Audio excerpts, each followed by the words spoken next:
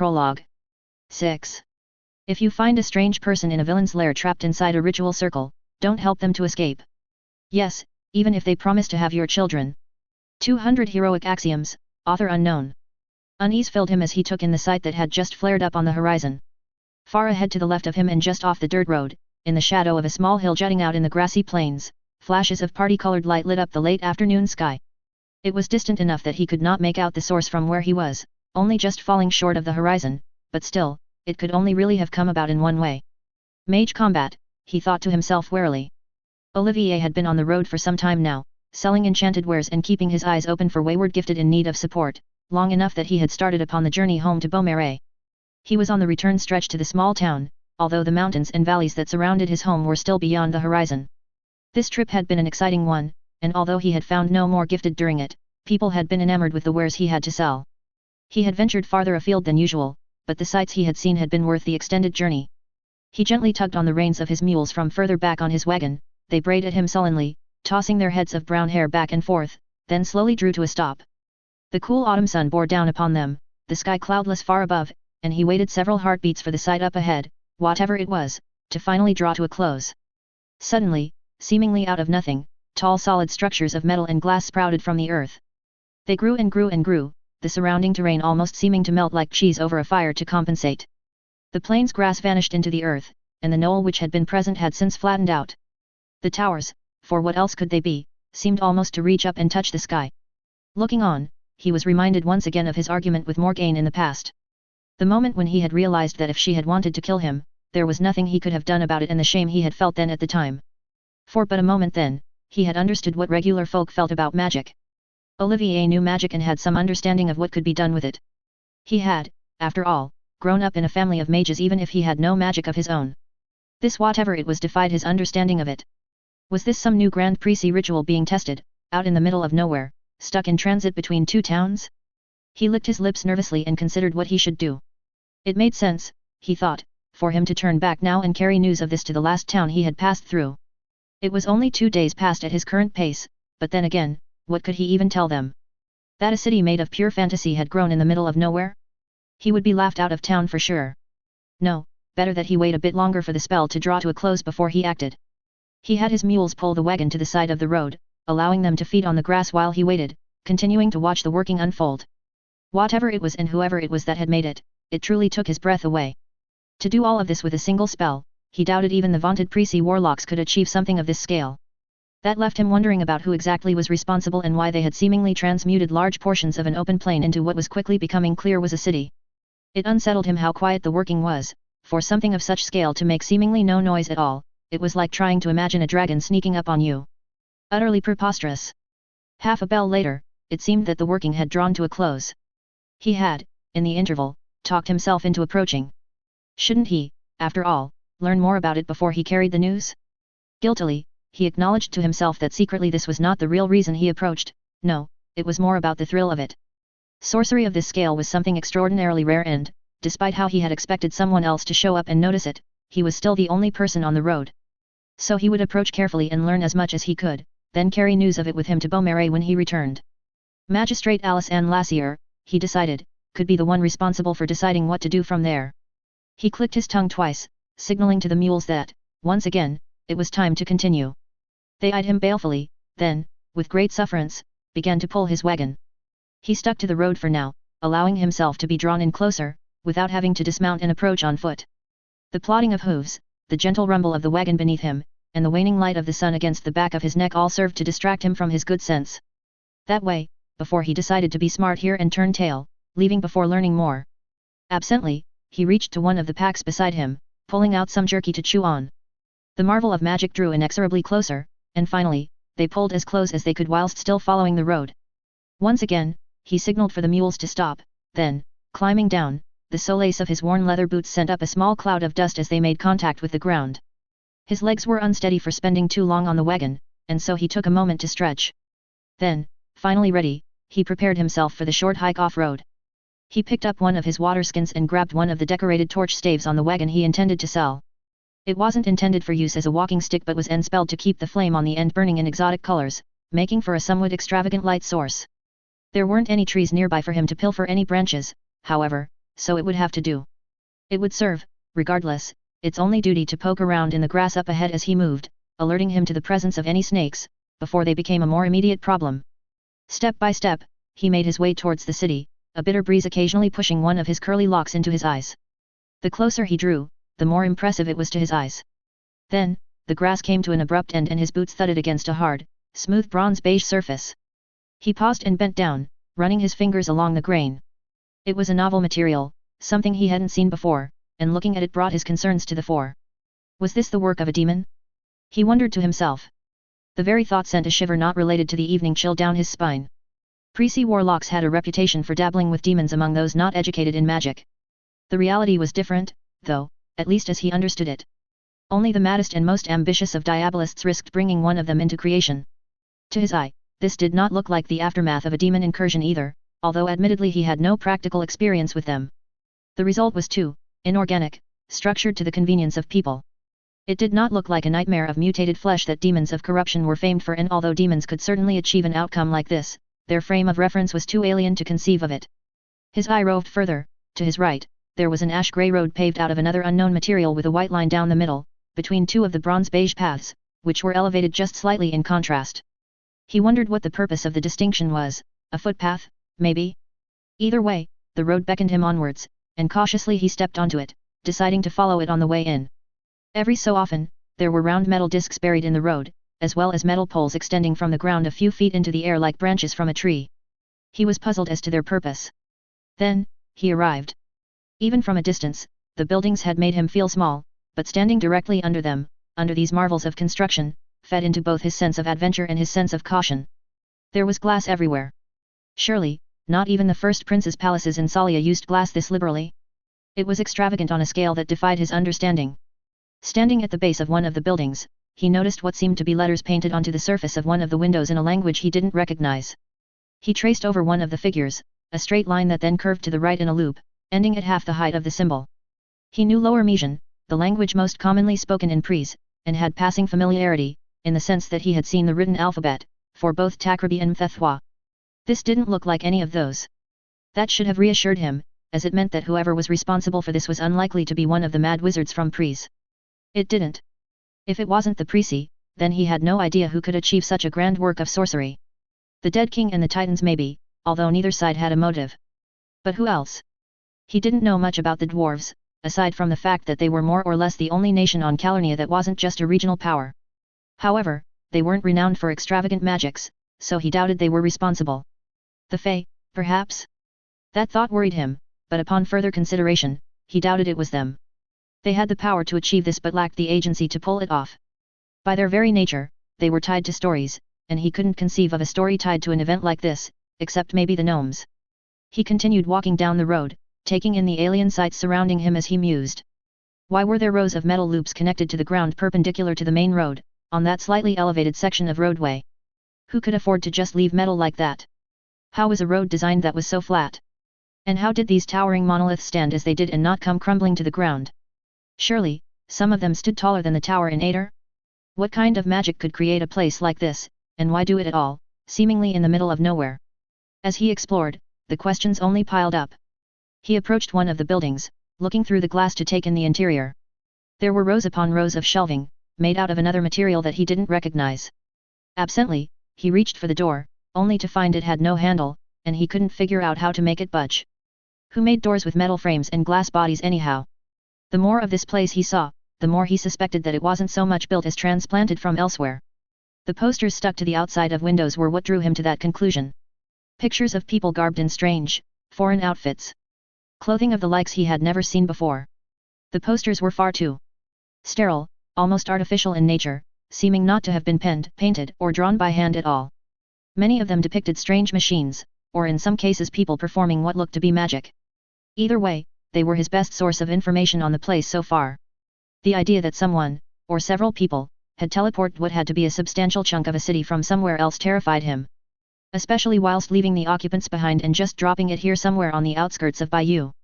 How would someone even go about achieving something like that? This was going to have ramifications very high up, he realized. It occurred to him, then, that he had at most another hour or two before the sun would set, and he would need to make his way back to his wagon. It was unlikely someone would steal from him. Anyone who saw the wagon would see the city as well, and were they tempted to theft, the prospect of stealing from a place like this was far more tantalizing. Regardless, though, the idea of finding his way back to his wagon after the night had fallen did not appeal to him in the slightest. Making the most of what limited time he had left was important then, and that meant deciding what he needed to see. If this was a ritual, and it seemed to be one, he thought to himself, then the point of origin was likely the center, which meant heading to the middle of the city. How a ritual on this scale could be accomplished, without leaving miles of countryside wasted by the desolation, he didn't quite know.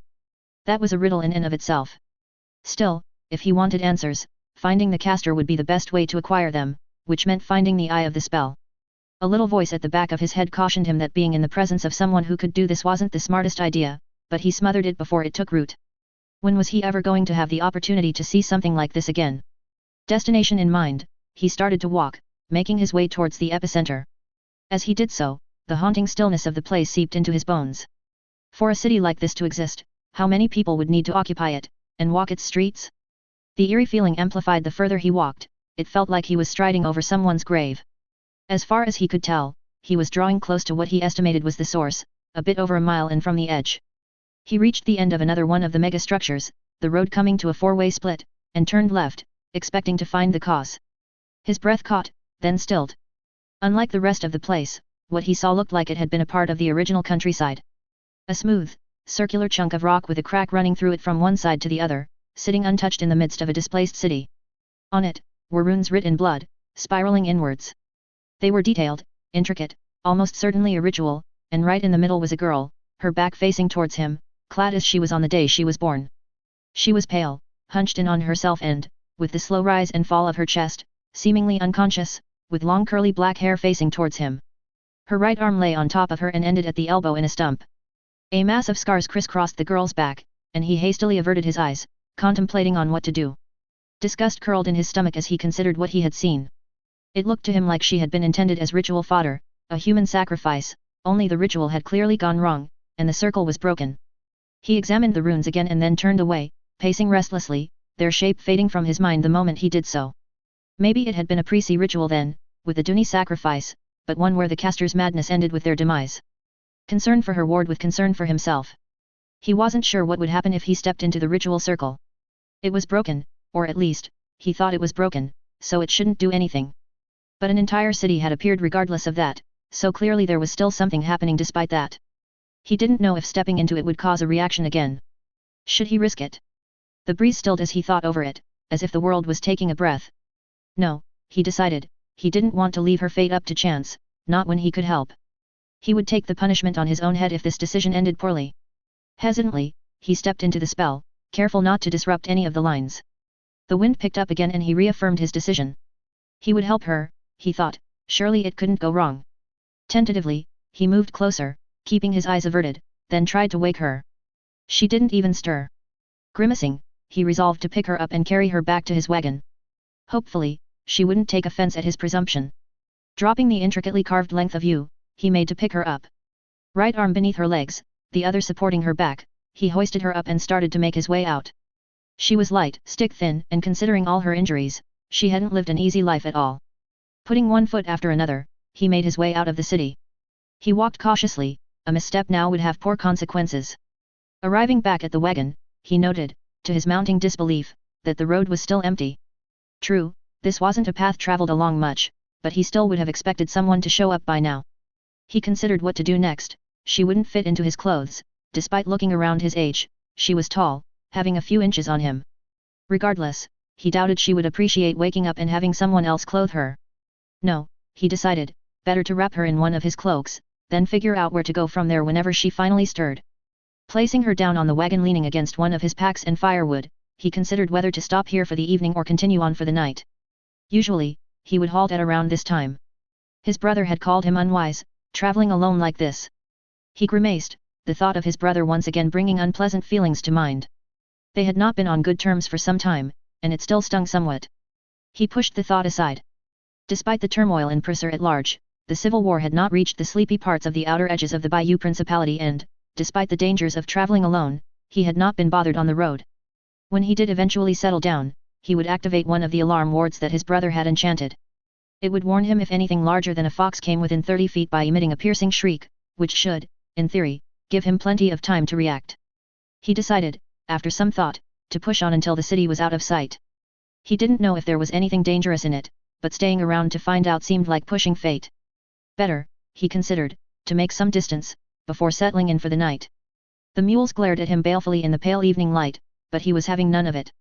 They set off and soon, the only light illuminating the way forward was the pale light of the moon and stars above. Between the chirping of the crickets and croaking of frogs as dusk set in, he could almost pretend a semblance of normality. A few hours of travel later, the city was out of sight. Deciding they had gone far enough, he pulled some logs off the wagon and set them down in a haphazardly arranged ring of rocks.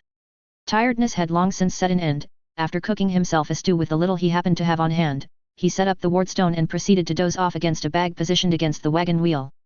Waking up the next morning with a knife pressed against his neck came as a bit of a shock that, in retrospect, he should have expected. This, he thought wryly to himself, was not how he saw himself being greeted by the person he had tried to help out. Estrangement 1.00.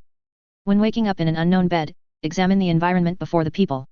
If there are chains and bars, you can be sure they are villains and you are soon to be rescued.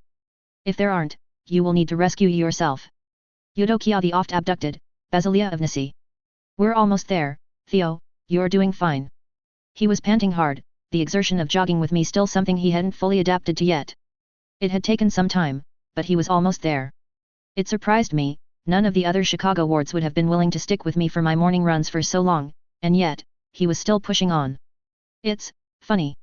He began, then cut off. What's funny? I asked. 3 months running, and I'm still holding you back. And I've told you before, it's fine. If you weren't willing to do this, I would be stuck on a treadmill instead. I felt him flagging with my swarm, and I slowed myself down to match. We had, after all this time, got ourselves into somewhat of a routine. The shadow of the Sears Tower loomed ahead of us and, once again, we pulled in closer to the buildings on our left. We were avoiding another cyclist who seemed to take it as a given that we would be the ones to move out of his way. I eyed the rows of unmanned bicycles parked to our right, thoughts of Brockton Bay once again flashing wistfully through my mind. You miss it too, don't you? Theo asked quietly, coming to a stop. Miss what? I asked. The bay, he replied. Yet. Nothing more needed to be said, really. Despite the many months I had spent here, Chicago still didn't feel like home. It was too large, too busy. People were awake at all hours, and there was never a time when they weren't getting in my way. No matter how early it was that I woke up, there would always be somebody else doing something. I could never have the city of Chicago to myself, not in the way I could claim a piece of Brockton Bay. You ready to keep going? Sure, he agreed. We picked up our pace again, starting the beginning of our return trip. The better Theo became at keeping up with me, the longer we ran to compensate. Another week or so like this, and he would be matching the pace I wanted to set. The scratchy feeling of something hairy against my skin was the first thing I felt upon waking up. Next, came the odor. Pungent, oily, the smell of unwashed bodies. I wrinkled my nose.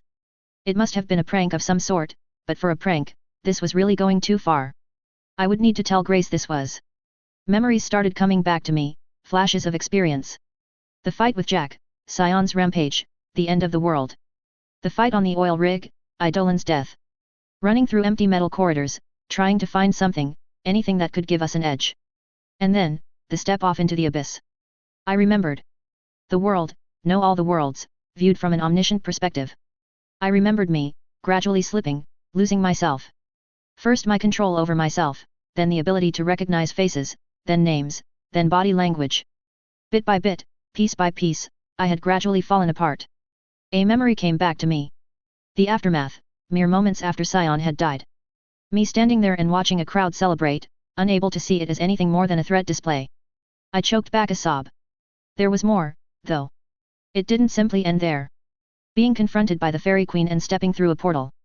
Then there on the other side, a woman in a white dress shirt and suit pants. Contessa. We had talked then. Somehow, I had still understood her, and she had asked me a question, then, she had offered me a choice. A final look at the night sky, before the welcoming darkness. So why, then, was I awake? This hadn't been the choice that I made. The chirping of a sparrow broke me out of my thoughts. My back was cramped and my throat parched. Whatever I was lying against made for a poor pillow. I reached up to clear out my eyes, then realized my arm ended in a stump. Awkwardly, I reached with my other arm, then stiffened. Vaguely, I had the sense there was somebody else nearby. I opened my eyes. I blinked rapidly, the harsh light of dawn cutting into them, and waited for them to adjust. At first, I wasn't sure exactly what they were taking in. I seemed to be on the back of a wagon, on a dirt road, out in the middle of nowhere. The wagon was hitched to what seemed to be two brown mules. The back half, where I was under a shaded roof. The front was exposed to the sky above. My vision roamed further, taking in my surroundings. It was blurry fields of grass as far as the eye could see.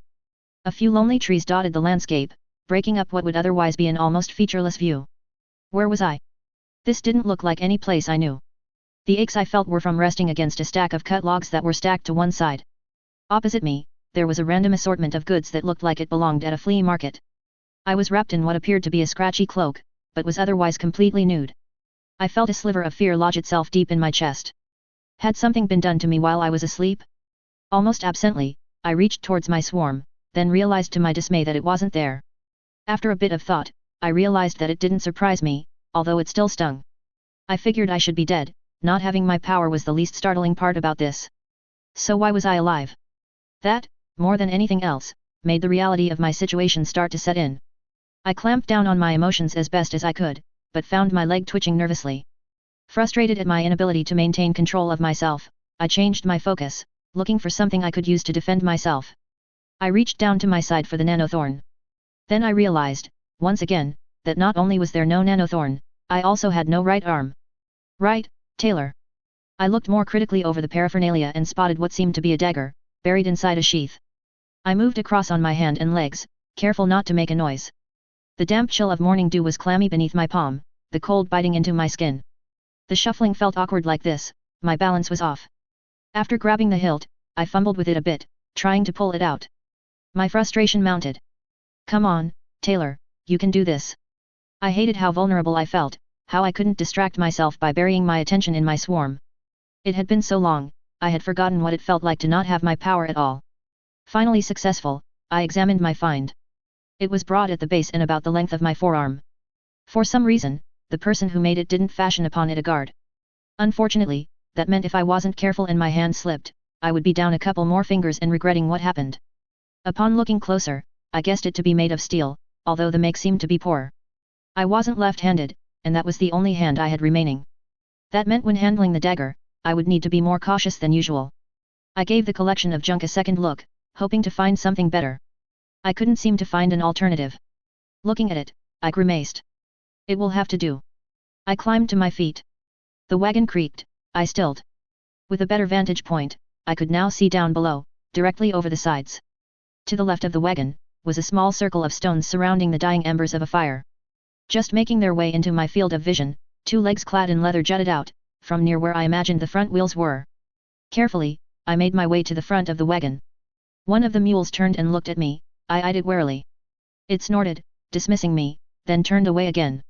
Gripping the hilt of the dagger tightly, I slowly, hesitantly lowered myself to the ground. Then, I made my way towards the man. My first impression of him did much to soothe my concerns. He was short, much shorter than me, and had a mop of long, curly brown hair adorning the top of his head. His face was tanned, handsome, in a somewhat effeminate way. Despite his height, I suspected him and I were about the same age. He was clad in leather from top to bottom, with a somewhat rugged-looking coat covering what seemed to be a chain vest.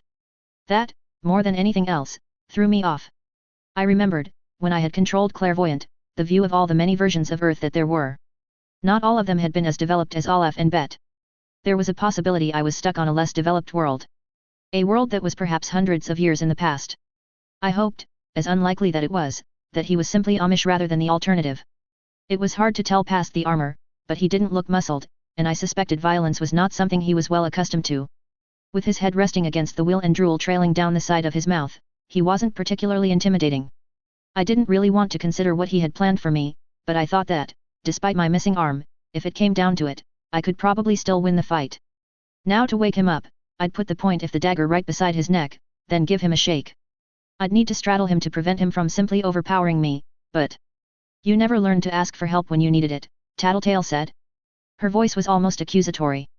I mean, you ask when you approach other groups, and it's like you're holding a gun to their heads as you ask, or you ask at a time when it's hard for them to say no, because all hell's about to break loose. A flash of memory, an ugly feeling settled in my gut. I shook my head. No, this was different. I was alone, I had no power. If it turned out the man was hostile, and I hadn't taken the initiative, there wasn't really any way I could recover here. I keep on asking myself the same questions over and over again, she said. Maybe you can answer. Was it worth it? I stared down at my hand. It was shaking, but it wasn't from fear. Would you do it all over again? Knowing what you know now? Knowing that you end up here, at gunpoint? I know I'm supposed to say yes, the words made their way past my lips. But no. Somewhere along way, it became no. Just about everyone comes to this crossroad, she said. Some get 70 years, some only get 15. Enough time to grow, to take stock of who you are. Enough time to do things you'll regret when you run out of time. Don't regret it. Was had to. Saved lives. But I would do different, given a chance. Another memory, another stab of guilt. I stopped, halted my train of thought. Then, I started to consider. This wasn't an opportunity to do it all over again, at least, I didn't think so. There was no scion to kill, no world to save. Either by luck, happenstance, or cauldron intervention, I was somehow still alive. That didn't mean, however, that I shouldn't treat it that way. If I keep making the same mistakes, I will only pile up more of the same regrets. So I stopped, breathed in and started to consider. The world seemed to still as I did so. A girl wakes up naked, alone in a wagon belonging to an unknown boy. From the outside, what did the situation look like? To me, it sent all kinds of warnings. In my time with the wards, I had had with criminals of all types, and not all of them were thieves and murderers.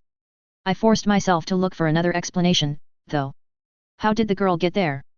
Say the boy was a traveler. He was on the road, heading to his destination, and then he found her, unconscious, stranded somewhere along the road. He could be well-intentioned, realizing that I was probably in trouble, he could have decided to help. If he found me in such a vulnerable state and wasn't able to wake me up, it might have been the best choice. Alternatively, he could have darker intentions for me. How did I wake up? I wasn't bound, and I didn't think I had been touched in any way. If he had been planning to take advantage of me, he certainly didn't plan well. He had slept on the ground, leaning against the wheel of the wagon, and left the wagon itself to me. That couldn't have been comfortable. All of those actions spoke in favor of the other option, that of the well-meaning traveler. The question burning in my mind was whether to wake him up gently, or wake him up at the point of a knife. If he wasn't friendly, and I woke him up without the threat, his armor would make ensuring my safety much harder. I mulled it over for a moment. Or I could just leave. That was an option, but I didn't think it was a good one. I didn't know where I was. I didn't even know when I was. The chances were, the boy did. Either way, it seemed like talking to the unknown kid was my best bet. Waking him up at the point of a knife when his intentions had been noble would cost me goodwill. Goodwill, on the other hand, was something I could earn back. I could apologize if that was the case, but it was the safe play. Alternatively, I could wake him up without the implied threat. If I was wrong in my read of him, if he was actually hostile, I would be giving away my only advantage for the chance to make a good first impression. I frowned. I didn't like the conclusion I had come to. Doing better meant making different choices. It seemed like, on reflection, I had just talked myself into making the same choice. On the other hand, not every choice I made was a choice that I regretted. If he wasn't trying to take advantage of me, if he was genuinely a good person, I would do my best to make this up to him. My resolve reaffirmed, I decided to act. First, I reached up, careful not to poke myself with the knife and unpinned the cloak, allowing it to fall to the ground. With what I was about to try, I couldn't risk myself getting caught in it, and trying to pin the boy down was chancy enough with only one hand. Then, I moved. Straddling him to pin him down, I positioned the knife close to his neck, but far enough away so that he wouldn't accidentally cut himself on waking up. He stirred. I raised my stump and tapped his head with it, finally waking him up. He blinked, the drowsiness quickly fading from his eyes. "Who are you and what were you going to do with me?" I asked, pushing the knife in closer. He opened his mouth and began to speak. And then, an ugly problem reared its head. One that I hadn't considered, but really should have. I didn't understand a word that he said. It was funny, really. The idea that I wasn't on Earth bet had occurred to me, it seemed likely, even. The idea that the person I was planning to interrogate wouldn't speak English, however, had not. Now, we were at somewhat of an impasse. We couldn't really negotiate, because we had no way to talk, and I had already gone and made a poor first impression. "Great work, Taylor." His caramel eyes, I noted, were averted and his cheeks had a reddish tinge to them. What had him embarrassed? It wasn't like I had breasts. The braying of one of the mules interrupted my thoughts. Do better, don't make the same mistakes. I decided, then, to give him a chance. I had probably got off on the wrong foot and made a mess of this, and that was entirely my own fault. Something told me, though, that even now, he didn't mean me any harm. Slowly, I lowered the knife and placed it on the ground, then, picking up the cloak, I stood up and backed away, covering myself in the process. Picking up the knife and moving slowly towards the cart, he found the sheath and put it away. Awkwardly, I followed behind. He turned around then. Now, how to proceed? Taylor, I said, pointing to myself with my index finder. Then, pointing at him, I waited. Olivier, he replied, with a tone that came across as half amused. Now to determine if that was his name, or something else. Male, female, I continued, pointing at him first, then myself. He did the same in turn, using two words I didn't recognize. Great, now hopefully, sometime today, we can have all of this figured out. Slowly, we continued. Mule, wagon, knife, cloak. Each time, I made the effort to commit each word to memory. 10 minutes in and my stomach rumbled, my hunger making itself known. Both of us paused, then he pointed at the wagon, enunciated a few words and proceeded to point at the ashes between the stones. From context, I realized he wanted to pause and cook something to eat. I nodded. Sitting and waiting on the side while he cooked left me feeling restless. I tried to offer to help, but after the third time of him turning a stern eye in my direction, I decided to leave him be. I wasn't used to feeling useless like this, and it frustrated me. He looked my way again and his face softened. Then, he started to talk again, pointing to objects as he worked. I gave him a small smile and thanks, relieved to have a task I could focus on. Point, speak, repeat. You can do this, Taylor. If I kept telling myself that, then maybe I would start to believe that everything was fine. Estrangement 1.01. Wisdom is the anticipation of consequences. That's why whenever I burn the enemy's fields, I make sure to salt the ground. Dread Emperor Terribilis I, the Thorough.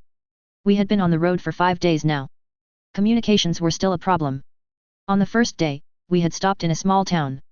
Once there, Olivier had helped me negotiate for some ill-fitting clothes. That stopover had convinced me that the earth I was on was one stuck sometime in the past. Dirt roads, ramshackle buildings, and the pervasive smell of shit was enough to sell me on the idea that I wasn't going to be seeing a city like Chicago again soon. Actually internalizing that was likely to take some time. Since then, we had passed through some larger hamlets on the way to our destination. It was, according to Olivier, a town called Beaumarais. When I had asked him why he was going out of his way to help me, he had grown frustrated trying to explain it. It had something to do with the condition in which he had found me. He didn't have the right words to explain why. Being stuck in a place where I didn't speak the local language had instilled an ugly sense of loneliness in me that I hadn't felt since Winslow. Either way, I had decided to place my trust in him. He had an easygoing nature that made it hard not to like him. I had learned a little about him, as we journeyed on. As far as I could tell, he worked as a peddler of some kind. He traveled around and sold goods in the many small villages that littered the countryside. He was also fortunately literate and had taken to teaching me the written word using handwritten texts in his possession. I wasn't sure what I was going to do now. For years, I had had the end of the world as something to work towards averting. Nothing I did now would ever compare to that in importance. In a sense, it felt to me like my life was already over, and now I could have some peace. It was both stifling and liberating at the same time. Being stuck in a place still hundreds of years behind Earth bet with one arm, left me feeling even more lost. I wasn't sure what job prospects I even had. At least this world didn't seem to have as strongly ingrained gender stereotypes as I would have expected it to. That was one relief I hadn't been counting on. Perhaps, I could work as some kind of teacher or scribe. Unfortunately, that would rely on me having time to learn the local language, both written and spoken, in much greater detail. The countryside gradually became more rugged as we journeyed onwards. We were no longer surrounded by featureless plains. Small hills and valleys were the norm now. They were coated in green, and looming in the distance were much larger mountains. The roads were much busier here, and we were no longer the lone travelers on the country path. I wondered what it was that made this place more lively. The closer we came to arriving, the glummer Olivier seemed to become. His shoulders seemed to hunch in on themselves, and his responses to questions became more terse. I wondered what it was about his home that caused that kind of reaction. Is something wrong? I asked, in broken Shanton. There was a pause before he responded. No, I just don't like being home. Water vapor frosted the cool morning air as he spoke. Each day we traveled, the sun rose just a little later. Winter was on its way. Can you tell me why? He turned his head my way and glowered. It's a family matter. I felt my face flush and I turned away. Of course, whatever problem he has at home is private, Taylor. Think. I was about to try apologizing, when he started to talk again. I've been fighting with my brother about a girl. That was my interpretation of what he said. It was spoken in Shantan. It took a few tries explaining for him to get his meaning across. The actual wording was more flowery. It was something about their connection being bruised. Olivier had a way of talking around topics without ever stating what he meant directly. It both amused and frustrated me at the same time. It meant I was receiving a crash course on the local metaphors, but each sentence took minutes of explanation to deconstruct. The meaning was still the same. A gnawing feeling of guilt welled up in my chest at the thought of his issues at home. A reminder that I hadn't properly said goodbye to my dad. A reminder of how I had left matters unfinished with Brian. Before I had even realized what I was saying, I had begun to talk. You should try to talk it out with your brother, I told him quietly. He looked like he was about to argue. Then he paused, examining my face carefully. My mother died when I was young. Several years later, I did some things that made a bad break between me and my dad. We never managed to fix our eye cut off, not knowing the right word. Frustrated, I tried to come up with an alternative. Relationship, he added somberly. We never managed to fix our relationship before I ended up here. You never know when things will end, so it is better to try to mend them early. I finished, stumbling through my speech in half-mangled sentences. I hoped I managed to convey my meaning properly. He remained still for a moment, then nodded his head. I will think on it. The matter was left there. The journey continued. The rattling of the wheels on the uneven ground and the plodding of the mules being the only sounds to break up the silence. It was restful in a way that I hadn't truly expected it to be. Time continued to pass. The sun reached its zenith, then started to wane. We came to a stop. We halted in the shade of a gnarled tree, its canopy shielding us from the light. Olivier unharnessed the mules, giving them a chance to rest. I helped bring out the tools to cook our meals, although I wasn't much involved in the process itself. I had tried to help once, 2 days before. After tasting what I had made, the glare he had sent my way had convinced me to drop the matter entirely. Apparently, he didn't believe I could cook properly. Having had to cook for myself for years, I felt somewhat affronted by this. We didn't have any proper ingredients around, so I couldn't prove him wrong. What did you do? He asked me in patchwork English. He had been making the effort to learn it as well. When I had asked him why, it was apparently because he liked to learn. It didn't really matter how useful what he was learning was. What do you mean?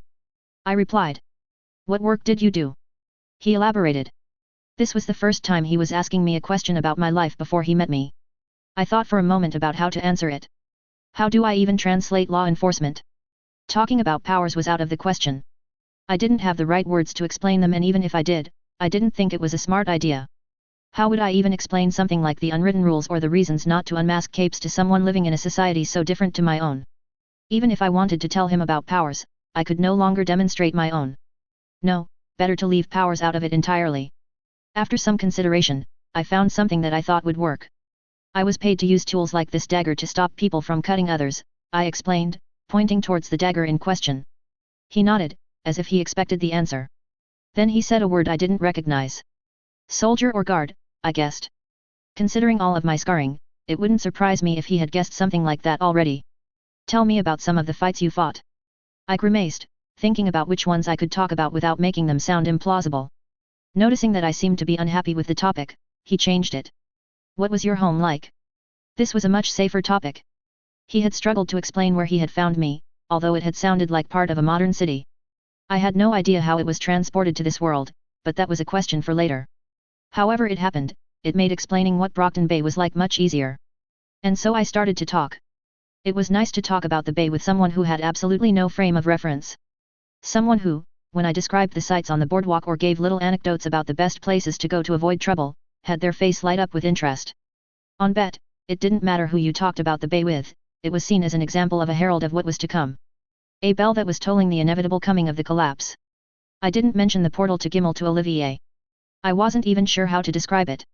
Although it was seen as an important milestone for our survival, I didn't feel like it was an important part of who we were as Brocktonites. Eventually, I trailed off wistfully.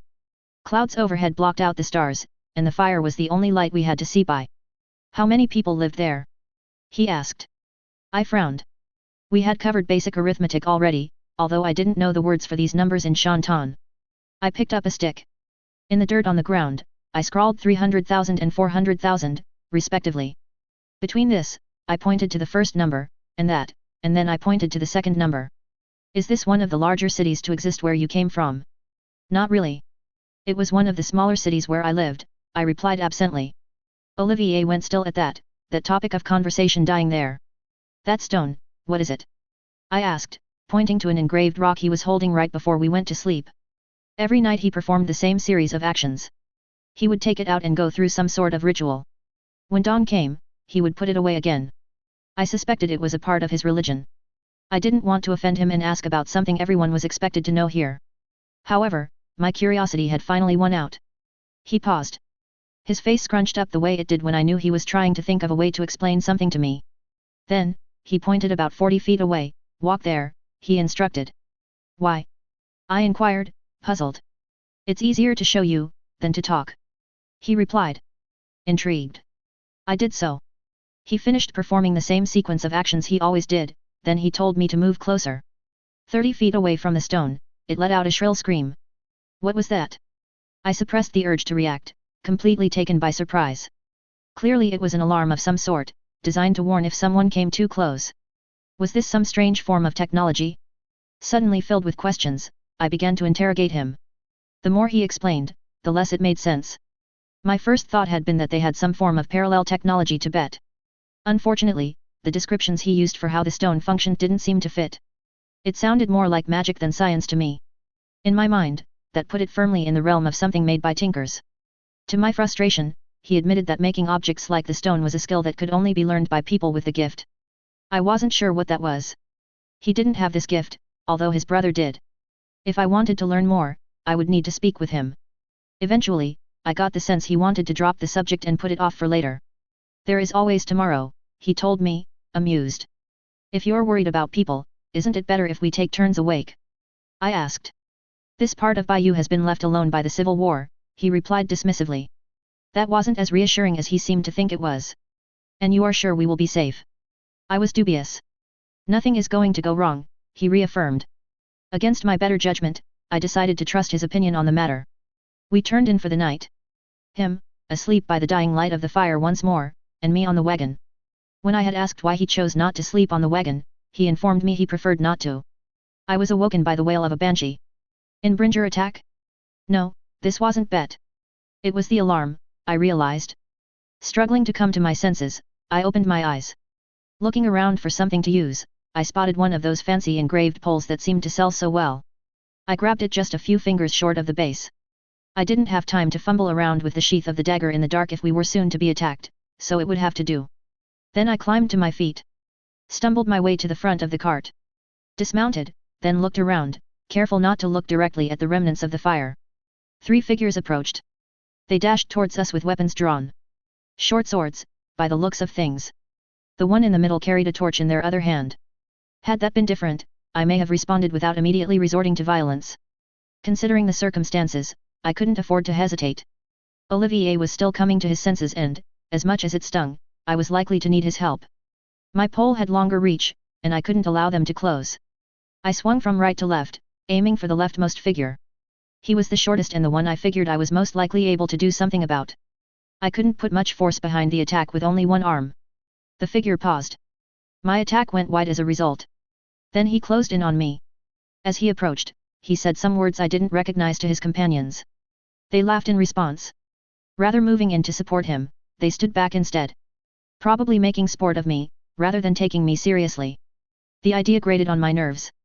Now that he was closer, I could see he was clad in a chain shirt of some kind. Hauberk, I thought vaguely. Both armed and armored. No wonder he considered me no more than a passing joke. Despair bubbled beneath the surface, but I shoved it down. I had plenty of experience with that. Behind me, I heard Olivier finally drawing his blade. I didn't believe it would help. The figure continued to close, then he jabbed. I pulled back and as I did so, Olivier moved in. The other 2 figures stopped spectating and started circling. This wasn't going to end well. The rightmost figure, a tall, broad-shouldered man, swung from behind. He was just outside Oliver's line of sight, and I doubted he would react in time. Desperately, I swatted at his wrist with the pole. I hoped to deflect the strike. I missed. Instead, it collided with the blade. After penetrating partway, it found itself stuck. Choosing to see the outcome as an opportunity, I pulled hard, stumbling backwards in the process. I was hoping that the sword would come with me. Instead, the pole had slipped out of my grasp. I found myself with my back pressed against the wagon and empty-handed. The figure seized the rod and pulled. Olivier let out a cry and threw himself to the ground. What? Moments later, there was an understated humph. I found myself pushed hard against the wheel of the wagon. The three who were still standing had been thrown apart. Their weapons had been dropped in the process. Olivier climbed to his feet and I moved as well, making to claim one for myself. Picking it up by the hilt, I closed in on the tall one. He was struggling to his feet still, but I wouldn't give him a chance to recover. Putting aside any misgivings I might have, I rammed the blade deep in his throat. There was a slight gurgling as I made to pull it out. I let go hastily and threw myself to the side as I felt one of the figures approach from behind. I felt the whistle of air as the blade narrowly missed my head. Then I turned. Olivier and the first figure I had engaged with were fighting further back, both of them armed. The last assailant was focused on me and unlike the first, he was treating me like a real threat. I felt his body tense and another strike came my way. I dodged again. Right this time. They were slow and lumbering, relative to me. Whilst I could keep this up for some time, eventually I would flag or make a mistake. At that point he would land a strike. A jab this time, I pulled back once more. My heart was running a mile a minute, I tried to force myself to think. I needed a weapon, some way to hurt him. I tried strafing right in such a way so that I would end up near the sword again, but my foe caught on and was having none of it. Methodically, they pushed me back. They were trying to force me back against the wagon once more, where I wouldn't have space to move. I angled left, trying to move towards the fire pit. The hope was to make use of the coals as a distraction. They caught on and cut me off once more. Frustration welled up. If only I had my swarm. It seemed like people in this world had powers of some sort. It sounded like they had tinkers at least. So where was my power? The poison from hundreds of insects making my objections known would have rendered this group harmless. Even just the intimidation factor would have been enough. I felt a pressure inside of me, as if I was straining against a metaphoric wall. Angrily, I pushed. I felt something give. Suddenly, my enemy let out a whimper, followed by an agonized scream. The skin on his face bubbled, then seemed to melt like wax. Boils and pustules erupted, then his skin started to turn black, necrosis setting in. He dropped his sword, reaching up in confusion. I stared dumbly at the scene. That was a power, but not my power. I shook myself out of my reverie fast, pushing aside my surprise. Taking the opportunity, I dashed forward, picking up the blade. My foe collapsed to the ground. Not leaving the matter to chance regardless, I cut deep into his neck. I looked towards Olivier and saw their fight had stalled. Both of them had stopped and were staring. Pulling the sword out, I advanced. Now that they were outnumbered 2-1, the figure turned around and ran. I was about to follow and cut him off when I felt Oliver's hand close upon my shoulder. He shook his head mutely. What if he comes back with more friends? I asked, warily. There is no doubt he does have more friends, but he won't come back. Olivier denied. Why is that? I pressed, my lips forming a line. Because you were seen using the gift, and attacking someone with the gift when they know you are coming is a bad idea. So people do have powers then, and they call it the gift. I considered insisting we chase after, but decided against it. Running around in the dark was an easy way to become lost. The temptation to ask about powers was also there, but I shoved it aside as well. I could find out more later, when the situation was less tense. We need to strip the corpses and leave, there's no telling what might. I noticed then that Olivier was shaking. His face pale in the dim light of the fire that still flickered but a few feet away. No matter, we didn't have time to slow right now, we needed to act fast. I opened my mouth, about to start pushing things forward, when the thought struck me. Don't make the same mistakes. I stopped, considering what I could see. Why is he like this? Is this your first time in a fight like this? I asked quietly. He nodded stiffly, then shook his head. Gently, I reached towards him, taking the sword from his hands. He let me. It's my first time in a fight where someone, he said a word and then drew his left thumb from one side of his throat to the other. Ah, first time seeing someone die in a confrontation like this. But not your first time in a fight. No, I've been threatened with death before. It gets easier, I told him, meaning what I said. He averted his eyes from me, I noted, as I said that. It seemed the thought bothered him. How do you live with it? I considered the question. The first time I killed someone, what bothered me was the thought that I wasn't bothered by it. How many people have you killed? He asked. I looked at him searchingly. Do you really want to know? He thought about it, then shook his head. Do you think you're a good person? He whispered. I wasn't sure I wanted to answer. I decided, given the circumstances, he was owed the truth. There was nothing stopping me from simply brushing him off or avoiding the question. The idea tempted me even. That was the path that had ended with me here, though, and I wanted to avoid walking it a second time. No, I replied. But I think I would like to be. He dropped the subject and started examining the corpses. Who are these people? Should we expect another attack?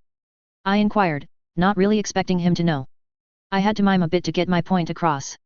No, I already explained why, he denied, then rolled one of the bodies over and pulled one of their cloaks off. Turning it around, he pointed to a section that had been cut off on the back. They were mercenaries, probably in the employ of our scene, that seemed to have deserted.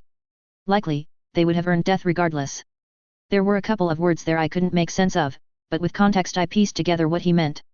So we won't find trouble for having killed them, then. He pursed his lips.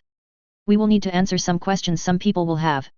I don't expect there to be any problems, though. Gingerly, he proceeded to strip down the corpses. He took anything of value, the armor included, and left them with just their clothes. Then, by unspoken agreement, the two of us hitched the mules once more. Half an hour later and we had departed, continuing on through the night. Just because he was assured they wouldn't return, didn't mean it was smart to stick around. Estrangement 1.02. When making new friends, always make sure to put your best foot forward. That way, the dawning look of surprise on their face is all the more satisfying when you slide in the knife. Dread Emperor Traitorous. The days passed by as our journey continued. It didn't take much suggesting on my part to convince him that it wasn't safe for both of us to sleep after the fight. In the evenings, we took turns keeping watch. Conversation had become stiff since that night. Olivier still made the effort to help me learn the language, but it seemed almost perfunctory now. Where what had once been for a short time an easy camaraderie, there was now an open wound. I didn't particularly blame him. It was easier to like someone when you only knew they killed people in abstract, than to like them when you saw it up close. I was tempted to try to bridge the divide, but I wasn't sure a monster like me deserved to have friends. Still, having him avert his gaze when I looked his way or tense up when I moved stung more than I cared to admit. It had been nice to talk to someone without the baggage of who I was. I had tried learning more about powers here instead. It frustrated me. Every time I raised the topic, he deflected to something else. That, or he told me to wait until we reached Beaumarais. I guessed there was some sort of cultural taboo around the subject. We had just yesterday passed into the shadows of the mountains. We were passing through a valley. Despite what little I knew about nature as a city girl, the terrain here struck me as odd. The ground looked as if in the past there had been much more moisture present, almost as if it had been dried out. Half the trees we passed looked to be dead, and there was a great deal of detritus half buried in the soil. Another half-hour passed. The landscape changed again. We found ourselves entering a sleepy valley with tall grass. The gentle babbling of water hinted towards the presence of a river, although it couldn't be seen from where we were. We are almost home, he told me. The sun had set an hour past, but considering the proximity, Olivier had insisted we push on. The tooting of owls, croaking of frogs and general cries of other wildlife did much to distract me from my concerns. Twinkling in the distance, the lights from torches could finally be seen. Beaumarais, Olivier said simply. He didn't need to tell me any more. Despite the awkwardness that existed between us, I still smiled broadly. Now, to figure out what to do with my life from here. The smile faded. I had just been going along with Olivier up until now. I had been reacting, not thinking forward, and I didn't know what to do. It was a new frustration. Somehow, when I was planning for the end of the world, I didn't anticipate what would come after. What do we do now? I asked, bouncing my legs nervously. Irritated at myself, I stilled them. First, we talked to Alice Ann, he told me stiffly. The magistrate, right? I inquired, butchering her title in the process. He made a sound of acknowledgement. After stopping the wagon under a roof seeming to have been set out for it and unharnessing the mules, he set off. I trailed behind. He walked with purpose towards one of the better-looking buildings in the town. Then, he suddenly came to a halt. We were about 30 feet away at the time. What's wrong? He didn't reply. Out of the residence strolled a teen with similar features to Olivier. Broad shoulders, a short trimmed beard and a knife at his hip. He stood a finger or two taller than my guide and looked a year or two younger as well, but the resemblance was there. Likely a brother then. Also, likely the source of that family dispute. You should resolve your differences with him, I murmured quietly. Not responding, he approached. I decided to stick with, matching my pace to his. Soon we were in talking distance. Olivier, the younger brother spoke, smiling, back so soon this year. Out so late, Roland? Olivier spoke in response. Feeling lost and not really sure what to do, I kept quiet. There's no call for that face, brother, Roland said. I was only having dinner with a dear friend. We share great hopes for the future of Beaumarais. What face? I frowned. Both of them were smiling, although the smiles looked forced. It frustrated me. Both of their voices were so frosty that it sounded like they were trading barbs. Deciding I had had enough of whatever this was, I spoke up. Can you two fight over this later? Both of them froze in surprise, then turned to face me. Another one, brother? Roland asked. This is Taylor, brother. And yes, Taylor also has the gift. He said the latter part sourly, as if it gave him offense. Roland smiled at me affably, then spoke. I didn't understand what he said. Olivier, amused, made my circumstances known. She's from very far away, brother, and is still learning the language. Roland's smile soured at that. Well, you will have a lot to learn then, he informed me. Learn about what? I asked, puzzled. It seemed that the two of them had decided something for me, without asking my input. The gift, of course, Roland replied. His tone could have curdled milk. Some local equivalent to the protectorate, then? It seemed strange to me, how powers were openly discussed like this as if identities didn't matter. I knew though that I was the one displaced. Olivier frowned then. This is my fault. She didn't know she even had the gift until near the end of our journey, and I haven't really talked about it with her. I left the teaching to you. What did she do, start a fire? Roland asked, amused. She rotted a man's face off, which is why we are visiting Alice Anne. Olivier replied bluntly. The man was trying to kill me, I added somewhat defensively. Roland looked between me and Olivier then, his face queasy. I think her home is something like Pries, they even have big towers. Olivier muttered to Roland under his breath. What's that supposed to mean? And you want me to take her in? Roland replied, his face having paled. There was nothing wrong with my home, I interjected, somewhat affronted. Both of them ignored me. I found her in a Olivier let out a stream of words which I had heard before, but still didn't have the context to properly parse. Roland's gaze softened in understanding. Conversation continued, the initial awkwardness having faded away. Soon, Roland parted, heading elsewhere. The two of us continued towards our destination. As I approached the building, I felt an odd sense of foreboding. It was the same sense of foreboding I had felt when we had approached the seamstress over a week ago. Flanking the entrance were two men wearing simple uniforms. Servants, I suspected. The idea upset me, but right now I didn't have the power to do anything about it. The servants took one look at Olivier, then opened the door. Can I come in? I asked. They took one look at Olivier. He indicated I was with him, and then they gave their assent. The eerie feeling faded away, and I walked through the door. We were led through the building by the servants quickly, not giving me the time to examine the place much. Soon, we arrived in what seemed to be a parlor. We were greeted there by a woman in austere white robes, seated at a table and sipping wine from a glass. She looked up as we entered. Absently, she flicked a lock of blonde hair out of her eyes, her features softening as she looked on Olivier. Then, she turned her attention to me, the grey of her irises sliding over my way. Her expression hardened. She dismissed me from her gaze. So this must be the girl Olivier and Roland are fighting over. Olivier, she plastered a smile on her face. Back early this year? And it seems someone else has . I couldn't follow the rest of her speech. My companion seemed startled for a moment. On the back foot, as if he didn't expect what she said. Then, the conversation took off. They talked rapidly, back and forth. I was able to understand a word or two between everything else, but not even enough to pick up on context. Both of them seemed to be upset. 10 minutes later, and the argument started to die down. I apologize, Taylor. It seems I have given, Alice Anne spoke a word, I figured it to be offense, based on the rest of what was said. No offense was taken, I replied, puzzled. Then we can move on to why you are here, she said. What preceded was a long, drawn-out retelling of my arrival. Olivier started by explaining the circumstances he had found me in. Much of it was still lost to me. Then, an explanation of the journey that followed. When Olivier started talking about the attack on our camp during the night, an argument almost started up again. Apparently, Alice Anne thought him a fool for traveling alone. I couldn't fault her for that. Arrangements would be made to send people to investigate my point of arrival, and a message would be sent to a place called Apnun. Provisionally, the two of us were in the clear. I couldn't follow the full discussion, which frustrated me. Not long after that, and the two of us were ushered out. Why is she in charge? I asked Olivier quietly as we left. It was something that had bothered me upon meeting her. She was young, someone our age. Apparently, however, she was the authority within this town. Her mother rules Apnun, he replied, as if that explained everything. In a sense, it did. I hadn't really been thinking about what it meant to be living in a society like this. I had just been drifting along. It hadn't occurred to me to ask about the system of governance. Was I in a monarchy, a republic, a commune, or some form of direct democracy? Considering Olivier seemed to take it as a given that leadership was inherited, I was leaning towards some sort of feudal system. That didn't bode well for me. The people in charge had been bad enough when they didn't believe it was their divine right to rule. I didn't want to see how bad things could get with that added on. I needed to stop drifting and start thinking forward. Right now, I was alone in a new world. If I didn't start taking action, the world would keep acting on me. Unfortunately, I didn't know enough about where I was to make well-informed choices.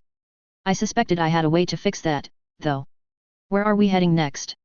He gestured towards a rocky footpath heading up into the mountains. Up there is a tower. You will be offered 2 meals a day and a place to stay, as well as some pay. You will also be taught to use the gift. In return, you will be expected to offer your gift in service to our shop and the local House of Light. It sounded almost like the ward's program. Whilst the idea of going back to school, or a version of it, didn't really appeal to me, I could deal. It wasn't the end of the world, after all. I did have some questions, though. The House of Light? I asked, puzzled. He looked at me as if I had grown a second head. Where people go to, he said a bunch of words I didn't quite understand. After a bit of back and forth, I realized he meant the church. Organized religion? Great. And it appeared that here, at least, they were the ones in charge. Do you not have the House of Light where you come from? The idea seemed to leave him scandalized. The closest thing I had ever seen to a god had gone on a genocidal rampage. In humanity's hour of need, no angels had descended from heaven in order to offer us salvation. The Cymurg with an air gun didn't really count. I wasn't about to provide lip service or otherwise to imaginary beings that hadn't even deigned to show up. Telling people that probably wouldn't be the smartest idea, though. So I changed the topic of conversation back to that of the tower. What will I be expected to do at the tower? He shrugged. Different people have different talents. It will depend on what you are good at. You will need to be taught first, before we could say for sure. Ideally, you will help produce more of the same wares. This was starting to sound less and less like powers as I understood them. People couldn't be taught how to use powers. Innovating with a power was possible, but the basic functionality was always the same. Keep moving forward. Regardless of any doubts I might have, I didn't see a better way to progress. I would need to learn about the world I was in, before I did something that would land me in trouble that I couldn't escape. If I didn't learn the rules, it was bound to happen eventually. And will I be expected to fight at all? I tapped my thigh nervously as I posed the question. Involving myself with the local law enforcement, without knowing if I approved of them, wasn't a good idea. You won't be expected to fight unless the town is attacked, he explained. I got the sense from his tone that he meant if the town was engaged in war. That was an acceptable outcome, if discouraging. The idea that wars were frequent enough that they needed a specific exemption didn't exactly appeal to me. Is there anything else I need to worry about? He paced back and forth, thinking before answering. The people around here don't like those with the gift. Don't give them a reason for that.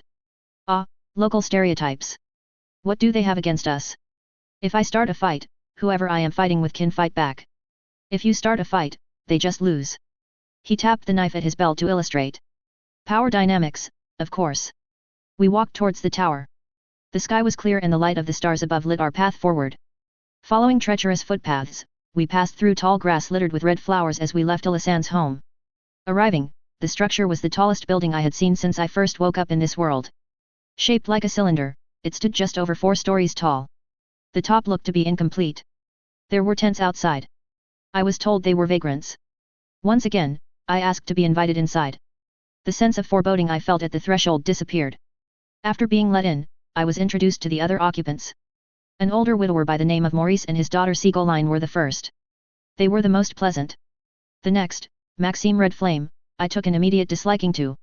Seated at a corner table on the bottom floor, he looked to be nursing a tankard of beer. He was a man who looked to be in his mid-40s. His face, red and puffed due to an overconsumption of alcohol, was liberally decorated in scars. Hey girlie, come on over here will you, he shouted enthusiastically and raised his tankard as I came into view. I ignored him, and he proceeded to make an obscene gesture as a result. Everyone, I noticed, was looking at the man with visible distaste. My opinions on the place were rapidly being revised downwards. Less of an equivalent to the ward's program or a school and more of a shared study group, if it could even be called that. I suppressed the urge to frown. Then the last two members of the tower showed up. Ludovic was the exact opposite of Maxime. A young man, but short and willowy. A strong breeze would blow him over. He was timid and seemed to hide in the shadow of Morgane, the last member of the group. As they arrived, he kept his eyes on the ground. Morgane, a woman who looked to be about 20 to 25, was fair-skinned and was dressed in a way that spoke to her being well off. She took one look at my missing arm and a flash of emotion seemed to cross her face. Anger, I thought. That's odd. Another child who has been. She went on a rant then, shouting at Olivier. She spoke too fast for me to follow properly. I caught a word or two on the side though, and from context, I put together the picture that she thought my parents had abused me. Wait, what? My parents did none of this to me, I was a soldier. I interjected. At least, that is what I think I said. I wasn't entirely happy about using the word soldier. I didn't know the word for hero, though. Even if I did, it wouldn't carry the right cultural context. At that, Maxime wheezed. All that anger for nothing, isn't that funny, Morgane? Everyone turned to glare at him. He was unmoved. So, what can you do, girl? All these people over here want to do is run a shop. Throwing balls of fire around doesn't count, anyone can do that. Suddenly, the center of attention shifted to me again. Uncomfortable, I began to respond. I didn't know I could do anything until we had almost arrived here. The two of us were attacked. I rotted the attacker's face off, I explained. Maxime whistled, the others looked queasy. This is a place to craft, not to fight, Olivier stated, sounding concerned. If these people aren't willing to teach you how to use your gift properly, then you can always come to me, Maxime said, winking at me. I shuddered. That wasn't why I came here, I assured Olivier. What went unsaid though was that I wasn't against learning how to defend myself. I doubted that powers could be taught. It went against everything I knew about them. I wasn't about to pass up the opportunity to learn if it was offered, though. As obnoxious as Maxime came across, I was willing to tolerate spending some time with him if it meant being able to fight. I just needed to be sure he was always in sight of one of the others as well. And sober. Olivier gave an abridged explanation of my circumstances to Morgane, then left soon after. I was shown to a room where I could stay and told that my education would start on the next day. I was also shown a place where I could properly wash. After so long on the road, my hair was a tangled mess. I wasn't sure if I would be able to fix it, but I would do my best. It wasn't what I expected to be doing after the end of the world, but at least it was a start. Estrangement 1.03. What do you mean when you say, a demon as a gatekeeper is going too far, my friend? According to heroes, the most important step of any journey is always the first one. Dread Emperor Sinister. 10 days passed in the blink of an eye. Finally having somewhere safe to stop and think had been nice at first. After cleaning myself and some goodwill from Morgane, I now felt like a person again. I didn't like having to rely on the charity of others. After she'd made it clear I would have the opportunity to pay it back, I had finally caved in. Those were the positives of my situation. The apprenticeship itself was another matter entirely. I had seen enough around the tower so far for my thoughts of these being parahumans to have been completely dismissed. Parahuman powers were not teachable. They were not standardized. They didn't require arcane symbolism to affect the world.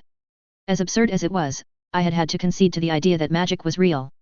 Magic was real and the people living here could learn it. I could learn it. It was a novel and exciting idea at first. Then everything else had hit home. The front face in the town for this halfway house for orphaned wizards was a shop that operated for profit. They needed me to produce magical goods for me to be worth keeping. In theory, that was not a problem. In practice, I had one arm.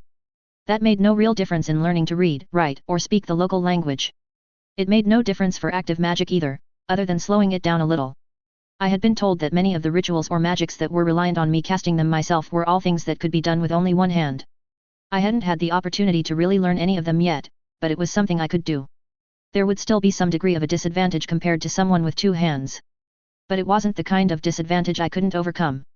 Unfortunately, that wasn't the kind of magic Olivier and Roland wanted me to learn. Artificing turned a profit and is what this place cared to teach. What I had learned so far about artificing made the realities of my situation clear. Unlike throwing fireballs and lightning bolts, this type of tinkering almost certainly required the use of two arms. Most of the others suffered through my attempts to spend an hour or so attempting to learn from them each day in good humor. It went even worse than expected. Not only was I physically at a disadvantage compared to others, but it seemed like something I was just incapable of learning. No matter how hard I tried, I achieved no results.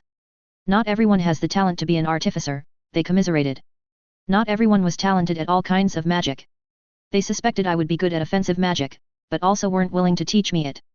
They had also commented about the uncanny speed I was learning to speak the language. It made me uncomfortable, because it wasn't something I could afford to pretend to do worse at. Then I was sent out with Maxime to gather herbs. He was like me in that he wasn't a good artificer and was instead relegated to drudge work. They had him fetch herbs and then turn them into potions. So I was out with Maxime, where I could actually be useful to them. It stung. It was worse than that, though. From the way the others averted their eyes when talking to me, or they frowned when they thought I couldn't see, I could tell that I wasn't really wanted around. I didn't even know what it was I had done to earn it. With time to reflect in the evenings now that I was somewhere safe, I grew more and more morose. I was alone in an alien world that seemed to follow completely different rules from the one I lived in before.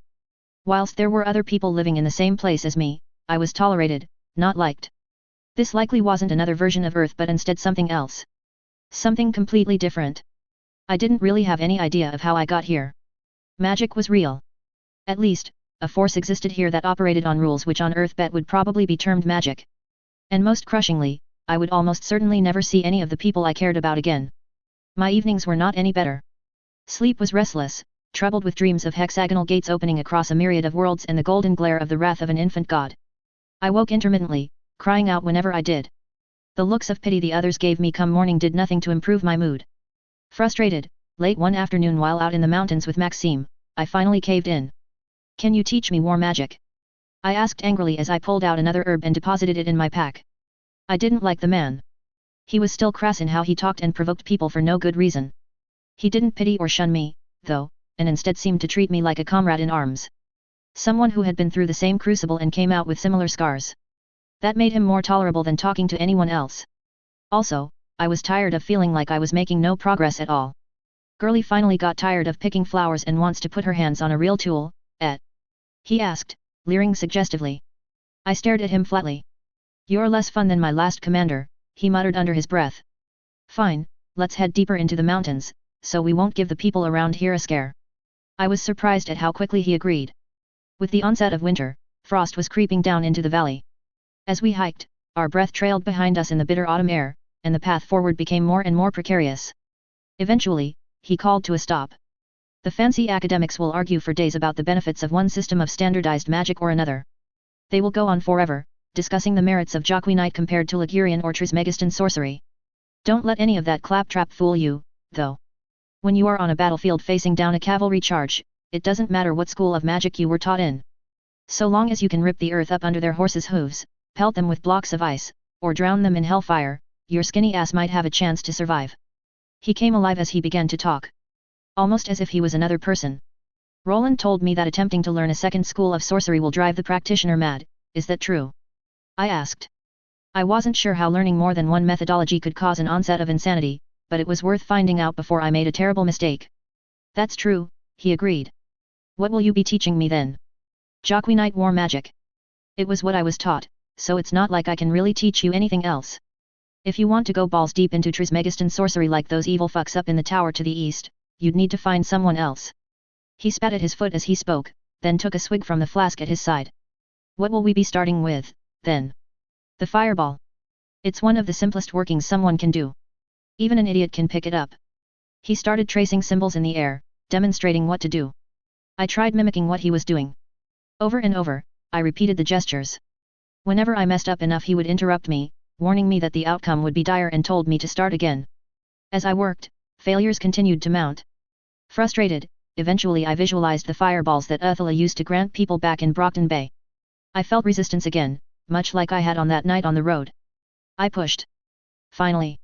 A syrupy ball of liquid napalm languidly flew out of my hand, colliding with the mountainside. The grass it struck caught the light and, hastily, Maxime extinguished the flame. The two of us both looked on in surprise. "Well girlie, that wasn't what I was expecting when I taught you that spell," he mused, scratching at his ass as he spoke. His grey eyes narrowed on me searchingly. "Why not?" I asked. Was he expecting me to fail even more? "Well, because I taught you a standardized spell construct, see? The ball should have looked like this." He proceeded to demonstrate, going through the hand movements rapidly as he worked. A ball shot out, colliding with a rock. He repeated the gesture and a similar ball appeared. Moments later, he had extinguished both. I understood what he was trying to show me. The ball I had created had looked nothing like either of the two that he made. Maybe I did something wrong then, but not wrong enough to mess up the spell. I asked. He shook his head. If you had made a mistake like that, I would have stepped in. Try repeating what you did again and see if you get the same result. I did as he asked. I went through the hand motions, visualized the same image, felt the resistance again, and pushed. Another ball of flame tumbled through the air, landing on the slopes further down. Well, maybe girls like you just handle balls differently, he said absently. The usual bite wasn't in it, though. He seemed distracted by what he had seen. He had me practice for another half hour. As I did so, he kept putting out the flames. He watched what I did avidly, as if trying to solve a puzzle. It was unnerving, but not in a bad way. The process was cathartic. Despite the oddities that apparently existed, it felt like I had found something I could do. The fact that what I was doing was clearly not what was intended, was something I needed to worry about. Nobody liked Maxime though, and if I was only practicing around him, even if he did raise a fuss about what I was doing, I doubted anyone would believe him. The others apparently knew nothing about war magic anyhow. We started the journey back, arriving just as the bell in the center of town tolled out the hour. We started the trek to the tower next. I asked to be invited in as we arrived, and then we deposited the ingredients we had collected. Usually, this was where we split off. He headed towards the local tavern in town and I stayed around the tower. As I was about to leave, I felt his hand on my shoulder. You should come drinking with me, girlie, it would do you some good. I felt my eyebrows raise involuntarily at the assertion. Why is that? I asked. I can see you wallowing in misery about whatever it was that happened. None of the people here get what it's like, really. They're all soft. So pull the stick out of your ass and come down drinking with me, talking it over will do you some good. He let go of me then and turned around, leaving. I didn't say anything or take him up on his offer then but chewed it over in my mind. A month later, and winter had properly dug in. Snow covered the pass into the valley, cutting off all but the most adventurous of travelers from making the journey here. It dusted the roofs of buildings and clogged down the roads, turning them into a slurry of mush. With some of the spare coin I had purchased an empty journal and taken to recording everything I could about Earthbet. Without having a ballpoint pen, it was challenging, but I persevered. Who I was, what I lived through, and the people I knew. The food, the culture, the technology. I had been struck by the fear that it would, with time, all fade from my memory. That I would forget where I had come from. I had been writing it in English, since I doubted anyone here would be able to speak it. There were likely some skilled sorcerers who could translate it with magic. If any of them took a passing interest in my journal, though, I had far greater concerns. The process would take long, and I expected it would be months before I finished. Better to take the time now, though, than leave it and have my life fade from memory later on. Olivier had reconciled with Alice Anne. Come spring, the two of them would be leaving to get together somewhere else. He was moving on. The more time I spent at the tower, the more I realized I didn't want to keep staying here. The moment I felt that leaving wouldn't land me in trouble, I would probably depart as well. The other people in the town shunned me. This was unsurprising, as they turned away from everyone else who could work magic as well. I would be able to live with that if I felt some sense of friendship with the other sorcerers. Unfortunately, I had drawn apart from most of them too. The only exception was Maxime. As obscene, obnoxious, and odious as he was, time spent with him had become the highlight of my day. Throwing fireballs, lightning bolts, and chunks of rock far out in the countryside had become my only escape. The explanations for how to achieve higher order effects were becoming increasingly arcane. Unfortunately, I was reaching the limits of what he could teach. That meant I was reaching the limits of what I could safely pretend to learn. He wasn't capable of what he called high arcana, which was apparently the more advanced part of sorcery. Without a teacher, I would need to learn more on my own. He still hadn't taught me how to heal. It was supposed to be much more complicated than anything else I had covered so far. With the change of seasons, my trips out with Maxime had become shorter and more of the time was spent digging up plants. That left both of us in a foul mood. The others avoided us as a result whenever we returned to the tower. It was early evening, and I was digging through some books on sorcery that Roland had made available. It had taken me some time before I was able to even partially read them, considering the language barrier. Whilst it was still a struggle to decode the text in front of me, I understood enough to be able to piece together the words I didn't know. I was trying to work out how I had arrived here. While it was possible that I had been brought here by Contessa, I had doubted that for a while. I strongly suspected this universe was not one of the ones typically accessible to people from Earthbet at all. It seemed likely that if there had been people capable of magic available during the fight with Sion, I would have mastered them at the time. Given my state of mind during the fight, I would have considered it the reasonable thing to do. The fact that I hadn't, suggested that however I arrived here had come from this universe and not the reverse. I was fighting my way through a treatise on the nature of creation written by a Procarian priest. It was mostly filled with theological ramblings. I was about to give up and look at another text when a passage stood out to me.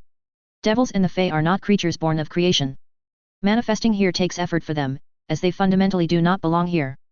Bringing them into creation almost always involves a ritual of some kind, although the gods above caution that it is unwise to do so. If the practitioner finds themselves in a position where they are forced to deal with the aforementioned beings, however, do note that they can be contained by use of an appropriately structured threshold.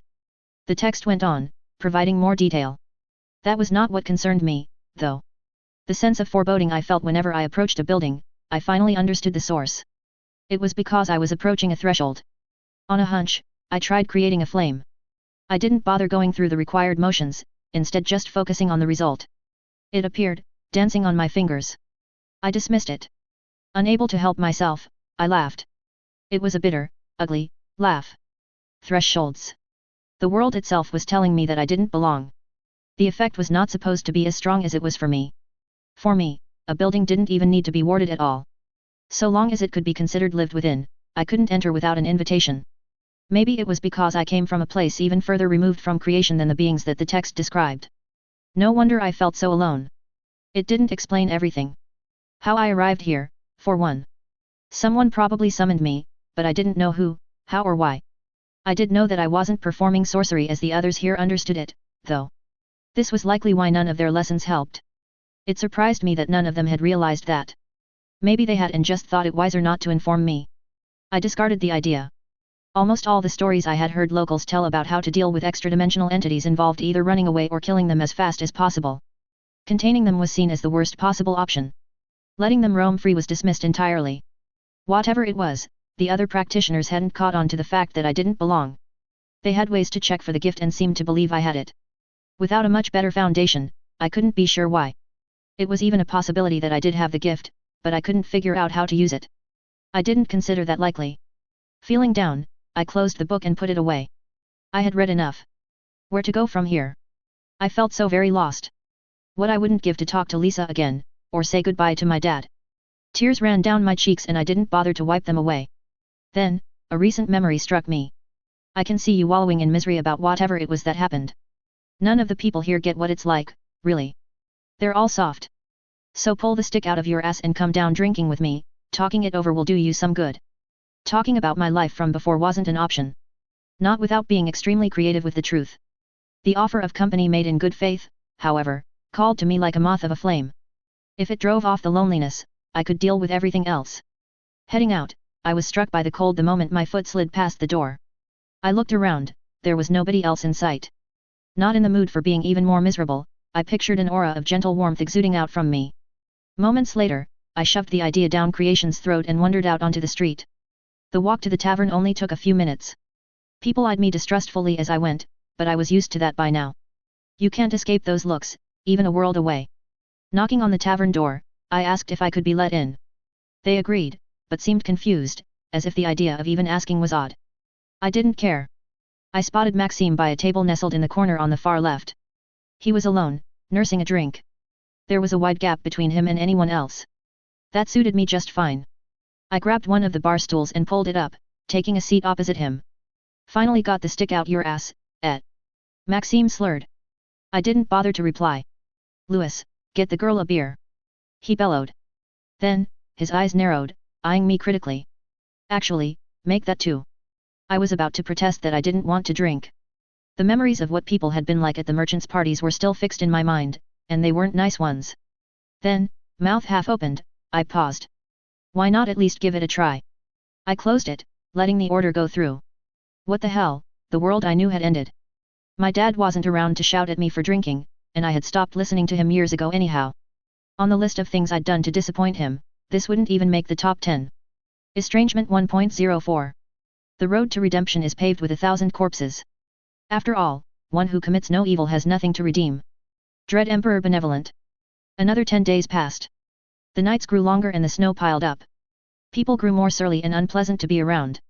Roland had found out that Olivier and Alice Anne were leaving together. Since then, a perpetual storm cloud had followed him around wherever he went. He had already been distant from most of us. Now, the only person he spoke to on the regular was Morgane. Often, they left together, heading out on their own. I suspected they were plotting something. I couldn't bring myself to care. So long as they weren't hurting anyone, I wasn't going to make it my problem. I had enough issues of my own. More time indoors meant more time to read. In a fit of inspiration, I had turned to the Book of All Things. It was supposed to be the holy book about the gods above. That was not what interested me. It was most likely that I had been summoned from beyond creation. Angels were from outside of creation as well. It was amazing how much motivation you had to learn a new language when you were stranded in a foreign world. Learning that in creation, angels and devils were real had come as a nasty surprise. If real gods existed, then why hadn't they done anything about the Golden Man? At first, I had only entertained the idea in terms of it concerning the existence of beings from beyond creation. Then I brought the topic up with Maxime. The two of us now got together drinking every evening. I found it helped drive off the thoughts of how I was so alone. The two of us were sitting at our regular table. Successive generations of patrons here had carved plenty of unflattering images into the surface. It was in the leftmost corner, at the opposite end from the fireplace. Usually it would be cold, but Maxime usually used magic to create his own warmth. There was a large gap between us and anyone else. People avoided us as if we were diseased. So Max, I've been reading the Book of All Things, I began, my speech just the slightest bit slurred. Oh no, girlie, don't tell me you going all good on me now. Or you planning to do the whole naughty sister act and get down on your knees in front of me in one of them fancy white robes? He leered my way unflatteringly. I gave him a deadpan stare. It was spoiled when I hiccuped and knocked over my own tankard, spilling its contents all over the table. I scowled. The book talks about gods and angels as if they are real. Are they? I asked. He looked at me strangely. I think you've had too much to drink, he told me, firmly. No, I'm fine. I denied. He snorted. If you want proof the gods are real, girlie, just go to the House of Light for a day and ask for a demonstration. I'm sure the sisters there will be more than happy to bring you to the light, if you catch my drift. Conversation drifted there. Eventually, the two of us headed back to our rooms at the tower. I headed to sleep, for another night tormented by dreams of a golden sky. After nursing the hangover that struck me the next day, I decided to consider his advice. My first thought was to dismiss it. If gods were real, then they probably knew what I was and were fully capable of warning their followers about me. It didn't take much thinking for me to change my mind. I had been in the town for a while now. If the gods were going to warn the priests here, I would have already been noticed. So I followed Maxime's advice. I took a trip to the House of Light. At first, they scowled at me even more than the people on the streets. Their attitude changed entirely when I asked them to tell me about their faith. After an hour of listening to a priestess babble excitedly about the gods above and demonstrate some minor miracles, I was convinced. The gods here were real. That, or there was another extra-dimensional entity with godlike abilities, handing out powers. The results were the same, either way. There aren't any prophecies about the end of the world, so I don't need to worry about it. If I kept telling myself that, then maybe I would believe it. After seeing one nigh godlike entity bring about the apocalypse, my faith in the good intentions of what appeared to be another wasn't at an all-time high. At least these ones tried to pretend to be good. They even had a holy book. Sion had bad advertising in comparison. The end of the month had come sooner than I expected. Tempers were high at the tower. Roland had taken to snapping at us more and more often. Max and I had taken to staying progressively later at the tavern each night. The atmosphere suited us better here anyhow.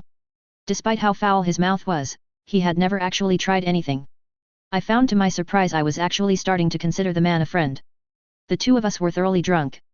That, or there were more tankards on the table than could physically fit. I suppose with magic, both could be true. The thought amused me. I giggled. Max and I probably reeked of alcohol. I hadn't washed in 2 days, and I didn't make for very good company. Nowadays, I was usually either drunk or hungover, much to my chagrin. The stuff still tasted vile, but it pushed the haze that haunted me just a bit further away. Just 1 year ago, if I had known I would end up like this, I would probably have been horrified. Back when I still had a purpose to live for. A small voice at the back of my mind was shouting at me that I should try to do better. I had grown adept at muting it. Max set another mug in front of me. Thanks Max, I beamed at him. His grey eyes softened in response. Say girlie, you feel like telling me your story? He'd asked me a few times now, and so far I had always said no. Right now, though, I was brimming with confidence and felt like spinning a yarn. Might as well talk about it, I trust his discretion regardless. Licking my lips, I considered how to begin my story. I would need to exercise some creativity, to make it fit with the audience. Sir Max, so long as you call me Taylor, I replied. All right Taylor, he said, the tone of his voice odd. Why were there 3 of him? No, don't get distracted. The story starts a few years ago, I began. Like all good stories do, he agreed. For reasons I won't talk about, I was a mess, Mr. Miss Armisher, I trailed off, frustrated. Miserable, he added helpfully. That, I agreed affably. So I went out trying to find a fight. Looking back, I think I wanted to die at the time. Then I ran into a dragon that wanted to eat some children. So I decided to be a hero and try to save the children. I smiled in recollection. And you survived? He asked, his eyebrows raising in surprise. It turned out the children were villains. I giggled and took another sip of my drink. It was unbearably bitter. I was sweet in comparison. And what happened next? We saved each other and they sort of invited me to join them. So I did. So you were a villain then? His voice had a sharp tinge to it. At first, then I became a hero later. I agreed. Redemption stories always have tragic endings, he muttered. Hey, don't spoil my story. I haven't got to that part yet, I complained, swatting at him with my stump. I knocked over a tankard in the process. He caught it deftly and placed it back on the table. I'm going to need another drink after this, I vaguely heard him complain. So I'm going to skip a lot of the smaller stuff we did early on, like fighting a tyrant, but yet soon before the sea monster wrecked the city I learned our boss had captured the princess and had her in his dungeon. Rescuing her became my goal. It took some time for me to figure out he was actually the Chancellor, but finally I killed him and set her free. And that was when things went awry. He asked, leaning in. I couldn't help myself, I snorted. Things were always going wrong. I was sort of failing myself into success. So, what came next, then? I continued my story, using the appropriate substitutions I had made up. Noel became a demon summoned by the Chancellor in his last moment out of spite. The Slaughterhouse Nine were an evil cult dedicated towards trying to end the world. They had, in my retelling, made it their mission to try to create something equivalent to an evil god. Sion got no mention at all. I made sure to be vague on details. As my story drew to a close, my eyes began to droop. You don't have a name anymore, do you, Taylor? He inquired. Nope. What was your name as a hero? Weaver, I replied. It slipped out before I even considered whether I wanted him to know. Looking back, I didn't do a very good job. Lots of regrets. I continued. Looking forward, you should try not to make new ones, he murmured. Our conversation stilled then. The 2 of us staggered back to the tower, supporting each other. Max was juggling colored balls of fire as we hiked our way back home. We arrived at the ground floor. I took a seat to wait while Max went to find a bottle of wine from his room. We had made an evening ritual of singing songs and drinking before heading to sleep. I didn't know the context for the ballads and butchered the pronunciation badly. It didn't really matter. Max arrived back, and we started to sing, punctuating every other line with a drink. Hours later, I stumbled my way into bed. My sleep went untroubled by dreams for once. Which was why it came as such a shock when I woke up by being dunked into a nearby pond. Dawn had not even set in yet. The sun had yet to rise. The icy cold of a body of water that should have been frozen solid made for an unwelcome appearance upon waking up. I sputtered my way to the surface. My head was a throbbing mess and my mood was foul. After catching my bearings, I saw Olivier standing beside the pond.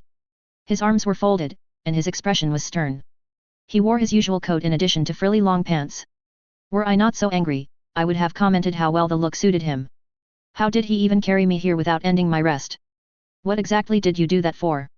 I demanded frostily, poking his chest with my index finger. He looked calm, unruffled. Ignoring my outburst, he began to speak in a measured tone. For some time now, you and Maxime have been provided accommodations by me on rather generous terms. However, when the House of Light, the townfolk, and the other people living in the same tower as you have all raised complaints, I started to have some concerns. So you're throwing us out then? I said bitterly. It didn't surprise me. A part of me knew it would happen sooner or later. His expression softened. On that night, when we were struck by brigands, you told me that you were trying to improve the manner of your comportment. Would that girl be proud of how you conduct yourself now? Drinking all night and then causing strife during the day. Maybe I wouldn't be like this if everyone but Maxime hadn't treated me like an outcast from the moment I first arrived, I bit back. His eyebrows rose. I have no recollection of this. You wouldn't, would you? Ever since that night on the road, you haven't even been able to look at me properly. You avoided conversation when you could, as if I was diseased. Then, when I arrived here, it was more of the same. The people in the tower either pitied me or avoided me, and the people in the town outright disdained me. Then you wonder why I started drinking with Maxime. I stopped, taking in a breath. He frowned for a moment and then asked, "Did you ever stop to consider how you appear to everyone else? What does that have to do with anything? When you first met them, what were they told about you?" Olivier pressed. "That you found me and I discovered my gift in a fight," I replied. "Where you left the foe you felled with a face plagued by rot," he explained. "So perhaps I made a poor first impression. That isn't a good reason for them to shun me, though," I argued. "Upon arrival, you proceeded to spend most of your time with Maxime, who had some notoriety already. You avoided associating with anyone else," he continued. "Because I couldn't stand people either looking at me with pity or avoiding looking at me at all. Did you ever discuss this with them? Try to find some shared common ground? If not, how could you have expected another outcome? How dare he?" When I tried learning from them, they brushed me off, telling me that artificing is the only skill I would need. Then, when I failed at that, they sent me off with Max into the mountains to pick herbs. Does it surprise you that I made friends with him? Is my friendship a problem for you?" I challenged. "I take no offense at whom you make friends with. The two of you drinking is what the town finds fault with. You have a week in which to better yourself." His face softened. "Would your father be happy to see you now? Don't disappoint him, Taylor." I stiffened. "Fix your own family problems before you go and start digging up mine. It's not like you and your brother get along well, is it?" I hissed back at him. His eyes became flinty, and he started to walk away. "1 week, Taylor." I stormed my way back to the tower. I looked like a wet cat. My temper was foul, and I was itching for a drink. That usually soothed my nerves. After washing and changing clothes, Max and I headed out into the mountains. He was quieter than usual. It struck me as odd, but I didn't mind. He still made for good company. Time passed and soon we were headed back. He stopped near the river. We were still a fair distance away from the town.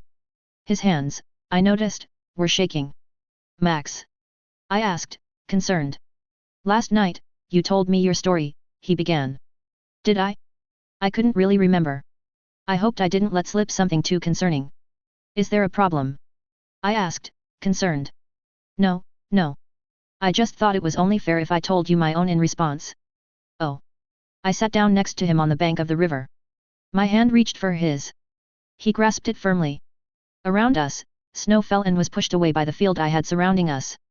It was quiet, not even the chirping of insects could be heard. "A few years ago, Taylor, I worked as a soldier." His voice rasped as he spoke. I realized that for once he was completely sober.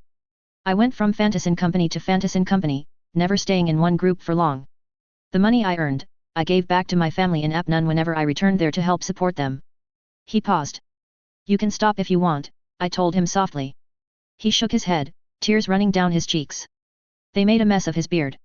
"During the summer 5 years passed, I returned only to find a villain had killed my wife and daughter while I had been out playing soldier. The redolent torturer. He had been caught and killed before my return. The things he did to my family before they died." His chest heaved as he talked. "I know I probably would have died if I were there, but I always wonder." He trailed off. "You wonder if you might have saved them if you hadn't been away from home." I finished softly. He nodded stiffly. There was a lull in the conversation as we just sat and watched the falling snow. The moment was heavy, but somehow peaceful. "You remind me of what I think my daughter would have been like, if she hadn't been killed," he said quietly. My eyebrows rose. "I couldn't help it," I snorted. "I hope you didn't talk to your wife and daughter the way you talked to me," I told him sternly. He grinned at that. "Nah, that came after. Thing is, I don't like seeing a girl that reminds me of my daughter pissing her life away the way that I did." He reached to his side and pulled out the flask he usually carried everywhere. "Olivier came by and offered me an ultimatum, you know," he began. "He did the same for me," I replied. "I'll make you a deal, Taylor." "What kind of deal?" I asked. "The kind of deal where I'll try to stop pissing away my life, if you do the same for me," he stated. As he did so, he popped off the lid from the flask, pouring the wine into the river below. My breath caught. I felt a funny warmth bubble up in my chest. "You'll clean up your language?" I asked. It didn't really matter much to me at this point, but it gave me room to think about what he was trying to do here. "Now, girlie, don't go demanding too much of me," he began, affecting taking offense. "But if it makes you make the effort, then I'll try to change that as well." No, that's fine," I said quickly. He said nothing more, just giving me room to think. This was the second time today someone had approached me about this. However, it felt more personal. Like it actually mattered. "All right," I breathed in, nodding jerkily. We'll both make the effort then. Together, he agreed. Estrangement 1.05. 28. If you find an orphan child on your quest, be sure to hand them off to someone else. Whilst fulfilling, the role of a mentor has a limited life expectancy. 200 Heroic Axioms, author unknown. The following weeks were frustrating. The temptation to keep drinking plagued the both of us, although neither of us gave in. We weren't evicted from the tower. Unfortunately, there was now nothing distracting us from reflecting on our pasts. The two of us had taken to talking over games of Shatranj. As a game, it was like a local variant of chess. I talked about my time on Earthbet, although I always kept the details sparse. It remained a land far off beyond the coasts of Calernia in my stories. I never talked about heroes again, or the fight with Sion. I didn't even know how to start. Max knew I was holding a lot back. He was kind enough to never press. The others still viewed us warily. They probably expected us to fall back into drinking. I could have made the effort to befriend them, as Olivier had suggested. To my surprise, I found that I didn't really want to. They wanted to make tools and live quiet lives. As romantic as the idea seemed to me in abstract, I knew that trying to live like that would probably drive me mad. Our perspectives were too far apart, and I was fine with that. As time moved on, more and more of the tower's residents had left. It wasn't even our fault, either. Roland was hardly around. When he was, though, his presence was tyrannical. Ordering people around and venting anger, he alone was driving people off. I had already been toying with the idea of leaving. The stay had done me some good. It had helped to ground me in a new world. But I was restless. I needed a purpose. Some goal to drive me forward. So I was thinking, I began. I picked up my pawn, capturing one of his. Now there's a first, he teased. I gave him a mock glare. When the winter ends, I think we should leave. I told him seriously. With Olivier? He inquired. I hadn't actually considered that as an option. It was something to think on. Olivier and I hadn't quite reconciled, but we weren't on bad terms. Possibly, but even without him. I replied. He frowned at the board in concentration. Let's hear why. We aren't made for this kind of life. It's bringing out the worst in both of us. I'm planning on leaving regardless, and I thought that I may as well invite you along. I explained. He said nothing for a while, then slid the white queen diagonally across the board, capturing my rook. Where are we going to be heading, then? I suppressed a smile. Whilst it wasn't an explicit agreement, it was more or less the same thing. He was willing to come along. I hadn't put thought into that part yet, I admitted. I figured I should ask you first.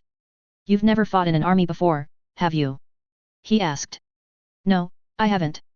I'm not sure if I could. I set up my knight to capture his bishop a few moves down the line, threatening his queen in the process. And why is that? Without looking at the board, he moved his queen again, taking one of my bishops. Damn. He usually won our games. I can't trust other people to make the right choices. I need to be the one in charge. I explained. He grimaced. Not much room for that kind of attitude on the battlefield, kid. That's another reason I brought this to you first. I don't need to be a soldier. I just need to feel like I am making a difference. A goal that is worthwhile. Now that his queen had moved out of the way, I could promote my pawn. So what else can you do then? From what I've gathered, your homeland was very different to Calernia. He proceeded to capture the other rook. It was different, yes. In most ways, I would argue it was better. On the whole, people were lived easier lives. We had machines that could do the work of tens of men in barely a fraction of the time. I miss it a great deal. I said wistfully. You know how to make any of those machines? He inquired. I shook my head. The technical details for most would escape me. I understand the broad strokes in some areas. Enough to point someone in the right direction. I couldn't build them myself, though. And just telling everyone everything I had some vague understanding of would never end well. Either I would be taken as a lunatic, or I would be taken seriously. The latter was probably more dangerous. There was nothing stopping me from talking later once I understood my situation better, but if I talked now and regretted it, then I couldn't take it back. He furrowed his brow in thought. I believe I know what you need, he asserted. I said nothing, waiting for him to go on. You need to travel and get to know Calernia for yourself. You want to do something, but you don't know what to do because you don't know enough to decide on your own. You feel out of place, lost. Tying yourself to a cause right now would be a mistake. The game continued as I mulled over his words. It ended up being one of the few games I won, despite how distracted I was. It felt almost like a cop-out. But it was a cop-out I could live with. Not so much was working towards a goal as working towards the goal of having a goal. It wasn't committing to something permanently without having figured out what I wanted first. Would you be willing to travel with me then? I asked. I'll think about it, he replied. Weeks passed by, eventually he agreed. We planned to leave come the winter's end. I had asked Olivier if he would mind if we joined him for the journey. Apnun sounded like it would make for a good first stop. It was the closest city that was somewhat important. Visiting it would give me a taste of what the Principate was really like. Olivier had still not taken my advice. He had avoided talking to his brother, who had withdrawn even further from the rest of us. The few traveling wizards who had set up around the tower had departed. What once looked like the birth of a new institution was now on the decline. The only person who saw Roland regularly was Morgane. The two of them spent more and more time away from the tower. I warned Olivier that I expected something was wrong. He brushed aside my concerns. When trouble finally came, all of us were taken by surprise. Max and I had just arrived back in town from our time spent foraging and were making our way to the tower. We were passing the tavern when it happened. Is that a loot? Max asked, slowing. I stopped for a moment and listened with him. It was hard to hear anything specific over the din. Frowning in concentration, I could eventually pick something out.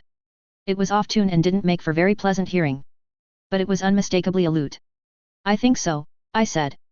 I didn't think anyone here had one. Whoever is playing it needs to be flogged, Max scowled. It's bad, but I wouldn't consider it that awful, I disagreed. We bickered over it for a couple more minutes and were about to go inside when the crows came home to roost. An entirely different sound caught our attention. From the direction of the knight's grave, the clamor of hooves could be heard. I squinted. Vaguely, about a dozen cloaked figures could be seen making their way towards the town. They were carrying lit torches flickering with clear blue flames. As they approached, they started hurling them onto the roofs of buildings. We're under attack. Maxime roared at the top of his voice, before I could even react. He formed a fireball, hurling it at the lead rider. Their cloak caught light. They remained eerily silent. Hastily, I started to support him. Can I restrain them? Max hadn't taught me any ways to incapacitate rather than kill. He was too caught up in his own fight though to pay attention to what I was doing. I decided it was better to risk him discovering my secret than to risk living with more regrets. I visualized the ground beneath the hooves of the lead rider becoming quicksand and pushed. The horse began to sink. The rider leapt off. As they got closer, I saw into their helmet. A skull stared back at me. It was one thing knowing that you were living in a storybook world, and another to understand it. I was so taken by surprise, I failed to dodge as a blade headed my way. Someone shoved me to the ground, averting what would have been a hit. Get your head into it, girlie. Max bellowed at me. I rolled as I landed, then climbed to my knees. Another zombie horse was headed my way. They weren't really alive, so I had no reason to hold back. For a moment, the world around us darkened. Then a spiraling helix of actinic light departed from my fingertips. The last time I had seen something like it, Purity had been on a murderous rampage. I felt something drain out of me. 4 of the riders were blasted away. I blinked, spots appearing in my eyes as a result of my attack. Out of the corner of my eye, I saw another sword swinging at me. Diving to the side, a sharp pain jolted through me as I landed on my stump. I turned towards the figure and sent another beam in their direction. I hadn't tried using it before now, it was too flashy to not be seen. It was something I was fairly sure I could pull off, though, considering the other powers I had tried out. On the other hand, when I had tried to see if I could use Flatchet's power, I had given myself a splitting headache and not had much else to show for it. Creation hadn't been too keen on me doing that at all. Careful with that murder beam, girlie, you're going to fry the townsfolk. Max shouted. Right, the civilians. The riders had split up and were making their way through the town. Feet thumping heavily on the snow, we chased after them. They seemed to be going out of their way to avoid us and were heading towards the east side of Beaumarais. When we arrived, the House of Light was under attack. The 2 of us joined in the defense. My approach was much more cautious than before. I pulled water out of the snow, freezing it on their bones. It didn't completely incapacitate them. It only made it easier for others to handle the fighting. Unfortunately, there were many friendly targets around and it was hard not to injure them. Dimly, I realized how much easier it was to avoid collateral damage when you controlled a horde of insects. I'd tried to see if I could control bugs over a month ago, once I started to realize what I was doing. There was no point to it. It wasn't that I couldn't do it. I just couldn't multitask effectively without my passenger. It made the entire exercise meaningless when I suddenly had to micromanage individual insects. I didn't test if I could control people. Even if I could, nobody would take kindly to it. Best for me to leave well enough alone. It wasn't like insects would help me much against skeletons anyhow. Several of the priests had been killed, but some were still alive. The mayor was helping mount a defense, but Alice Ann couldn't be found. I couldn't feel any more of our enemies immediately nearby. In the distance, I saw more of them coming. What I guessed were another 4 dozen zombie riders were on their way towards us. They came down the hills from the Knight's Grave. The town had woken up though and was rallying to the defense. The militia had come out, as well as priests from the House of Light. Those that were still alive, in any case. I expected more would die before the night was out. The riders were still some distance away, so I took a moment to consider what to do. Purity's beams were effective, but caused too much incidental damage. Fire was too slow, and I didn't know if lightning would even do anything. My first plan was probably the best one. Trapping them in mud would make it easy for everyone else to deal with them. So I tried the same approach again, but this time I thought larger. I remembered Leviathan when it came to Brockton Bay. I remembered the waves. That wasn't what I wanted, but it was something I could work with. All around us, the snow started to move. It fell off of rooftops and clumped up into a muddy wave. The wave began to move. It crashed into the riders and their progress slowed dramatically. The corners of my eyes began to darken and my vision swam. Everyone else took advantage of my maneuver, though. The militia formed up properly, and the priests organized themselves as well. I felt a hand seize my shoulder, shaking me gently. "We should go, Taylor." Maxime urged me. "What about the attack?" I asked. "Zombies usually don't just raise themselves. There is probably a sorcerer or necromancer behind this. We should go look for them. We need to stop them first," he asserted. Trusting his intuition, I went along with his advice. The pale light of the moon peeked out from between the clouds as we scaled the path back to the tower. We hurried along recklessly. In hindsight, we were lucky neither of us slipped and injured ourselves. It was eerily quiet when we arrived. There were 2 more skeletons outside, but they were easily disposed of.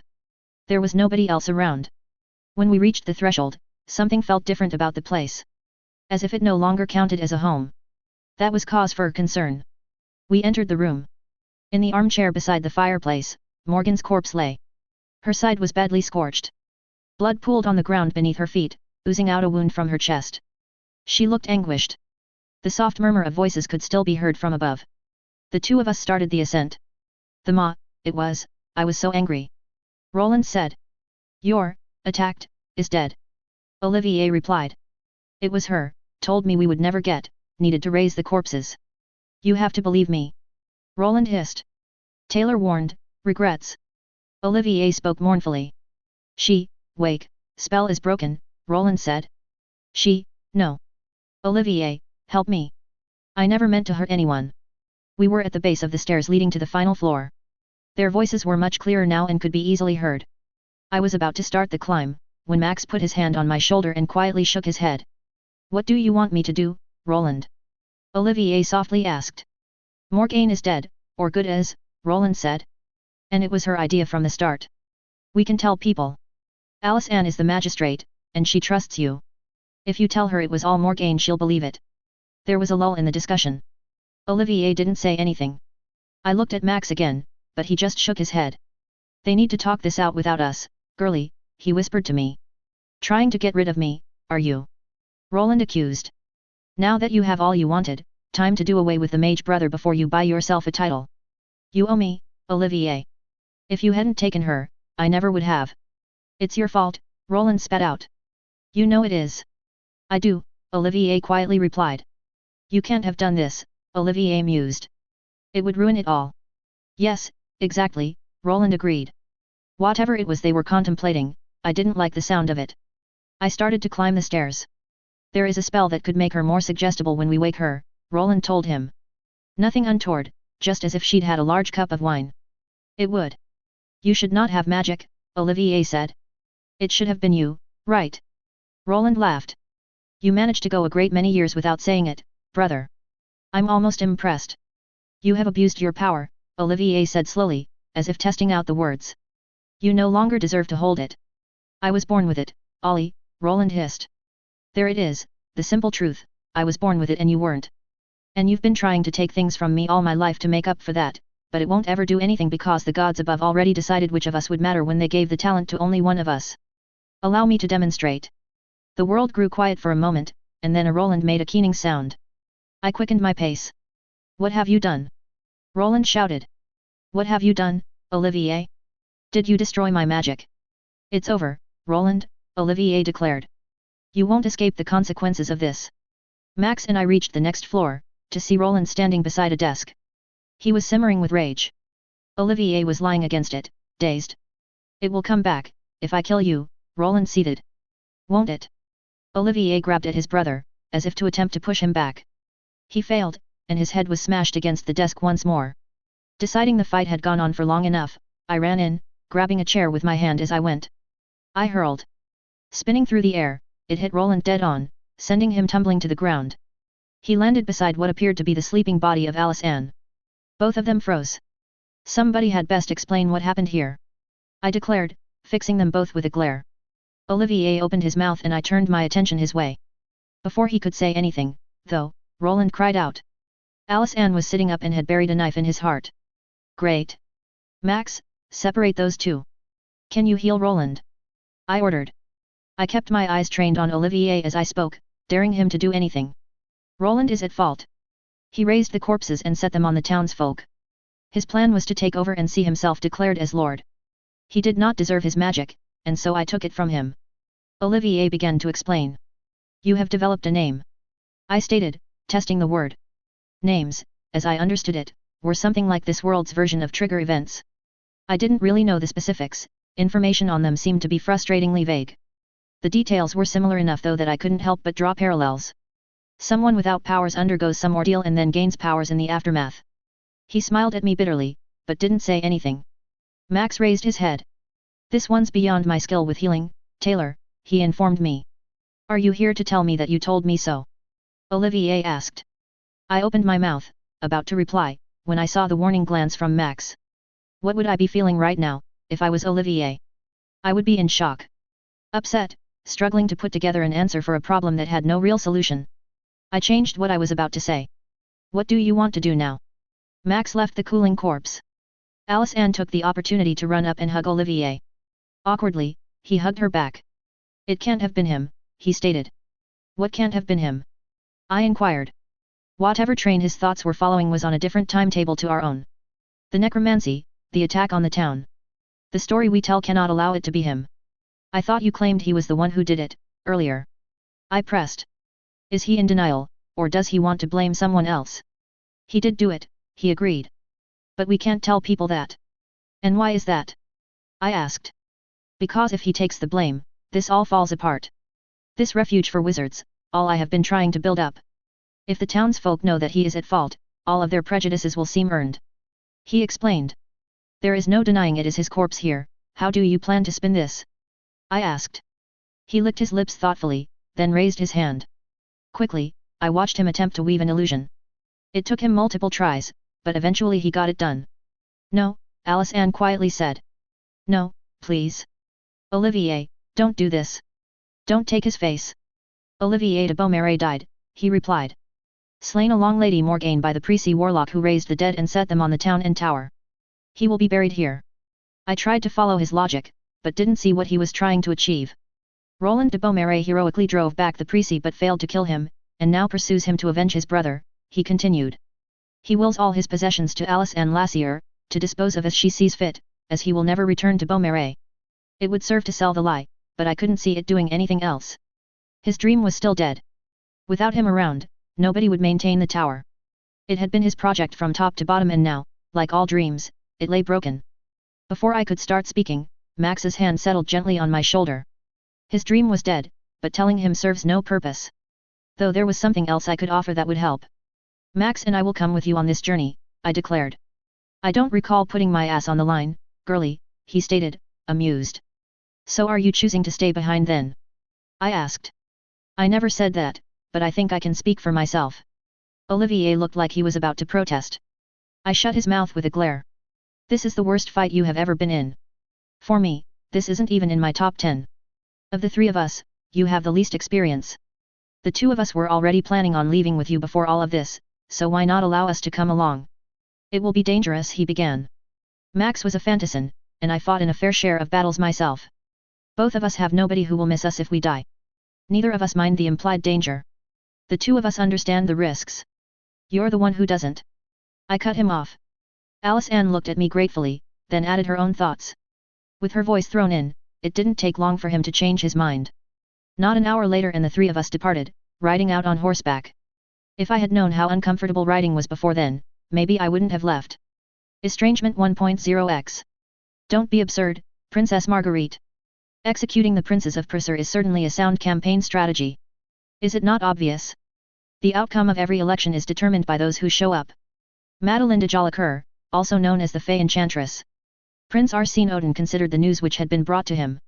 It had come first from Beaumarais, a sleepy border town with barely any residents where nothing much ever happened. There, it had made its way to Apnon, where Lady Lassier had it verified, before sending it on to him.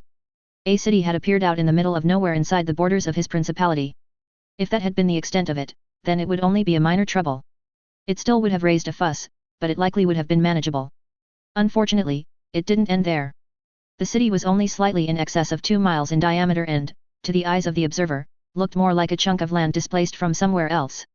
In addition, parts of it were grander than even the most extravagant buildings in Salia.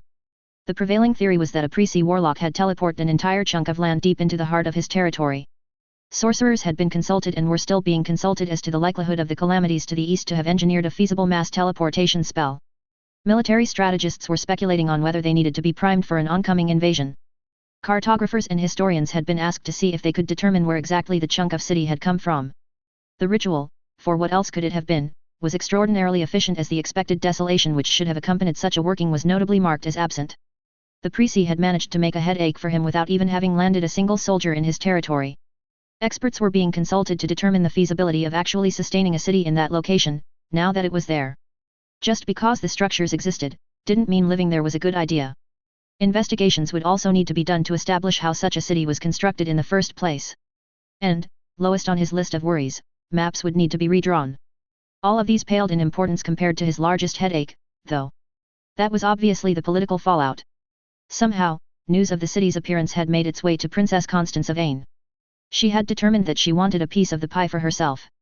It wasn't within her borders, but that hadn't stopped her from pulling together her troops and having them set to march. Her goal wasn't to occupy it, so much as it was to seize the place for a short term and then scavenge what she could before pulling out. His informants among her retinue had confirmed as much. So now he was forced to muster up a response. The civil war, having gone on for 9 years now, was bad enough on its own. Having to concern himself with this in addition to the ongoing jostling for the position of first prince made him almost consider just conceding the prize to her. The problem was that it seemed like too enticing a prize to lose. And after multiple fights with her on his northern border, he wasn't prepared to just roll over without a fight. He wanted her dead too much to just do that. He would need to watch his borders closely to ensure that Prince Arnaud didn't take advantage of the reduced manpower down south while his forces were deployed in response to Princess Constance.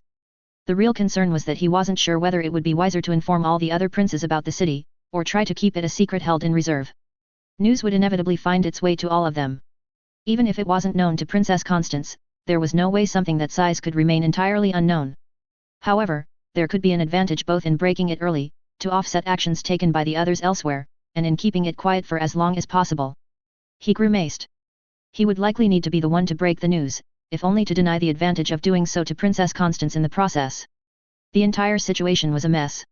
With Princess Inner currently favored for the position of first prince, he didn't want to suddenly have to turn his attention away from the southern border, for fears of her biting at the time. She had the largest coalition backing her, and was the one most likely to cause problems. When scrambling for power in the halls of the highest assembly, having an unexpected monster climb out from under his chair like this was not a surprise that he wanted. If it had appeared elsewhere, under one of his rivals' chairs, then he would have felt more comfortable. At that point, it would have only presented an opportunity. But it had appeared in his own lands, which meant the other princes were eyeing him, and that made it a weakness as well. He had to worry about whether feeding the monster was a mistake, and if it would decide to eat him. Finally, having come to a conclusion, he gave the orders. He would ride out and investigate the city. After he had seen it with his own eyes, he would decide what to do with it himself. Princess Constance smiled. The gift that had dropped into her lap seemingly from the heavens presented an opportunity she had no choice but to seize. When she had declared regency in Salia and the other princes had laughed as they left the chamber, she had sworn to herself she would see herself seated as first prince. 9 years of war later and she was tired to the bone. She currently had the support of Prince Amadis among others, although she suspected that he was conspiring with Princess Inner as well. That was, however, how these games were played. So long as she stuck to a narrow enough path, she could thread this needle and come out the other side.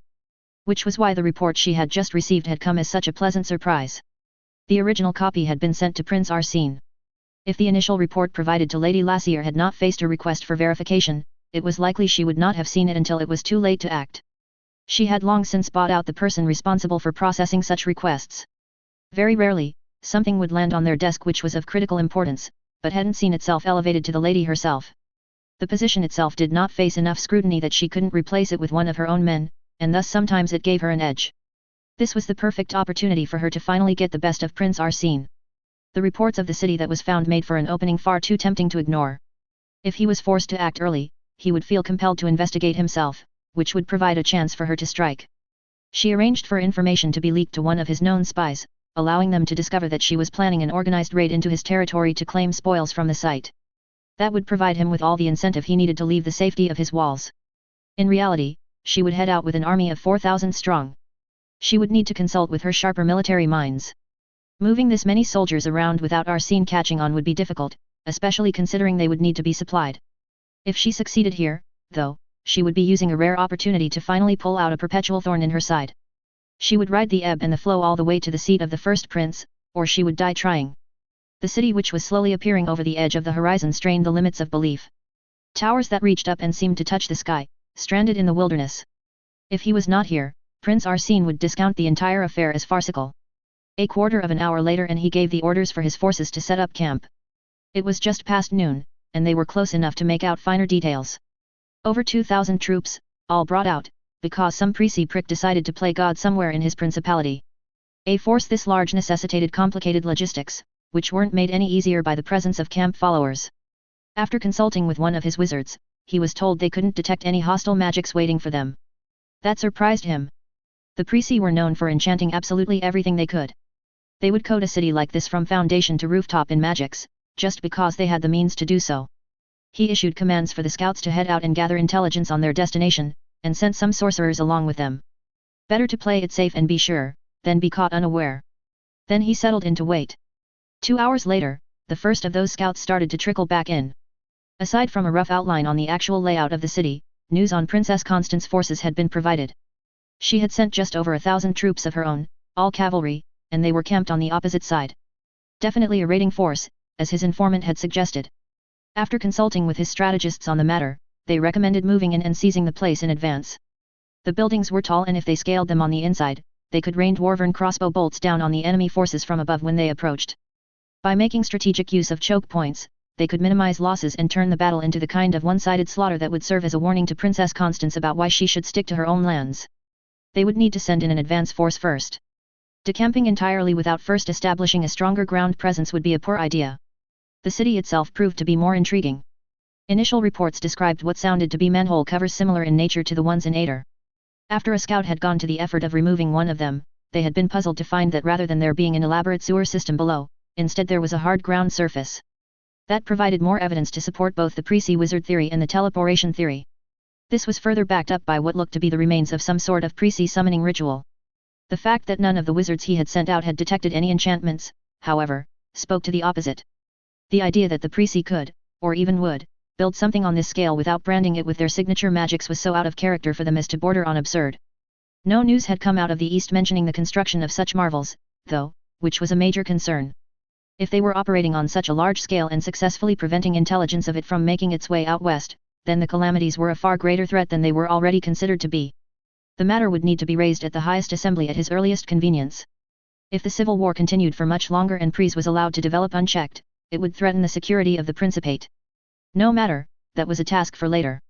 After he had his men form up into ranks, he gave the orders to march. It was best to seize the opportunity now. They arrived in the city and began to make their way down the empty, snow-covered streets. The quiet of the place was unsettling. A place this grand should be filled with the clamor of people hawking their wares or merely moving from one place to another. They drew close to the center of the anomaly, the point with the ritual circle, which stood under the shadow of the largest building around. His commanders started issuing orders. Sending squads to occupy select buildings, with the intention of having infantry holding the narrow approaches. That was when everything started to go awry. Crossbow bolts started to rain down on them from the buildings above. The enemy commanders had apparently seized upon the same idea and had time to set it into motion before him. The entire city was a trap. They could risk trying to push forward and scale the buildings, turning the trap back onto the enemy, but they didn't know how many troops Princess Constance had actually sent in here. They also didn't know how much time she had spent preparing to mount a defense. If he made the wrong call, it could cost him his principality. Bitterly, he swallowed his pride and called the retreat. They started pulling back in as orderly a manner as possible, whilst being peppered with crossbow fire from above. As they were approaching the exit, the next part of his foe's scheme made itself known. The force of 1,000 cavalry which had been camped on the opposite side had circled around and were sacking their camp. They must have been signaled somehow when we made our approach. They quickened their pace, heading back fast. By the time they had arrived, the enemy forces had already pulled out, leaving their camp a mess. Distantly, Prince Arsene realized it had all been far too neat, too well organized. As if his foe had arranged the entire affair from start to finish. Most likely, that meant that his informant had either switched allegiances or was compromised.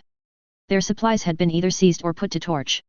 This was friendly territory, which meant he and his men could, in theory, go a day or two without anything to eat, provided they all pulled out.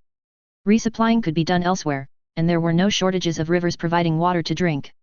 The problem was it meant ceding this fight to Princess Constance and with it, the prize. More and more, however, that looked to be the way this fiasco was headed.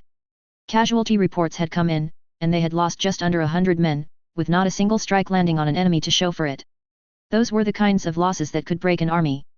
He was just about to start issuing orders when a scene out of myths and legends lit up the sky. His heart dropped, and for the first time in his life, Prince Arsene felt truly humbled. Princess Constance had to make a conscious effort to maintain her poise as she watched the battlefield from many floors up in the sky. The best case hadn't materialized and Prince Arsene had pulled out early, preventing himself from being truly beaten. He would live to see another day, but the prize was still hers for the taking. And it was an even greater prize than anyone had initially thought. Her engineers and wizards had been studying samples taken from all over the city. From their excited ramblings, none of the construction here had been performed at the hands of sorcery. That meant that with a sufficient understanding of the natural sciences, her engineers could see all of it reproduced. It would take them some time and effort, but eventually progress would be made. She watched as Prince Arsene's forces made their way back to the remnants of their camp in defeat. This would serve as a lesson for him, a reminder as to why it was she who should claim the position of first prince. That was when everything began to go wrong. The sky darkened above and hundreds, no thousands of metal contraptions, blocked out the light of the sun. Then something began to fall from them. Black rain, coming down from above. The first of the projectiles touched one of the building's roofs and then detonated. And more of them continued to fall. She had thought that the gnomes were just a myth. A fable to tell children about the hubris of reaching too high. Hastily, she ordered the evacuation, joining in the retreat herself. It was a nightmare straight out of the blackest of Prissy hells. The detonations continued unabated, the ground shaking beneath her feet as more explosives continued to fall. Shrapnel danced through the air, and as she continued to run, she had a far closer look than she would like at the city's collapse. Thump, thump, thump went her feet on the floor below her. Thump, thump, thump went her heart. She was panting, sweat ran down her forehead as she threw herself down another flight of stairs. Suddenly she was tumbling through the air. Her arm struck a railing, bent at an angle that arms were not supposed to bend. Suppressing a whimper of pain, she pulled herself to her feet and pressed on. The world was spinning. She felt lightheaded. Why were those spots dancing in front of her eyes? The floor she was on seemed to tilt, and suddenly gravity agreed that the wall was the way down. Why all of this? Why her? A deep despair filled her as she fell, and then the darkness took her. Half an hour later, Prince Arsene and his forces found themselves the only survivors. All of them stood solemnly, looking on at the blackened crater occupying the space that had once been claimed by a city from myths and legends. It seemed fitting, that foes from myths and legends had come to see it buried. Barring the cavalry, Princess Constance's forces had been killed to a man, and yet he could not find it in him to call this a victory. This was a fight where everyone had lost.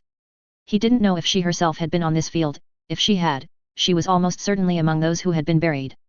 There would be stories told of this day, although what nuggets of wisdom would be drawn from them, only time could tell. The scene he was seeing was one that was forever branded into his mind. A lesson he would not forget. For all the Principate's vaunted pride, they were still like ants to giants compared to the greater powers in creation. There were forces out there that could kill them all at a whim, and it was best to leave those monsters alone. Verism 2.00. A/N, note, this will be the last time a language barrier will show up in text. After this point it can be assumed that either Taylor can speak the language in question, or there is an intermediary translating for her. An efficient bureaucracy is one of the greatest tools of evil. That's why when invading Pries, you kill the functionaries first. Queen Elizabeth Albin of Calais. The early light of dawn was peeking over the horizon by the time we called to a halt. I was sore in all the wrong places and exhausted as well. The temptation to try experimenting with modifying my own body rose up in response to the pain, but I squashed it mercilessly. I wasn't sure what it would do to me, and the consequences of a poor outcome would be dire. I would leave that until I was more sure of what exactly I could do. Right before we left, we had packed what we could in as brief a time as possible. Olivier, no, Roland, wanted to leave as quickly as he could. Despite my general exhaustion, I felt more alive than I had in months. I had a duty. Keeping Roland alive. He wanted to play hero and I would help him learn the ropes. It would give me something to strive towards until I found a goal of my own. We were preparing to set up camp on the slope of a mountain east of Beaumarais. Maxime had started a fire, and I was cooking a stew over the flames. The others were setting up sort of makeshift shelter. Now that we had come to a stop, I had some questions that needed to be answered. So Olivier. Roland, he corrected me firmly. It wouldn't actually change anything in Beaumarais, but, if it makes him happy. So Roland, where is it exactly you plan for us to head? I asked. He frowned in contemplation. For now, I wish to depart Prisser for Calais. While there, we will do our best not to draw untoward attention. He replied. I didn't have a good picture of the local politics or geography. I had only been in Calernia for 4 months. Most of my efforts had been spent learning to talk to people, as well as developing the one marketable skill that I had. With that being said, it was hard not to pick up some details in idle conversation. That's the place currently occupied by the Empire, inhabited by evil diabolists who summon demons and devils, right? I inquired. The idea seemed absurd.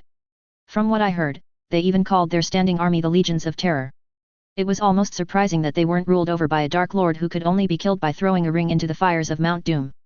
About 9 years ago, during what is now known as the Conquest, Pries marched the Legions of Terror across the field of stretches and conquered Calais. All the princes were too busy sniffing at each other's asses trying to work out who should rule the Principate to bother intervening. Max explained. They are ruled over by the calamities at the moment, correct? I gave the broth a stir. That's right, Taylor, Max confirmed. The people with a reputation for killing every hero who sets foot into the area. Roland, I noticed, was avoiding looking at me now. Those would be the ones, yes. Max agreed. I noticed he was suppressing a grin. I suspected he knew where I was going with this. So what part of that makes you think that heading there is a good idea, Roland? I asked. I did suggest that accompanying me on my travels would be fraught with peril. Roland started. We know it's dangerous, I interrupted him. I want to know why you chose to come to Calais and not somewhere else in Prisser. I wasn't convinced that entering this place was the smartest idea. After the events in Beaumarais, the House of Light will have questions for me which I do not wish to answer. Whilst they still have a presence in Calais, their influence is much weaker than it would be if we remained within the Principate. He replied. I bet Olivier hasn't even figured out how we are going to get past the border without drawing attention. Max added. Roland insisted. All right Olivier, Max needled him. I gave Max a flat look. Fine, Roland, since it makes Taylor happy, he deflated. I returned my attention to the pot. I let the topic of conversation change. Is the border heavily guarded? I gave the broth a taste. It wasn't great. With what little we had brought along with us, though, it would have to do. Tighter than a whore's purse. Max said cheerfully. They have border fortresses guarding every available pass. And they would really take note of only 3 people? I asked doubtfully. 3 people with horses that all have the gift for sorcery? Maybe 1 wizard on foot wouldn't attract notice, but not 3. Max explained. We aren't going to enter Calais without at least being seen then. So we leave the horses once we are closer and then try to sneak past on foot. Roland proposed. Kid, if we're caught trying to sneak in, it will be a whole different kind of trouble. Max replied. The 2 of them continued passing suggestions back and forth. Invisibility was out, we didn't know if the border fortresses had wards against it. They didn't know how to teleport, and the books Roland had hinted that it was impractically expensive anyhow. I suspected I could pull it off, but without being able to see my destination, I was worried about ending up dead 10 feet underground. I listened with one ear as I stirred the pot. Suddenly, I struck upon an idea. It was bold and took refuge in audacity. Roland didn't like it. Maxime approved of it from when I first suggested it, though. He laughed as if it was the best joke he had heard in a month. The day we arrived at one of the border forts, the weather was absolutely foul. Were it a little worse, you could swim while standing up. Fortunately, my plan didn't call for subtlety. The outer walls were nothing more elaborate than what looked to be 20 feet of rock stacked on top of each other. There were no bastions or towers. The place was truly bare. We approached the walls openly, warded against the downpour by a spell maintained by Maxime. To anyone looking on, it was clear sorcery was in use. The gate we were heading towards was open, although the guards stationed at it seemed to want to be almost anywhere else. Somewhat disappointingly, the rain made it too difficult to properly make them out. A childish part of me wanted to see what genuine legions of terror looked like. There will always be another opportunity. As we passed through, we were led by a surly-looking man towards a small office on the other side. Stepping out of the downpour, it was almost uncanny how quiet it was once we were inside. There was an old man with dark skin and a bald head seated behind a desk. He looked up dourly as we entered. In the corner of the room sat a young, fair-skinned girl smoking a pipe. She looked to be my age. He muttered something in a language I didn't speak under his breath. I'd bet he was complaining about the time of our arrival. My hand tapped the side of my leg nervously. The nervous tick frustrated me. I found myself doing it often. Before I arrived in Calernia, it would never have been a problem. I wish I still had my swarm. Girlie here doesn't speak Lower Mesian, Max pointed his thumb back at me. He took a piece of paper from a pile on his desk and placed it in front of him. If I still had my glasses, I would have been able to read it from where I was. Name and place of origin, he stated in Shanton, without looking up. Maxime Red Flame, from Apnun. Roland, from Beaumarais. Taylor. I hesitated. From where? He sounded like he was pulling out teeth when he asked. From nowhere in particular. I finished. He paused his recording there and looked up at me. If you want to be let in, you're going to need to tell me where you came from.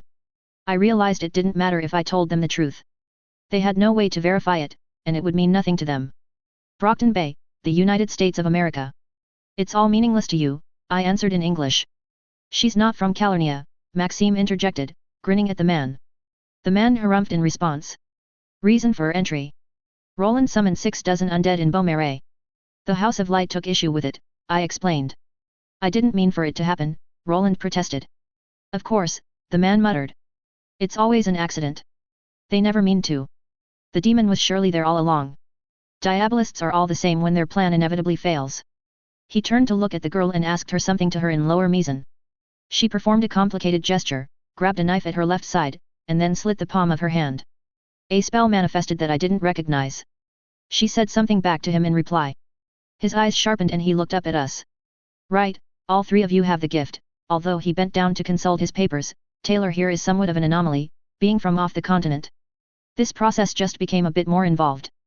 So I repeat, reason for entry. Escaping religious persecution, I explained. All 3 of you? He inquired. Roland summoned the zombies. He was our direct superior. The House of Light doesn't take kindly to that where we came from. Right. In the event that you believe that the dread empire of Pries allows practitioners to freely summon up whatever creatures they like, allow me to disabuse you of that notion. We have strict laws here about what can and can't be done. He reached across the desk to his right and picked up a book. Opening it, he turned to a specific page and then pushed it across to us. I leaned in and picked it up. It was a list of laws involving magic. Details on who could and could not own a mage tower, bans on the sale of magical texts and restrictions placed on the summoning of devils and demons. There were other laws as well.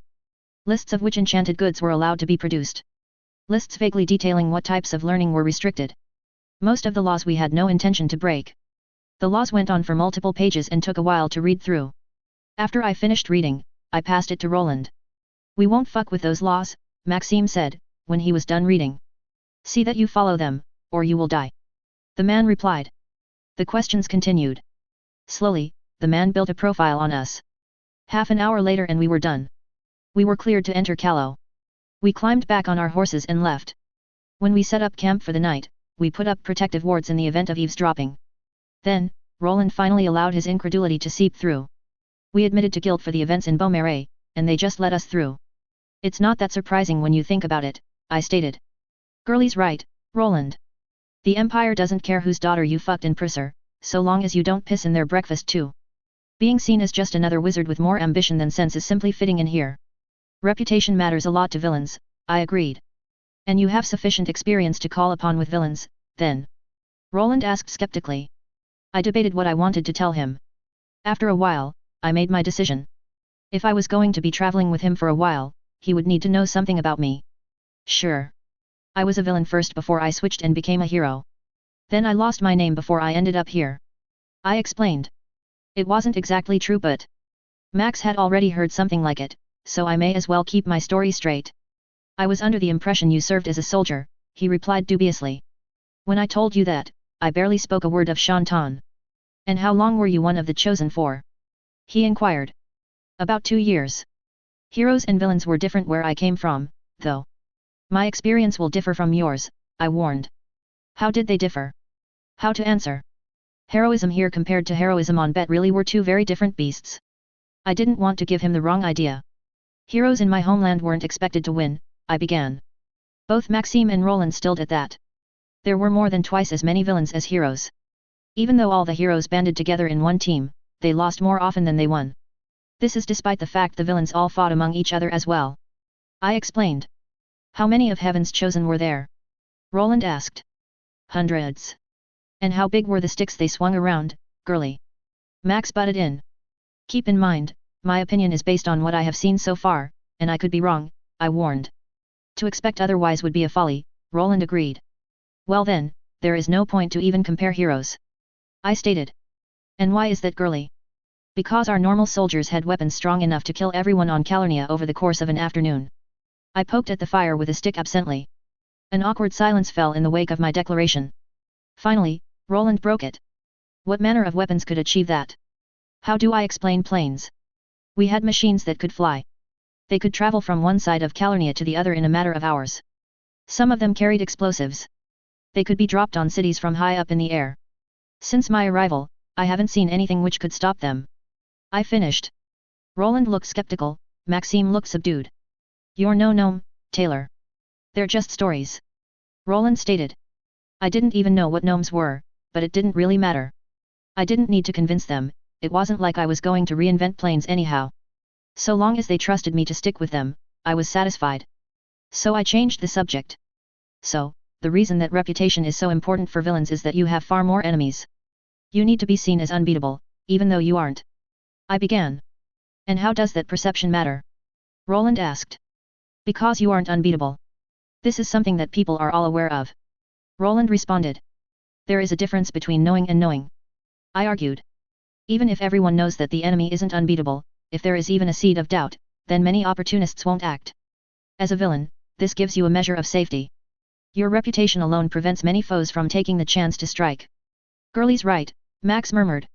I smiled. I was about to thank him for his support when he continued. She has her head screwed on properly when it comes to fighting.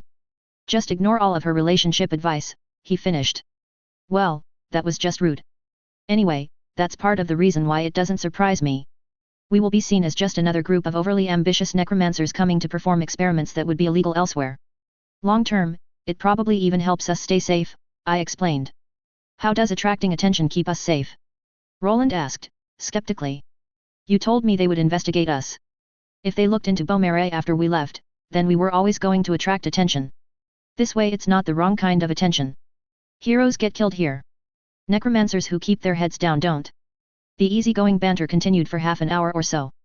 We continued to debate the merits of the method of our entry. It was nice. Roland turned in for the night not long after. I was sitting on a rock at the edge of our camp, watching the clouds above, when Max sat down next to me. You should stop with the foreplay and share your story for real, Taylor. He murmured. What do you mean? I deflected. What had I given away? Just because I was a drunk, doesn't mean I had my head up my own ass. He curled his left hand into a fist in front of him. You always wait to be invited in when penetrating a threshold. He raised his index finger. You asked me about the gods above as if you didn't believe they existed at all. The middle finger came next. You have the gift, but you aren't actually using it. You're teasing creation using wool alone. Up went the ring finger. You fed me a story involving tyrants, dragons, demons, dark gods, and chancellors. It can't be anything recent, and it doesn't fit any history I know. The thumb stuck out. And lastly, you were found in a ritual circle, in a place so exotic that nobody has seen its like before. He finished with the little finger, then looked at me expectantly. We know you aren't from Calernia, Taylor, but it's clear that you are not from creation at all. A sense of dread had seized me with every finger he raised. I tapped my leg absently while I framed my response. If I wasn't from creation, what would it mean exactly? I asked. He snorted. You're worrying yourself too much about the wrong problem and not dealing with the shaved bear in the brothel. I can guess what's worrying you. You read our stories about known creatures from beyond creation. Now you're thinking about what they mean to you. He stated. I don't know any stories that start with inviting a devil into your house that end with a happily ever after, I told him. You're reading the wrong kinds of stories, then, he grinned at me wickedly. In spite of the vulgarity, I smiled a little. I bet whoever summoned you here was thinking that too, he continued to joke. Ew, no. I protested firmly. I've never been so far up shit creek that I ran into a demon or devil. Most people never are. Nobody is fucked enough in the head to mistake you for one, though. He stated. Why is that? Aside from angels and the fae, they were the only extra-dimensional entities I had read about. Because if you were a demon or devil, Beaumere would have been sent to the hells the long before I worked it out, he paused. I felt like there was probably a flaw in that logic, but I wasn't going to look for it. However, that still isn't the problem that's going to steal your knickers, Taylor. He turned his head my way, locking his gaze with mine. So what do you think I should be concerned about then? I challenged. Think, Taylor. You're traveling with a hero in a story and keeping a secret from him. When does the secret come out? He replied. At the worst possible moment. I answered dubiously. I was aware of how strongly the locals believed their stories. That didn't mean I bought into them. He shook his head. You still don't understand it, do you? Well, here is something you might believe. We're heading into lands controlled by priests. The place that is known for its mastery of magic. It's certain that someone here will recognize you for whatever you are. Whoever they are, they won't care to just let you travel around. He explained. That gave me pause. He was right about the people here. In Prisser, magic was reviled. In Pries it was apparently coveted. I had been so caught up in worrying about how Roland might cause problems for us that I never considered myself. I'll think about it, I told Max seriously. Make sure you think fast then. The boy needs to know. Ideally, before we get into a fight with a diabolist, and they chain you down with wards. He declared. And I did think about it. I didn't make a decision then as I stared up into the clouds. Instead, I thought about all the difficulties that lay ahead. Callow was pushing the limits of what was safe for me. Pries would be off limits entirely. It bothered me that I hadn't even considered that aspect of our safety when we decided to come here. Maybe I was even more lost than I thought. We were on the road for a while before we eventually arrived in Angkau. It was my first time since being found by Roland that I had seen a proper city. It was both bigger and smaller than I expected. The city seemed to sprawl out, as if it had grown over time rather than been planned. Most of the buildings only had a single floor and had slanted slate roofs. Shortly after our arrival, we sold our horses and rented a place to stay. It was frustrating being in a land where I once again didn't speak the local language. Considering we were planning to stay for a while, I had time to learn. For a while we lived simply. Maxime and I would pay people to bring us herbs, then profit off of the potions we made. Roland would sell enchanted wares that weren't banned or restricted. Farming implements and household tools that didn't rust. In addition, the two of them offered their services as healers. I would have tried to do the same, except I didn't know the human body well enough to have a hope in hell of pulling it off. The plan was for us to keep our heads low and escape notice. To solve problems without drawing attention.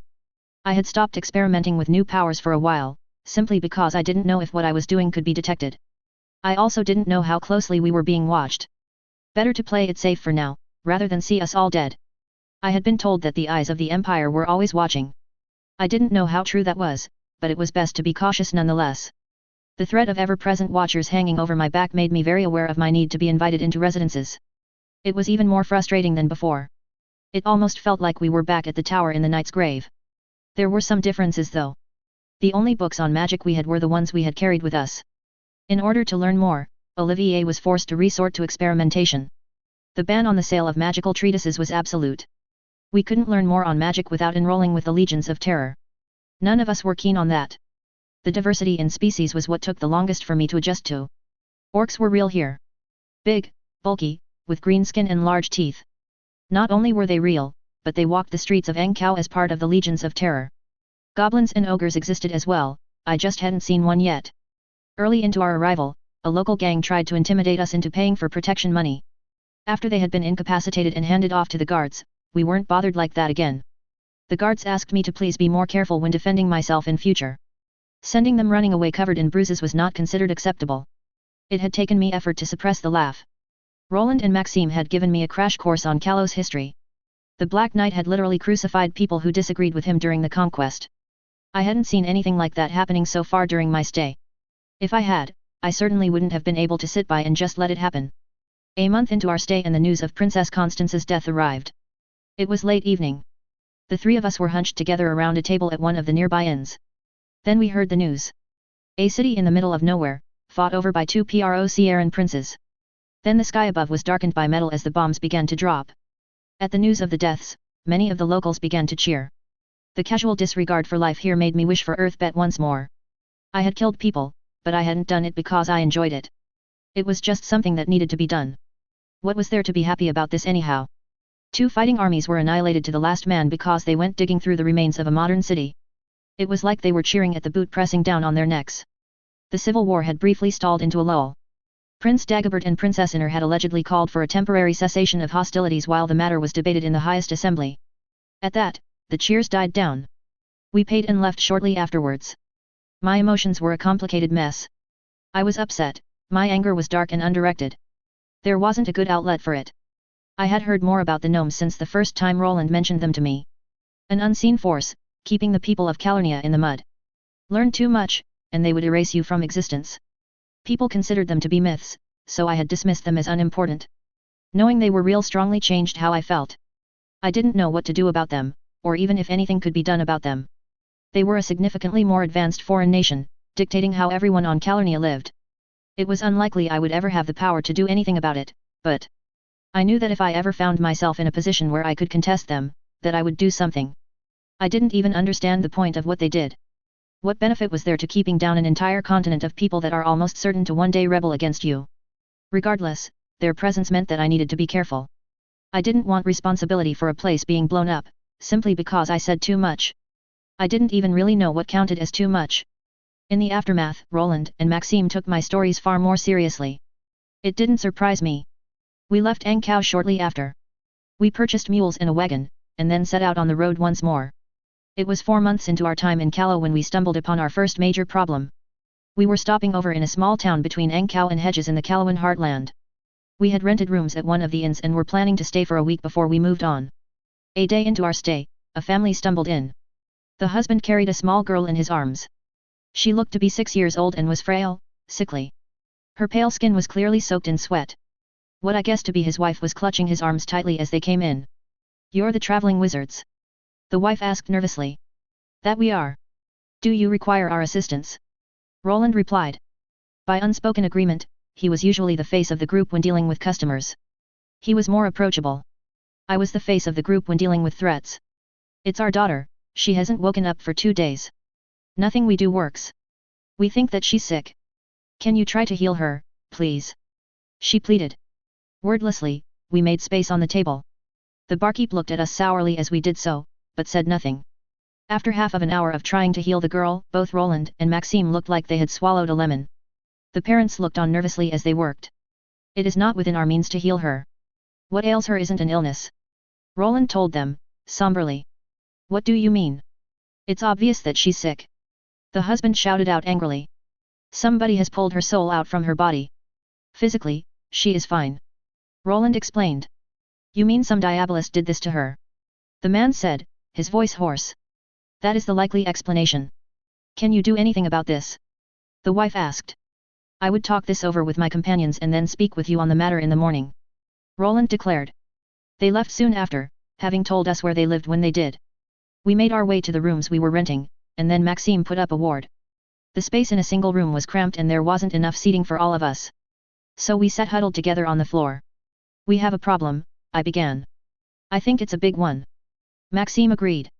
A problem is how we referred to any difficulty that specifically involved Roland's name. So far, nothing major had happened. He helped to resolve small issues. Solving disputes between locals was the extent of his heroism. This was a notable step up. If we weren't careful, we would draw the calamity's attention depending on what we did. Someone pulled the kid's soul right out of her body. "That makes this a murder," Maxime began. "The child is not dead yet," Roland stated firmly. "She's missing her soul, she's as dead as Kalos royalty," Maxime replied. "We do not know what manner of use her soul has been put to, but if it has not been used to fuel a working yet, it could still be restored." Roland continued to argue. Max and I did not protest the statement, even if we both found it to be unlikely. This is a small community, with just under 1,000 residents at most. The Presi presence is barely felt here. The local militia does not have the talent to handle a problem like this. We should claim this cause as our own, Roland suggested. I was sorely tempted to agree.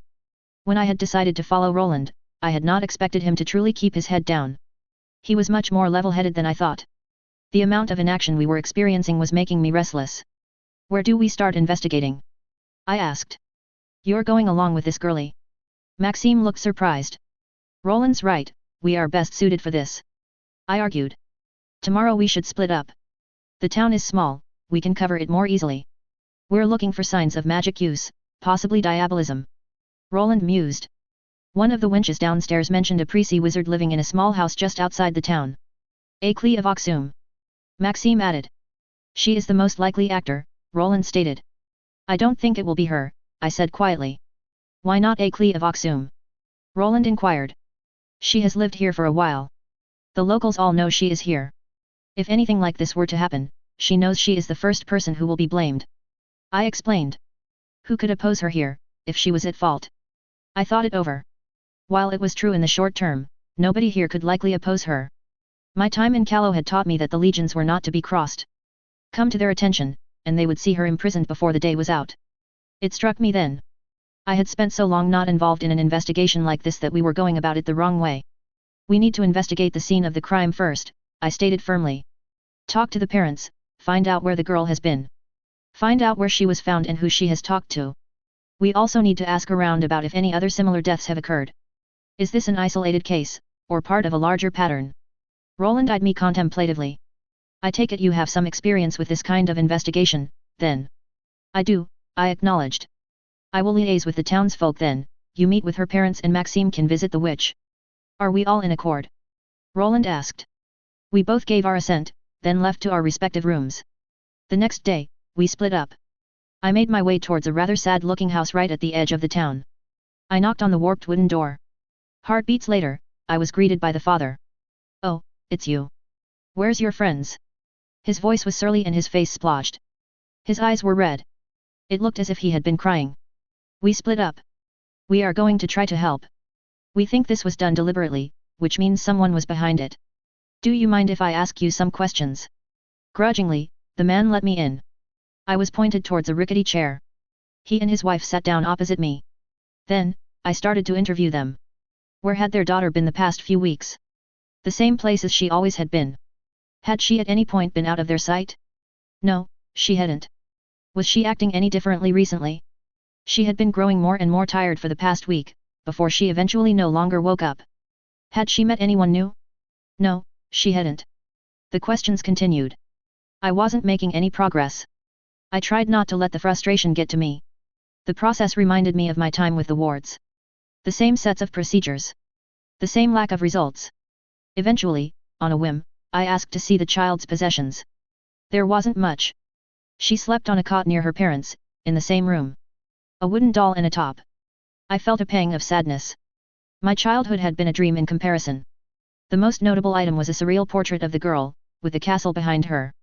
It was well done, but as far as I could tell, there was nothing magical about it. When I asked about it, they told me they had paid a traveling artist for it. He had stopped by a month past and the price was cheap enough they found it worth the cost. Apparently he was staying until the start of autumn, before moving on. With nothing to show for it, I left. I went out into the street looking for Roland. Hopefully he would have made more progress than I did. I couldn't find him. Eventually, I stopped at a stall selling ripe oranges. Do you know where my friend Roland went to? About this high, has brown eyes and hair, and wears a distinctive coat. I asked, gesturing with my hand. Buy an orange, and I'll tell you, the man said, snorting. I shrugged and did so. He was asking all of us some questions, then he out that way. He pointed out of the town. There were a couple of derelict buildings in that direction, but not much else. Maybe he found a lead. Thanking the man, I headed to where he had pointed. I passed a couple of buildings, then slowed as a man called to me. I turned. He was short, only coming up to my chest. His features were wiry, with black hair going on grey, a goatee and a toothbrush mustache. His teeth gleamed as he smiled at me. Miss, would you like to take a look at some of my paintings? I was about to reject him offhand, but then I recalled the portrait owned by the victim. It had been well done. I was unlikely to buy one, but there was no danger in taking a look. Let's see what he has. All right, I agreed. He started to walk away, beckoning that I should follow. He had an exaggerated cheerfulness to him that put me on edge. The folds of his oil-stained patchwork clothing flapped around comically as he moved, and I was surprised he didn't trip himself in the process. We arrived at what looked to be a gypsy caravan. It was painted just as obnoxiously as he was. He opened the door to one side, then let the both of us in. It was a dingy, claustrophobic space with not much room to move. The fumes of oils were overpowering, and I found it difficult to breathe. Paintings were strewn from one side of the place to the other. Slowly, my eyes roamed, taking it all in. His art was exceptional. The first painting I looked at depicted a forest at twilight. Fireflies flickering in the leaves of trees, which were just starting to turn from green to gold. The forest floor was a mess of rich greens, reds, and browns. Lastly, peeking through the leaves of a bush the faint hint of bottle green eyes could be seen, as well as the tail of a fox. I turned to the next painting. It was of a waterfall, flowing down the edge of a cliff and pooling in a lake at the bottom. The scene was dark, tranquil. I moved on. "They're beautiful," I whispered. "My thanks. I truly do try to capture the essence of a place when I work," the man smiled. Then my eyes fell on one more painting. It was a landscape. Part of a skyline I had seen before. Tall metal buildings reaching to the sky.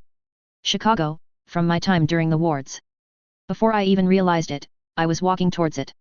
"Where did you see this?" I asked softly, my hands trailing along the edge of the canvas. "In Prisser. I was lucky enough to see this site before the gnomes burned it to the ground. I feel like it's missing an element, though," he added. "Really?" I asked. "It is incomplete. Why don't you tell me what you think needs to be added?" he asked. I looked at the piece more critically. The streets are too empty. A city like this would always busy, at all hours of the day. No one person could ever claim a part of it for themselves. There would always be somebody with them, no matter where they went. You could never be alone. I found myself answering. "And so the city lacks its soul," he agreed. I felt a sting in my arm. A prick, as if by needle. I turned around to complain, but saw that he wasn't beside me. Must have been an insect. "Do you mind if I paint you into it?" he asked. The question caught me by surprise. "You want to paint me into this? Why wouldn't I want to paint you into it? Doesn't the painting speak to you?" "It reminds me of something," I admitted. "You want to buy it, correct?" "I can already tell." He smiled at me as he said so. I thought about it for a moment and found to my surprise that it did. It was a piece of my past, frozen in time forever. "Yeah, I'll buy it." He took out an ornate wooden brush. It was covered with detailed engravings, and fine white hairs extended from the ferrule. Then, he began to work. It was mesmerizing to watch. I waited while he painted me into the foreground. His rendition of me was flattering, with fewer scars and a carefree smile on my face. 2 hours later, and I left. I gingerly carried the painting with me, careful not to touch any of the still damp paint. After depositing it in our wagon, I decided to settle in and wait. That night, we met up again at the inn and discussed what we had found. Not much progress had been made. Roland had talked to the townsfolk and learned there had been strange noises coming from the derelict houses. After investigating, it turned out to be an infestation of rats. Max had spoken to Aklee. She was a gregarious old woman who lived all on her own. She sold medicines to the locals, but otherwise seemed mostly harmless. We had made no progress so far. I showed them the painting. Roland said it made for a good purchase. A token reminder of my first day in Calernia. Max looked worried about something, but said nothing. 2 more days passed while we were staying in the town. 2 days of fruitless investigating and frustration was starting to mount. Aisling's parents were panicking, as it seemed like there was nothing that could be done. I found myself fatigued. I pushed on in spite of it. Exhaustion was not the worst problem I had dealt with, and we only had so much time to solve the problem before we would need to move on. On the eve of the second day, as I was drifting off to sleep, I heard a voice. It came from far off, as if it was echoing across a large body of water. "You will make a marvelous painting. Impart." And then everything changed. Verism 2.01. The safest way to negotiate with the Fae is through somebody else. That way, when they come to collect, you're not the one who has to pay the price. Essences of the Fae, written by Madeleine de Jolicoeur. I found myself on the streets of Chicago. I was about a block away from the PRT building. The streets were unusually empty. It was nice, peaceful. Maybe I can have a part of the city to myself for once, just for today. I started to jog, going past the trees by the lake. Their leaves were a verdant green, the life of summer bleeding through. I felt the early morning rays of the sun beating down upon my back, urging me forward. I smiled, it was pleasant. This is wrong. Why was I jogging? I didn't have anywhere I needed to be. I had always wanted to just take a day to sit by the lake and relax. Frowning, I slowed down, then came to a stop. The world was saved now, right? There was no schedule I needed to follow. The leash was gone, and I could finally rest on the shores. Slowly, I made my way to the edge of the lake and just sat down, enjoying the view. It was serene. This isn't me. Hey, you're ready to go? Theo asked half an hour later. He sounded impatient. Where to? I replied, puzzled. I didn't recall needing to be anywhere. The celebration, of course. We did it. He was grinning. What did we do? We stopped Jack. Don't you remember? You were instrumental. You helped coordinate us all and cut off his escape with your swarm. This never happened. Something was wrong. I wasn't supposed to be here. I knew it. Deep inside of me, something was protesting that I should be somewhere else. Come on, let's go. He urged. I stood up and followed him. We reached the PRT headquarters, one of two in Chicago. It was squat, broad, and not terribly pretty, but it sported a statue on the roof that had been paid for by an old member, Stardust. Standing outside was a crowd of people. In the faceless masses, I could see the faces of people I cared about. My dad, Lisa, Brian, Rachel. Everyone was here. They greeted me warmly and I was ushered inside. Apparently there was a celebration. The end of the world had been stopped, and those of us who had stepped up to do our part were being honored for the part we played. Eidolon came up to speak. He should be dead. Why was he here? He died, didn't he, in the fight against Sion? The sky darkened and the people vanished. Clouds rolled in. The surrounding buildings decayed, crumbled, and then collapsed. There was a flash in the sky, then a rumble of thunder not long after.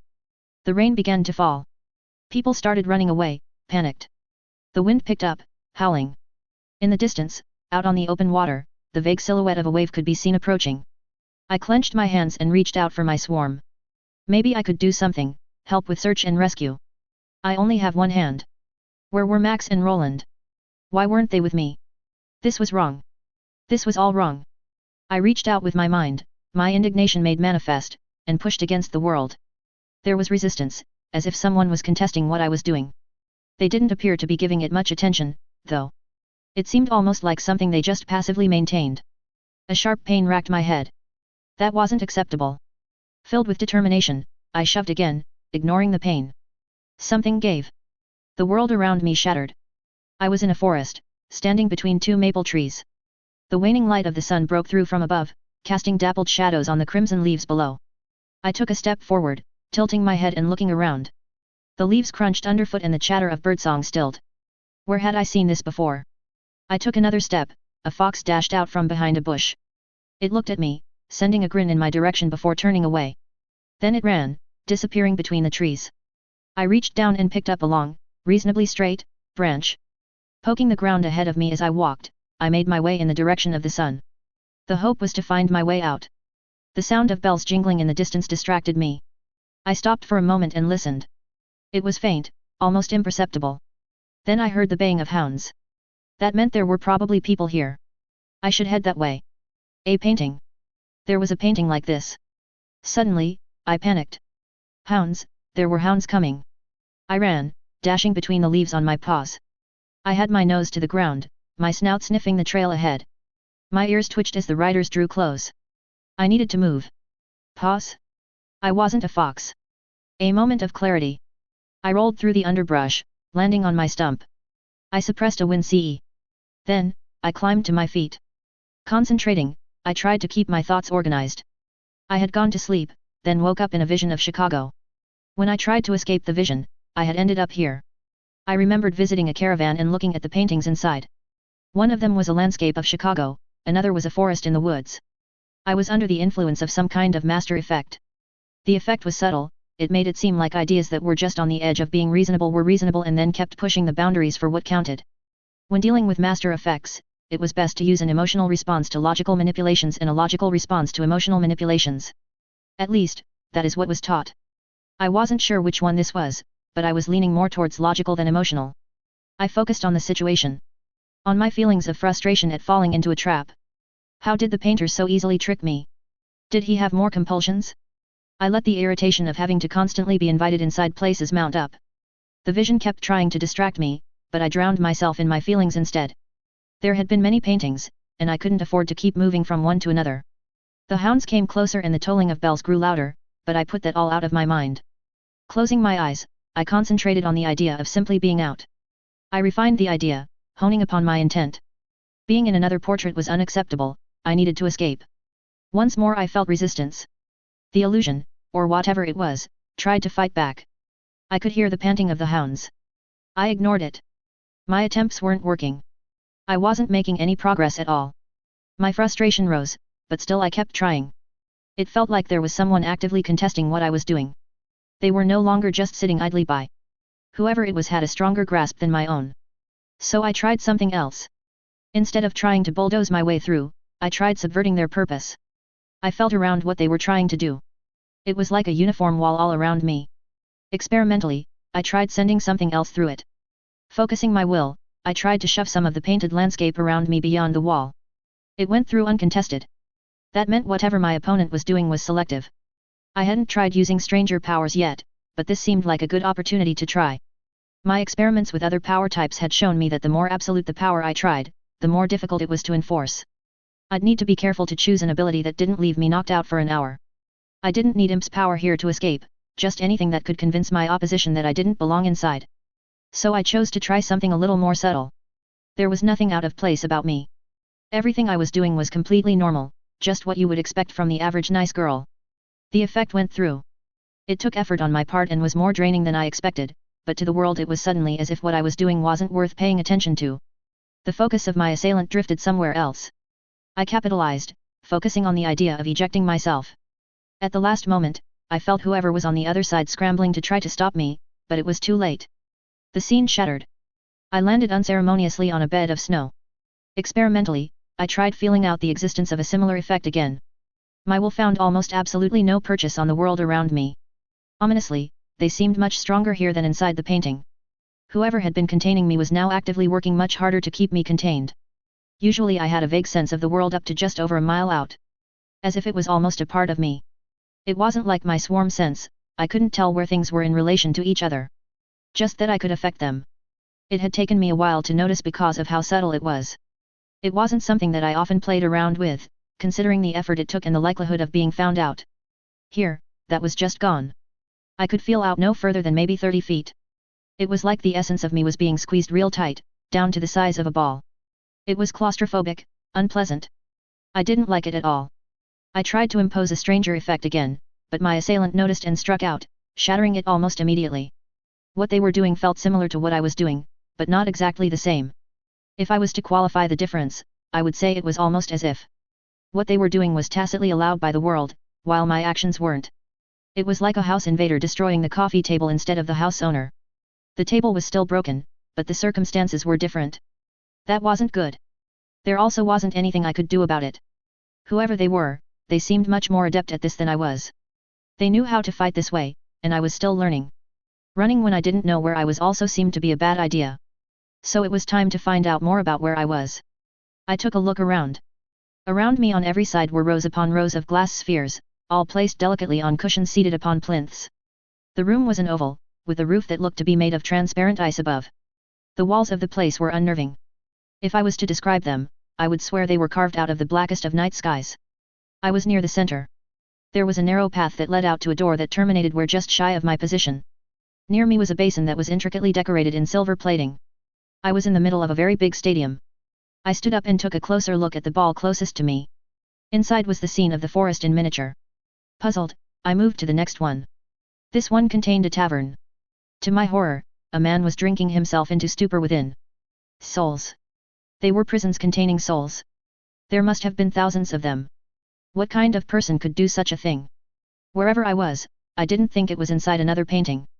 This seemed more like the artist's containment facility. Looking back over how I ended up here, I felt like slapping myself.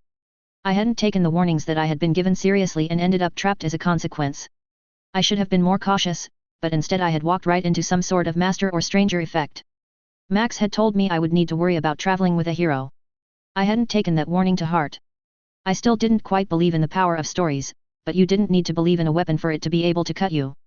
Treating them as if they were a threat to me wouldn't cost me much. If it saved my life, it would be worth making the effort. I turned around and trudged towards the basin. To my surprise, I heard murmuring as I approached. The basin contained a pool of mist. Puzzled, I was about to look at something else when I realized that I could see figures moving within. It was showing somewhere else. Looking closer, I tried to make out the scene below. You do not understand my vision, the true beauty of my work. A figure said. He was standing in a poorly lit room filled with mostly empty canvases. It was the painter. I understand that you have stolen the soul of one of my friends, return it.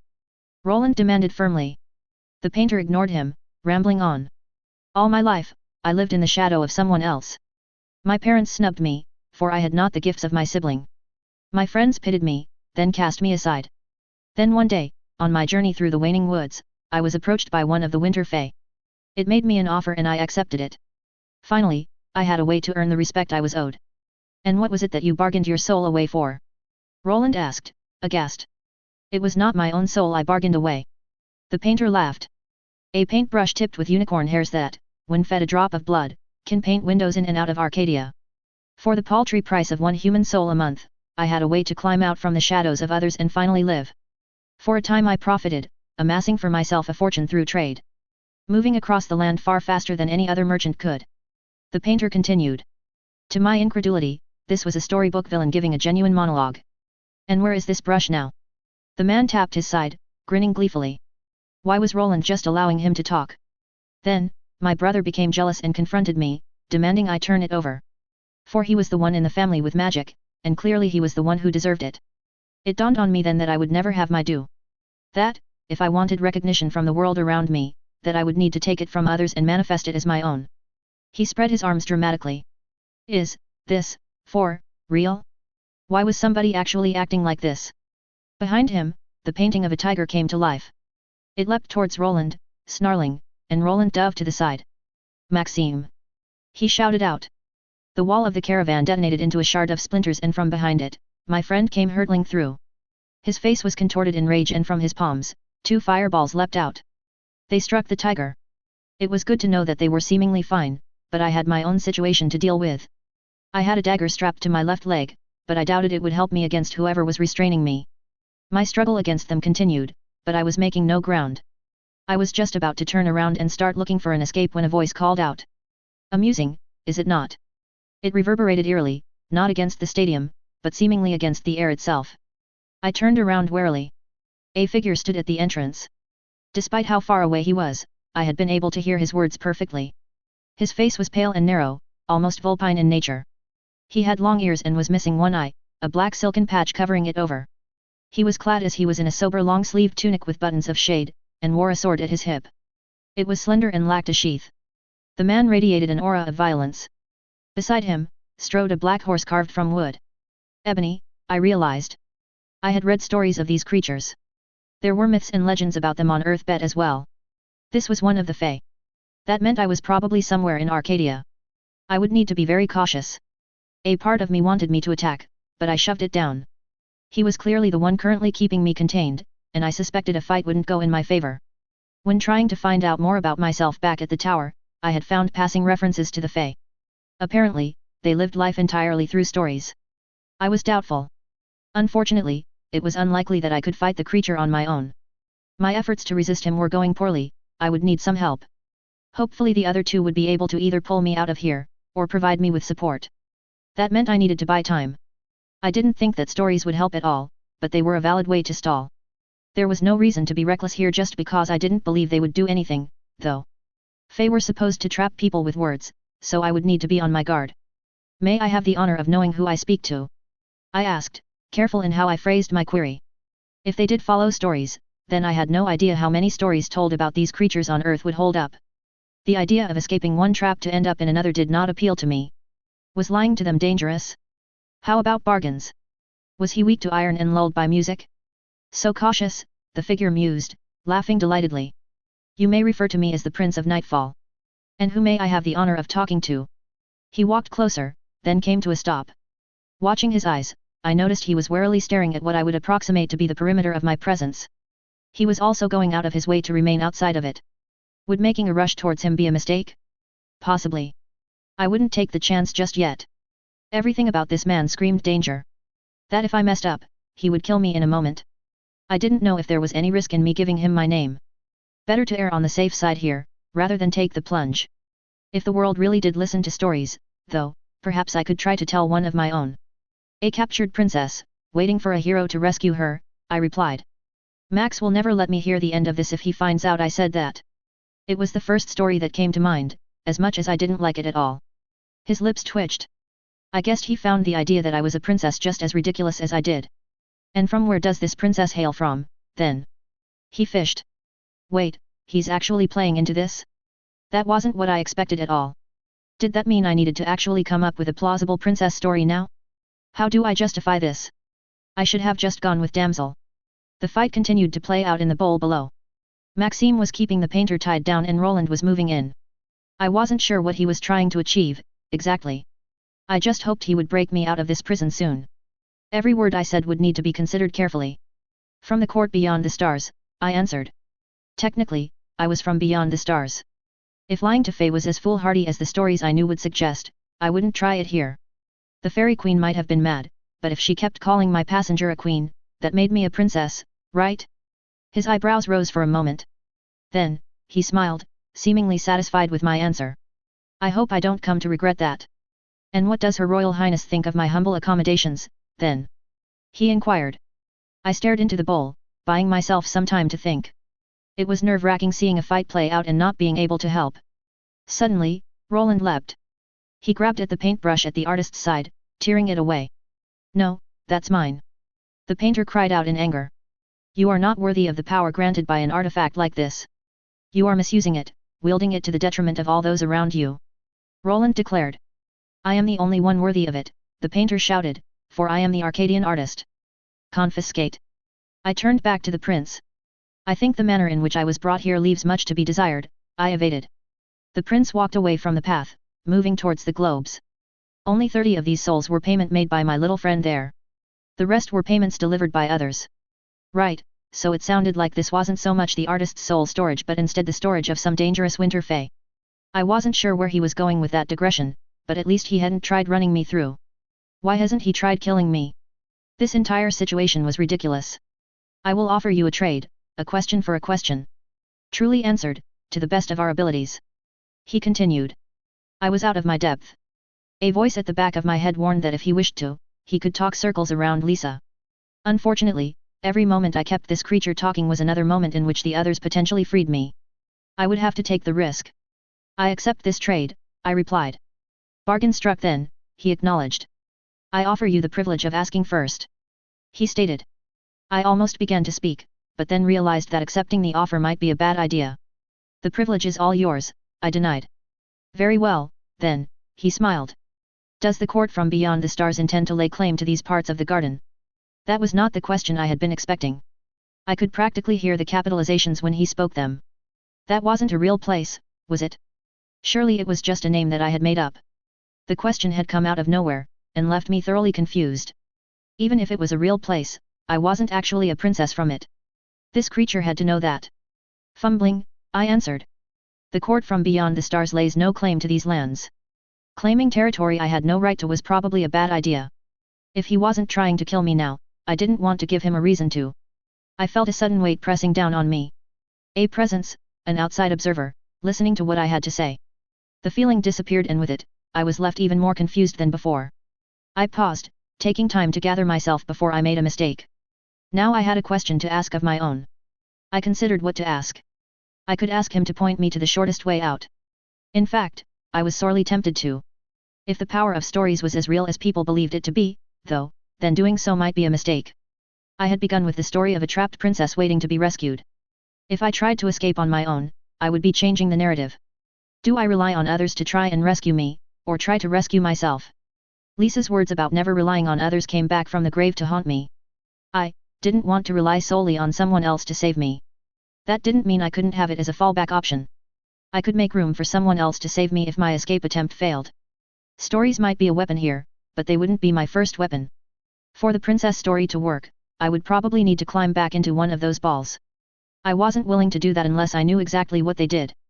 The pressure of his will against mine shifted constantly. It was like he was testing the limits of my ability to respond. It seemed stupid to not take the opportunity to try and make my own exit, but I had no idea how far the closest way out from here was on my own. I only had one question, and I didn't know if the creature could lie or not. Between risking escape without directions and climbing in a prison without knowing the cost if I couldn't win a fight, I would rather do the former than the latter. Swallowing my pride, I chose to find out what the balls really did. What is the mechanical functionality of the spheres? I asked, pointing at one. If it came down to choosing between running, going back into a ball or fighting him, I would try fighting him first. This way I knew if I had a fallback option. If those prisons did something truly insidious, then I would have to be willing to fight to the death. It was important to know if playing the damsel was an acceptable, although humiliating, way out of here. The prince's expression remained unchanged as he continued to speak. I wasn't sure if that bode well or ill for me. Each soul tells a story. Each sphere, a dream in which the events that transpire compose the tale of their life as they will it to end. A life spent in a painted world, unending, save by the breaking of the glass. As the warden, I claim their stories as my prize. That told me most of what I needed to know, but it didn't tell me everything. He also hadn't really answered my question either. He told me what the prison contained, not how they worked. Time to see if this creature would truly play by stories. You have not truly answered your question, I challenged. You told me what is inside the spheres, not what they do. The air of danger around the creature thickened. It seemed he wasn't happy with my assertion. The dreamscapes draw the essence of a person into a world carved half the distance between the garden and creation. The spheres anchor this end and the paintings, the other. Right. He actually answered me. Maybe my doubt in the effectiveness of stories was misplaced. I still didn't have the last answer I needed. What would happen if you broke a sphere? I guessed it would eject someone out into the world again. That was what would happen if you removed one anchor, right? You have not told me what happens if the spheres break, I tried. That is not the question that you asked of me, the prince smiled. It was worth a try. Now, it is time for the princess to return to her cell, for it seems that she was caught in her bid to escape. He stated. It seemed that my stalling had come to an end. I would rather not, I declared. I dashed his way. He had been afraid of me closing in, so why not try that first? Faster than I could blink, he leapt back, landing on a platform of ice suspended high in the air. I tried throwing a beam of light his way in response. Spots appeared on my vision. The beam departed from my fingers, only to fizzle out at the edge of my influence. That wasn't what I had expected to happen. Then, a bigger problem. The moment in which I had summoned the beam, my focus on defense had slipped a little, and he had compressed me even further. My range was down to just over 20 feet now. I tried to push out again, but my efforts slid off. It was like trying to grab at mist. It seemed like fighting wasn't going to work. I turned towards the exit. The prince's mount had moved to block the path. That didn't matter. If the prince was scared of me, his mount was definitely not a problem. I dashed its way. A dome of ice materialized around me. It was just a little larger than my presence and seemed to be slowly shrinking towards me. What was even the point of that? The moment I moved a little, I would be able to contest it. And I wasn't about to let him trap me in. Which was when I started to feel the pressure against me mount. This time it was targeted. As if he had evaluated all of my weak points and knew where to strike. My presence began to shrink. Ah! It seemed that fighting and running wouldn't work. That meant trusting that the story I had tried to tell would. The prince's dome of ice was uncomfortably close when I dove to the side, landing against one of the plinths. I suppressed a wince of pain. It tilted, and a globe fell into my hand. The globe was familiar. In it, a little girl strode through an empty castle. Here was a hope my hair-brained backup scheme worked. These prisons were supposed to be gilded cages. I wouldn't be happy in one, but it played into the story I was trying to tell, and my first plan hadn't worked out. Fine, I'll go in. I shouted out. The approaching sphere stopped, then faded away. The prince looked at me, as if waiting for me to move. Is this one fine? I helped up the sphere of the girl. The sphere of Chicago was harder for me to resist the influence of. It was a familiar landscape and one I could easily buy into. It was a risk to enter a different one. I didn't know if Roland and Max would be able to find me in this one. We had been trying to save the girl before I was trapped, though, so there was a chance. A darker part of me whispered that if Roland didn't break me out, then I wanted my cage to be one where there wasn't a chance of me falling under the effects. That way, I could make another attempt to escape on my own. The creature gave its assent. Reaching out with my will to the globe, I impressed upon it the idea of me falling in. It was within my sphere of influence, so I had no trouble achieving the outcome I wanted at all. Then, I felt myself compress inwards, hurtling towards the globe. Finally, the world flickered for a moment before my new reality set in. I just had to hope that if the sphere was broken, nothing bad was going to happen to me. Who are you? A child's voice asked from beside me. My name is Taylor, I replied. Do you know where my mommy went to? She asked. I felt the surrounding space try to warp and instinctively fought against it. Your mommy isn't here, Aisling. I answered her softly. But I want my mommy, she cried out, tears starting to run down her face. I felt the world shift again. I realized what was happening. In a way, the Prince of Nightfall had already told me. This was a prison designed to try to trap the prisoners inside a vision of what they desire. If there was only a single prisoner, it was shaped by only a single mind. Now, the mirage it was creating was a melding of her wishes and mine. That made it easier for me to resist. She cried out, visibly upset, and I felt a pang of guilt. It was easy to resist this version of the prison, but did I really need to? So long as she was the one directing the scene, it wasn't like I would be convinced by it. The next time I felt Aisling wish the world try to change, I allowed the change to take hold.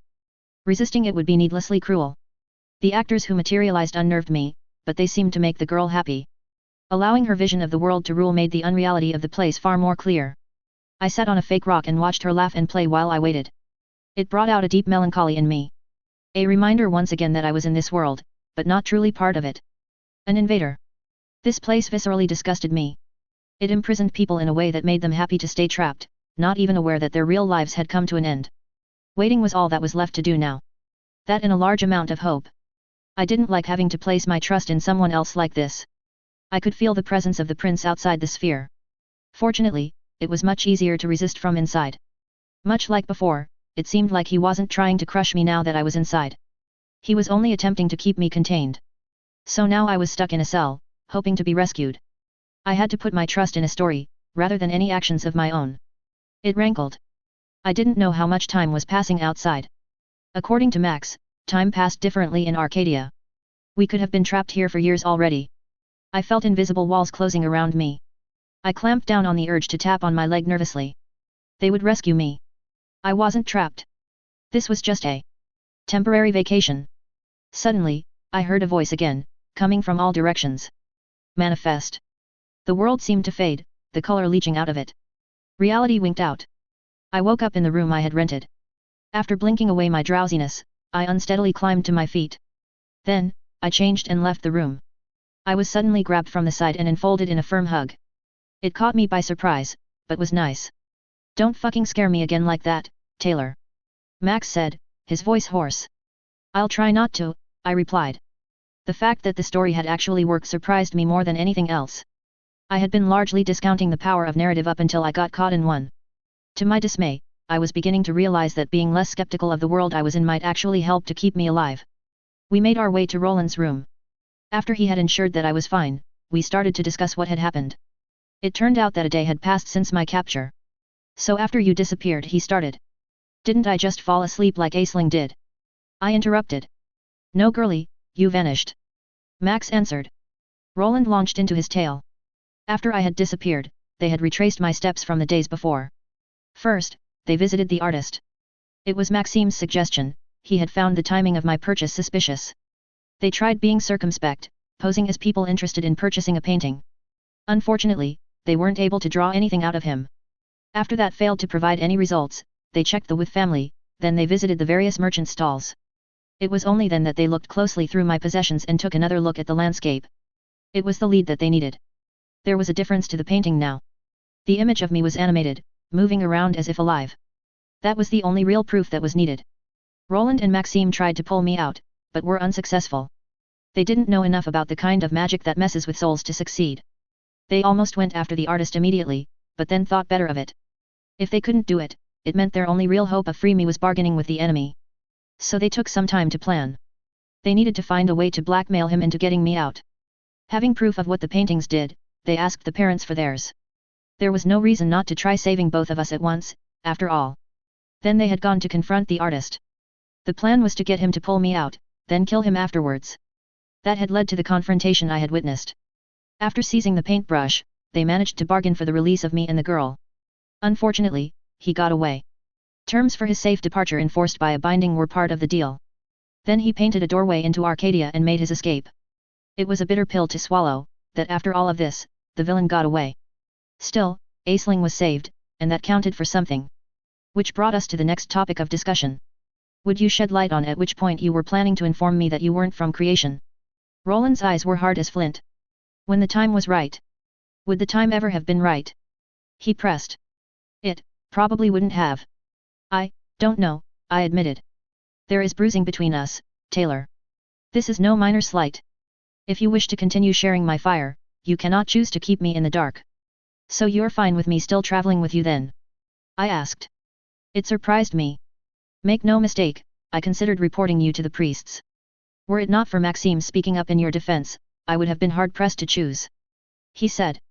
The two of us continued to discuss the matter tensely. Roland was understandably upset that I had kept the truth from him for so long. Fortunately, it seemed that it was not a total deal-breaker. It would take a while for the bridge to be mended, but I knew that with time it would be. I had experience, after all. Aisling's parents thanked us profusely for our help when we next spoke with them. Fearing drawing too much attention, we left the town not long after. Thoughts of the Prince of Nightfall's prison weighed down on my mind.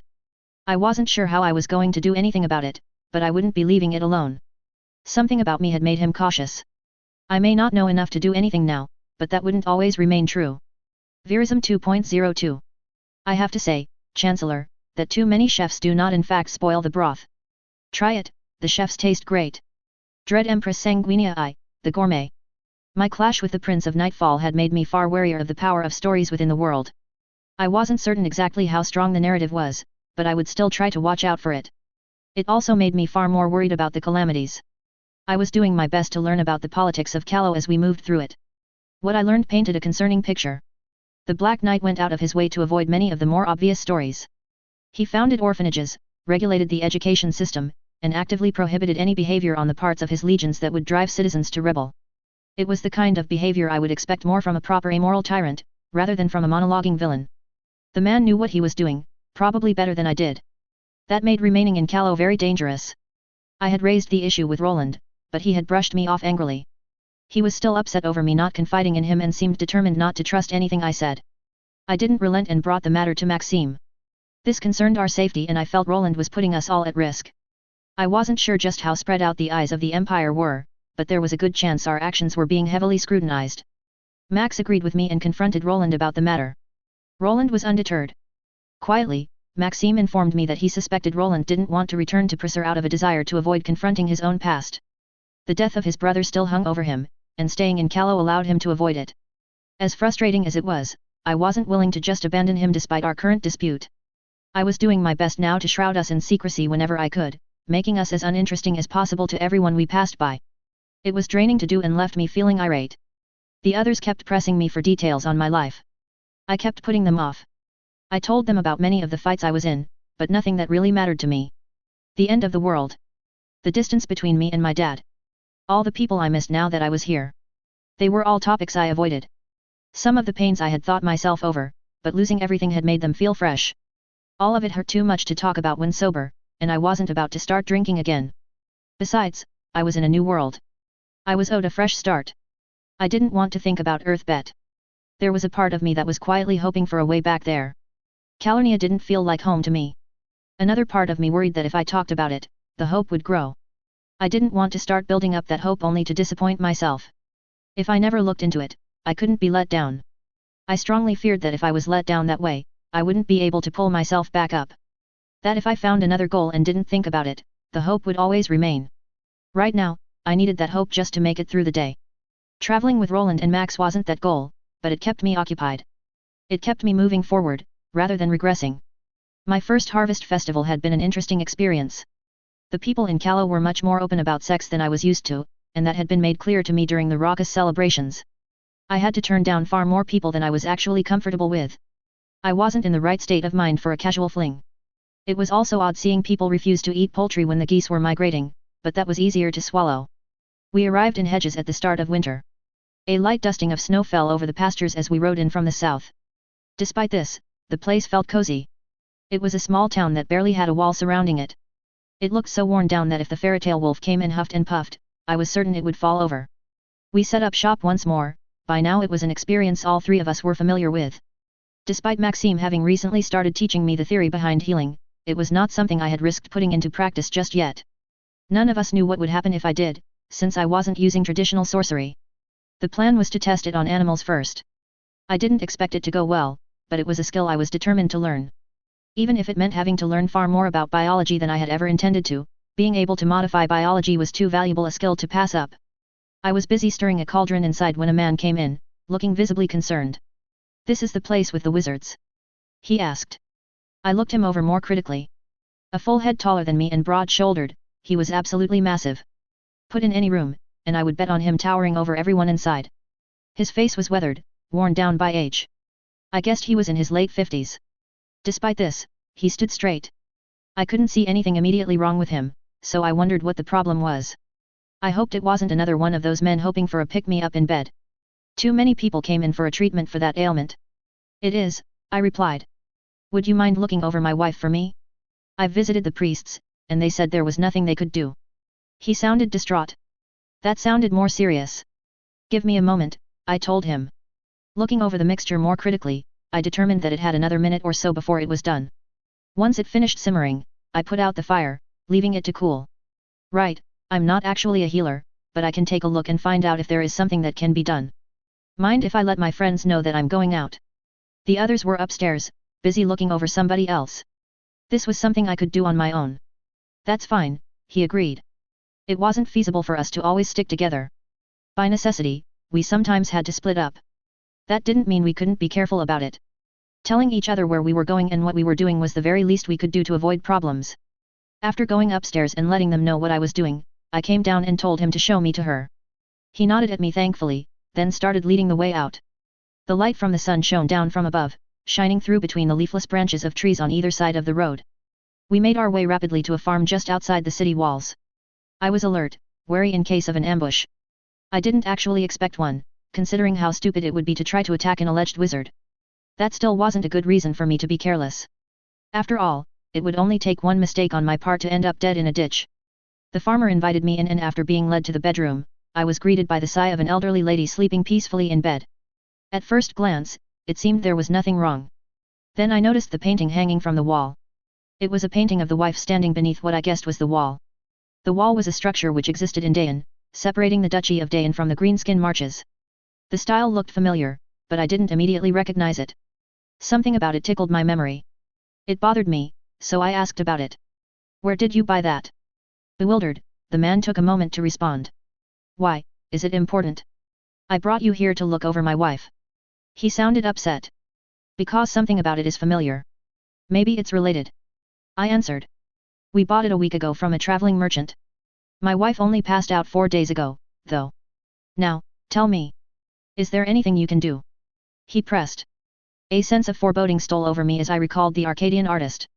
It wasn't a guarantee it was him, but the possibility was there and it was strong. I realized why I hadn't recognized it immediately. The quality of the work was much lower than the paintings I had seen before. The lines of the brush strokes seemed more careless, as if they were done in a hurry without being given much thought. I was about to tell the farmer my suspicions, when I felt the phantom fingers of Max pressing down on my shoulders. Think, Taylor. If I told him there was a villainous painter going around, what kind of outcome would it cause? If he believed me, he would be angry. Maybe go to the legions and rouse a fuss. Regardless of whether the artist was here or not, telling him would cause more trouble than we needed.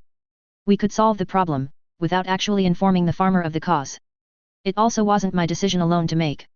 I was part of a group. That meant taking other people's opinions into account. I will need to consult with my friends. There is nothing I can do alone, but I think one of them may be able to help. I told him. He didn't look happy, but he accepted the outcome with a wordless nod.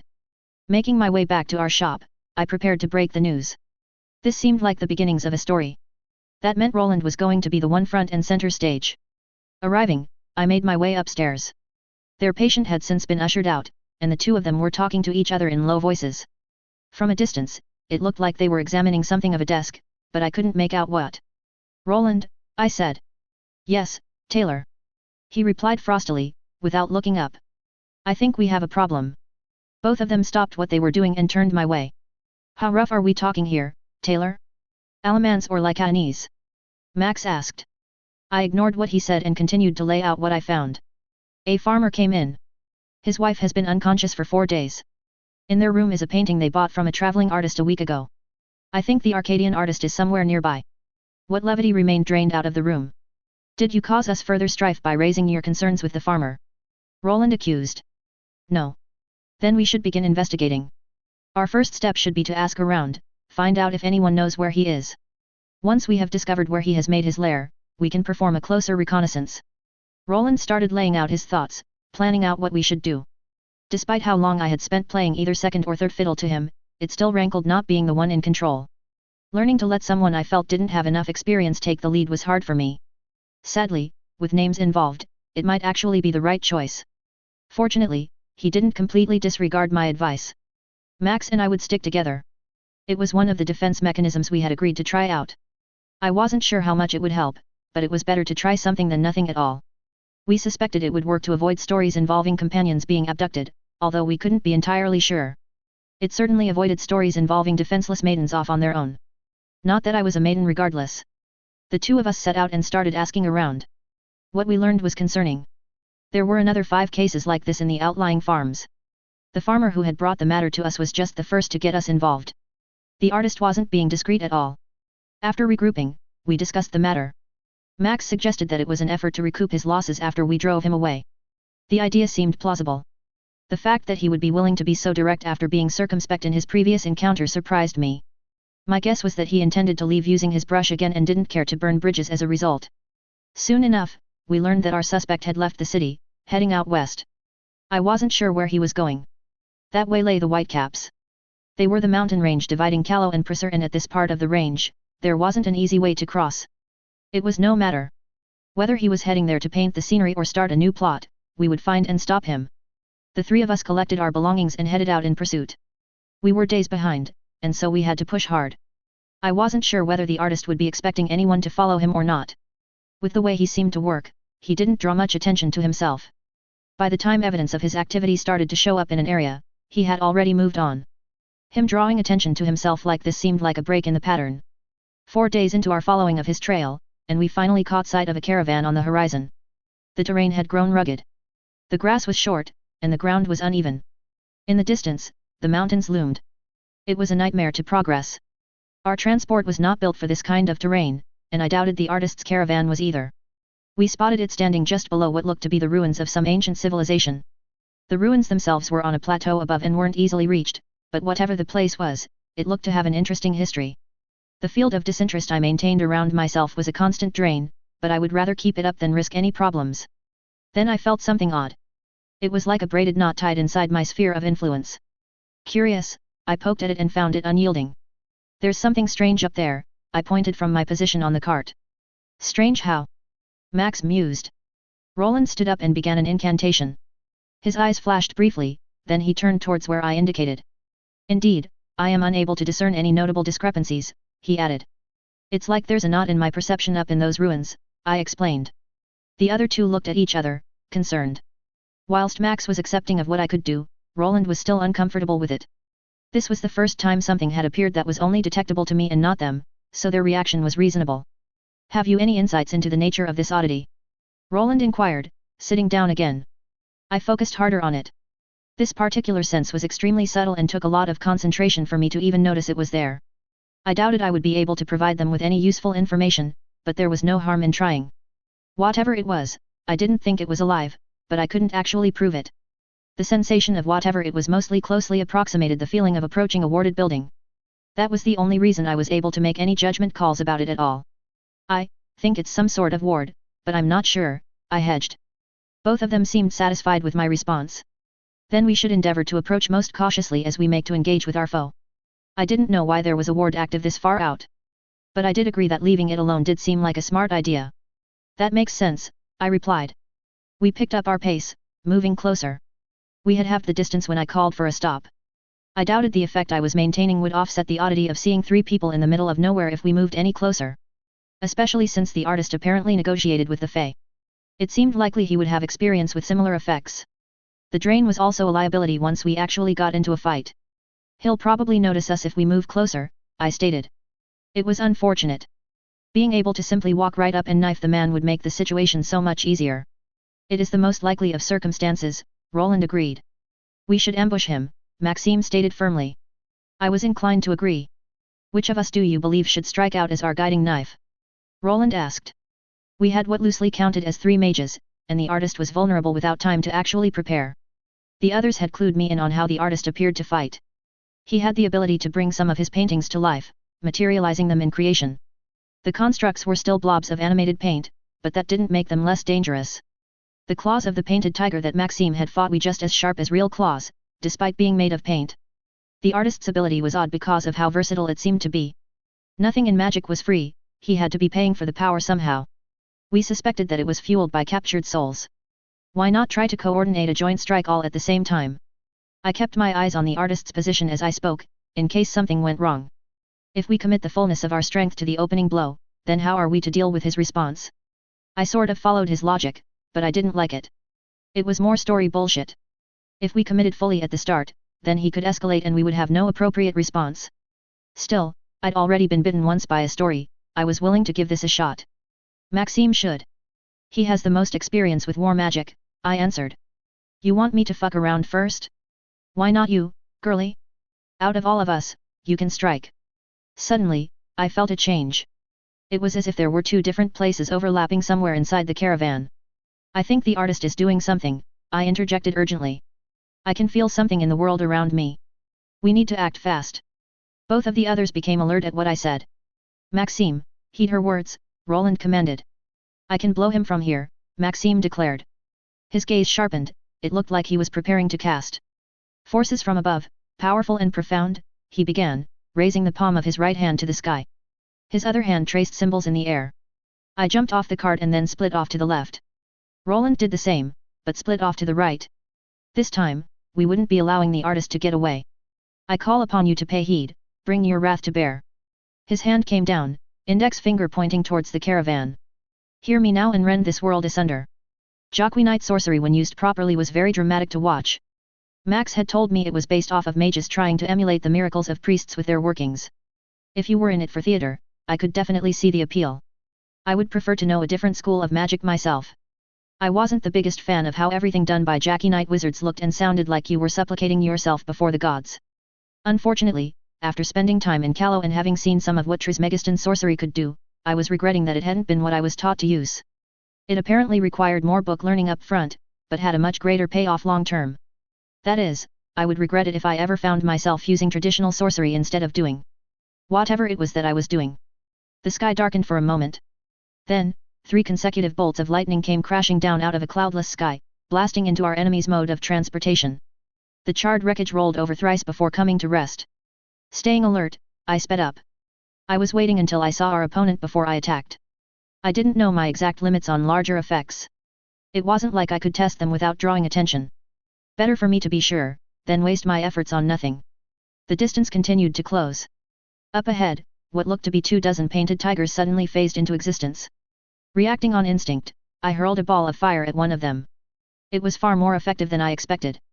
The fire spread rapidly over it, consuming it entirely in a matter of heartbeats.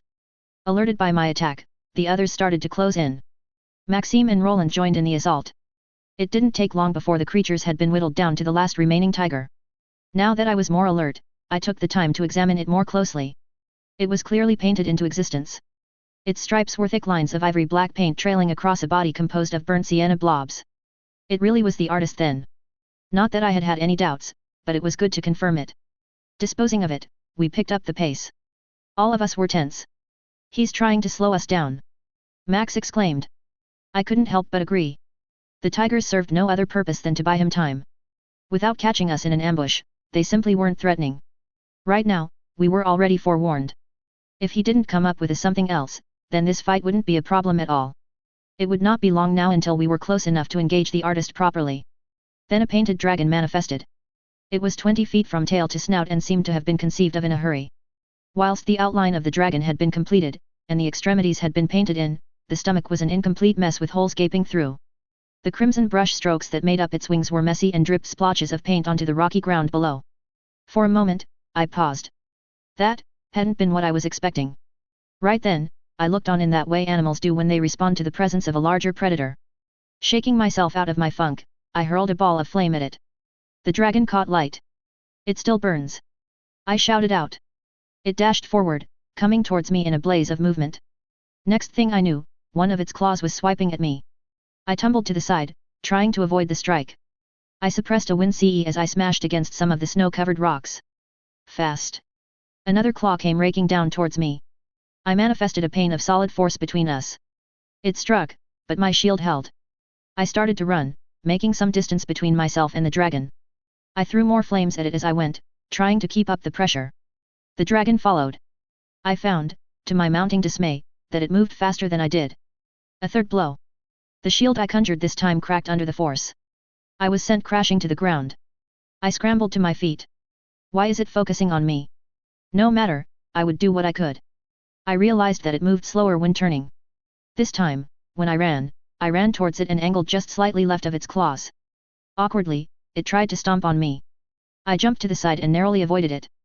I could feel the heat radiating from the serpentine conflagration beside me. It was uncomfortably hot this close. Out of nowhere, two painted tigers jumped at me. Scrambling, the world darkened for a moment before a beam of light bored into them. A wave of fatigue washed over me. The drain was starting to set in. Fuck.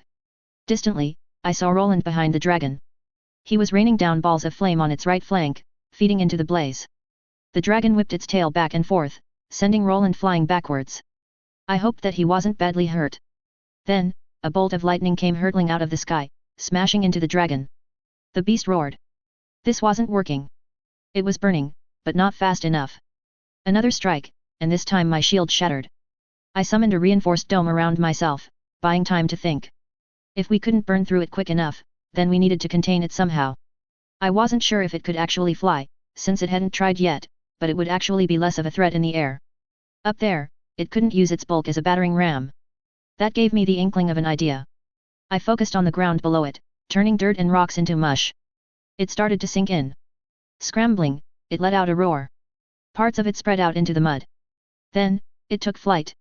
Crimson flecks rained down upon us as it flapped its wings. At that point, the unexpected happened. The paint in the mud started to turn into amorphous blobs of ooze. That would have been fine on its own, except the ooze was on fire and jumping towards me. I conjured a beam of frost, pulling snow from the surrounding landscape and flash freezing one of them. There were more of them coming my way, though, and I couldn't afford to be indiscriminate. Not with my friends nearby. Frustrated, I resorted to containment. I pulled up the surrounding ground, shaping it into walls and boxing them in. The efforts of changing so much was rapidly wearing me down. My vision started to swim. A tiger crashed into the side of my dome. How many of the cats did the artist make? Irritated, I doused it in napalm and left it to die. The world was spinning. I realized that the fumes of burning paint were starting to color my perception. Shaking my head, I turned my attention back to the fight raging above. Another series of lightning bolts came crashing down from above, smashing into the dragon. Max was in fine form today, it seemed. His attack struck one of its wings, disrupting its flight. Then the beast did something unexpected. It seemed to roll up into itself, from tail to snout. As it did so, its mass compressed into its head. Then it acted. In a final act of spite, it breathed its body out as a cone of flaming paint.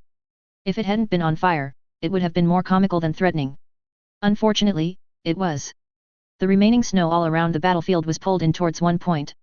Then, a pillar of condensed snow shot up from the ground. The pillar proceeded to curve outwards. It shaped itself into a dome. The flames collided with it. They broke up on contact, scattering around. I looked around and saw Roland panting beside our wagon. Seemed it had been action on his part then. I started making my way towards him. Max sidled up beside me and we arrived together not long after. We must make haste. The artist is surely using the commotion to buy time in order to enact his escape. Roland declared. Right, I agreed. Max said nothing.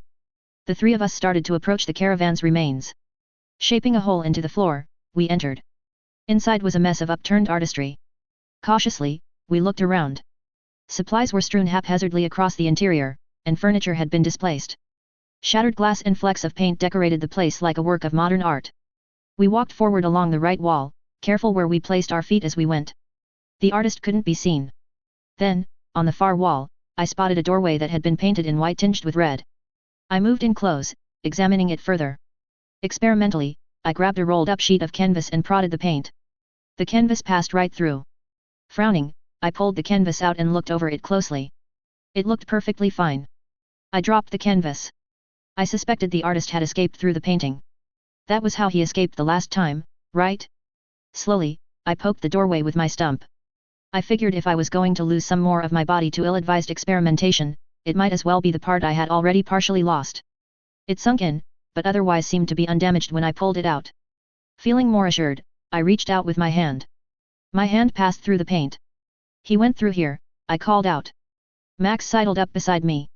How can you be sure? He asked. Shrugging, I picked up the roll of canvas by way of explanation and tossed it right through. You didn't check what happens by sticking parts of your body through there, did you? He said, accusingly. I stuck the canvas in first. I protested half-heartedly. Taylor, how many times do I need to tell you to care about yourself more? He exclaimed. I looked away sheepishly. You're not my dad. The thought registered dimly, but I didn't say it out loud. Even if he was, I was 19, and I had been looking after myself for years before I arrived here. I could manage just fine. It was only a small part of my stump, I protested. He seized me in both hands by the shoulders and gently shook me. If you don't give a fuck about yourself, how can you give a fuck about anyone else? Weeping heavens, girl. Think. What do you think it would do to us if one day you happened to kill yourself? I froze stiffly. Roland cleared his throat noisily. Both of us turned and glared at him. I feel like I should remind you too that while you are talking, the artist is making his escape. Right, well, Max said, looking flustered. Let's get a move on. The three of us stepped through and found ourselves in a verdant jungle. The trills of birdsong rang out around us, and the leaves of evergreens blocked out the sky above. I looked around, frowning. I didn't know which way our foe had gone.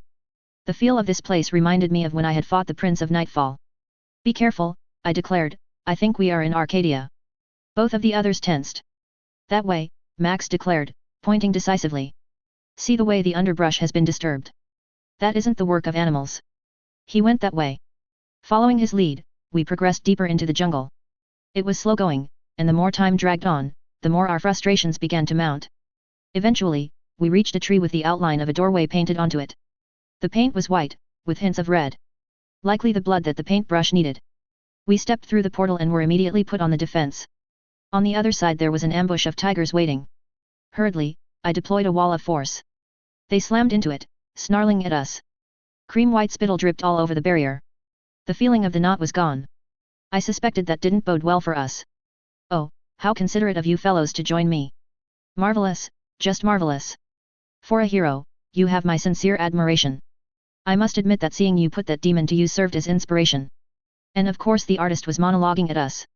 He was far behind the snarling cats, standing on the platform on the back of an absurdly large painted pachyderm. In one hand, he waved around a canvas with a sloppy painting of a standard on it. It was pitch black with a golden snake swallowing its own tail painted on. He wore a rainbow-colored cloak on his back, which fluttered in the icy wind. Behind him, were the ruins we had seen from below. I saw no reason to just let him talk. I drew deeply and deployed a cone of light in front of me. There wasn't a single part of me that was willing to allow this fight to drag on. When the spots cleared from my eyes, all the tigers were gone. Drained, I folded to my knees. The elephant was singed, but otherwise still intact. It stomped its feet angrily and turned to face my way. I should have gone for something more direct against him. And he was still talking. I started to gather myself for another strike. This one I would make sure was both more direct and fatal. Finding a journal detailing this location took a great deal of coin, but was clearly worth the cost. Now, thank you all for volunteering. Your contribution to my vision has been duly noted. You will be the soul of my next piece. For the next part. Max threw a fireball at him, interrupting his speech. The artist dodged aside and looked like he was about to keep talking, when my senses screamed at me. I tried to figure out what was wrong.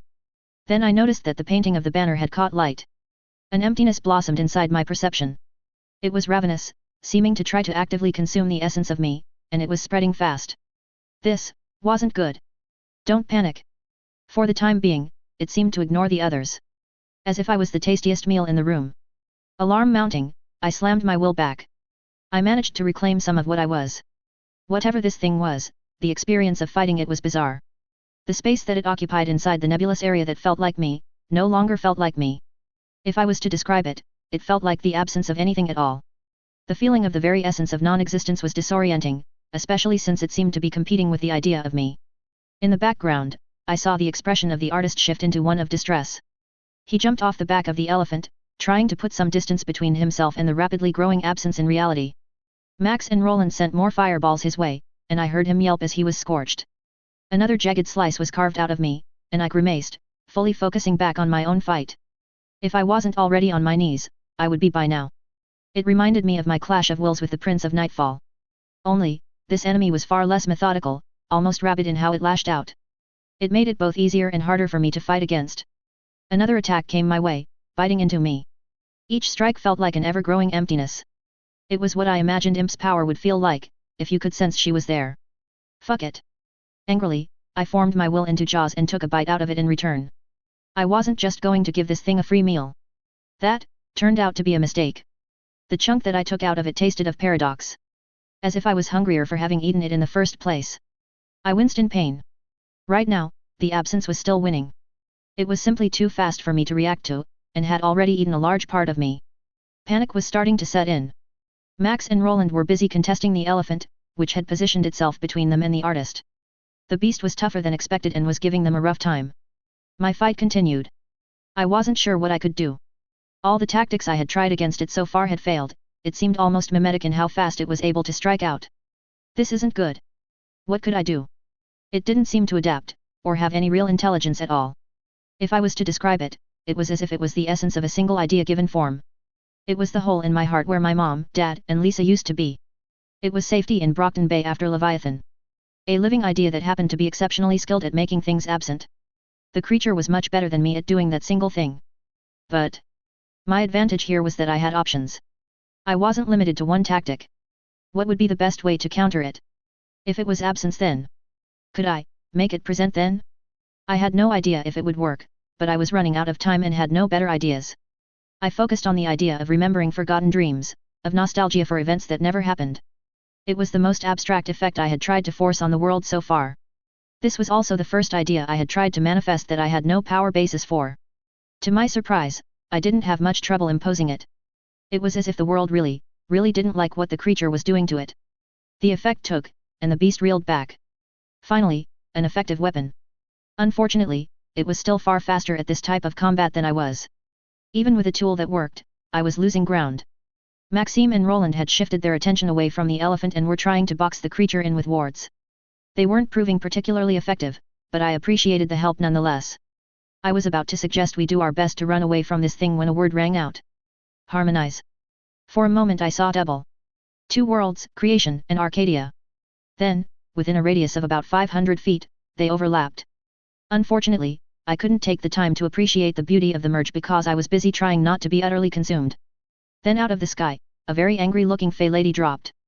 She fell on the other side of the emptiness, but halted her descent midair by manifesting a platform of light. She was tall, light-skinned and with hair of flame. The air surrounding her warped from the heat.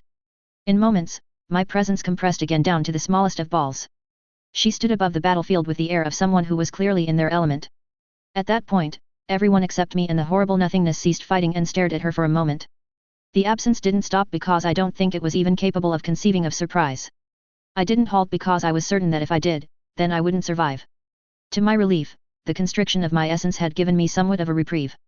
The thing was only brushing up the narrowest portion of me now, but unfortunately, on the other side it was currently spilling out into the countryside.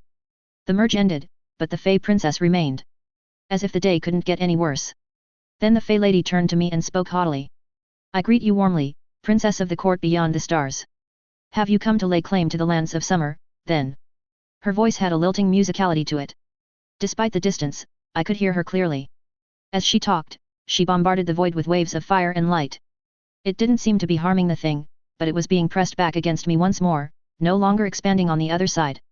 Flames flickered around the mountainside ominously, their movements synchronized as if dancing to a haunting tune. I shivered involuntarily.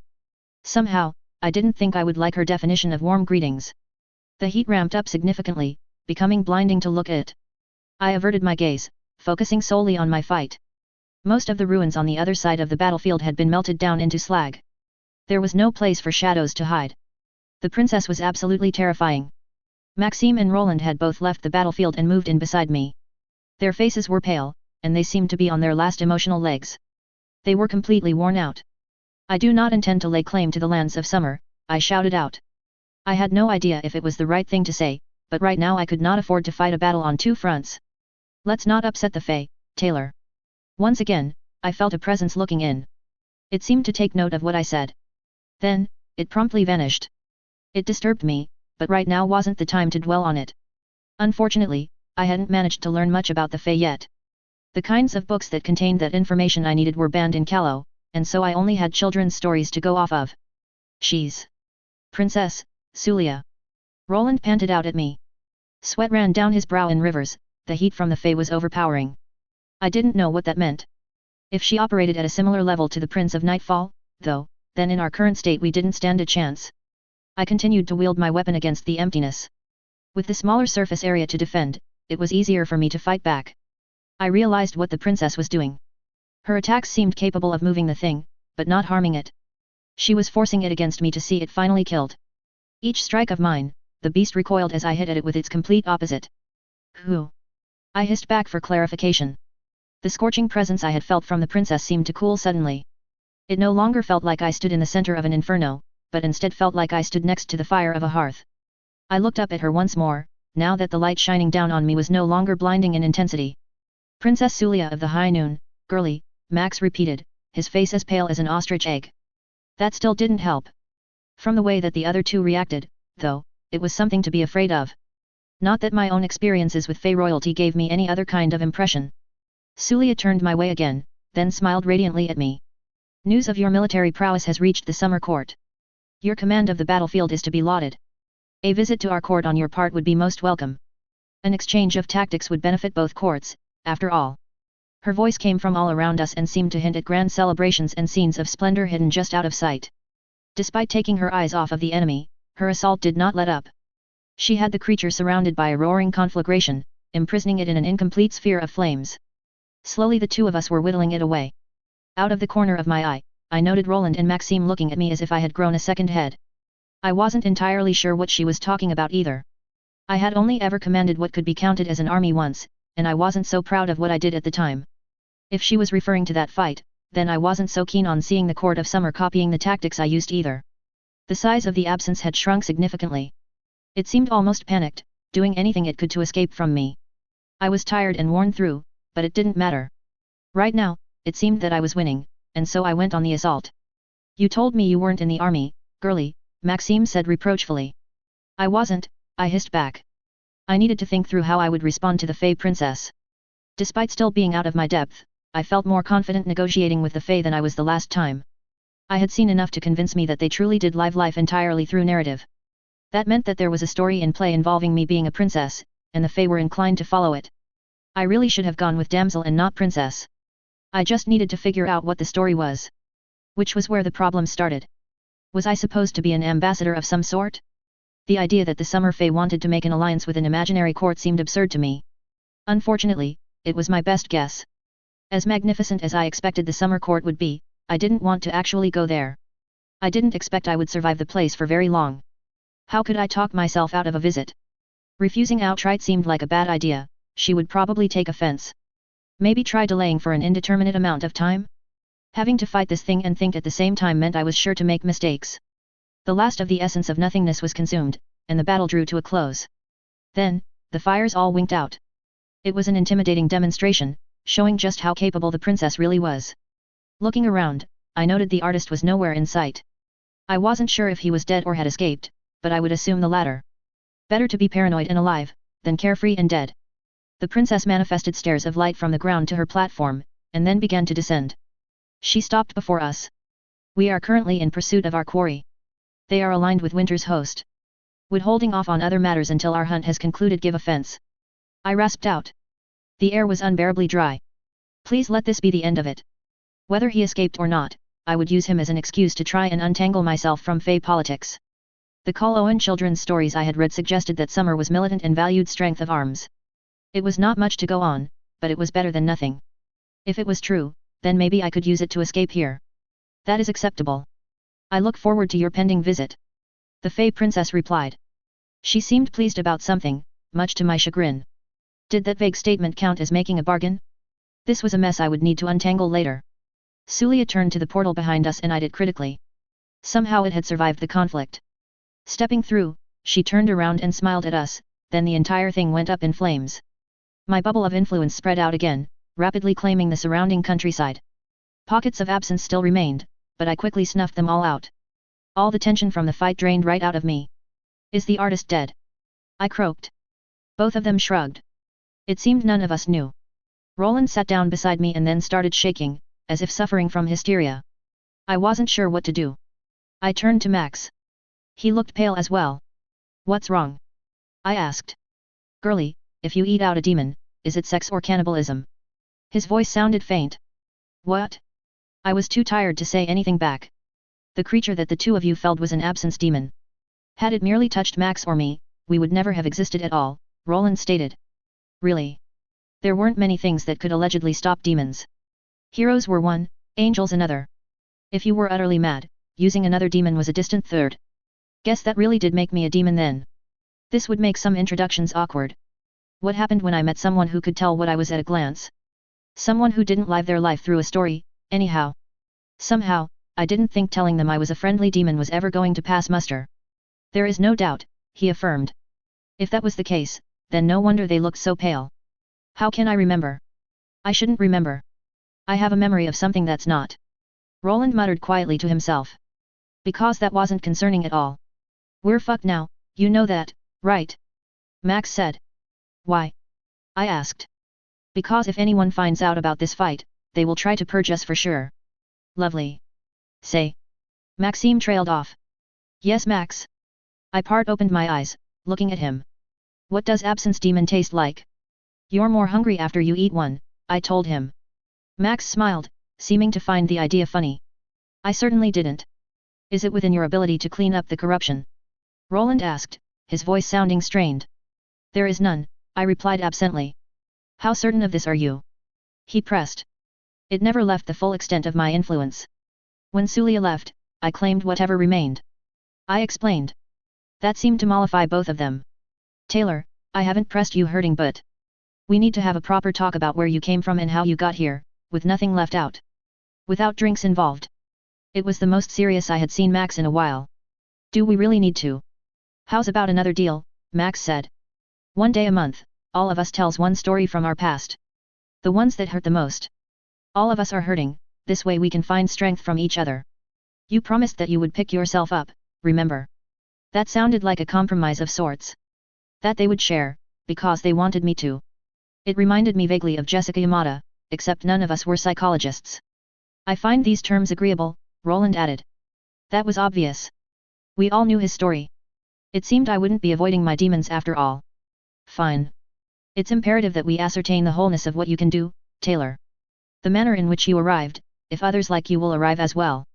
I propose that moving forward we consider this our primary goal. Roland expanded as he climbed to his feet. I thought you wanted to be a hero, though, go out and help others. I asked. What kind of hero would I be if I did not make the effort to assist my friends? This is your journey as much as it is mine, he replied. I was going to have to live with that. I suppose it beat just aimlessly wandering around. It gave us a goal, even if it was one I had been actively avoiding because of how much it hurt. Find out more about how I got here. And risk having my hopes crushed. Furthermore, I would go so far as to state that we may have to journey into Priest to learn more.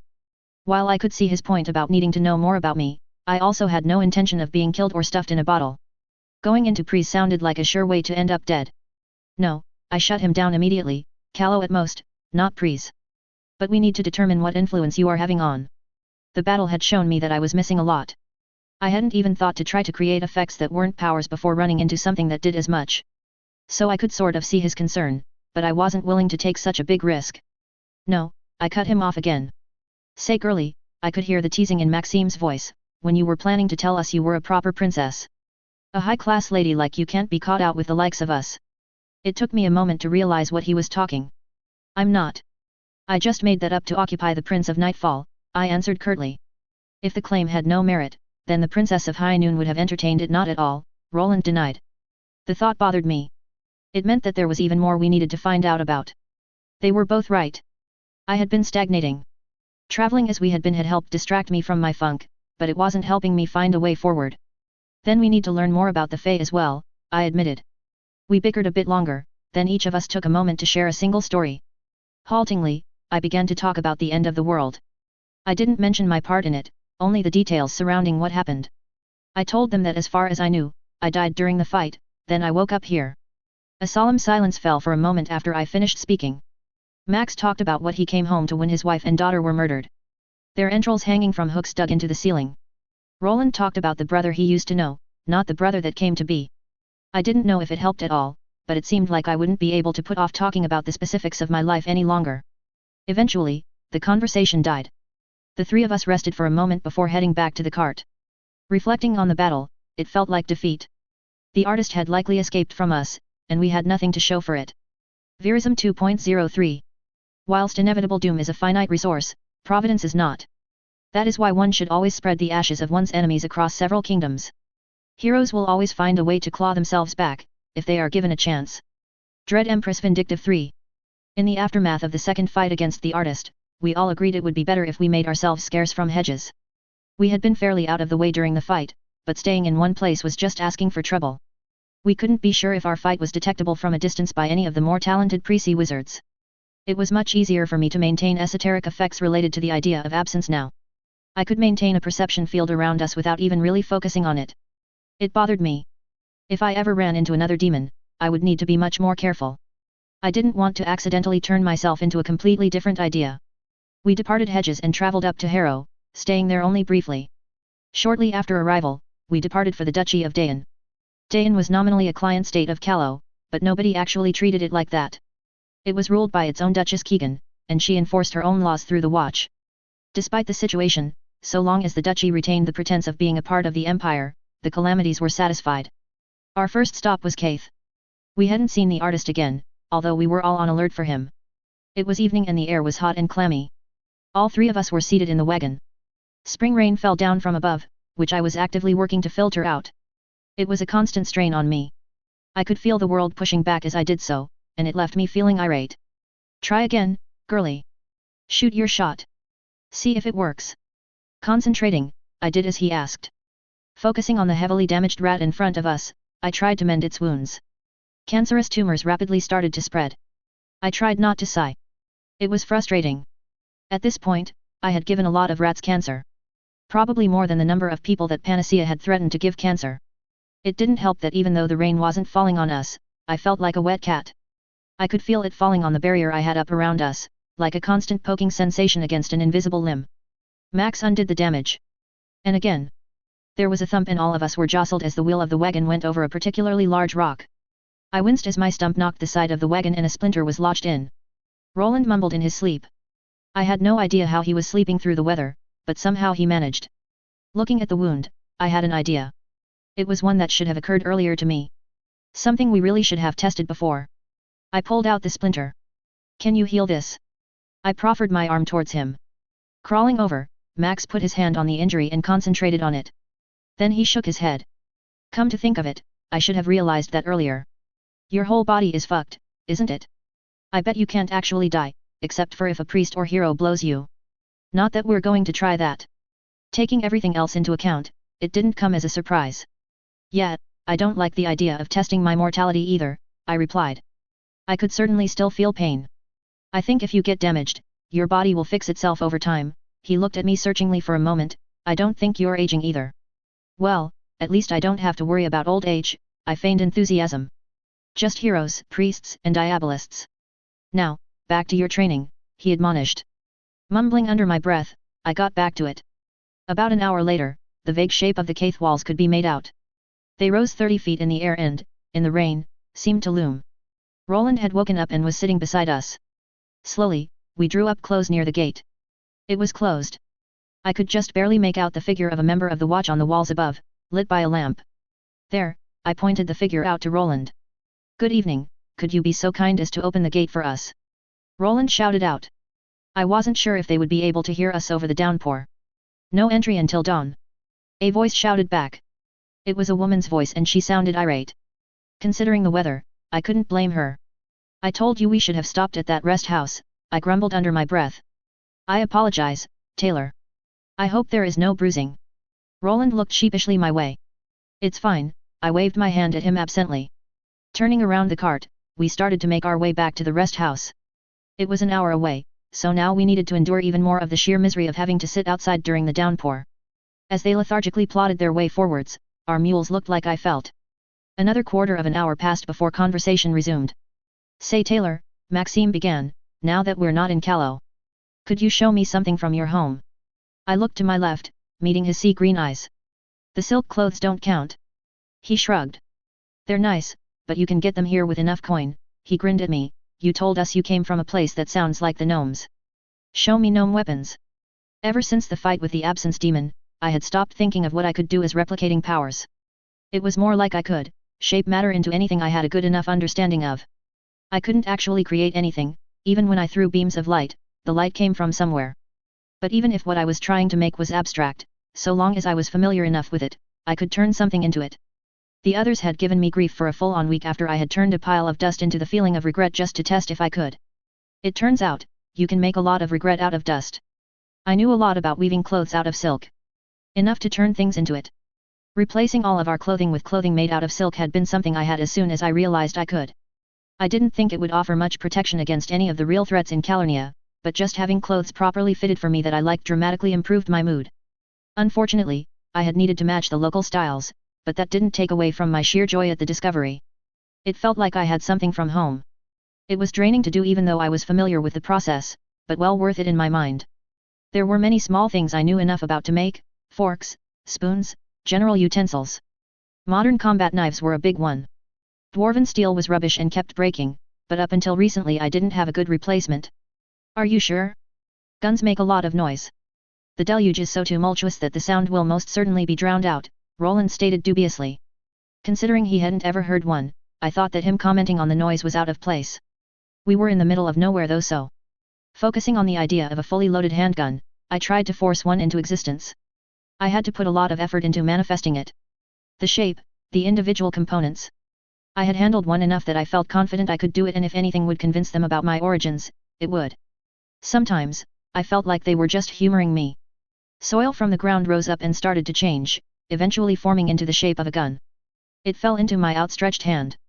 The effort left me fatigued, but I doubted we would be in a fight soon. "I'm not sure if it's safe to fire this," I admitted, handing it over to Max. "I probably don't know enough about a gun to make the barrel shape right." He took it curiously, then started to move the muzzle towards his eye so he could look down the barrel. "Don't do that," I said sharply, grabbing his arm. "What's wrong, girlie?" I was trying to see what's inside. He sounded puzzled. "That's like putting a knife blade against your eye," I explained. "How about you show us how it works, Taylor?" "Stop the wagon, then." Roland did so, bringing the mules to a halt. They glared at him. Taking a moment, I concentrated and pulled up a target. The mud 20 feet to our left off the road formed up into a 2-foot-wide red brick, with rings carved on it. The surrounding grass was short, so it stood out. "See that target?" I pointed. It was hard to make out with the rain, so I wouldn't be surprised if they could not. "We do," they both agreed. "Can you float this thing away from us, point the muzzle at the target, and then pull the lever?" "I'm not sure that I can do that much at once," I admitted. Taking into account the active perception effect and filtering out the rain, it was simply too much multitasking for me to handle. If I dropped the rain filter, I could probably do it, but I had no intention of becoming wet. "If you would indicate to me where the muzzle is, I shall do so," Roland volunteered. The end that Max was about to look down. "Why not do it ourselves, Taylor?" Max asked. "Because I have no idea how badly I messed up making it. This course of action seems reasonable." The gun lifted into the air, floated away from us, aimed and then fired. Bang! To my surprise, it seemed I had done a good enough job that it didn't fail catastrophically. A small hole carved itself into the middle of the brick. "Now let's go inspect the target," I recommended. All three of us climbed off the cart. I grimaced as my boots squelched in the muddy earth below. Arriving at the target, both of them looked subdued. The bullet didn't penetrate very far at all, just putting a minor dent in. I hadn't expected it to. For people that had only had mages as a comparison, though, it must have come as a surprise. How easily obtainable were these weapons? There were background checks you needed to go through if you wanted one legally, but otherwise they weren't hard to obtain. Guns like these were mass-produced. "That's just a handgun." There were much more powerful guns than it. They asked me a few more questions about them, before we climbed back onto the wagon. I disassembled both the gun and the block. I wasn't sure just how much surveillance the gnomes were doing, but I wouldn't take the risk. We arrived at the rest house close to an hour later. Roland and I climbed off and made our way to the door. Max would handle the wagon. Roland opened the door, then called out. "Would you grant us leave to enter your establishment?" Fine, all of you come in," a woman's voice responded from somewhere inside. Entering, I looked around. The face of the establishment was like an inviting restaurant. Oak tables were arranged neatly in a grid, 4 by 4, with space to move between them. Supporting pillars rose to meet the ceiling, and on the left, the dull yellow glow of flames flickered from a hearth. Taking off my muddy boots and leaving them at a rack by the door, I made my way and sat on the chair closest to the fire. Roland sat down on the chair to my right. That was when the owner walked in. The girl was dark-skinned and looked to be in her early 20s. She was short, only coming up to my nose if I stood up, with long, wavy brown hair and blue eyes. She had breasts that could only be described as voluptuous, practically spilling out of her work outfit. Before I had even realized it, my head had hit the table. "Nope," I muttered under my breath. "Is something the matter, Taylor?" Roland asked quizzically. "Are the two of you new to Dayan?" Her voice took on a sotto tone. "Indeed we are. We intend to remain here for some time," Roland replied. "At least, we would be looking for answers about me here first.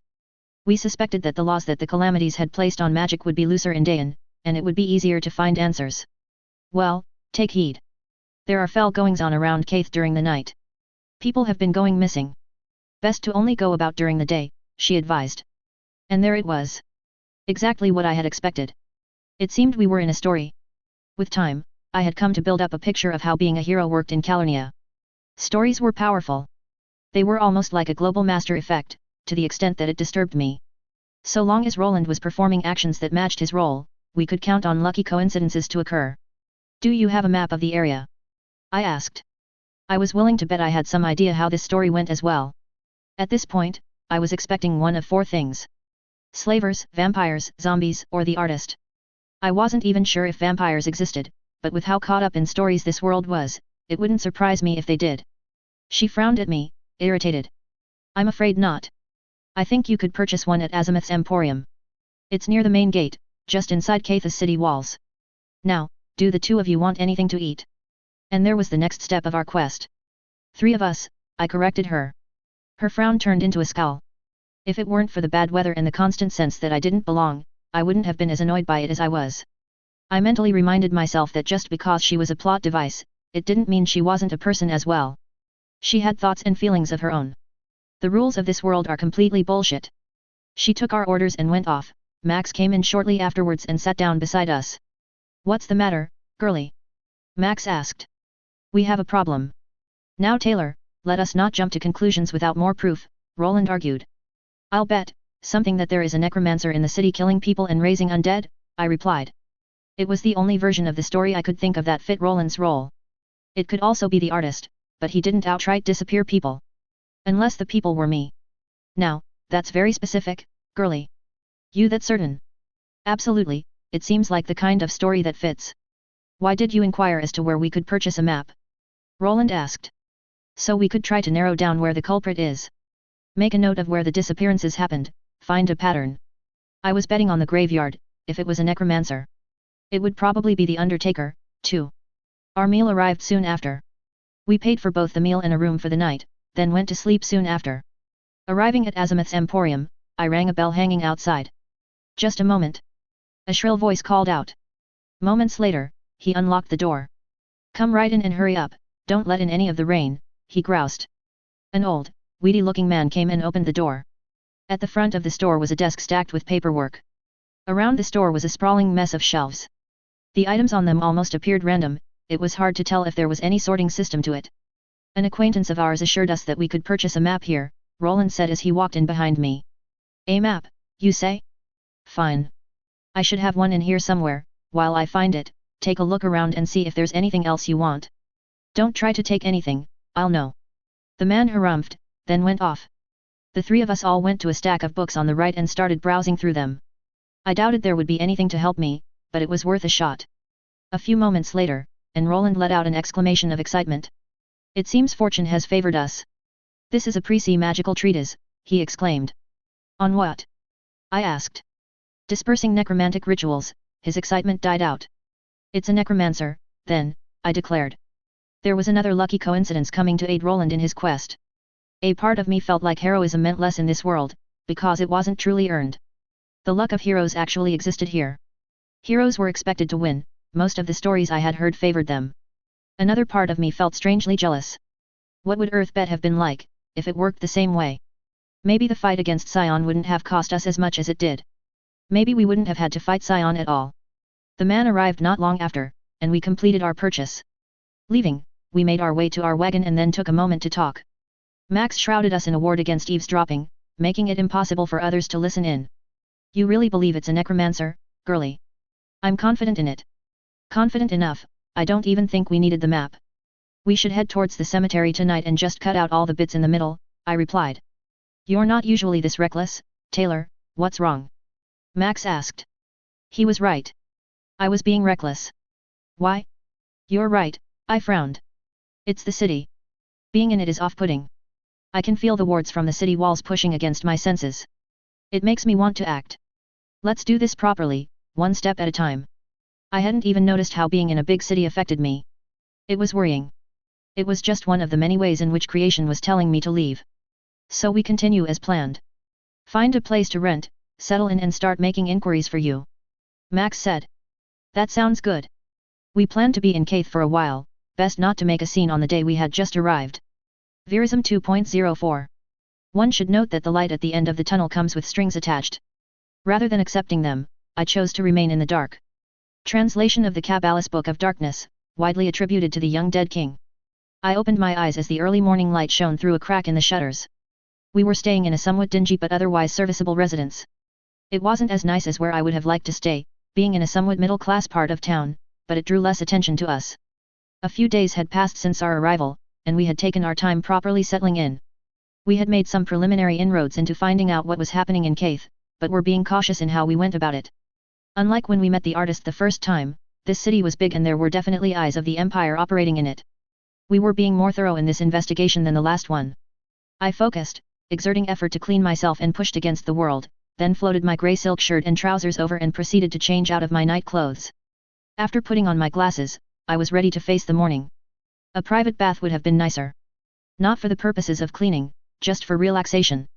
Unfortunately, that would be a bit too high class for what we were pretending to be, and I didn't feel like taking a public one.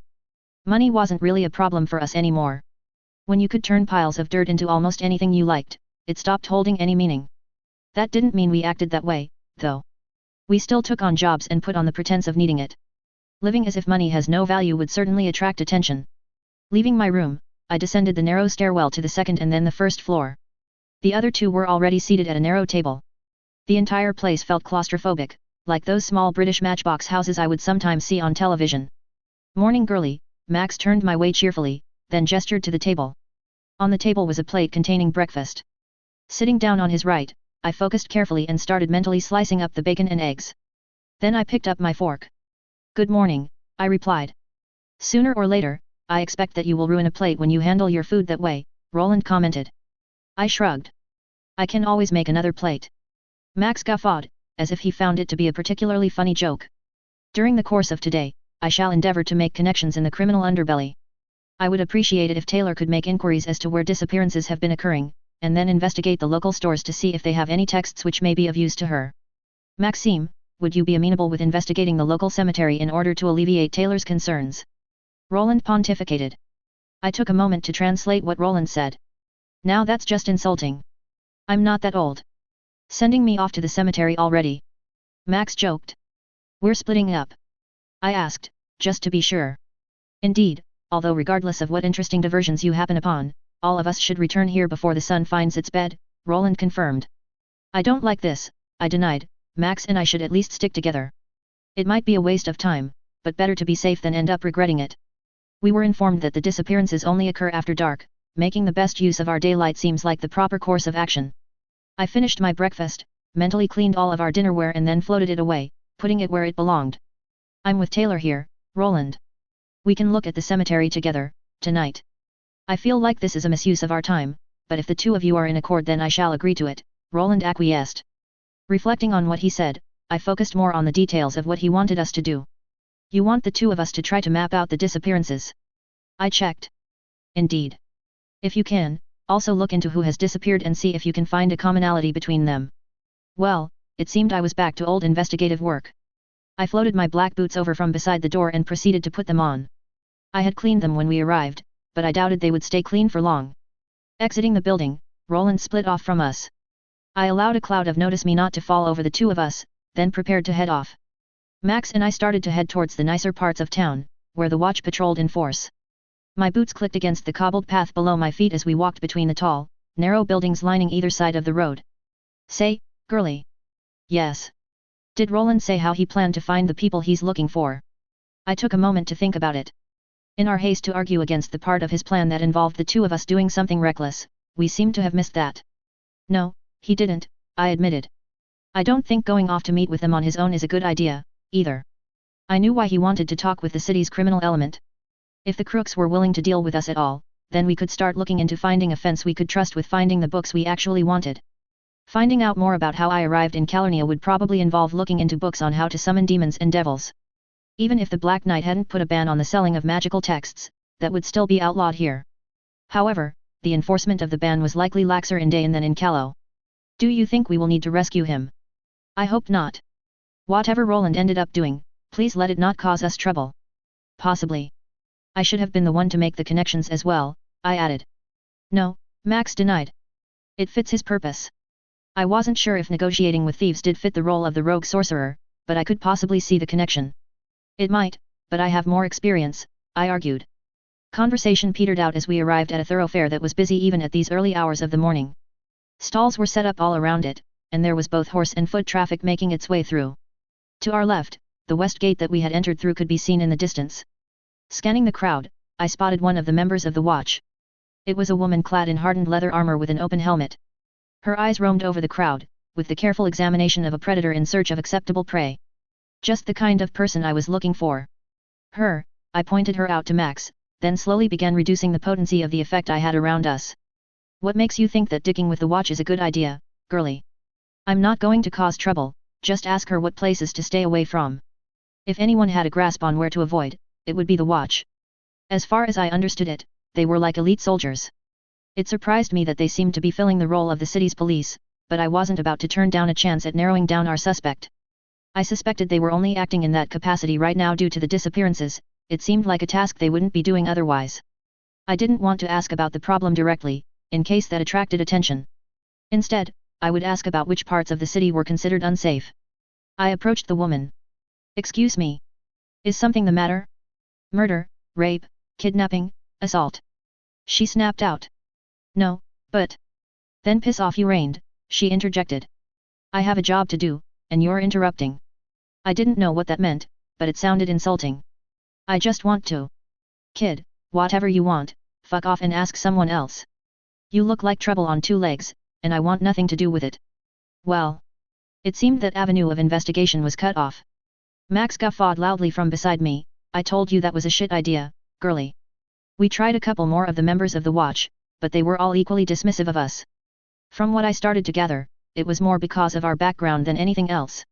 When the Diorite approached them, they seemed positively charming in comparison. With the first idea shot down, we spent some time asking the locals on the street for the lay of the land. Max suggested we asked around at the local taverns to build a better picture, but that would have to wait until the evening. They didn't see much traffic at this time in the morning. The little we did learn through happenstance started to paint a more disturbing picture. All the people who disappeared were girls who were younger than 20. They didn't share any other traits between them that I noticed. We marked down the reported last sightings as we went on the map we had acquired, but they had been abducted from all over the city, even the richer sections. Maybe I had been wrong about it being a necromancer, and it was slavers after all. That also made little sense. Surely they would pick people who wouldn't be missed? I was puzzled. After a brief stop for lunch, we moved on to my primary goal. Seeing if any of the local stores sold any books that could help me. It was unlikely, but it was best to look first before dismissing the option entirely. We started from the western side of the city. Arriving at Azimuth's Emporium again, I could feel the walls of the city pressing right against me. I rang the bell. At first, there was no response. After the second ring, I heard shuffling from inside. You lot, again. The gregarious man called out as he opened the door. Didn't find all you needed yesterday. Fine, come in, come in. It's like he's trying to drive away customers. We're here to browse the books, I said. The children's stories are that way. He pointed a shriveled finger to a shelf on the far right. What? I was confused. It's obvious that's what you're after. Kid on the way, and you want something to keep them occupied. For a moment, I just gaped like a fish. I wasn't even fat. I was still as thin as a stick, just like I had been the day I arrived here. How did he reach that conclusion? The father is that friend of yours who isn't here with you, obviously. Now go on, get browsing. Girly, when were you going to tell me that the two of you were boning? Max cackled. Roland and I are not in a relationship, I stated, somewhat indignantly. I didn't even like him that way. He was a good friend, but there was no physical or romantic attraction. Despite all the time we spent on the road, he was effeminate. I liked men who had some muscle to them. Somewhat annoyed, I started browsing the stacks. It quickly became clear that I wouldn't be struck by Providence the way that Roland had been. Eventually we did end up buying some children's stories on the Fae, but only because they might actually be useful to me if I ever ran into them again. Stories were weapons against them, and I wasn't sure if my open invitation to the summer court was real or not. The two of us moved from store to store, but no progress was made. Empty-handed, we headed back to our current place of residence and arrived a few hours past noon. Roland was not back yet, so I took some time to continue detailing my past life in my journal. Had any success? I asked as Roland came in. He was grinning, his cheeks flush with success. Through a fortuitous encounter, I was able to make inroads with the local thieves' guild. It's always a fortuitous encounter. Wait, I interjected, they actually call themselves the Thieves' Guild. That's right, girly. Is there an Assassin's Guild too? My pitch of voice rose as I spoke. Indeed, but the activities of the Assassin's Guild are not pertinent to this discussion. His lips curled up in distaste when saying their name. The thieves were willing to entertain my inquiries for a substantial sum, he looked my way meaningfully, but were only able to provide the barest of scraps on the disappearances. Just go with it, Taylor, it's Calernia.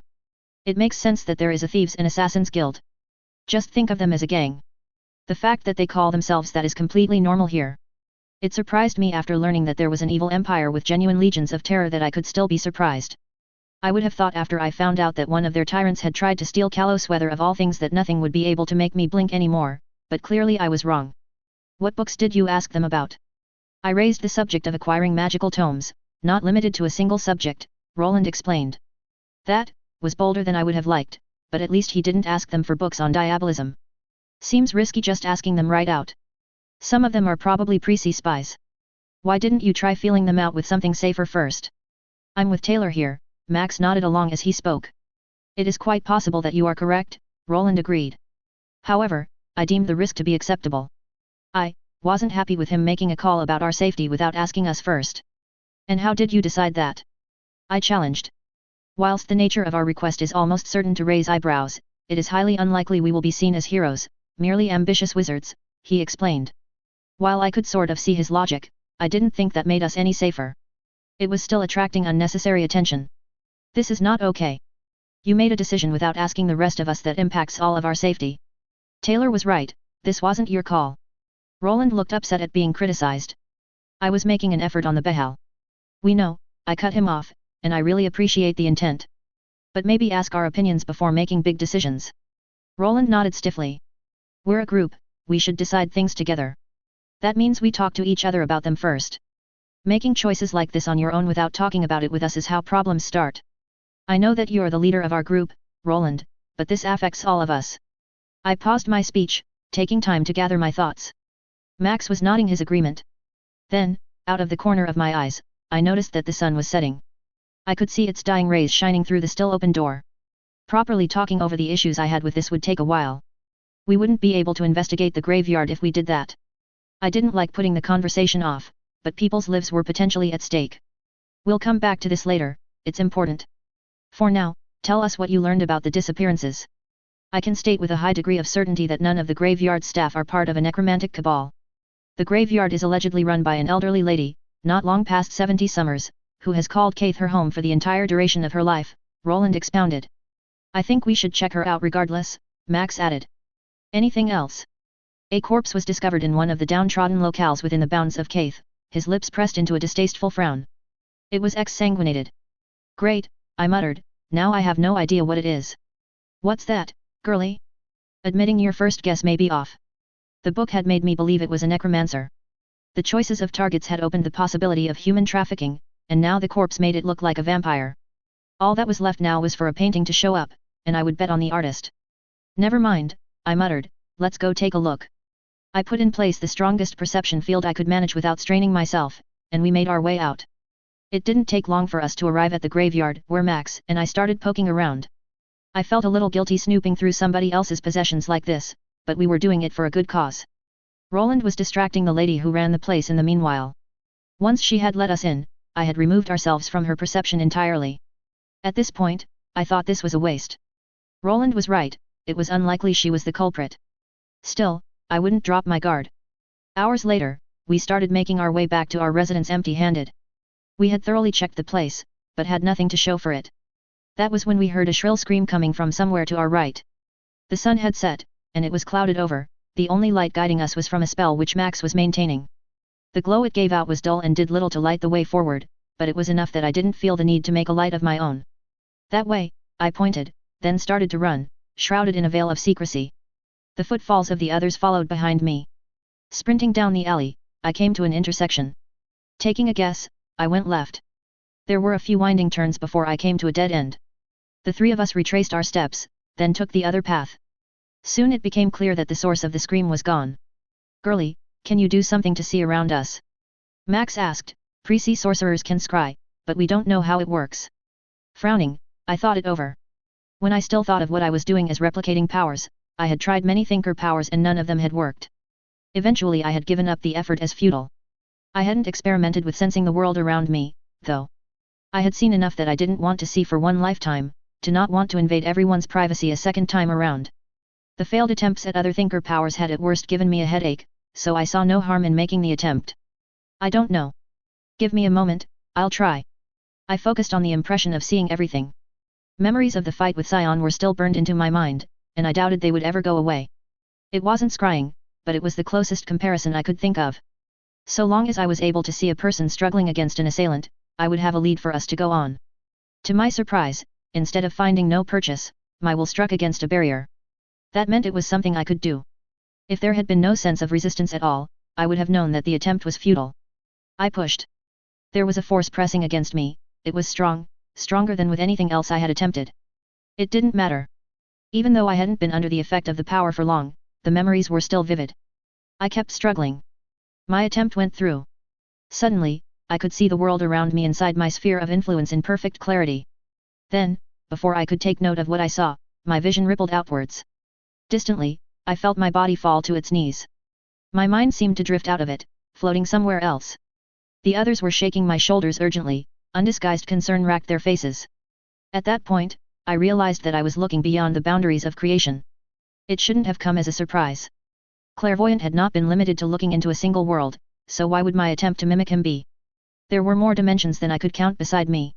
Some, I assumed, were hells and filled with all manner of atrocities. They were not what I focused on. I should have been more cautious. It hadn't occurred to me that I should have been more afraid of success than failure. Hovering around in a place that was not a place, there was a faceless, implacable sea of figures looming over my shoulders. Their mere presence was overwhelming, so unfathomably suffocating that I felt like I was buried under a mountain. While they may have been much smaller than the multitude of Earths I had once observed, their substance had a depth to it which was not comparable at all. My body was rapidly growing fatigued from the effort of maintaining the effect, but I couldn't shut it off.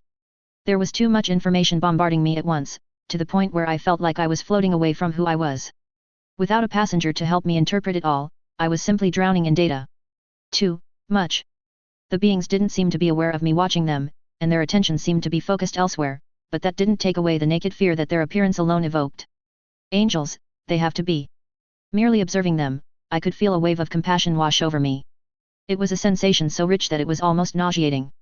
The sense came to me that these entities would almost never move themselves to hurt anyone, despite being capable of crushing most opponents instantly. It felt like the purest expression of a mother's love.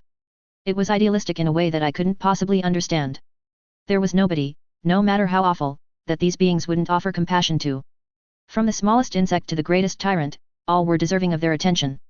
It was a silent promise that they would always be there for anyone who approached. Either as a shoulder to cry on or an ear that would listen.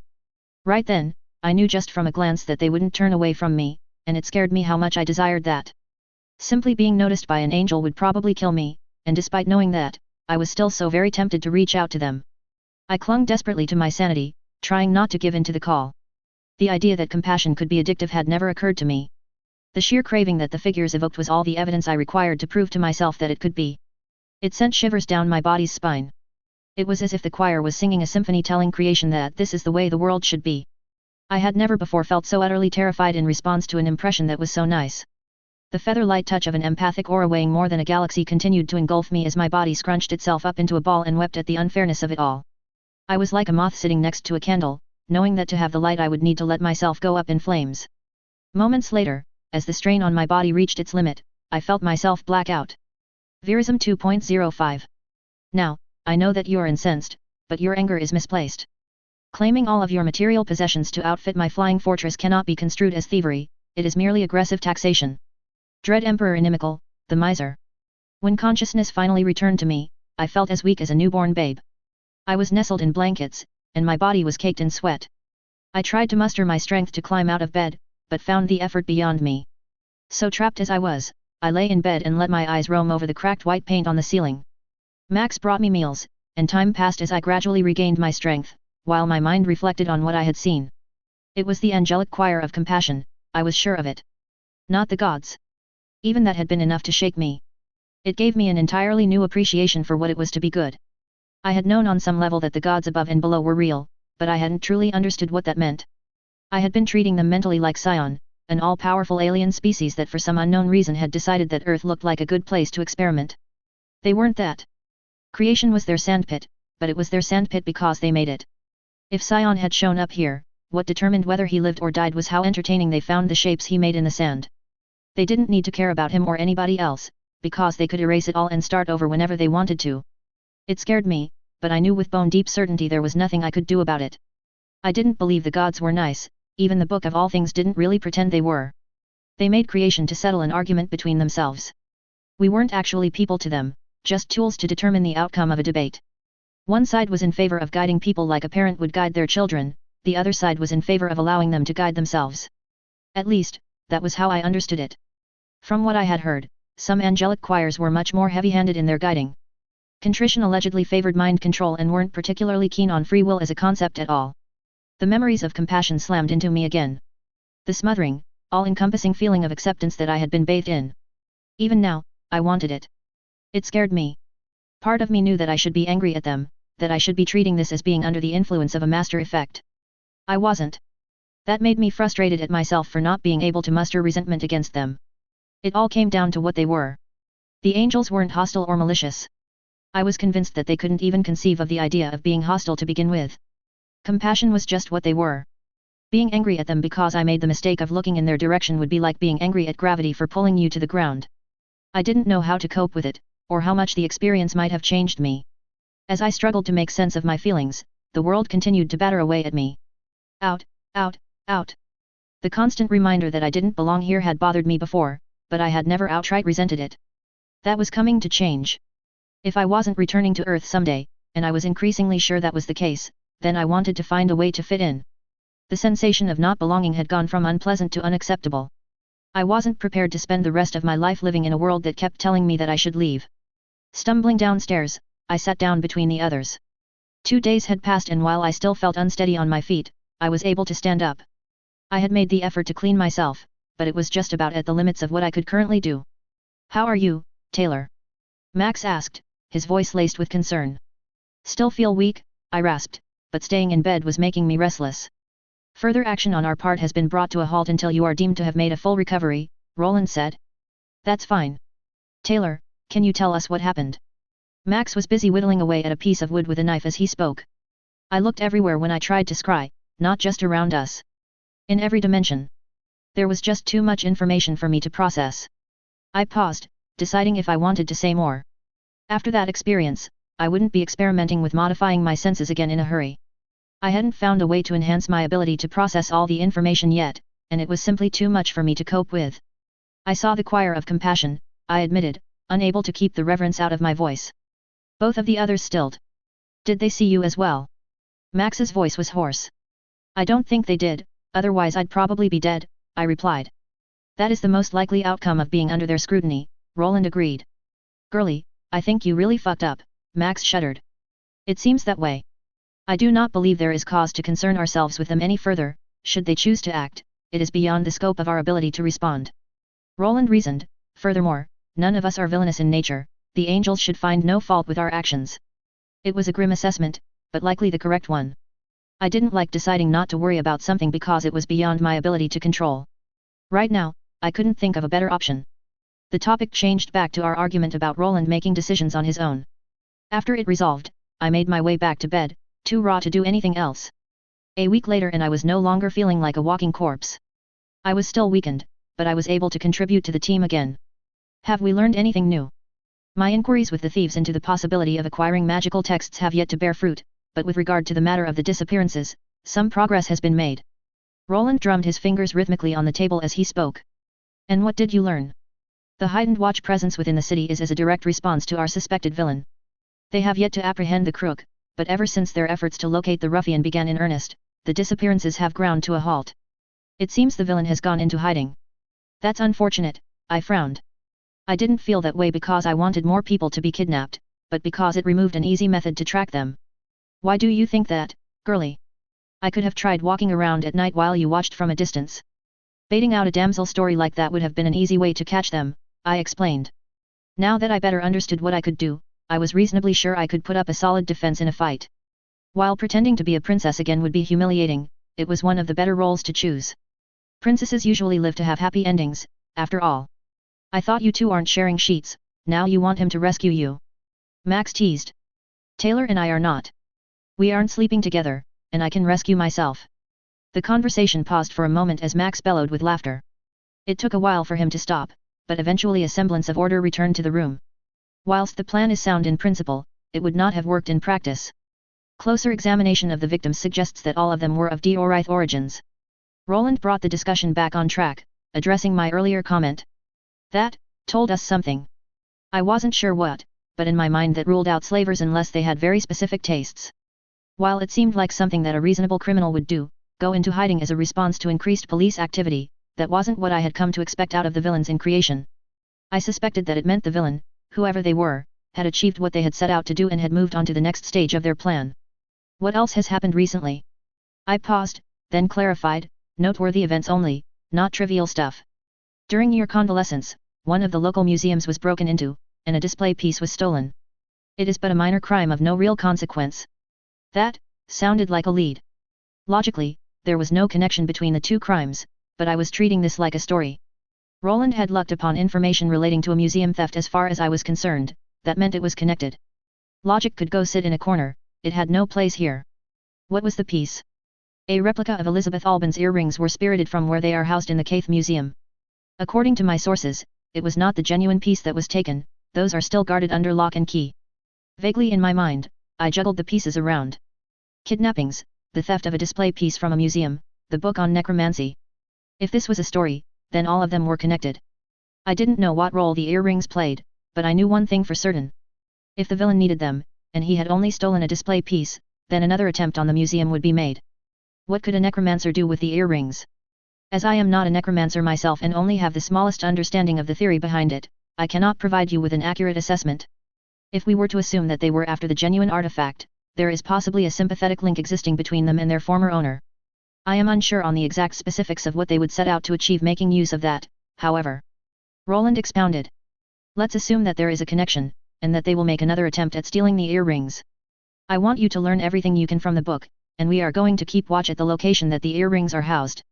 It took some time and plans were made and then discarded in the process, but eventually we decided on a course of action.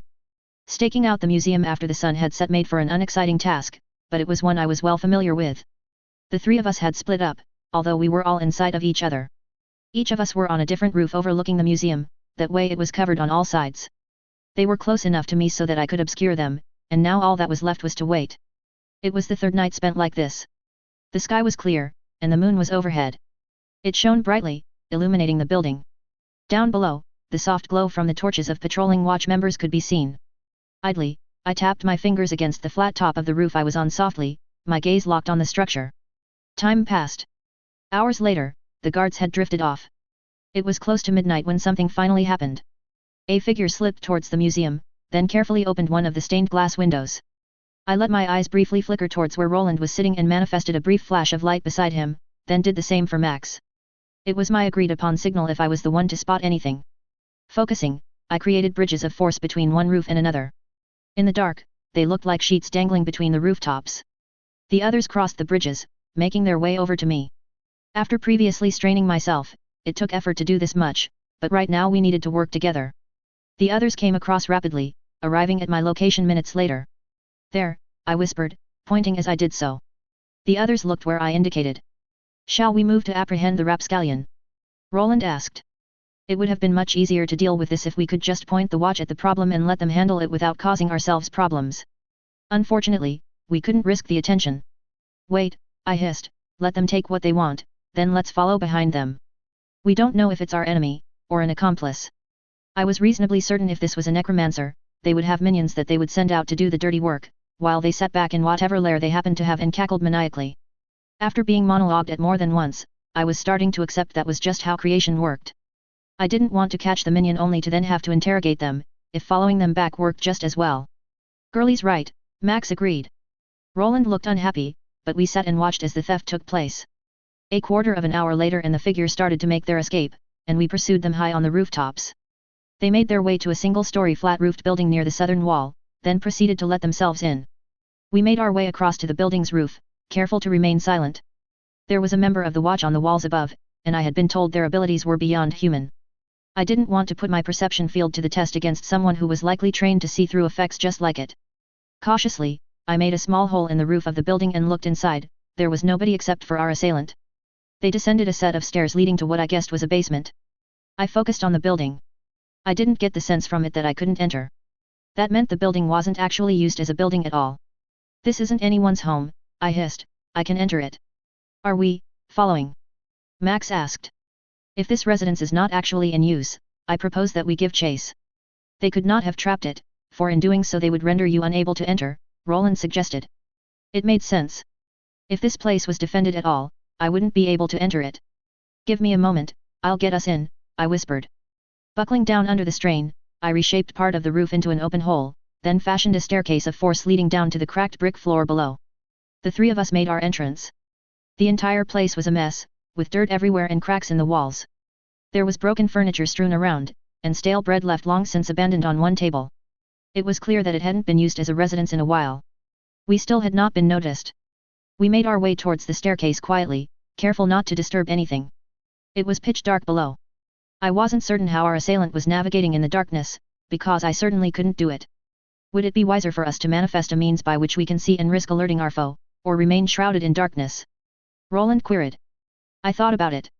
In a story, if we stayed in the darkness, we would absolutely be ambushed. While our enemies would be alerted by the presence of light, we would see them as well.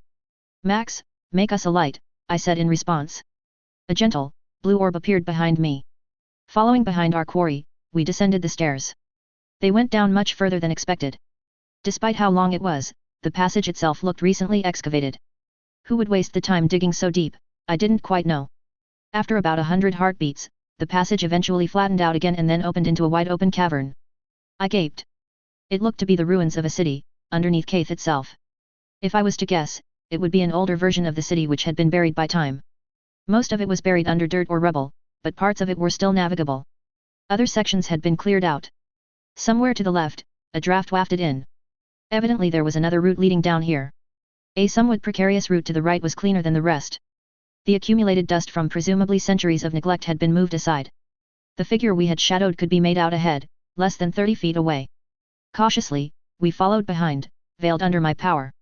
That was when the first of the zombies showed up. From behind the ruins of what I guessed to be a smithy, a corpse shambled out. Unfortunately, it seemed like the stranger effect didn't work on walking corpses, and they headed directly at us. We started to pull back. The person we were following was still unaware of us and slipped away up ahead, but that was fine. There was only a part of this place which showed signs of use, following them would be easy. The zombies continued to trail after us. Once I was sure we wouldn't attract attention, I reached out to them and tried to snuff them out. It was easy to do. Easy, in the same way as trying to undo the effects of the absence demon. Whatever it was that animated these corpses, the world didn't like it and was willing to go along with my attempt to see it fixed. Seems Girlie was right, Max muttered. Careful, we don't know how many of them there are, I warned. We continued forward under the pale blue light Max provided, and were attacked twice more, before the cavern sloped down into a much better excavated rectangular chamber. The support beams holding it up appeared to be in good condition, and the room was swept free of dust. On the left, the exsanguinated corpses of 22 girls were stacked neatly in rows. What manner of monster could do something like this? Roland asked rhetorically, disgust creeping through. I walked up to one of them and inspected it closer. The rictus of pain their faces were locked in suggested the draining had been done while they were still alive. Is there an advantage to draining them while alive? The heightened emotions could contribute to the effectiveness of a ritual, Roland admitted. I examined the room further. Opposite the corpses was a desk filled with papers. It was narrow and didn't have space for 3 people to stand beside it. You two take a look at the desk. I'll keep watch for your trouble. It was much easier for me to kill zombies than it was for them, even as weakened as I was. I turned away from the desk, keeping my ear out to hear what was said in the background. Directly opposite where we had entered the chapter was another path branching off. I wasn't sure how likely it was that somebody came through, but I would keep watch for it. Careful, Roland, it might be trapped, Max admonished. A couple of 100 heartbeats passed and I spotted nothing unusual. The sounds of pages being flipped through was the only break in the silence. The necromancer appears to be making an attempt to mass animate the bones under the city, using the link between the blood of the victims as a reagent to fuel the ritual, Roland stated. What are the earrings for? I asked, not turning around. There was a pause as Roland flipped through pages before he made to respond. The pages here do not shed light on the matter, although the design of the ritual suggests that they are intended as some sort of spiritual anchor. Could you safely interrupt the ritual? With ample time to prepare, I am reasonably certain. Which was when an ominous chanting began to echo from further ahead. Of course, we weren't going to have time to plan properly. I suppressed the urge to swear and was about to suggest we take a second to plan, when I felt a faint tugging at me from the world. It was as if something or someone was urging me forward, like the drag of a current in a river. It took me a moment to realize, it was the pull of a story. We had followed through with the investigation and the villain was at the final stage of their plan. All that was left was the confrontation, where the heroes usually won. I could have resisted the feeling. It wouldn't have been hard either, although it would have been unpleasant. But, if heroes were the ones favored by fate, why not go along with it? Let's move, I said curtly. Roland, you deal with the ritual. Max and I will kill any zombies. I'll also try to just kill them directly, even if I'm not sure if it will work. If I was in better shape, I was confident it wouldn't be hard for me to do. The 3 of us proceeded down the passage. It sloped to the right, before opening into a circular room. Unlike all the other rooms, this one was actually lit up. Lining the walls were torches, flickering weakly in the dark. At the far end, there looked to be some sort of monument. In the middle of the room, was a figure clad in black standing on a raised platform, facing away from us. The platform was covered in intricate lines that looked to be painted in blood. They glowed ominously, purple sparks sputtering out of them. Hovering in the middle of the ritual, floated a set of earrings. The air seemed to warp inwards towards them as he continued to chant. Beside them, stood the person we had been trailing. In the light of the room, I could finally make out what they looked like. It was a girl. And as he chanted, bones seemed to rise up out of the ground. They came together in the form of rotting skeletons, moving by magic alone. They spotted us almost immediately and started to approach. Reacting on instinct, I tried to reach out and kill the necromancer. They rebuffed me. I staggered, before steadying myself. The man didn't react, continuing to chant. The girl, however, turned our way. Confiscate. The word rang out. As it did so, the ritual was snuffed out. It was as if something imperceptible had been added to Roland and taken away from the necromancer. The man let out an inarticulate roar of rage. How dare you interrupt my ritual? Miriam, see that they die, then I will complete the working. He shrieked. Roland paled. The quantity of magic flowing through that ritual is more than I can safely contest for long. That put us on a timer. Miriam placed herself between him and us, then hurled a lance of darkness our way. With some effort, I contested it, dispersing the effect. Focusing, I started to snuff out the animated bones. Unlike the necromancer, there was very little resistance when I tried to change them. It was as if I was simply sweeping dust off of a table. Roland, stall the necromancer. Max, deal with the girl. I'll deal with the corpses, I ordered. I didn't like being pest control, but it was much easier for me than them, taking less than a heartbeat each to do it. There were many of them, though, and focusing on them one by one seemed like a waste of time. So I started to be creative. Focusing, I created a disc of force with a razor-sharp edge, then sent it hurtling towards them. It scythed through a swath of them, then slammed into a barrier raised by the girl. Unfortunately, the faster rate of corpse disposal did not seem to be worth the added exhaustion. Out of the corner of my eye, I saw Roland trembling beside me. He started going through the motions of casting something, presumably making use of some of the power he had taken. A bolt of lightning danced from his fingertips towards our opponents. It slammed into a metal pole raising out of the ground. A few smatterings of party-colored light shot back and forth between Roland and the necromancer. I was too occupied with trying to snuff out animated corpses to follow what was going on. I heard Maxime muttering under his breath, then ribbons of fire propelled from beside me, only to be dispersed with a gust of wind. Concentrating, I reached out to the girl and bludgeoned her with my memories of the fight with Sion. It was exhausting, but the attempt went through.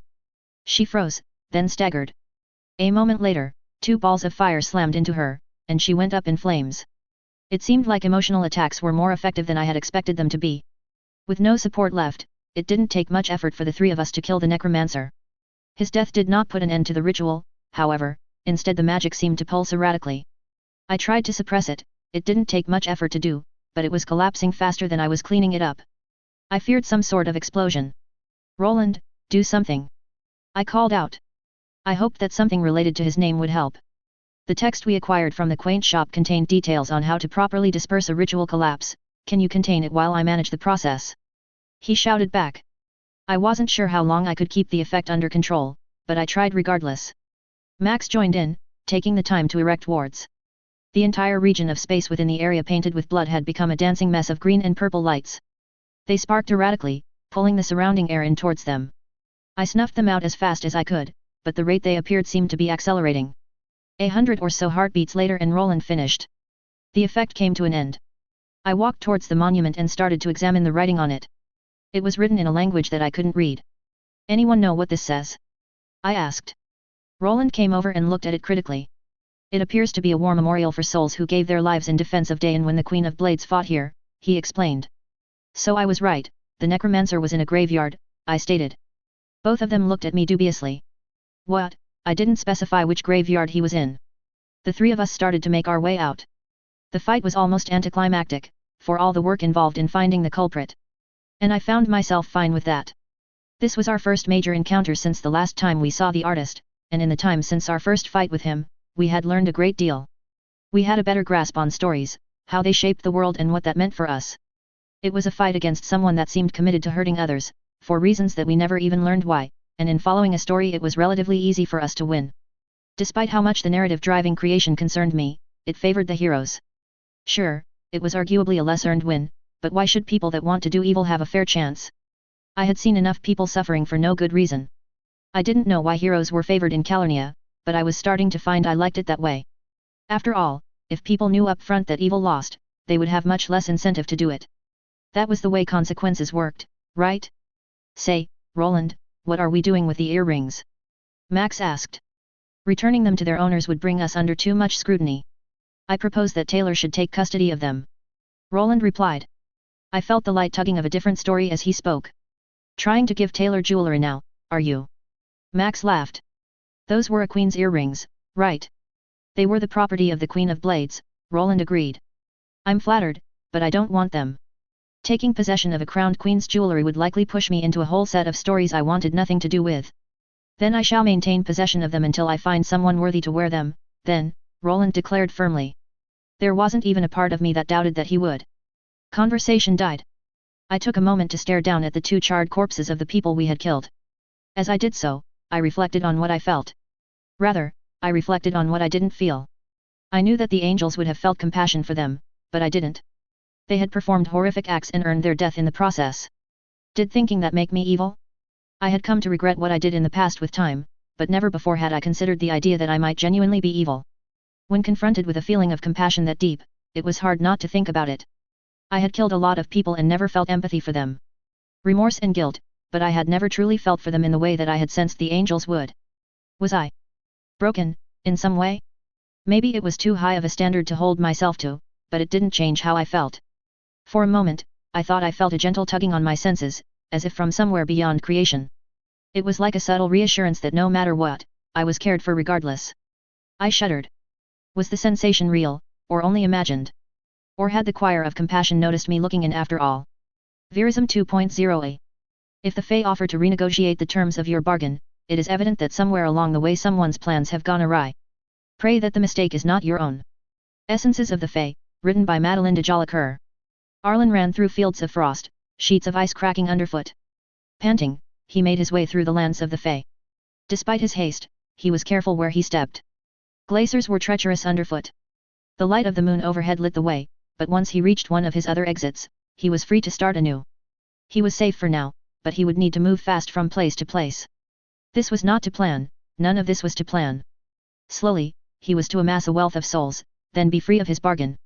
He had not anticipated the arrival of the rogue sorcerer, and the demon was certainly outside the scope of his vision. It was not until he had already captured the girl that he realized what she truly was.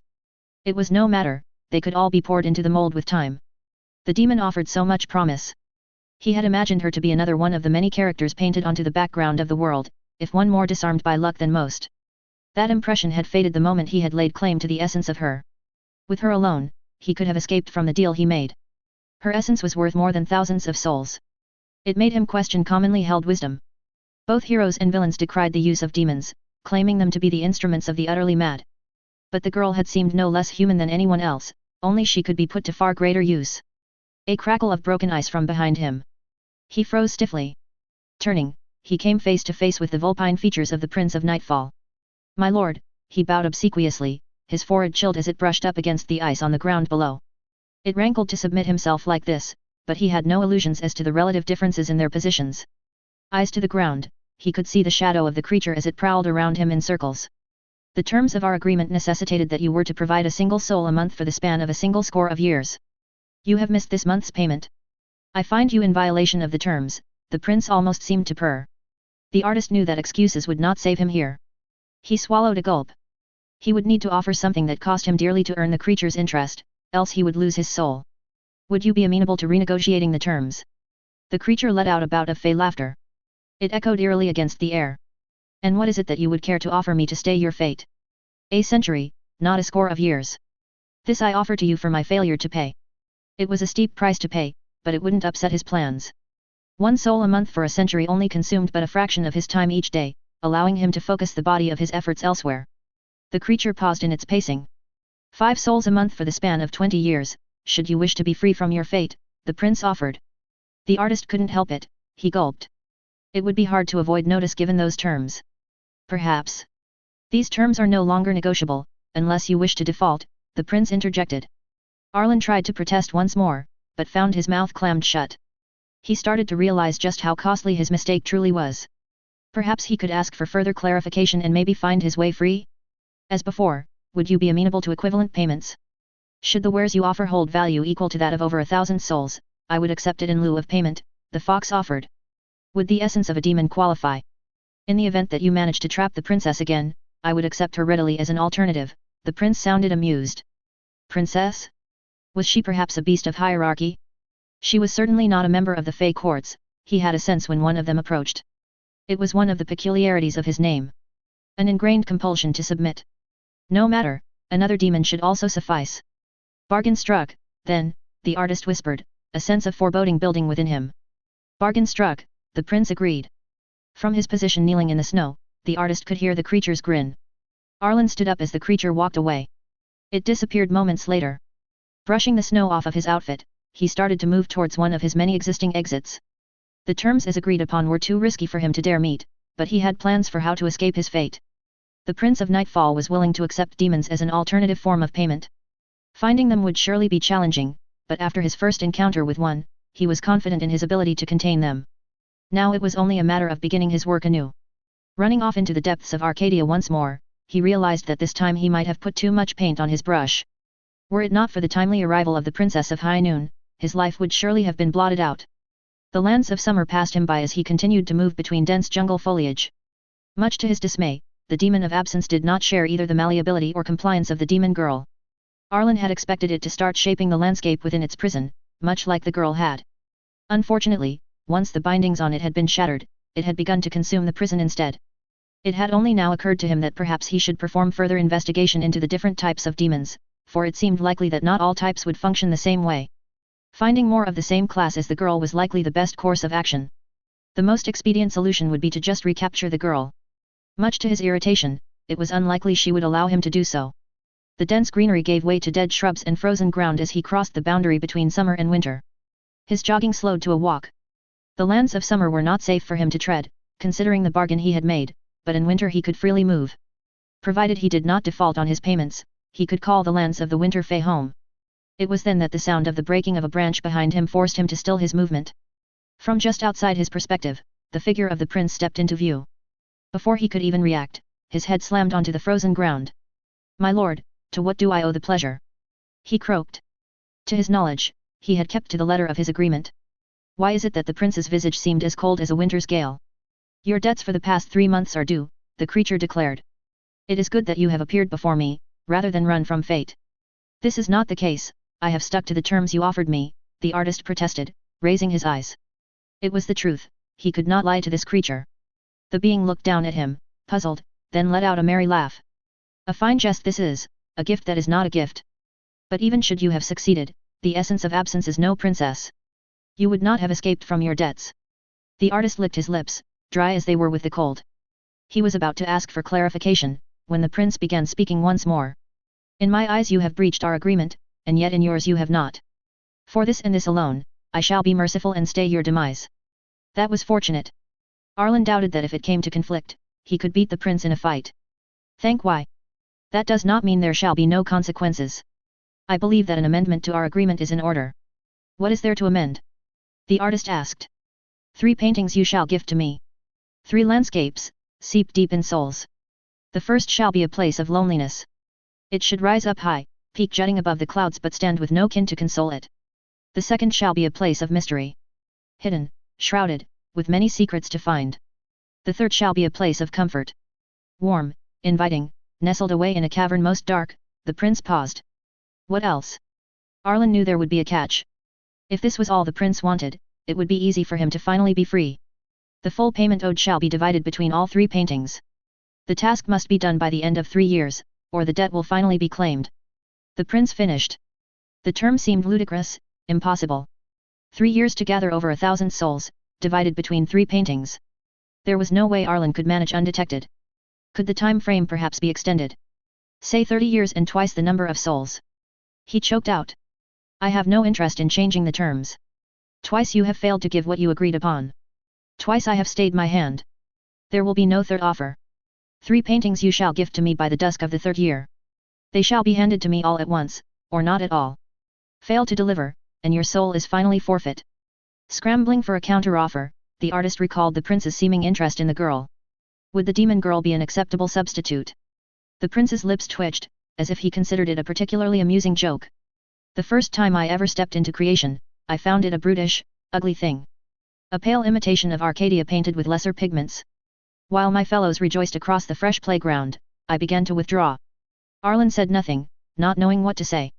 Disrupting the prince seemed unwise, even if this digression had nothing to do with their existing arrangement. I paused after coming across a fox, the prince continued with a smile. It had fallen into a trap. A snare that caught its foot. It knew it would die, if it remained there. What happened then? The artist asked. It chewed off its foot, and it escaped, the Fae answered. Forgive me, prince, but what does this have to do with my debt? Provided you capture and bring her to me, you may also walk free of your debts, the Prince of Nightfall answered, grinning at him. Chew off your own foot, little painter. Let's see what pretty pictures you can paint with your own blood. A chill ran down Arlen's spine. The artist did not have a good idea on how to see it done, but if the opportunity presented itself, he would try regardless. Containing her the first time had seemed trivial at first, but that was before she became aware of the attempt. No matter, catching a single demon was likely easier than painting thousands of people and escaping notice. He would pursue knowledge on the subject, while whittling away at his debt. As the creature left, Arlen started making his way to one of his gates in Prisser. Staying out of Callow seemed like a smart idea until he had recovered from the fight. Arlen walked between the tents on a battlefield near Lang. He had struck upon the idea of working as a medic's assistant, helping to dress wounds during the ongoing civil war. He was just another faceless member of the masses, and it allowed him easy access to the blood of so many soldiers. Arriving at his tent, he set out his easel, fixed a canvas to it and loaded up his brush. Then he began to paint. First came loneliness. For this he painted a solitary peak, jutting up high above the clouds. The shape of the mountain was unnatural, with a sheer cliff face. A single path carved through it, a gorge leading from top to bottom. At the precipice, shrouded in fog, the vague shape of a building hid. Reaching to his side, he grabbed a vial of blood and opened it, then lightly dabbed some of it on the brush. The color seeped into the unicorn hairs, then seemed to vanish entirely. Turning back to the landscape, he felt the shape of his name as it rose up within him. It was a mosaic. His mosaic, painted out of the hopes and dreams of everyone he had claimed them from. Reaching out with his brush, he added lines to the cliffs. Impart, he spoke softly. Something intangible ran down the brush and entered into the painting. It was his first bestowal, the first claim he had made to power. It took the very essence of a person and imbued it into the paint. Someone somewhere else in the camp had entered a dreamless sleep from which they would never wake up. As he continued to paint, he mused over his dilemma. His plans to canvass the many battlefields of the Civil War were making good progress. Many of the deaths were excusable as something else. Even better, by maintaining the route he had sketched out, it was possible he could pay a visit to the same armies repeatedly once enough time had passed between visits. Simply by moving from army to army, it was likely he could meet the demands of the prince. 2 of the 3 pieces commissioned by the Prince of Nightfall had been completed when disaster had struck. Arlen was in the process of inking his exit on a tree, ready to move on to the next battlefield, when a feeling of wrongness came to him. Alert, he scrambled to complete the passage, then a word rang out from behind him. Shine. He dove through the partially finished doorway, his precious paintings cradled carefully under his arms as he did so. Panicking, he touched one of his other works and spoke. Manifest. Paint came to life, animated by the force of one of the souls he had taken. He could hear their tortured shrieks as they were forced to obey his whims. The veil that his paintings placed over their eyes was shorn away, and the true terms of their sentence made clear to them. No matter, even knowing they were merely fragments of his mosaic, they would serve his whims regardless. 3 painted tigers launched themselves at the old man that stood on the other side. Another beam of light slammed into one of them. Judging by how the fight was progressing, he would dispose of them quickly. The victory of what Arlen assumed to be a hero seemed all but assured, but he had already succeeded in drafting his escape. Hurriedly, the artist slashed his brush across the entrance, breaking the connecting lines. It shimmered for a moment, then vanished. Breathing a sigh of relief, he turned around and took in the snowy wasteland, lit only by the light of the stars. There was no moon out in Arcadia this night. Travel would be dangerous, but it seemed that for once fate had been on his side. He had escaped with his paintings and only lost 3 souls in the process. Arriving in Calo once more, Arlen did little to suppress the frustration that was bubbling up inside. He passed between the gates, ignoring the splendor above him. Usually a scene like this would move him to paint, but the joy had long gone out of the process. He had made so much progress. After the first commission had been complete, he had quickly progressed on the second. A mountain lake with an island in the center, covered with mangrove trees and ruins. Darker colors were used, and it was shaded in a way to hint at something hidden deeper within. Despite how many soldiers had fallen into endless slumber, the connection had not been made. Then the old man had shown up. He was unsure how the hero had done it, but news of his actions had reached every battlefield. They had all been warned to beware of a traveling artist. Camp followers were carefully checked for the possession of brushes or oils, with what seemed to be a tacit agreement on all sides of the Civil War to ban the ownership of both. He had risked sneaking into some less well-defended encampments, but after losing an ear in an escape attempt and almost losing one of the prince's pieces, he deemed it no longer worth the risk. He had tried the larger cities next, only to find out news of him had spread to them as well. It was only through careful questioning, he was able to discover the name of his opponent. The Grey Pilgrim. The man seemed to have great influence with the church, enough to spread news of him from one side of the principate to the other. So he had left once more, returning to Calo. Much time had passed since his departure and he was short over 300 souls. Were there a war in Calo, claiming the remaining lives while remaining unseen would be an achievable task. To his dismay, Calo was stable. The calamities ruled with an iron fist, and disappearances on the scale he needed would be quickly noticed. And now the third painting loomed like an executioner's axe overhead, all but ready to descend. It sat incomplete. The finished landscape was supposed to be an underground city carved into the walls of a cave, but only the barest outlines had been done. Moving from inn to inn, the artist looked for a place to stay. Moving between armies had necessitated that he put a stop to the previous life of luxury he had lived. It was one more slight among many and meant that he could not afford to stay at the wealthier parts of town. Finally, after half a bell of searching, he found acceptable accommodations in an out-of-the-way inn. It was secluded down a narrow alley that he likely would not have found were it not for the cacophony raised by a bard. Aside from the owner, they were the only other occupant. He had offered to paint her. An actual painting, not a trap for once, since he couldn't afford to risk his current home. All she had done is shook her head and give him a drunken grin. Verism 2.06. A misguided soul championing contradictory causes may be in the process of genuine change, but that makes them no less a hypocrite for it. Quote attributed to Tarik Isbili of the Dominion of Levant. After spending over a year in Caith, we had finally left. We had scoured every corner of the place and no progress had been made. Roland and Max had even made the effort to talk to wizards that were too dangerous for me to meet personally.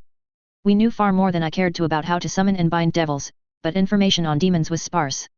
If I was villainously inclined and actually able to use magic as Maxime and Roland alleged I could, by now I would probably be a reasonably capable diabolist. Roland's name had offered me no help at solving my problem at all. Rogue sorcerers, it appeared, did not help demons find homes. World still fucking you over? Max asked. Yeah, I grimaced. The road we were on was especially uneven, and another bump against a rock jostled me from side to side. I was half tempted to smooth it out myself just for a comfortable ride, but then I would have to actively contest with the feeling of nails on a chalkboard. The longer I had spent in creation, the worse the feeling of not belonging became. How bad? Are the angels making out with you again? It feels like being hugged, not like being kissed, I told him again. Not that it would do anything except encourage him. Maxime cackled merrily. With that laugh, he was excellent villain material. I never should have mentioned that the angels are watching over me. It had become obvious in the time that had passed since that the choir of compassion had taken an interest in me. If they wanted to, they were able to interact with some otherworldly part of me that wasn't entirely anchored in creation. Whenever they did so, I could feel a vague sense of comfort drape itself like a blanket over my metaphysical shoulders. They didn't do it often, usually only when my feeling of estrangement was especially bad. I knew that their intentions were benign, that they were trying to show their sympathy in the only way they were capable of. That didn't prevent me from feeling vaguely like a wild horse that was being taught to become accustomed to touch. I apologize once more, Taylor, were it not for my suggestion, your situation would not have degenerated to this extent. It's fine, Roland. I turned my head to the left, facing him. I would have tried replacing my arm anyhow. I turned away quickly, the glare of the morning sun harsh in my eyes. This does not excuse. I said it's fine, I cut him off. Besides, it isn't just the prosthetic arm that was the problem. Trying to graft on a prosthetic arm had been a mistake, although not for the reasons I would have expected. The moment I had attached the piece, the sense of alienation had amplified dramatically. I had removed it almost immediately, but the damage had already been done. Replacing my arm would have to wait until the larger issue was solved. My ability to manipulate biology was still not good enough to try repairing my arm that way, but I expected I would have similar complications there as well. The only positive discovery was the confirmation that I didn't appear to be physically aging. It's so reassuring knowing that you're destined to die young. Your belief that the shift in your demeanor is the cause of your distress has yet to be proven. We agreed it's the most likely reason. The more I change from what I was like when I arrived, the worse the problem becomes. Which in theory meant I could undo the damage by regressing. The trouble was, I liked the person I had become. We passed behind the shade of some large pine trees. The early morning chirping of weaver birds called out from above. Max looked like he was about to open his mouth. Probably that same old stale joke about invading one of the hells again. I swear, the old man needed some new material. No, Max, I don't want to live in the hells. Even if I could clean one up, I want to be around people. I'm not putting myself in a prison locked away from the world. I'd made friends in Calernia. People that I cared about. I had come to accept that creation was my new home, even if it hadn't accepted me yet. Despite how backwards the world was in some ways, I didn't want to leave it. That didn't mean that I didn't miss my old friends, but missing them wasn't the same as wanting to go back to Earth. This was a world where heroes could win. Seems it's going to rain tonight, Roland. Girlie finally admits she deserves to be happy. Now we just need to find her some young lad with firm muscles, and she can retire out in the countryside. I don't think I'm ready to retire just yet, I admitted. Oh, then what do you want to do? I think I want to try being a hero again in my own right, not just following Roland around. It would have to wait until living in the world no longer hurt, but gradually the idea had started to grow on me. This was a world where heroes could win. Not only that, it was the kind of world where idealistic heroes could win. I could try to be the type of person I would have wanted to be as a kid.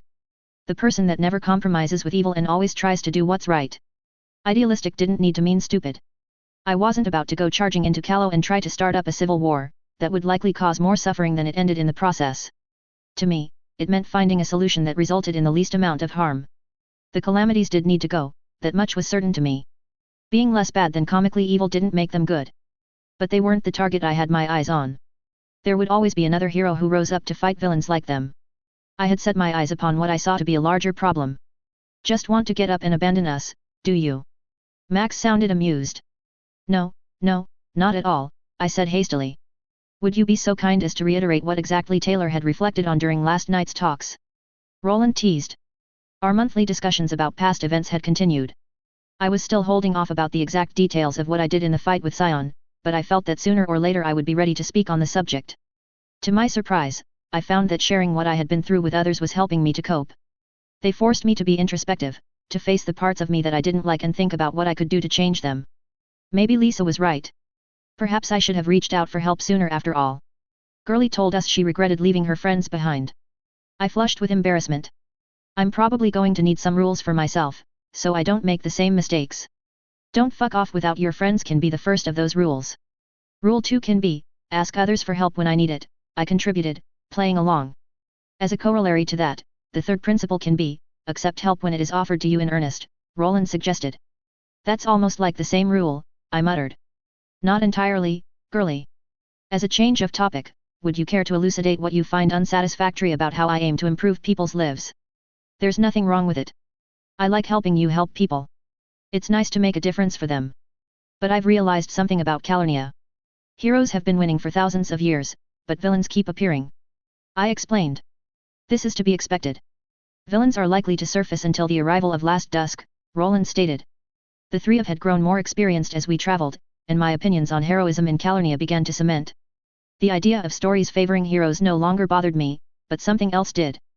But it means that even when we win, we aren't actually winning. If we were, there wouldn't be any villains left at all. If I'm going to be a hero in my own right, I want to make a real difference. I want to do something that matters. I emphasized. Right now, we might as well be tilting at windmills for all the good it does in the larger picture. Would you care to explain to me the meaning behind the phrase tilting at windmills? Roland inquired. The term comes from a story in my homeland. It means to fight imaginary enemies. The villains we're fighting obviously aren't imaginary, but they aren't the real problem either. There was a lot about creation I wanted to mend.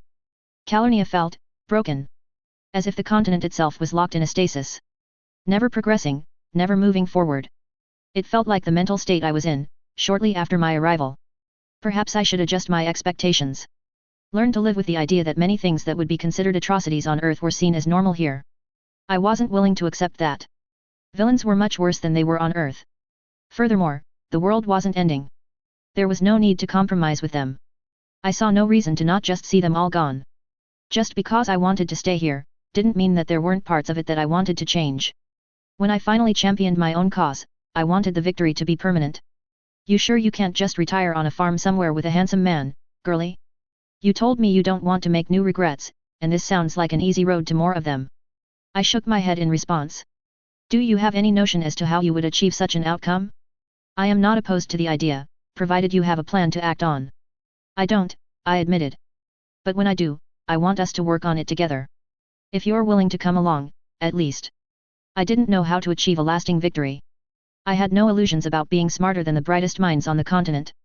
The Calamities had been successful villains for over 30 years in a world where villains were expected to lose. That told me all that I needed to know about how capable they clearly were. All I had was a different perspective to them. That didn't mean I wasn't willing to try to figure it out. Maybe it was foolish to expect to do better, but this was a world where a close to perfect answer might just be attainable. So I would try to do it, even if I expected it to be nearly impossible to achieve. I wasn't willing to be satisfied with a bunch of comparatively easy wins that would undo themselves a decade after I died. In a world ruled by stories, surely there was a story that would make that victory stick. Finding it was something for me to aspire towards. For now, I stuck to small heroics. Just because I didn't know how to fix the big picture yet, didn't mean that there weren't little things that I could do to help. Helping others was one of the few coping methods I had against the constant sense that I didn't belong. It was important to me that whatever I did was something I didn't come to regret afterwards. I recalled a talk I had once had with Glenn Chambers. It had been right at the end of the world, and I had admitted to him that I hadn't made for a good hero. I would try to be a good hero this time around. It would be my honor to join you on such a venture. We'll both be following, I replied, smiling. That can be rule 4. Taylor isn't in charge. We find the right person to lead us, then help them every step of the way. It would be too easy for me to start rationalizing making bad choices again if I'm the one deciding what we do. I wasn't sure I could stick to that rule. Most of the authorities I had heard of in creation were worse than the ones on Earth bet, but I was afraid that if I was the one in charge that I would start to regress. It was a hope of mine that there was someone out there that I could trust to play second fiddle to, but I wasn't holding my breath. What would you do should the leader come to propose a plan that you find morally reprehensible? Rule 5, girlie listens to her conscience first, Max bellowed. Here's one for Roland. When your friends tell you to fix an outstanding problem, don't leave for later, I proposed. He turned away, wincing, but didn't deny my suggestion. I find that you two would benefit from the wisdom of following that. How about we note it down as your 6th law? That was a fair point. I don't like the word law for this. I broke a lot of those, and don't want to get in the habit of breaking these. Perhaps you should endeavor to break the law less, Roland chided. Which of us is the rogue? I said. That comparison has no merit. When I cross the law, it is only done for the benefit of others. That was what I said, too. Roland looked as if he had swallowed a lemon. Rather than provoke an argument, I decided to change the topic. If we don't find what we need in Dayan, where should we look next? You told me the golden bloom is off limits, so we will have to search somewhere else. Much to my dismay, I had learned that elves in Calernia were not the happy hippies that Earth fiction had led me to believe I would find. They were highly xenophobic racial supremacists who would try to kill me on sight instead. In the event that our quest proves to be unfruitful, it may prove necessary to return to Calo proper and begin to take larger risks. I didn't like the idea of being right under the noses of the calamities again. But if there was no other option, then I would consider it. At the rate the discomfort was increasing, I would be a miserable wreck within the course of a decade. I was about to respond to Roland when a particularly nasty pulse reverberated across the essence of me. I grimaced. It was the world pushing back against me harshly. They occurred infrequently, and we hadn't found a method to deal with them yet. Need to lie down again, girlie? Max sounded concerned. I do. This one's bad.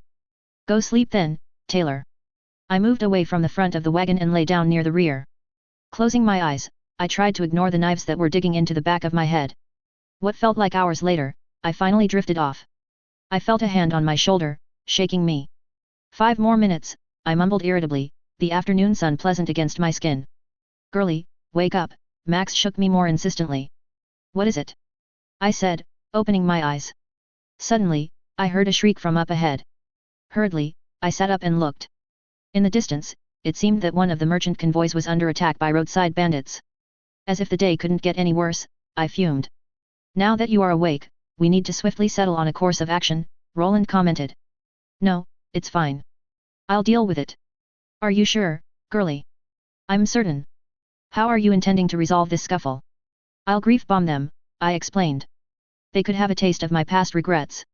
There were plenty of them to go around. It took a lot of negative emotions to completely incapacitate people, but it took comparatively little effort for me to make them. With a view of a full-on army, I suspected I could take them all out at once. What about the merchants, girlie? They'll recover. It isn't permanent. I wasn't in the mood for a fight. With time, it had become clear to me just how effective emotional attacks were. I didn't need to be able to tell who was causing problems to douse them all with a heavy helping of misery. Let them all fall over in a puddle of tears, and we could sort it out afterwards. The other two looked at each other, their faces conflicted, then nodded my way. That is an acceptable resolution. I dislike the manner in which it does not discriminate between forces, but it ensures an outcome with minimal casualties. Reaching out, I drew deep on the emotions I felt after the fight against Sion. From the moment right before I died and landed in Calernia, I shoved the idea in the general direction of the conflict. Some grass beside the road shriveled and died, then the sounds of fighting drew to a stop. The effect was only short-term, so they would all eventually recover from it. But in the meantime, it would incapacitate our foes without truly hurting anyone else. We moved in closer. There was a group of approximately 30 people. All of them were lying on the dirt road, curled into a ball and sobbing. I felt a pang of guilt. Fuck, was I too harsh here? The bandits looked like poverty-stricken men who hadn't eaten in days. Their clothes were a mess of rags and I could see their ribs. Now I feel really bad, I muttered. If I could just make them food right now, I would. As a 7th guiding principle, I suggest the following: try to see matters from other people's perspectives first, Roland chided. It was a sound point, but now hardly felt like the right time to bring it up. That was when 5 men carrying whips walked out from between the trees to the left of the road. They were led by a pudgy man in flamboyant clothing. What are you waiting for, slaves? I ordered you to attack them, he shouted. As if through magic, welts started to appear across the slaves' backs. Whimpering, they began to climb to their feet. I wasn't just about to let this happen, so I doused the slavers with a heavy blast of emotion as well. Seconds later, they had crumpled to his feet and was sobbing in the grass. Why didn't you just gut them, girlie? They deserve to die anyway. I shrugged, I can kill them if we need to, but I'd rather just turn them over to the watch. They were the ones who attacked, nobody would bat an eyelid for what I did. If we kill them, it complicates everything. I felt gossamer threads lightly brush against my presence. They seemed lost, though, unable to latch on. As if they were trying to attach themselves to me specifically, but couldn't find somewhere to fit. Odd. Was creation attempting to fit me into a story? A part of me hoped as much. It meant that maybe there was a chance my problem could be solved. Roland had theorized that if it was possible for me to earn a name, it was one of the ways I could fit myself into creation. What kind of story would this be? It didn't feel like the usual chance encounter on the road. What made it more disturbing is that the threads didn't attempt to connect with Roland at all. For a fight that was supposedly part of a story that was attempting to involve me, it came as a surprise to me how easy it was. That, more than anything else, was cause for alarm. The story hadn't managed to grab onto me. I suspected that if an encounter this easy was trying to attach itself now, then I could be certain that a story more challenging was coming down the line. Fair enough. If you ask me, they don't deserve to live, Max spat at one side. The monsters from Stygia like to inflict their cruelties on others without knowing the taste of the lash themselves. I find my opinion in accord with Taylor. The watch will almost certainly sentence them to hang. There is no need here for us to be the hand that metes out justice, it would merely invite trouble when the law here should suffice. The three of us approached the scene and started to take charge. It took a couple of hours before a watch patrol finally showed up and took over. I likely would never find out what happened to the men, but I didn't need to either. Creation wasn't kind to crooks that were caught. Hours later on the road, the three of us passed time silently watching the stars when Roland called out, "Does the idea of debating the merits of various political systems appeal to either of you?" It had come out of nowhere, so I was entirely surprised.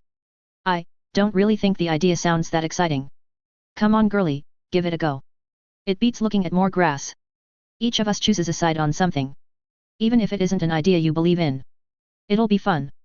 To me, this sounded more like a way to start team problems. There are many insights that may be gleaned from talking to someone almost entirely removed from creation. Comparing and contrasting our political systems may lead to some fascinating discoveries. Your perspective is unique, after all. Fine. You make a good point. I am just stating up front that I see this leading to a fight. We whiled away the rest of the night arguing the merits of democracy. To my surprise, I had fun. Neither of them believed the concept could even work, considering the local version of it. In a world like this, I struggled to conceive of it working either. Functional democracies didn't make for good narratives, and so a story was guaranteed to kill one in the crib. Verism 2.07. A/N, this will be the last time skip in this arc. For people concerned about time skips, there will be one more at the start of the next arc and then no time skips for a very long period of time. Whilst children meet all the right requirements for joining the Legions of Terror, they have an unacceptable mortality rate. Adults, at least, know better than to question what I say. Dread Empress Sanguinia II, best known for outlawing cats and being taller than her. After leaving Dayan, we traveled to Lore. It had taken us 2 years of scouring Dayan from one side to the other to finally admit we were making no progress. Lore was one of the larger cities I had seen so far. At a guess, I suspected it had a higher population than Brockton Bay. It was also undeniably going through a time of troubles. The city was a pit of depression so deep you could see the moon out the other side. The three of us were renting a small apartment beside a tavern called the Rat's Nest. The place was a dump, but it was the type of place we needed to stay at for Roland to keep in touch with his connections without attracting attention. The late morning sun shone through the door we sat beside in the Rat's Nest. Max tapped away at the corner table, faintly humming a marching song as he did so. Roland had raised wards against eavesdropping, but it probably wasn't necessary. Aside from the owner, we were the only ones inside. Absently, I kicked at one of the legs of the table. Lore had put me in a foul mood. The Governor Mrs. was the genuine Prissy article. Every story they told about the Prissy highborn was true for the man. He hosted extravagant parties one day after another, paid for by bleeding the citizens dry. Half the people I had seen on the streets looked to be suffering from malnutrition, and there was an undercurrent of despair everywhere I traveled. "Say girlie, mind heading to the market and grabbing us something?" he asked. Sure. It gave me a brief distraction from all of my issues. The food in the Rat's Nest wasn't great, so I couldn't blame him for wanting something a little fresh. Much like healing, food was something else I wasn't good with. That went for most biological material. I bet the first time I tried actually healing someone would make for a barrel of laughs. "Welcome to Taylor's clinic. It's like a casino, except with medical treatment. Would you like to gamble on which deadly disease I give you as I try to fix your broken arm?" Standing up, I exited the building and made a brief stop in our residence to pick up a satchel. I consciously ignored the weight of the world pressing back against me.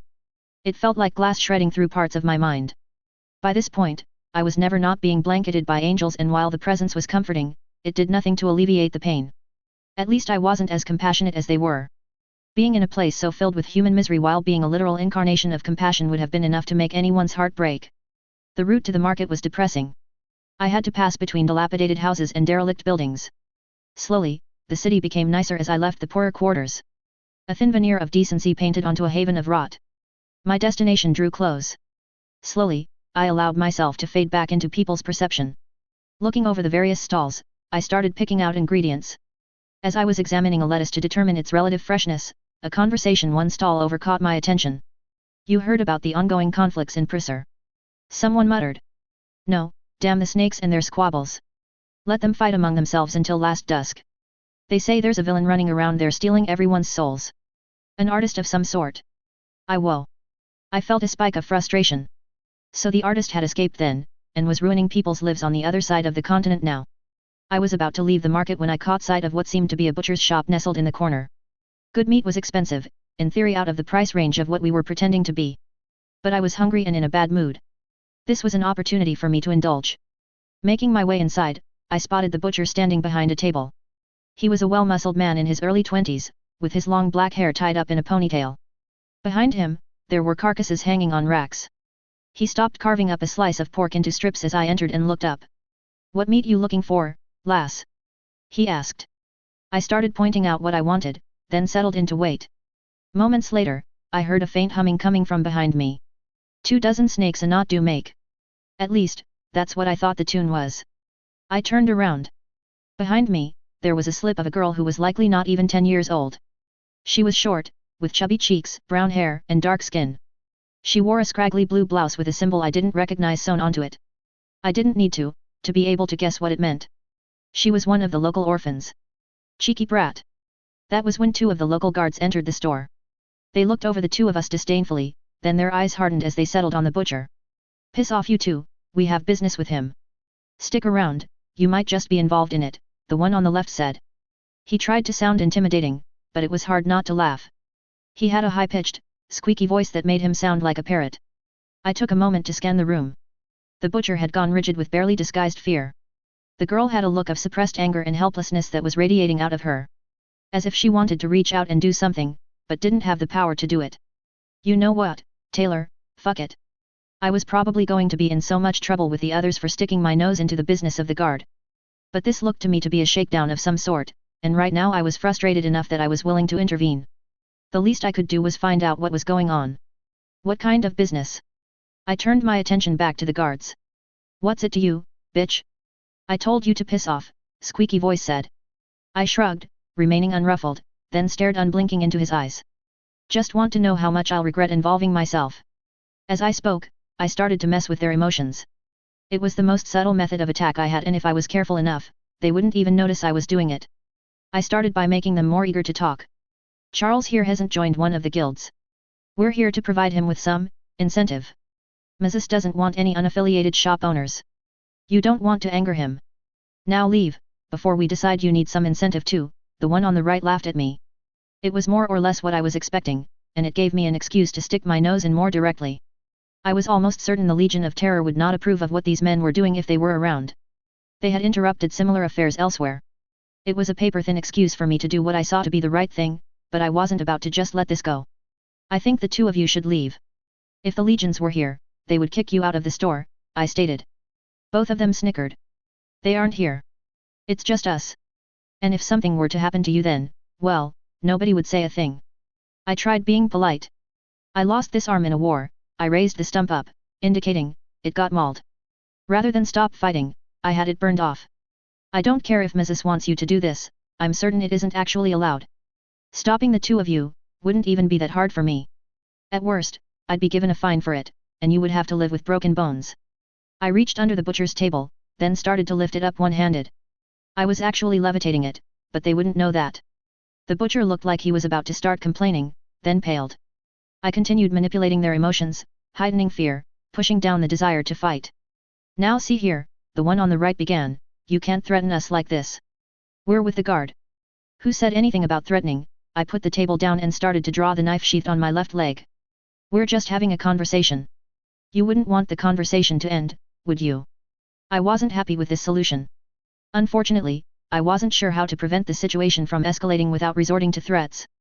They seemed like the only language anyone in the Empire spoke. Never mind. Come on, Jules, it's not worth it. The bitch looks crazy enough to try shank us. Even if she's hanged for it, we'd still be dead. We can always come back here later when she's not around, the one with the whiny voice said. Sending one last look my way that was filled with loathing, both of them turned and left. My attempt at intimidation probably wouldn't have worked without messing with their emotions. Logically, they did have the upper hand in a fight. They had better weapons and there were two of them. Unfortunately, I knew that what I had done was only delaying the inevitable. Unless something was done about Mrs., sooner or later those two, or others like them, would be back. The butcher muttered thanks my way and I completed my purchase, adding the extra weight to my bag. Then I turned and left. I felt the eyes of the girl follow me as I went. Slowly, I allowed myself to fade from view. I was halfway to the rat's nest when I started to feel an imperceptible tug, like the tug of a story. Annoyingly, I could only just feel it over the lancing pain from the world bearing down on me. I had felt a few stories try to attach themselves to me since the encounter on the road. None of them had stuck. This one was close enough that I felt if I pulled just right, I could take the main role. Maybe this is finally a chance to earn a name. Frowning, I started to look around, trying to identify the source. Behind me, I saw the girl from the shop, carrying a box between her arms. Eyes narrowed, she was looking around as if trying to find something. I was almost certain the pull came from her. She rolled her shoulders and came closer. The manner in which she approached was almost skittish, as if she was afraid but forcing herself through. She couldn't see me, but was finding her way towards me regardless. What kind of story is this? Clearly it was a story involving her. What did I know for certain? She was an orphan in Callow, and she was young. I suspected she was also upset about the state of lore. That, almost certainly made this a heroine's story, which would make me the mentor. Mentors and stories didn't live long. I was still tempted to take this story, there was a part of me that liked the idea of taking care of a child. Unfortunately, I didn't think I would make for a good mother and I didn't want to be responsible for taking a 9-year-old child and making them into a soldier. That would be a new regret that I didn't want to have to live with. I was already directly responsible for the death of one kid, I didn't want to steal the childhood of another. Despite that, I still wanted to allow her to come with. She had the, whatever it was that allowed someone to have a name, and was probably heroically inclined. She would likely be safer with us than staying here. I clamped down on the feeling. I needed to solve my current problems before I took on new ones. That didn't mean I couldn't give her some advice to help her along the way. I didn't doubt she would find someone who was willing to guide her. Even if that someone wouldn't be me. As she drew close, I included her in the effect I had up. "What's your name?" I asked. For a moment, it looked like she was about to jump out of her shoes and drop the box, before she restrained her reflexes. I suppressed a smile. "Weeping heavens," she muttered under her breath, louder than I think she realized. "What's it to you? You were following me, not the other way around." "Catherine Foundling. Are you a hero?" "I'm not a hero," I denied. I started moving again, and she waddled behind me like a duckling. We stopped on one of the piers going out onto the Silver Lake. There was nobody else around. "Rubies to piglets, you're a hero," she snorted. I smiled a little, a hero would unseat Mrs., fight the calamities, and reform Callow. I just stopped a couple of bullies from beating down the local butcher. That doesn't make me a hero, Catherine. "Cat or Foundling, don't call me Catherine," she bristled like some sort of angry porcupine. It was cute. "Adopt her." "No, no. That isn't a good idea. Be responsible, Taylor. The Imperial orphanages are allegedly well maintained, and exposing her to my problems wouldn't be good for the girl." "All right, Cat. So why don't you stop Mrs. then?" "Because I'm not a hero." "Sure you aren't," Catherine said, dubiously, "but if you were, why haven't you? Let's say someone killed Mrs. Now what happens?" I asked. She shrugged, "People don't starve anymore. The Empire takes it as a sign of rebellion. So the legions are sent to stop it, and lots of people are killed. Then a new governor is put in place, only the rules are even stricter than before," I explained. I was reminded of the explanation given by the numbers man as to what happened in Brockton Bay. How a single event set off a chain of other events. While it would be wrong to blame the entire sequence of events on me choosing to fight Lung, the lesson still had merit. I needed to think about the consequences of my actions, before I went ahead and decided to put my foot down. Then what about joining the Legion? They follow the Black Knight's rules. If you rose high enough, you could fix Callow that way. It wasn't phrased as a question, but I decided to answer it as one. That idea sounded just as awful as deciding to infiltrate the Undersiders. It's a bad plan. They would teach you to think like them. By the time you could change anything, you wouldn't want to anymore. Then what do you think a hero should do? She challenged. Why couldn't she start with easy questions? Being a hero to me is about deciding to do things that are messy and complicated and aren't an easy fix to the problem, but don't hurt others along the way. It's about making choices that you won't regret later. It's about accepting that you don't need to be the person to solve every problem, so long as the issue is solved. You can let other people help you do it or even follow them instead. I paused, considering what else I wanted to say. Now, if only I could live by my own advice. You sound just like those tired old nuns from the House of Light. Her tone of voice was derisive, as if doubting what I had to say.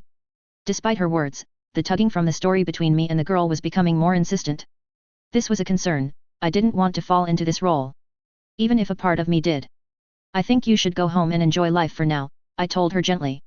You really aren't going to stop Mrs. She asked again, this time sounding mutinous. No. Even if I was a hero and I won the fight, what next? Somebody still needs to run the city, and it can't be me. The fight seemed to go out of her. You're a bad hero, she muttered. I told you, I'm not a hero. Not yet, anyway. You're a hero from Prisser, she insisted, everyone calls you people snakes. Are you just going to prove them right? I'm not from Prisser, I denied. You sure sound like it, she muttered darkly, what's your name? Taylor. I felt the last threads of the story snap loose. You're wrong, Taylor, she declared under her breath. You're just a bad hero. I'll be a better hero than you. If you don't fix Callow, then one day I will. She finished her tantrum, voice laced with spite, then started stomping away. Oh, fuck no. That wasn't what I wanted. Cat, wait. I called out. She ignored me and broke out into a run, box between her arms. Were it not for the circumstances, it would be comical to watch. I started to follow, before bringing myself to a halt. What could I do here? She wouldn't be happy with me bringing her along now, even if I wouldn't be a mentor. It would still be killing her childhood, although she seemed determined enough to do that on her own. Angrily, I started to pace back and forth at the edge of the pier. I didn't know what was the right thing to do. I didn't want to kidnap her, but it seemed like she was going to do something unsafe. She was a kid, she was going to make a bunch of stupid decisions, but these might actually kill her. For a moment I considered praying for advice, not that the gods here ever answered. I had tried it once or twice when the pain became especially bad, hoping that they would help out. The problem I suspected was that I didn't truly have faith, and that was unlikely to change. Knowing something is real and having faith in it aren't the same thing. I could do the first, but struggled with the second. The most I could do was blindly hope for help. Think it through, Taylor. She was 9. If I tried to adopt her, she was guaranteed to be part of a story. If I just left her here, there was a good chance she would forget and move on with her life. It was a slim hope to go on, but it was all I really had. I started to make my way back to our lodgings. With nothing to distract myself, the presence of the world eating at me became nearly unbearable.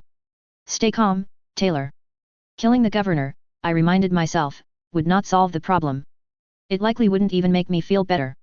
Trying to keep a city together when I was 16 and had localized omniscience had been hard enough.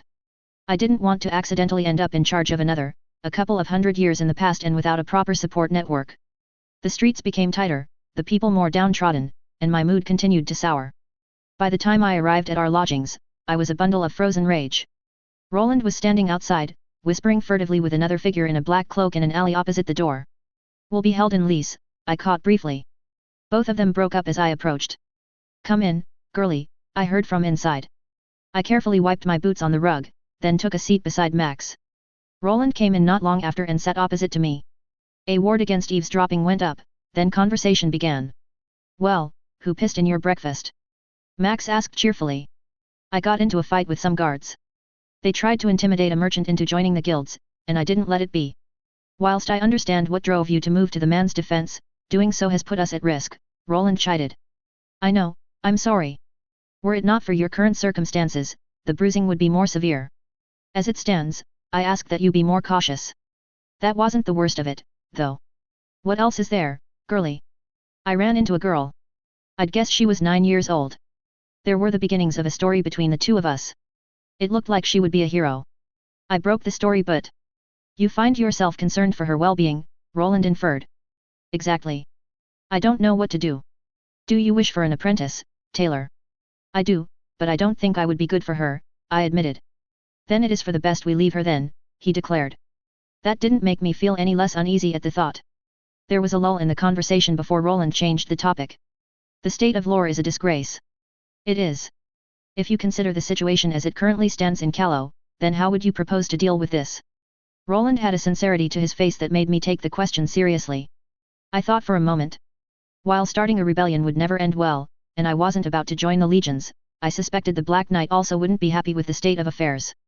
We should write a letter to the Black Knight, I replied. This isn't some dainty girl you can win with some pretty words and flowers, girlie. Maxime snorted. No, hear me out, I began. Look at how the Black Knight operates. He's ruthless and evil. He set the Blessed Isle on fire, burning everyone on it to death, then went on to crucify everyone who disagreed with him after the conquest. But that's not what's important. And what's that, girlie? The man is pragmatic above all else. After taking control of Calo, he built orphanages and schools. Reformed the tax law. Did away with the nobility and regulated anything he felt he couldn't control. He can be convinced by logic. I argued. And how does this relate to the letter you plan to write? Roland asked dubiously. The man doesn't want an uprising. He plans to play the long game. He also knows stories. If there's an uprising, there will be heroes that come with it. The orphanages weren't built out of the goodness of his heart. He's doing it to prevent orphans from turning into heroes. At least, that was my suspicion. I couldn't see any other reason for a man as ruthless as he was to go to the lengths he did. Perhaps, Roland prevaricated. This still does not explain your thoughts behind the approach. You see, if we assume that he doesn't want an uprising, what the Black Knight wants least here is for people to be angry. If they are angry, then they might rebel. He doesn't need people to be happy, so long as they aren't angry they are unlikely to cause problems. I finished. Relying on the tyrant to clean up his own messes upset me, but killing him wouldn't fix anything unless I actually had the right people behind me to replace him.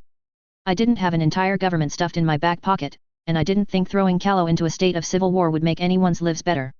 So to my understanding, you believe that by sending a letter, you can bring him to act in an effort to stave off rebellion then?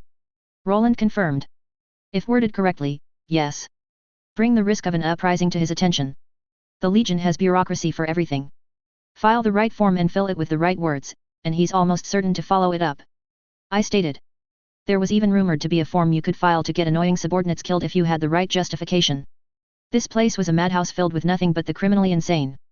Girlie, how do you plan to stop it from just being thrown in a fire? Max asked. It was a valid question.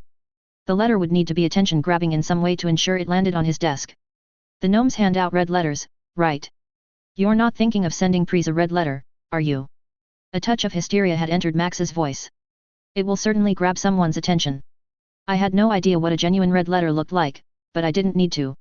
I imagined that nobody at the bottom levels of Legion bureaucracy would know either. If something that looked convincing enough arrived at one of their desks, they would escalate it. I was reasonably confident I could recreate a modern postcard with a view of Chicago on it, as something to bundle with the letter itself. The contents of the letter could quite clearly state that it wasn't actually a form of gnomish diplomacy, somewhere near the bottom. I just needed it to capture the attention of someone important enough within the legions that our complaints about lore would actually be heard. It did bring up the obvious concern of people no longer taking the letter seriously once they realized it's a fake, but I didn't have a good solution to that without putting us in genuine danger along the way. Somehow, I didn't think the Black Knight would be willing to sit down over a cup of tea and debate the finer details of how to run Calo. I wouldn't ever actually deliberately call down the gnomes on anyone. I wasn't sure if I could by manifesting the right tools, but the very idea of doing so nauseated me. They were a problem I didn't even have the beginnings of an answer to. A disaster of foreign relations that needed to be dealt with. There aren't any easy solutions, are there? That is certainly one method to call attention down on our heads. I suggest that we table that idea for now and preferably never revisit it. Besides, I dislike that your heroic plot to deal with the unrest within lore is to bring it to the attention of the villains. Roland looked upset. It will work, I insisted. Just letting the bully remain in charge was not an acceptable solution, but it would have to do until I had a better one. If this works, girlie, you will be flashing your tits right at the calamities. There is no way it would be safe for you to stay in Calo, then. Max added. We don't need to do it immediately. I replied. When we decide to leave for the Principate, we leave a letter on our way out. I suspected it was coming sooner or later. There were only so many places we could check before Pries became the last place to look. As desperate as I was for help, I wasn't willing to go that far. Yet. It would be miserable living like this, but it was better living with the world trying to eject me than being captured by a diabolist. Roland drummed his fingers on the table thoughtfully. I dislike everything about this. That didn't surprise me. It wasn't a heroic solution. In fact, it wasn't really a solution at all. It was me hoping my read on a person I had never met was correct. The problem was this wasn't something any of us could solve easily, and trying to fix it directly myself would likely make everything worse. So, it has just been brought to my attention by one of my contacts that there is a rumor. Roland changed the topic. Max and I both groaned. That meant something to do with his name. He raised his hands in exasperation. That some of the Wizard of the West's secret tomes are being auctioned off in lease. He confided. It went unsaid that such an auction was highly illegal. I think it's a trap, I declared. Girlie's right. Put one foot into that auction and all our heads get cut off, Max added. There was no way the Calamities would just leave something like that on the table. I acknowledge that the possibility exists that it is a trap, but consider Taylor, he became more animated as he spoke, this could be the opportunity we seek. I thought about it. He was right. Short of trying to steal books out of the Warlock's library, this did seem like our best bet. I wasn't too keen on the risks, but playing it safe for 2 years had achieved nothing, and I was becoming desperate. This kind of opportunity did fit Roland's type of story almost perfectly. It was magical knowledge that was likely being misused. If we were ever to have a genuine chance at finding the information I needed, this would be it. Lease wasn't prise, but we would still be taking a big risk. We will need to plan carefully, I said. Girlie, you sure you can't just leave it be? Max asked. I shook my head. I have to do this, I told him. Living like this is awful, and I trailed off, the rest left unsaid. He sighed. Well, I've come with you this far, he mumbled. We'll need to plan our escape route to Prisser as well. I doubt we could stay in Callow for much longer afterwards. It was a tacit approval, but Roland's face lit up. Let us begin planning. Once we are done, we can prepare for departure, he smiled. We didn't leave that night, but we did leave soon after. I suspected that whatever the outcome, we would need to flee Callow in the aftermath. This way, at least we had a story on our side. Shall we resume our debate then? Roland inquired idly. We were on the road heading for Lease. We were taking a more indirect route, passing through Vale rather than going near Marchford. There were rumors that the Warlock was currently in residence there, and none of us thought that going near him was a good idea. Sure, I replied. Roland and I had been having an ongoing debate ever since we entered back into Callow. It made for an easy way to waste time. I had taken up arguing in favor of Black's system of governance in Callow, and he argued for the Principate. I didn't actually like or approve of either systems, but at least our discussions had a way of keeping us entertained on the roads. There was only so many times you could look at mountains and fields before they all started to look the same. By this point, we had probably retreaded the same couple of arguments at least over a dozen times. Max had joined in at first, but after the 5th repeat of the debate had decided that he would rather sleep. In the Principate, the princes would never allow a city regress in the same manner as Lore, Roland stated.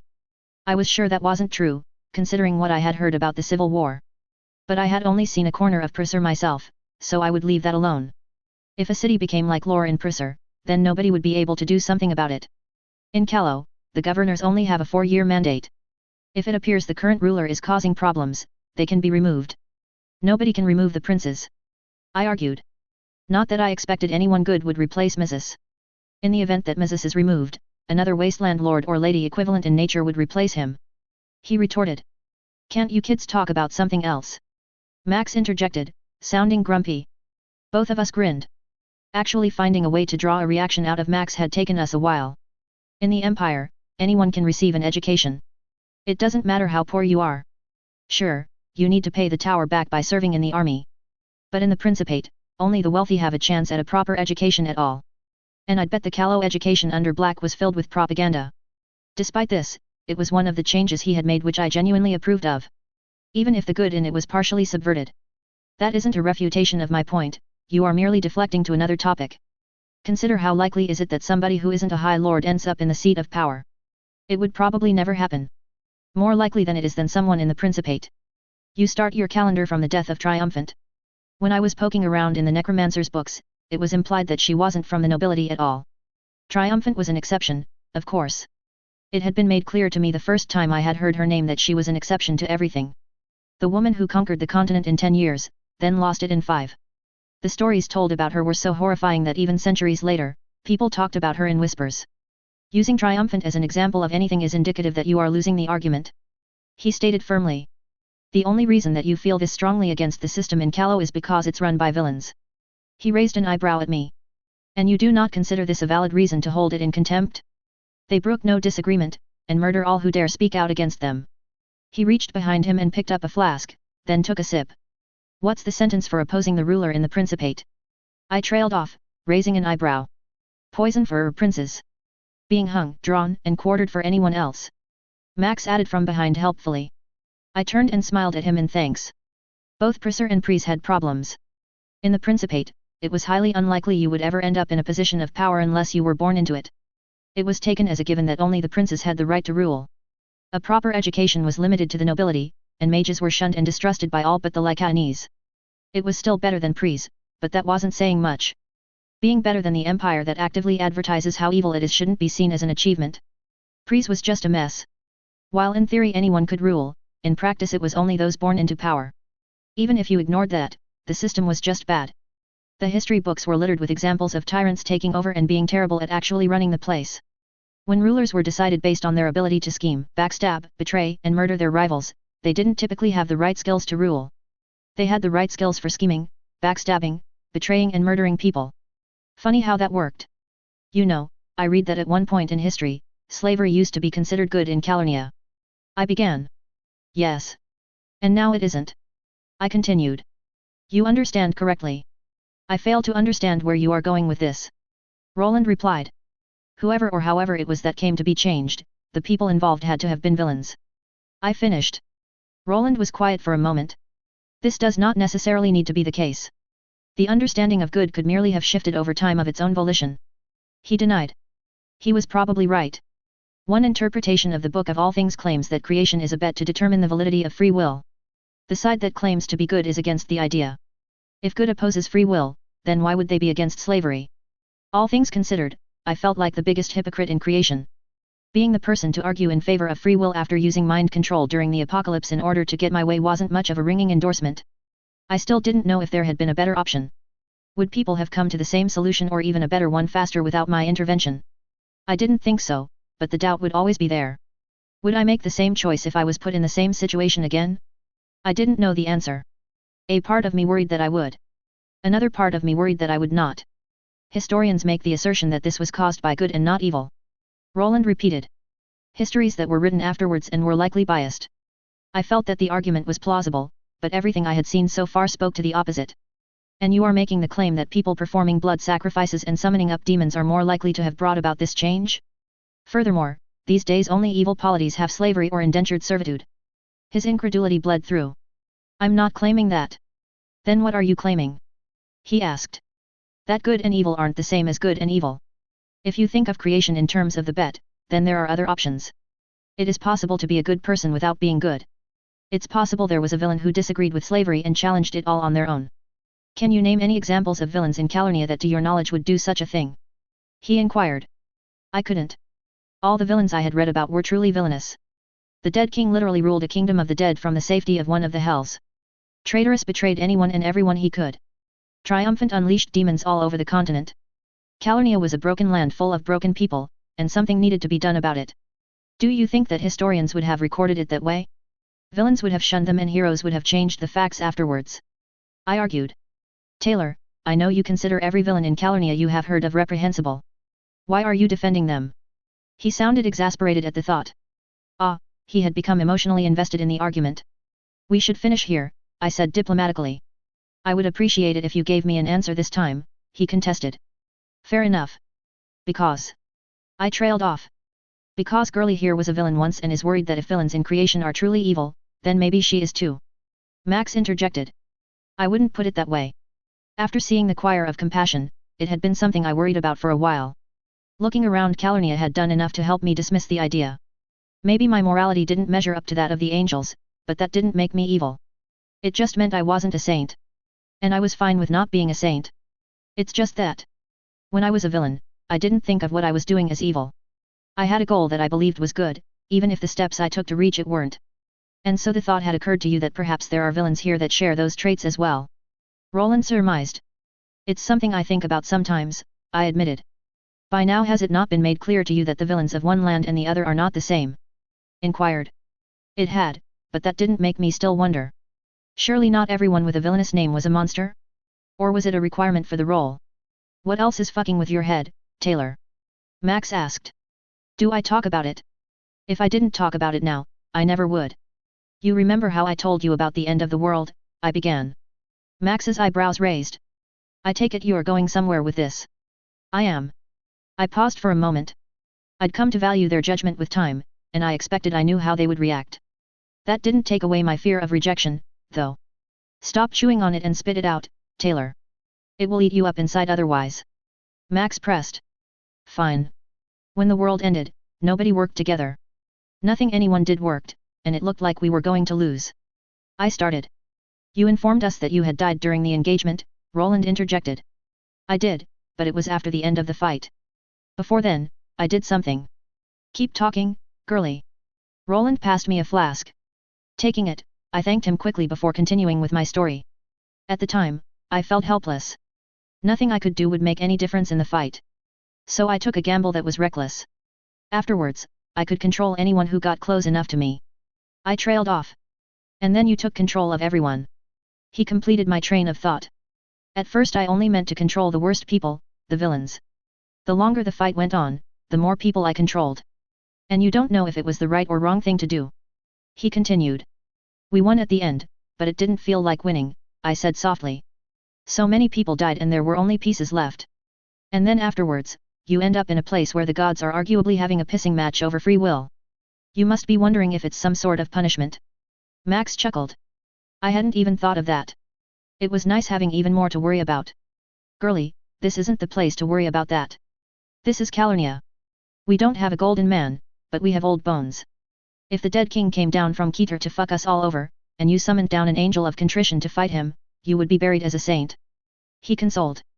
That's part of what worries me, I muttered. The rules of whatever land you came from don't work here, so why worry about them? He asked. How to explain? If I had ended up somewhere more familiar, I likely wouldn't have worried so much about this. Here though? This was a world where people would shout from the rooftops that the decision I made was the right one. It was also in almost every measurable way worse off. There were cities on Bet that had a higher population than the entire of Calernia. That was likely true even after the apocalypse. Being confronted with that every day wasn't something I was comfortable with. Every day, I came face to face with a world that was run the way I had operated back on Earth Bet. If I took charge and acted like a benevolent warlord, nobody would bat an eyelid. If I was a hero in the process, they would probably even tell me I was doing a good job for it. And the actual state of the world was terrible in comparison. Sure, Calernia wasn't falling apart like Bet was, but that wasn't because the system was good. It was because they just didn't happen to have something far outside the scope of the world actively working to bring it down. All F existed and operated under largely the same rules as Bet did. It hadn't been falling apart, and it was almost a utopia in comparison to creation. Calernia felt to me like the biggest argument that I was wrong. Verism 2.08. And so triumphant declared, Come, heroes most mighty and tyrants most dark. None shall be spared from the fullness of my wrath. No powers above or below shall save you, even should the gods heed your call. Extract from the Scroll of Dominion, 24th of the Secret Histories of Pries. Arriving in Lys was different from arriving in Lore. For one, Lys was like a tourist's destination in comparison. The pale white walls of the city loomed up ahead. For a city so comparatively small, they were a marvel to behold. Topping the walls were ornate crenellations that had been shaped to look like mated pairs of swans. I hadn't taken the time to draft a letter to the Black Knight yet. But it wouldn't take long to write, and was something that I could do when we were making our exit from the Empire. Once we are within the confines of the city, I will see to the stabling of our transportation and then endeavor to establish contact with the local criminal underbelly. If the two of you could make the effort to find us acceptable accommodations for a brief stay, then we can rendezvous back at the city gates at the setting of the sun. Does this course of action agree with you? Roland inquired. Sounds good. I replied. Max also gave his assent. We do not plan to remain in Lys for the long term, only so long as it takes to acquire our prize.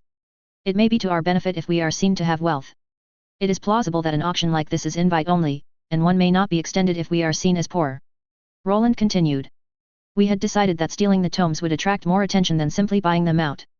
Being merely another bidder with more money than sense would put us in less danger than annoying everyone at the auction, including the people hosting it. It was highly unlikely that there was anyone who could outbid me. If I ignore what we're doing, it's basically a holiday. That's right, girlie. We're staying somewhere nice for once. As we made our way through the gates, the wards pressed in on me from either side, stifling my sense of the world. Max and I split off from Roland, then started to look for a place to stay. Lys was scenic, with large cathedrals and towers rising up high in the air. We moved to the wealthier parts of the city first and went from place to place. The buildings here had slate tile roofs and sandstone walls, looking far fancier than the ones we had passed while entering. People eyed us distrustfully. We probably should have changed into nicer outfits. To both of our mounting dismay, it seemed that all the rooms had already been taken. Slowly, we started moving into the less well-kept parts of the city. Snow fell around us. I kept it away unconsciously, but that did not remove the feel of it from the edge of my effect. Time was passing, and we had little to show for it. This wasn't sticking to our original plan, but with every residence full, we had no other choice. Regardless of what we wanted, we did need somewhere to stay. It wasn't the end of the world. We hadn't been staying in pleasant places over the course of our journey. It had been something I was looking forward to for once, though. As our search dragged on, the feeling of salt poured on an open wound embedded into my metaphysical flesh mounted. It was so bad, that I was only vaguely able to focus on what people were saying around me. We exited another guest house and were halfway past a tavern when I tripped, landing face first in a pile of mud.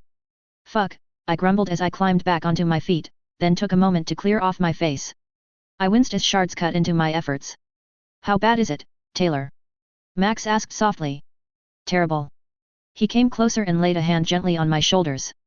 Let's find the first place that has a bed. Doesn't matter how nice it is, you can clean it yourself in a heartbeat. Then you're going to rest, he declared. Sounds good, I mumbled back, almost delirious from pain. That was when a ballad started up in the distance. There once was a spider. In a land far away. Who fought with a lizard. At the edge of the bay.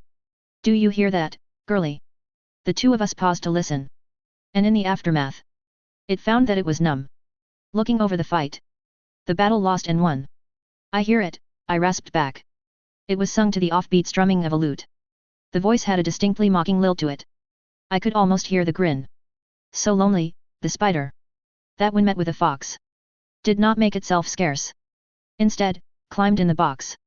The sound was distant, coming from down a narrow alley beside the tavern. We wouldn't have even noticed it if not for the song. Looking, I spotted a rundown building with a sign on the outside. It took a couple of heartbeats to read it, with my vision spinning the way it was. Happy endings. It looked like the kind of place that Roland would probably be visiting in a day or two to find out more about the auction. I wasn't too keen on staying somewhere like it, but everywhere else had been full. Let's check it, Taylor. Max said. Not going to make the joke about the kinds of happy endings they offer. Not the right time. I didn't like the idea of staying in the maybe brothel, but it was better than returning to Roland empty-handed or staggering around like this much longer. Perhaps we could pay the bard with the money we were saving on rent to shut up. The noise was almost as grating as the feeling at the back of my head. Not noticing the plan of the dastardly snake. The spider was tangled. With web of its own make. Do you want to go in there, Taylor? He gestured towards the door. Yeah, I replied. All right then, girlie, let's take a look. The eagle was then roused. From up high in its nest. Summoned forth by its name. Blasting down on the rest. We reached the door. Max reached towards the handle. As he was about to open it, the door opened on its own and a wiry man with graying hair hurried out. Calamity did strike. With the theft of the owl. The great beast did arrive. A tragedy most foul. Do you have beds available? I do, he affirmed in a warm voice. You can go in, I'll be right back shortly. I figured he was the proprietor. The music cut off as he spoke. The stained wooden floor creaked below our feet as we entered. My gaze roamed over the place, taking it all in. The majority of the floor space was taken up by cozy chairs and tables strewn haphazardly around. Directly opposite the entrance was a door, leading up to another floor. On the right, was an empty stage. That was the moment the place went to hell. You lot, again. How many times do I have to fight you? No matter. You will find to your misfortune that this time I am much better prepared. A man shouted from the left, exasperated. We turned to face the voice. Placed carefully around the fireplace were 3 easels, each with a canvas pinned to them. The canvas on the third easel was still wet with paint. Between them stood a familiar figure wearing stained patchwork clothing. The Arcadian artist. I started the process of reaching out, planning to strike at him directly. I winced at the sensation of the world fighting back. For a moment, my vision fractured into a sea of broken shards. Max had begun drawing sigils in the air. Both of us were too slow. I will make of you a gift fit for my prince, and then the terms of my bargain will finally be met. Harmonize. He declared, pointing to one of his portraits. Unfortunately, I couldn't see what was on it from where I stood. Sadly, I didn't need to. To my surprise, I could feel the intent of the word.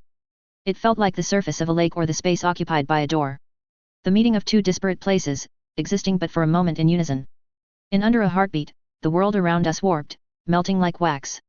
The walls stretched further and further away, fading into the distance. The room began to fill with a thick, acrid fog that was dense enough to drink. The distance between us and the painter expanded, and the land poured upward. Like water coming out of a tap, only reversed. The artist was no longer in sight. Had he run away? My blood ran cold. It was just the two of us, Max and I. While I wasn't that worried about my own safety, if we didn't escape then Max would almost certainly die. We need to escape from here. Let him get away. It's not worth fighting, I declared. You think it's the start of a story? He asked, thoughtfully. Definitely. I tried to shove against the effect and break out of it, to no success. There were well over 1,000 souls pressing back against my attempt, all forced into it by the artist. He was awful at it, but he didn't need to be good at what he was doing to overpower me with brute force. I did learn something from the attempt. He was in here with us, somewhere up above. You pests cannot conceive of the true scope of my vision. Now you will be ground down by it. A voice called out from all around us. We could no longer see the walls of the place. Next, I tried to determine if we were trapped inside a painting. We both were and weren't. As far as I could tell, the artist had overlapped his paintings with the inside of the building we had been inside and was changing the place to match his conception of reality. The rules it was following were nebulous. I was reasonably confident he couldn't just kill us, but he could mess with the laws of creation to an absurd degree. My stomach dropped. I can't break us out of this without killing the artist, I admitted. The words tasted like ash in my mouth. We're going to have to try to fight him. Maybe if you stay down here and I go on ahead. Now Taylor, Max sounded almost insulted, I'm not leaving you to get fucked all on your own. We're in this together. That's not what I meant, I shook my head, frustrated. He's a villain. He can't kill me. Sooner or later, I'll just win the fight. I don't want you to throw away your life for no good reason. You're important to me. I suppressed another wince. It was frustrating. I knew why he wanted to fight. He hid it well, but it was something I could read, and it hurt, although it hurt in a good way.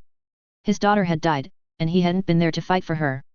He didn't want to not be there a second time, even if it was completely irrational. I always knew I would die fighting one day, Taylor. I'm not running away just because it might be today. I almost told him that he wasn't my dad, but chose to shut my mouth. If we had a major argument here, it might just make him more likely to die to drive home the regret.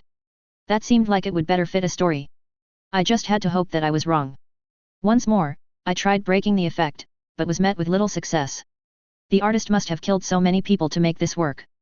There was no way he could even hope to contain me otherwise. We are going to be in so much trouble. There was no way the Calamities missed a fight between named within the boundaries of lease that involved something like this. More and more details filled in. We were standing at the bottom of a cliff face. In front of us there was a narrow, sinuous path cut through the cliff, a gorge leading above. The exit had long since disappeared. The chairs were the last remaining signs of the building we had entered. They were blocking the way. Then the chairs grew wings and teeth. As they did so, I felt a slight lessening to the pressure being exerted against me. Each time he summoned one, he was weakening his own defense. Unfortunately, the point he was starting from was so strong it would take a significant effort to be able to win. They, like everything else the artist had summoned, had the appearance of being painted. You could still see the brush strokes lining everything he made. I tried to just kill it, but it wasn't truly alive, and my attempt had no effect. Next, I tried to dismiss it. My will slammed against his. Trying to contest him felt vaguely reminiscent of trying to contest the absence demon, only he was far slower and less unpredictable. Given time, I was certain to win. I tried out a few more changes in an effort to kill the chair. Paint wasn't alive, so by my will neither should the chairs be. Paint couldn't float, so they should remain still. Each time, he pressed back. The chair drew close. Then Max threw a fireball at it. No, don't! I shouted. The artist didn't even bother to try to contest the attempt. The chair caught light. Unfortunately, I hadn't yet informed Max of our little problem. Whilst the artist's creations were likely susceptible to fire, using it wasn't a good idea here. Because everything around us was painted as well. Fuck. Yes, why don't you set the very world you exist in alight, the artist cackled gleefully. The flames started to spread. Hastily, I reached out trying to smother them, but was pushed back against once more. The chairs that weren't on fire were drawing close. I stretched out the space between us and them, buying us some time. The artist didn't try to stop me, but it didn't matter either. The sheer effort of it almost caused me to black out. We're committed now and on a time limit, I rasped. If we don't escape fast, you'll die just from the smoke. I'm sorry, Taylor, he sounded chagrined. It's okay, I affirmed, but we need to go now before the fire blocks us off. Right, girlie. He agreed. The two of us began to run, dashing forward and dodging between more of the chairs. One of them smashed into me. I fell, tumbling to the ground. Suppressing a wince, I reached out with my mind, vaporizing it with a beam of light instead. The artist scrambled to stop me, but failed. I felt a slight drain on my reserves. The attack was costly, but less likely to cause me problems than leaving the enemy alive. Unfortunately, I would need to be careful and not overextend myself. This wasn't a fight I could win with brute force alone. The flames were closing in. I could feel their heat on my skin. 3 more chairs were heading my way, and I climbed to my feet hastily. Dashing past them, I joined Max at the base of the path. He had blocked them off temporarily with a ward. I could already see the pale blue glow of his barrier flickering as the artist started to break it down. We began to jog, following the mountain path. Behind us, I could hear the quiet roar of the flames as the landscape was slowly consumed. The road split, going off in several directions. Picking one, we followed it, only to have it come to a dead end. Backtracking, we chose one of the other branches. The path grew more narrow, closing in around us. Then, from ahead, the roar of a tiger could be heard. Painted claws scraped against my good arm, scoring deep, jagged cuts. I tumbled to the ground. It landed behind me. I yelped out in pain, then dodged to the side as I sensed it leap once more. To my frustration, I was too slow. The tiger crashed into me, pinning me to the ground. On instinct, I tried transmuting it into a cloud of determination. The tiger disappeared. This wouldn't be an issue if you weren't the person you are now. I squashed the traitorous voice at the back of my head. Understanding. It begins to set in, doesn't it? How far beneath me the likes of you truly are. You do not even warrant an artist's second consideration. Among all my other current problems, his voice was starting to grate on me. Couldn't he shut up? Max offered me a hand, helping me to my feet. Are you all right, Taylor? Max asked, his voice thick with concern. No, I'm not, I answered truthfully. I felt feverish. I suspected that the tiger's claws were venomous. It wouldn't kill me, but it made concentrating even harder. Max looked at me worriedly. We need to hurry. I could feel the dogged breath of the hells tickling the back of my neck. We hurried, continuing our ascent. Wary now for attackers, we disposed of 2 more tigers as the journey dragged on. More dead ends, more backtracking. We were on a time limit and I felt the pressure continue to mount. My vision started to swim. We can't go on like this, I said, my voice hoarse. Max was panting beside me. I didn't know how long we had been inside this nightmare of a trap, but both of us were being worn down. This bugger is really fucking us up the ass this time, isn't he? Maxime agreed. This place is like a labyrinth. It's designed to waste our time.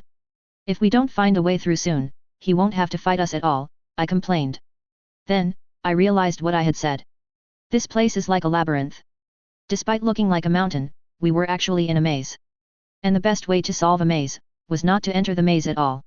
Unfortunately, now that we were already inside, this revelation came a bit too late.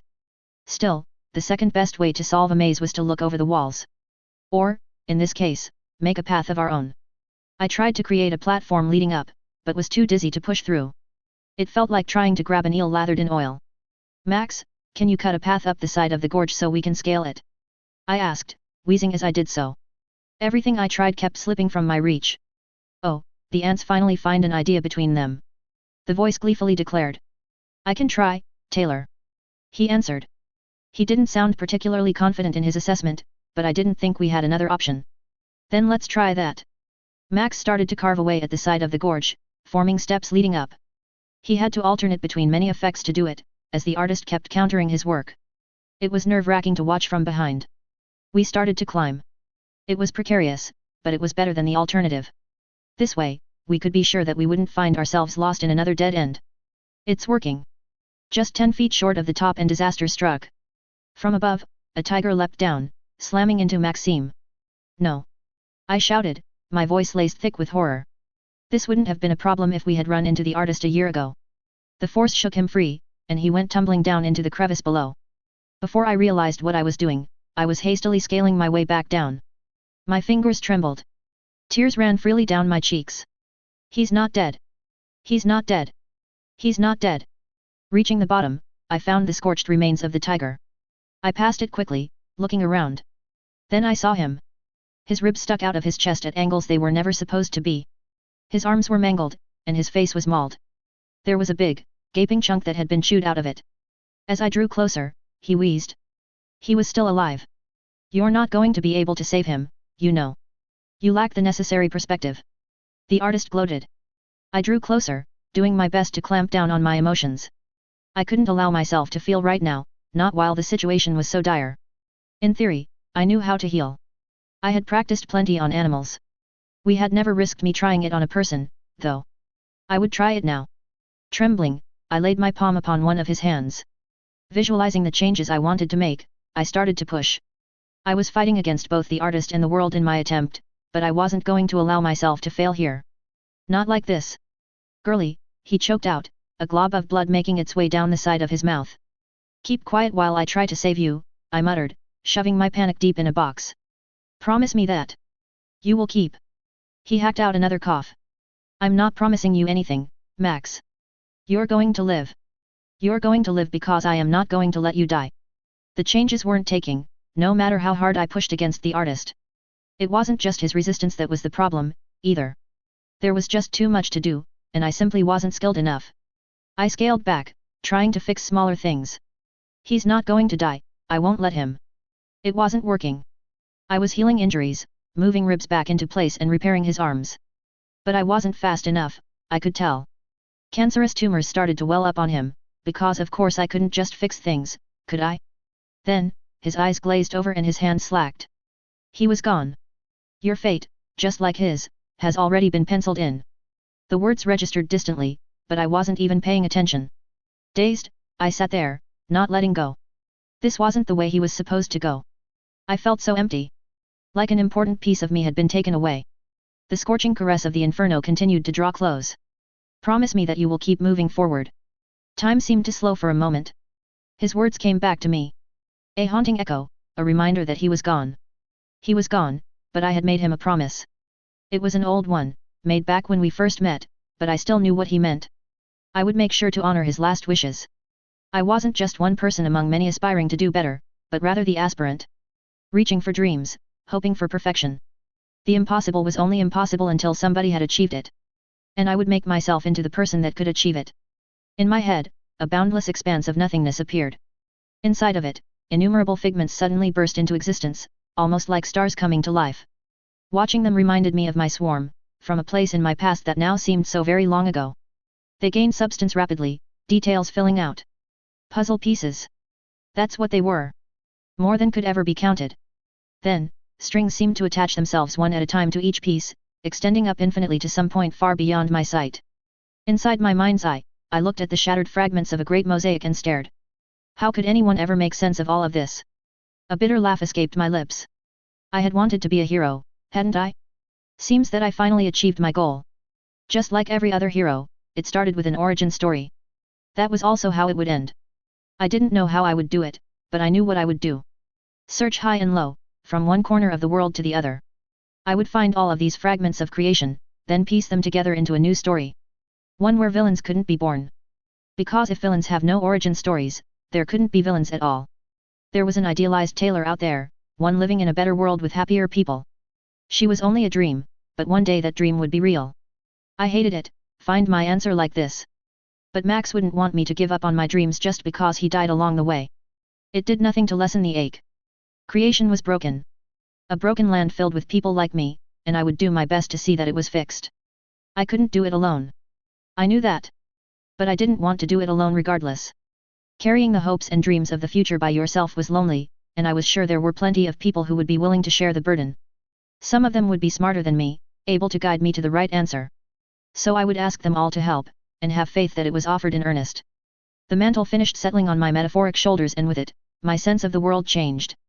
Creation no longer felt like a hostile place, instead it felt like a home I had been invited into. I felt like a guest. After so long feeling like I didn't belong, it was like a breath of fresh air. Only cost me my closest friend to earn that.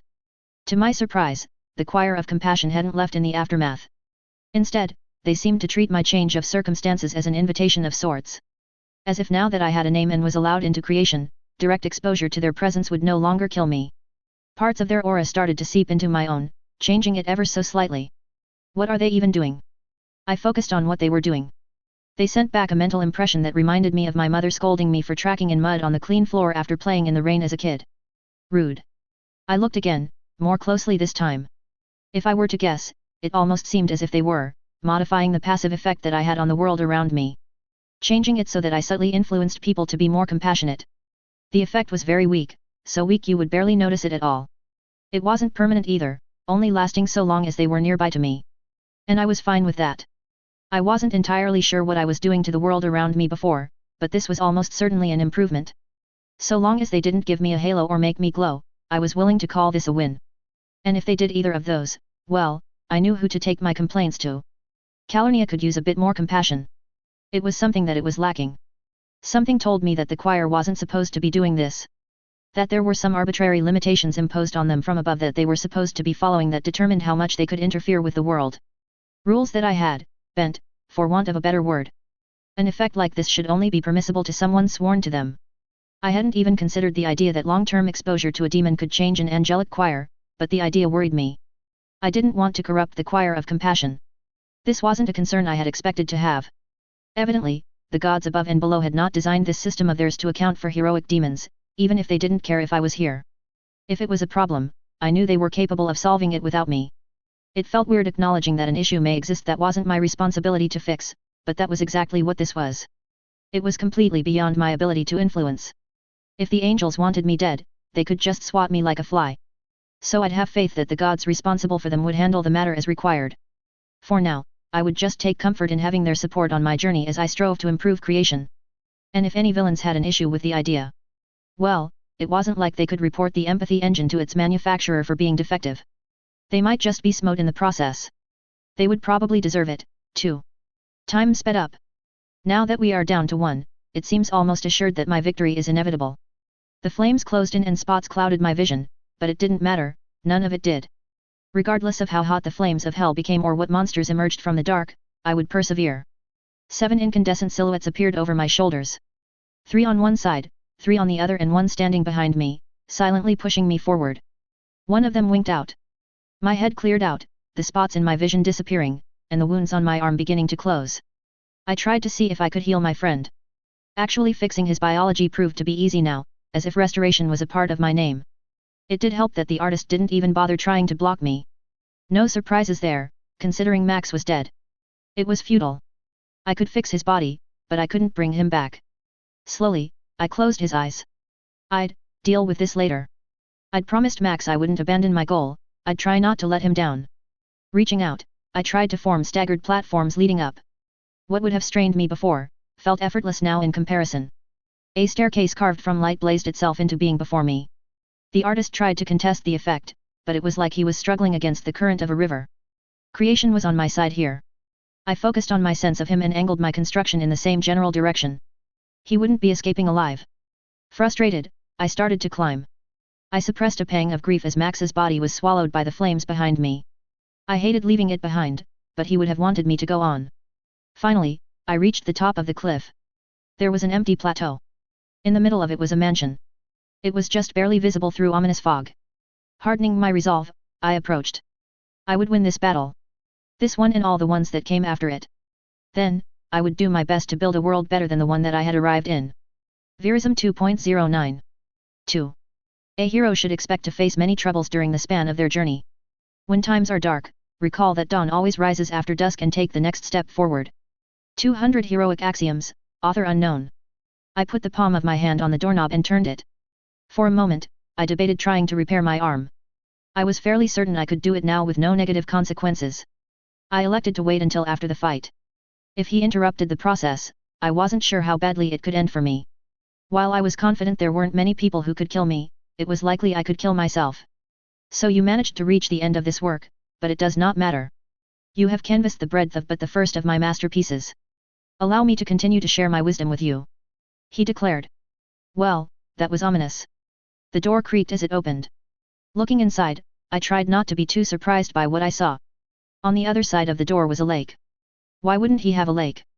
That was just how the Arcadian artist fought. He never fought people directly. Instead, he threw minions or environments at them. Constructs he had created by putting paint to canvas, given life through the strength of his name. He was in the strictest sense a minion master. If I actually found him, I would have already won. Experimentally, I tried modifying the water on the other side. It ran golden as I did so. I didn't try particularly hard, since I was doing it more to learn where he was than to actually change the environment. As he pressed back, I felt the impression of him further in. Fine, I'd follow through. So you pass through the mountain and arrive at the lake. Do be sure to share your impressions with me while you die. After all, I do value the critique. It was impressive how he managed to worm further under my skin, considering I already wanted him dead. My gaze roved, drinking in the vista on the other side. Pastel blues and greens greeted me. Reeds peeked from the water and the sky itself was clouded over, with a light dusting of snow descending from above. The snow itself looked comical. It looked to be small blobs of titanium white tumbling out of the sky. Looking back briefly, I noted the progress of the flames. I wasn't sure if they would follow me from one scene to another. I hoped that they didn't. Then, I stepped through the doorway. My feet sunk into the oily water and squelched against the mud below. I was on the outer edges of the lake, where the water level was shallow enough that I could still stand. Checking behind myself once more, I noted that the door behind me had vanished. I was in a new landscape entirely. Now, where would I find the artist? I took a moment to look around. In the middle of the lake, there was a small island that jutted out. A few evergreens had been painted onto it, their roots soaking in the water below. It had the whole mystical rainforest look to it. If this was a story, and it was, since there were names involved, then that would be my destination. I eyed the lake critically. Swimming there was probably a bad idea. I had a hunch that the moment I tried, some sort of monster was going to come writhing up out of the depths. Considering my opponent, it would likely involve tigers. One giant tiger octopus, with tails for tentacles. Panning my gaze, I tried to find another solution. It didn't appear there was one. I wasn't willing to risk an interrupted teleportation to try to cross the distance, for the same reason I wouldn't try repairing my arm. Hesitantly, I tried creating platforms in the air. The artist pressed back, shutting the attempt down. I could break through by consuming one of my projections, but I sensed there was a cost associated with it. I didn't want to pay it if I didn't need to. Better to search for an alternative first. Suddenly, I felt a heat from behind me. Turning around, I was greeted by flickering flames. It seemed they had followed me from one scene to another after all. The added urgency was just what I needed to help add some excitement to my day. Lovely. I wasn't about to go swimming in the lake, and I wasn't prepared to be swallowed by the conflagration either. Shaping my intent, I seized upon the idea of the surface of the lake being solid and pushed. The artist didn't bother to contest my attempt. Ominous. The change rippled out across the lake from one side to the other. The water was still water, but the surface had become as hard as rock. Tentatively, I put my weight on my ad hoc platform. The effect held. Satisfied, I began to run. Halfway towards the middle of the lake and my fears were confirmed. Some giant squid monstrosity broke through the surface, its tentacle slamming down in front of me. Max would probably make some crass, suggestive comment at this point. A pang of grief shot through me. Don't think of Max right now, you can grieve later. Say hello to my pet, Sparkles, isn't he just the best? He's very happy to see you, you know. The disembodied voice smirked. I leapt, my feet failing to find purchase on it. Stumbling, I fell into a roll on the other side. I glanced at it briefly. No tiger parts, at least. Before I could try to do anything about it, it had submerged itself again. Despite its bulk, it moved fast. Another appendage broke through the surface to my right, the ground shuddering as it did so. Paint sprayed everywhere. Suddenly, I found myself hurtling through the air. Dimly, I realized a tentacle had smashed me from below the surface. My concentration broke, and as it did so, the surface of the lake shifted, turning fluid once more. I crashed into it, finding myself submerged. It seems I am going swimming after all. Briefly, I caught a glance of an impressionist's interpretation of a kraken, before I came up gasping for air. The smell of oil was thick in my nose, and it was hard not to retch. This wasn't working. Fire had already made its way into the scene, and as dangerous as it was, I considered the kraken to be the larger threat. It was also likely that the artist wouldn't fight me on it. He seemed to like watching the world burn. I already knew that flames were effective against these constructs, there was no point in avoiding using them. The only problem was how to set it on fire without catching light myself. Treading water, I tried to firm the surface in front of me once more, only this time the artist fought against it. I switched my focus to trying to create platforms instead. He scrambled to stop the ladder, and the water turned solid as his resistance there gave way. As the surface solidified, I struggled to pull myself out of the paint with only one arm. I rolled to the side as another tentacle aimed at me, then took it as an opportunity, hurling a luminescent ball of flames its way. It struck, and the creature screeched, flailing around. The tentacle danced in the air like it was at a rave, the flames quickly spreading as it did. The inferno didn't actually seem to be burning the creature directly, instead it seemed more like the artist was fueling the creature's continued existence by feeding it with souls. It angered me just how low the villains of creation could sink. I took a moment to try to dismiss the thing, just to see if I could. It was like slamming into a brick wall. I suspected that even if I burned a ghost on it, that approach was unlikely to succeed. The artist had invested most of his efforts into making it as resilient as it was. In theory, that should make it easier for me to act on anything else. Considering I didn't actually care if the beast lived or died, I would focus on trying to avoid it. Fighting it was just giving the artist more time to plot. I picked myself back up and sprinted for the island. Coughing, I looked ahead, trying to make out how much further I had to go. It looked to be just a couple of hundred more feet. Unfortunately, covering that distance while dodging the giant squid monster was turning out to be surprisingly hard. The smoke from the flames was starting to make it hard to breathe. My eyes were watering and, blinking, I found myself barreling through the air once more. This time, the sting of flames singed my skin as I went up. The tentacle was on fire, of course. I need to try something else. It was risky, but I didn't want to stay on the surface of the water. Mentally, I visualized what I wanted. Then, with a shove, I told gravity to fuck off. I was so surprised when my attempt succeeded with no effort at all that I almost lost control of the working.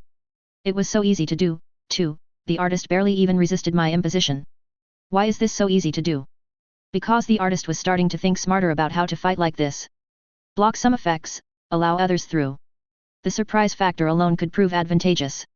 A tentacle hurtling towards me broke me out of my reverie. Unfortunately, I had a new problem. How do I maneuver like this?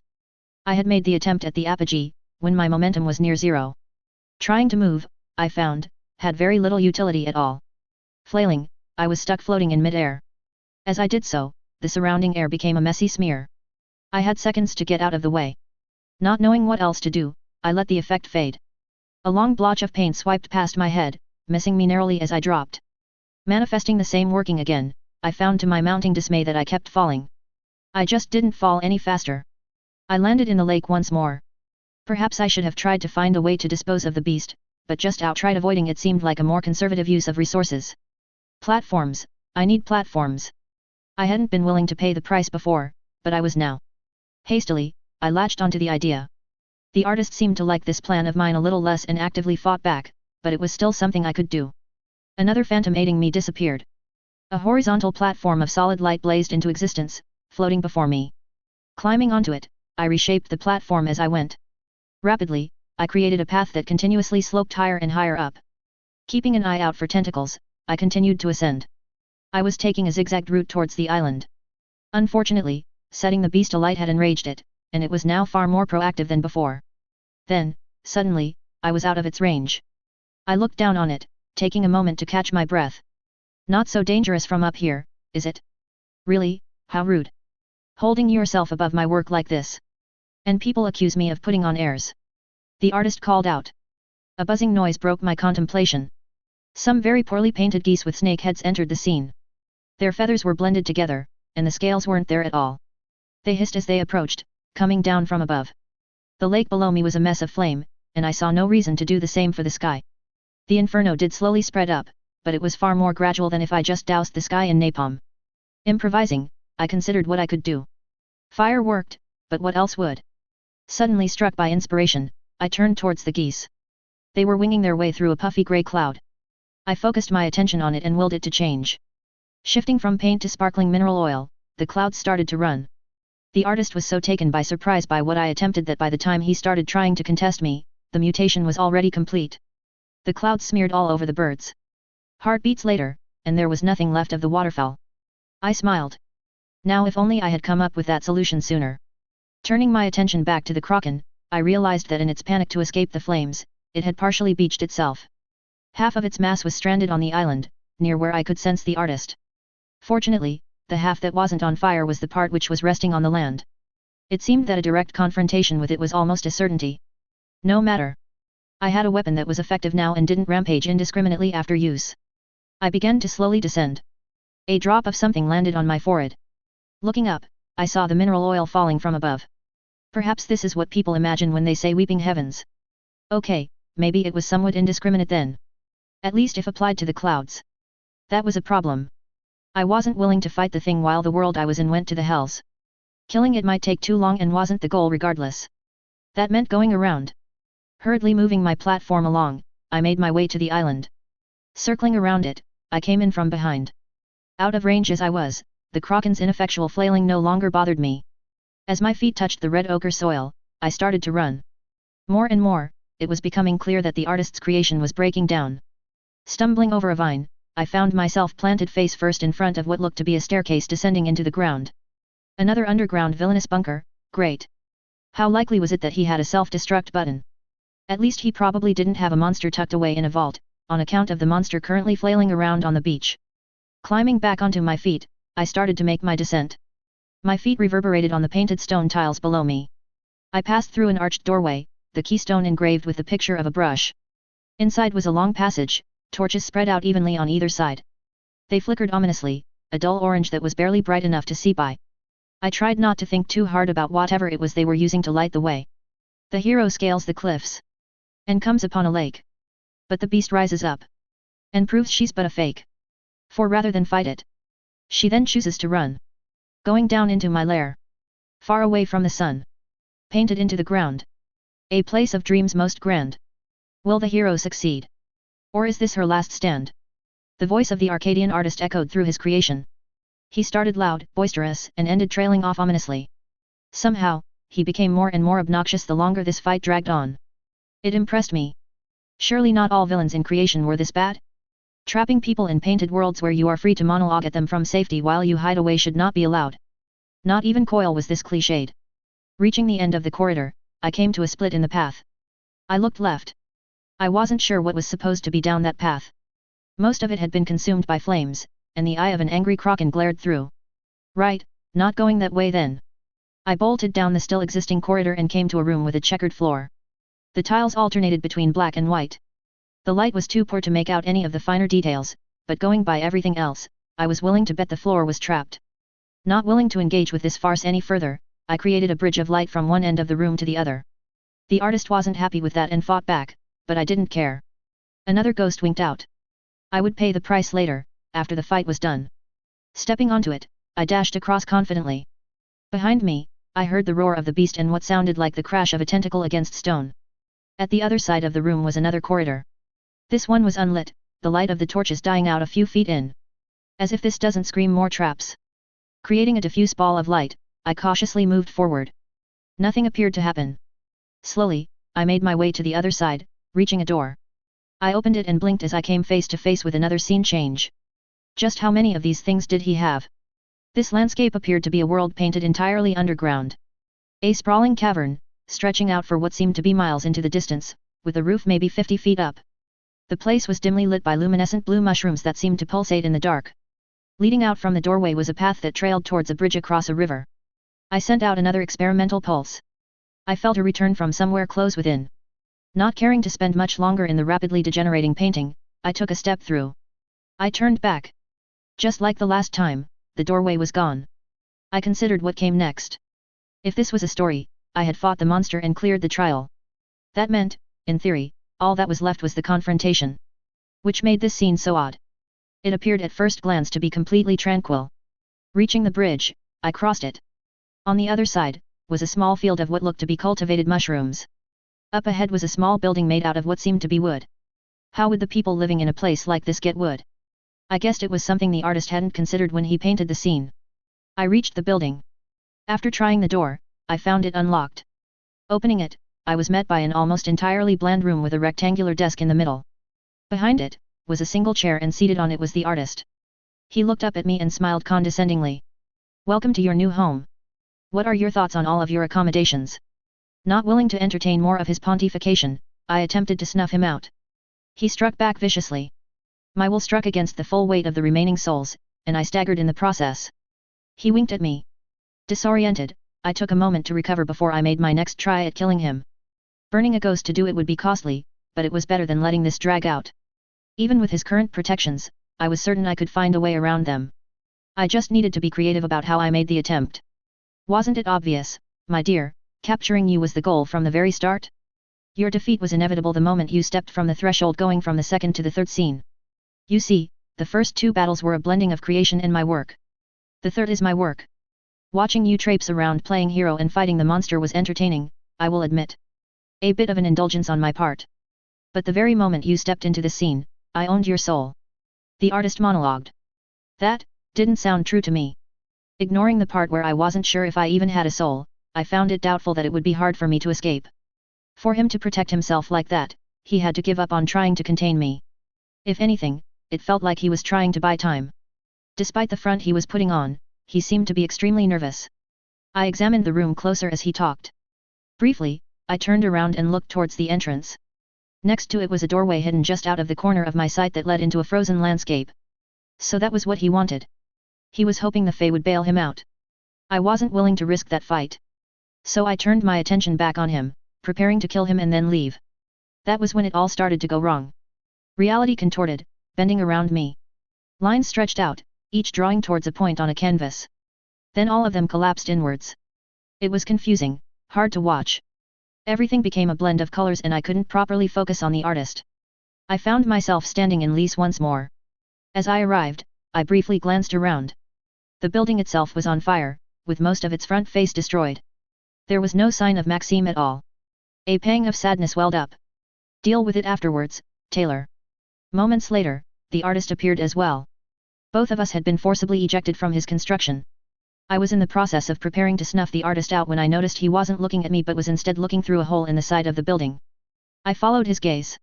A chariot slowly descended from the sky, pulled by a pair of pitch-black horses. It was heavily warded, to the point that I couldn't affect anything on it at all. The sovereign of the Red Skies had arrived. Well, it seems I've found the rapscallions responsible for torching the property value in this neighborhood, he announced. This was more trouble than I had bargained for. Verism 2.10. The beginning of a new story often necessitates the closing of an old one. When embarking on a journey, be careful with what you choose to let go of, lest it be chosen for you. Quote attributed to Tarek Isbili of the Dominion of Levant. I didn't actually know much about what the Sovereign of the Red Skies could do, aside from hearsay. He had the kind of reputation that made it a good idea to not ever come to his attention. He had earned it during the conquest by raining hellfire down on the armies of Callow. Literally. That made him being here something I wasn't too happy about. But it wasn't the end of the world. I was confident I could deal with fire. So long as he wasn't a ward specialist, I should stand a chance in a fight. To his credit, the Arcadian artist reacted to the presence of the warlock almost immediately. He opened his mouth and spoke. Harmonize.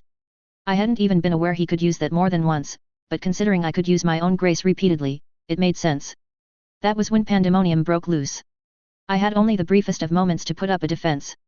A shimmering sphere of light surrounded me, before I was sent blasting up into the sky by a narrow ray of frost. Like a pinball, I slammed into the chariot. The momentum sent me off at an angle and my barrier bounced up higher into the sky. Disoriented, I created a platform beneath myself before bringing my momentum to a halt. It was so easy in comparison to before. The world didn't fight me on it, and the artist wasn't pitting his will against me either. Then, I took a moment to look around. The artist had overlaid what appeared to be a battlefield from Arcadia on top of creation.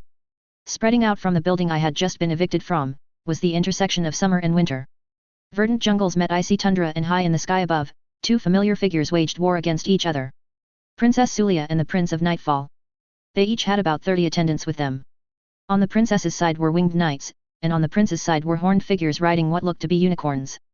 They were broadly spread out, with about 100 feet between each of them, and for some reason were locked in single combat. Two of them had been fighting amidst the wreckage of the building below. A raging pillar of flames shot from Sulia's fingers and was nimbly dodged by the prince, only to smash into a cathedral in the distance. The agonized wails of innocence from the distance burned themselves into my mind. Hastily, I smothered the flames. To my frustration, the prince returned the favor, dropping what looked like a large chunk of glacier at the princess. She blasted it aside. It smashed into a tower, which toppled into another building nearby. They closed in on each other, weapons drawn. Lines of fire and frost traced themselves into the sky, painting mesmerizing patterns. If it hadn't been over an actual city, it would have been spectacular to watch. Roaring infernos and shards of frost were rapidly flying backwards and forwards, with a significant portion of the excess smashing down onto the city below. I made a few more attempts to intercept projectiles, before conceding that approach was futile. Neither side was particularly discriminate in how they chose to fight. The merging of Arcadia and Lys ended, but the figures remained. As if the day could get any worse. The two Fey royalty were so busy with each other that they hadn't bothered to restrain me at all. I was able to affect most of a mile around me, although nothing within a couple of feet of them, or the warlock. The warlock, who coincidentally had something like 8 dense layers of sigils around him, was no longer focusing on either me or the artist. He had instead turned his attention to the sky. The glyphs snaked around him sinuously, and more of them were rapidly starting to appear. I didn't have even the slightest idea what he was attempting to do. It made sense for me to try to make an escape here. I knew I was probably out of my depth. I couldn't. Letting an entire city be destroyed in a bid to keep myself safe would be a regret I wasn't willing to take on. Not when I was able to help. So as stupid as it was, I was going to tentatively try to assist the warlock, even though I knew it was probably a bad idea. That didn't mean I wouldn't fight back if he didn't honor this unspoken offer of truce. I would just treat this like an endbringer fight. If I were to guess, the warlock was a much bigger danger than almost any other villain to me.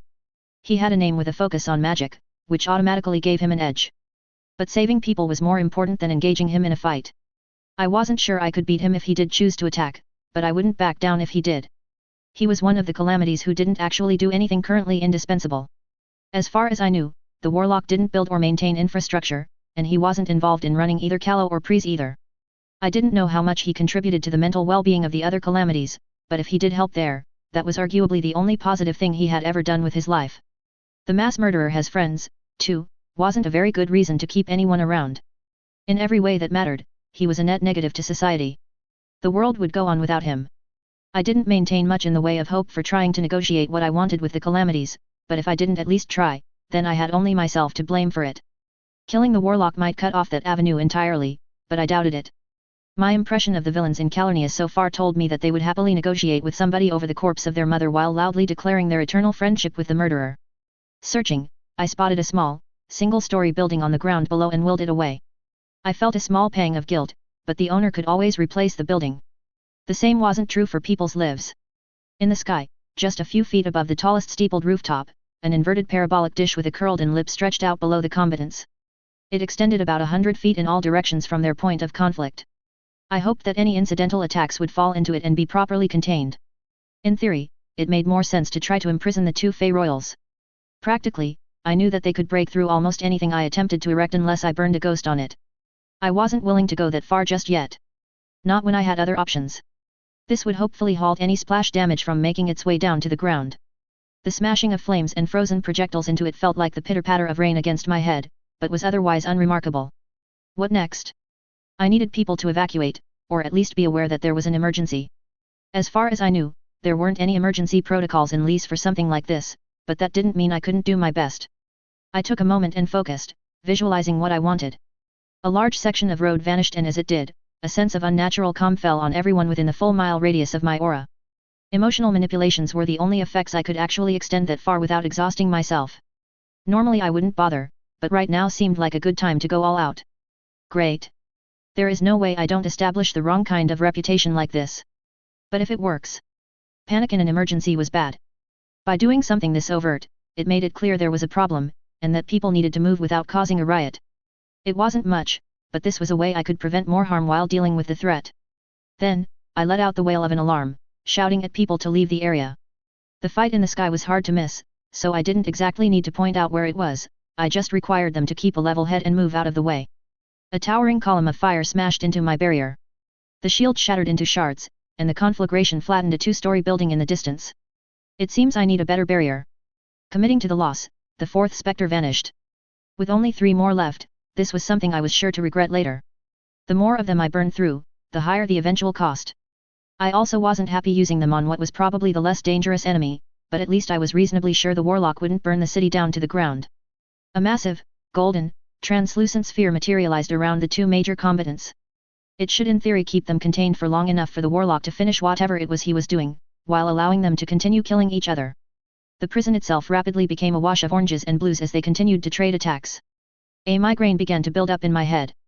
While they were content to fight each other inside of it, the incidental damage that was accumulating was still placing a strain on me. It also did nothing about the remaining Fae, but they were not beyond my ability to affect. Fire and hail continued to fall mercilessly out of the sky as the attendants continued to trade blows in their almost hypnotic duels. This wasn't acceptable. A wave of hellfire blasted its way into the sky from behind the warlock's chariot. 10 of the winter Fae vanished as a result of his efforts. Reaching out mentally, I tried to snuff the summer Fae out. To my surprise, it was effortless in comparison to my previous encounter with the Prince of Nightfall. 4 of them vanished into a puff of smoke. Whoever these attendants were, they clearly weren't important. That didn't stop them from making a mess of the city below. A detonation sounded out, uncomfortably close to where I was. That was when a new surprise added itself to the field of combat. It seems the day can actually get worse. I hadn't been sure what had happened to the Kraken. I could have been quite happy continuing to go on with my life, blissfully unaware. Looking down from above, I caught sight of a 60-foot wide squid materializing. It was spread out across the roofs of several nearby buildings and seemed somewhat diminished compared to when I first engaged it. Currently, it was flailing around with half of its body on fire. I suspected it would be more of a threat to civilians than me or the warlock. If I knew where the artist was, disposing of it would likely be as easy as killing him. Unfortunately, I had lost sight of him on account of the much larger threats. I felt control of my prison begin to slip away, as if someone else was trying to wrest it from me. It took me a moment to realize what was happening.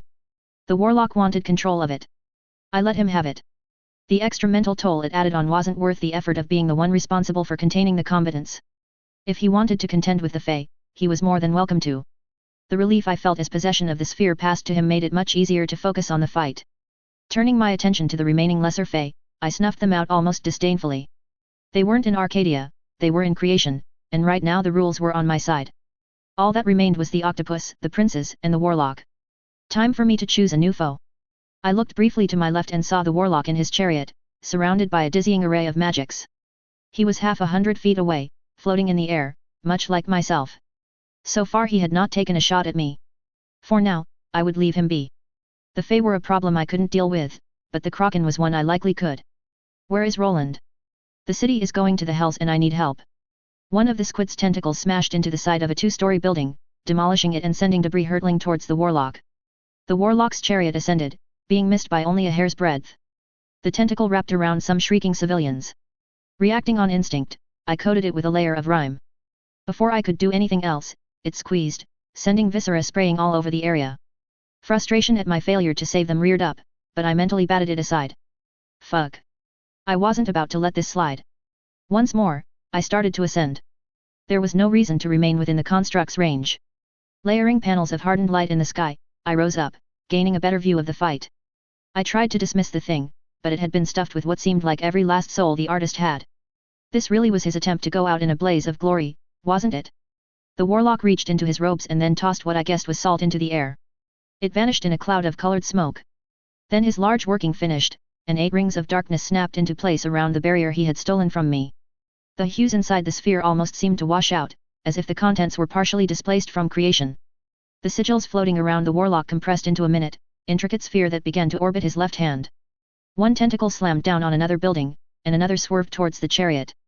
The building that the Kraken was on had caved in entirely, its mass falling through into the rooms below. Nimbly, the warlock moved his chariot out of the way once more. He had started up another major working, but I wasn't sure what it was. Concentrating on the squid, I focused my attention and honed it to a point. Then, I transfigured the remains of the surrounding building into a mass of mineral oil. What was good for the goose should be good for the Kraken, after all. The creature let out an unholy shriek, flailing like a toddler. 2 more people were sent hurtling into the sky. Carefully, I suspended them and started lowering them to the ground.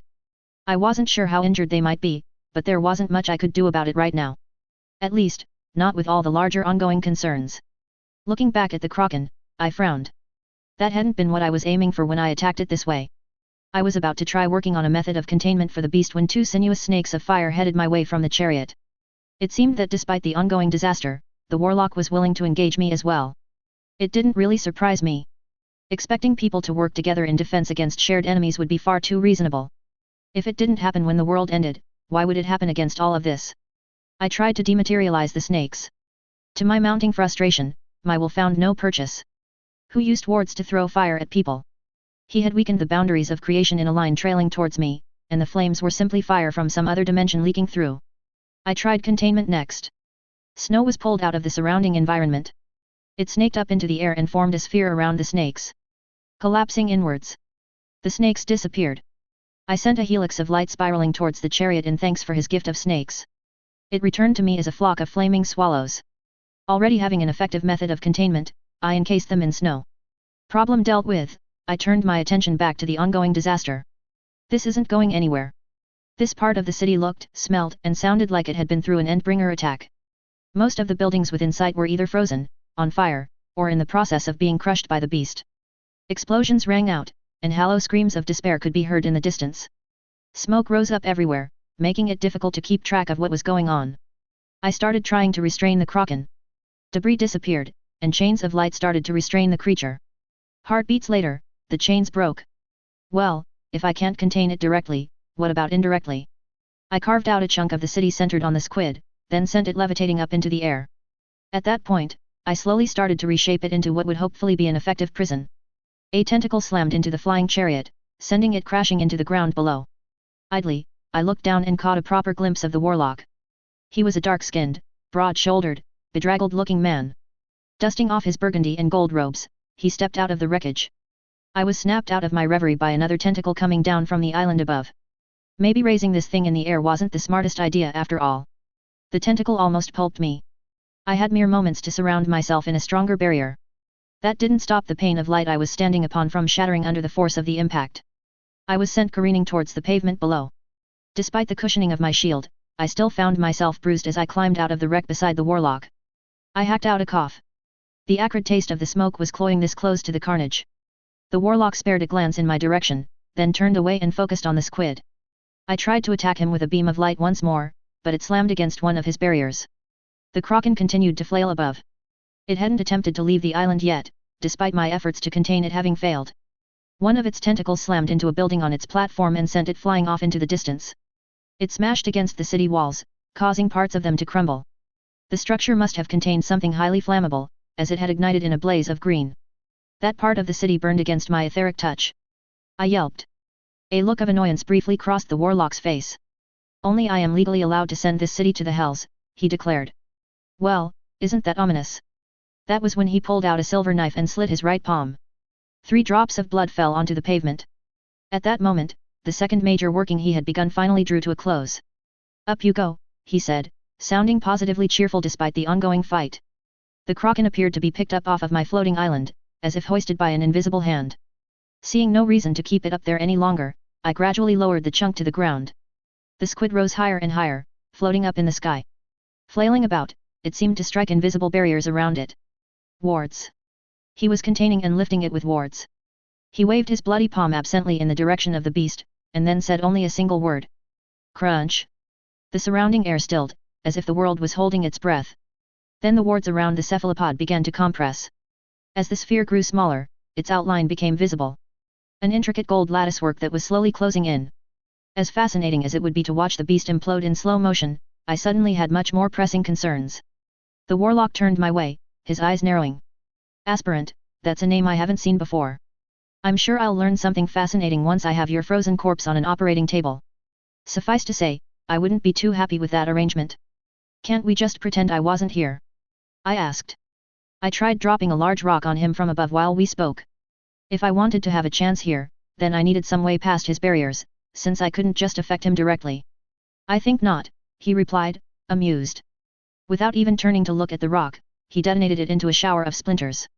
With his right hand, he started working on another staggeringly complex spell. The intricate array from his earlier spell continued to orbit around his left wrist. Dagger still in hand, he fired a beam of frost from his index finger my way. Scrambling, I dived to my left. The cool air overhead warned me how narrowly I had avoided being iced. I responded in kind. I fired a party-colored beam of light in his direction while starting to dash away. The ground was precarious, the roads a mess after all the conflict. I made patchwork changes to it while trying to make my escape. I floated the shard of a broken mirror in front of me, giving me a way to watch him as I ran. Considering what I had seen his last 2 major workings achieve, sticking around didn't seem to be smart. The warlock ignored my attack disdainfully, and it fizzled out once more against his shield. He didn't seem to even bother trying to attack me, instead working on completing the more intricate effect. Then he started to chant under his breath. Ominous. Right, it seemed that line of attack was a dead end. It didn't really surprise me, but it was best to be sure. Hoping to buy myself some time, I shrouded him in clouds of billowing darkness and continued to run towards the end of the alley. It lasted about 10 heartbeats before a weird green acid-like substance started to eat its way through the effect. Beside me, I noted a boy whimpering in pain. His features were badly scorched, and he looked no more than 10 years old. Fine, I'll help the kid. It wasn't the sensible option, but I couldn't just leave the kid when it would only take a moment to help him out. I stopped, then focused on healing his wounds. The process was effortless.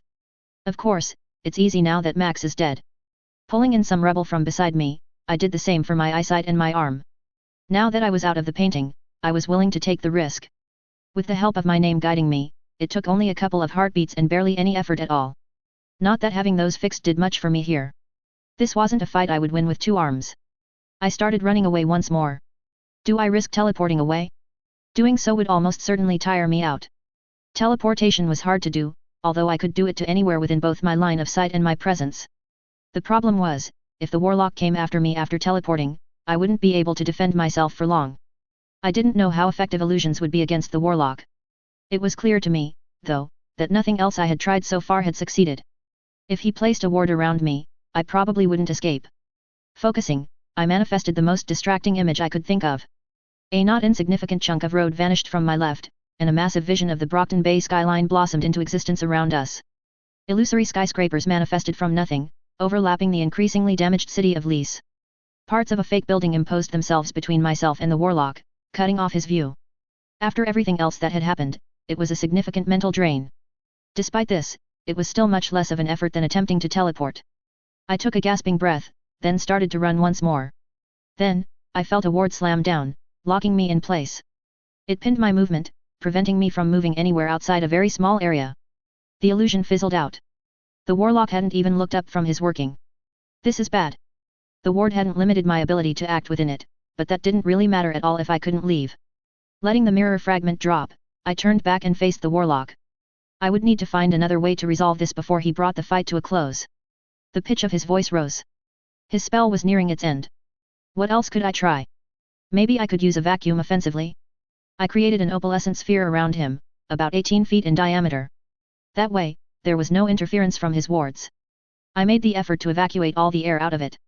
Briefly, I found purchase before he twisted my sphere in some way and the air came rushing back in. To my dismay, I found that he was exceptional at working with barriers. His larger, more complicated working continued. The sibilant chanting from the warlock drew to a stop. He opened his mouth once more, only this time it was to converse with me. His voice was deep and he spoke loudly. I could hear him clearly, despite the distance between us. Would you care to enlighten me as to how such a thing as you earned a name at all? I didn't answer. I was running out of ideas on what to do. How about modifying the temperature? I superheated the air outside his protections, then was forced to duck behind the remains of a building as he sent the air billowing away. I felt another ward fall in place, cutting my range in half. He didn't seem to be sure of exactly how to contain me, but that didn't matter much. He was working it out fast. The warlock started to funnel the heated air up into the sky absently, so I removed the excess heat again and converted it into an attractive force centered on him. Parts of the chariot's wreckage nearby came hurtling towards him.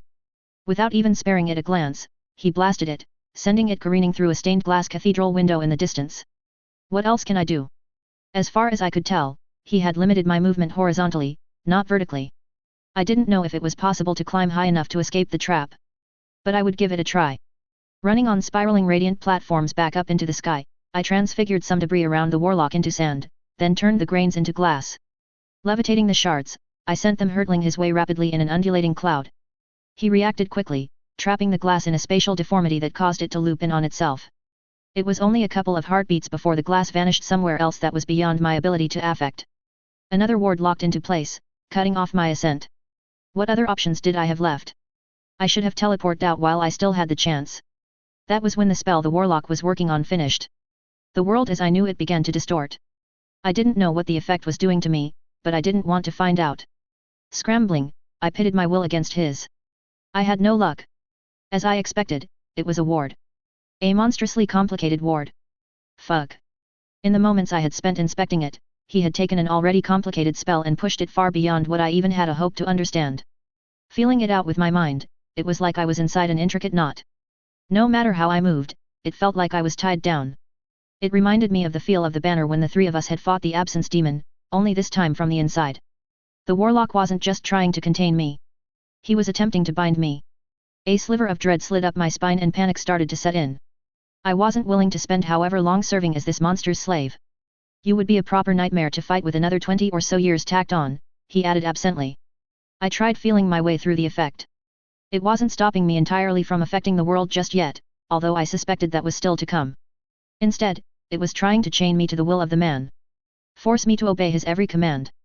More and more, my actions became sluggish, as if my body no longer followed my own commands. Find something, Taylor. Anything. In a bid to distract him, I turned my attention to the ground beneath his feet, vanishing it. He stumbled for a moment, but his grip on the spell remained firm. What are you anyhow? There are 23 kinds of demons and girl, you aren't one of them. You aren't a person either, that is for sure, he continued to talk conversationally. He walked as he spoke, coming to a stop leaning against the wall of one of the now ruined buildings nearby. Why don't you tell me, se you're so talkative. There was only so long before you down, I slurred out a taunt. The effect was ruined by how hard I needed to struggle just to speak, but I doubted he would be impressed regardless. More and more invisible strings started to latch onto me. I felt like a mummy, wrapped tight in linen cloth. A part of me hoped I could distract him by drawing him into a monologue.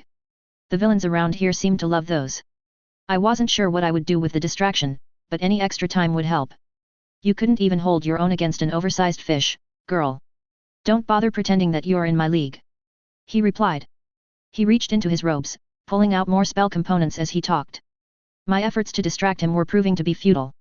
Whatever he was doing in his bid to bind me, he was doing without seeming to pay much attention to it. From the moment he had started to actually engage with me, it had quickly become clear just how outclassed I was. What else could I do? I could try to send more direct attacks his way, but I doubted it would do much.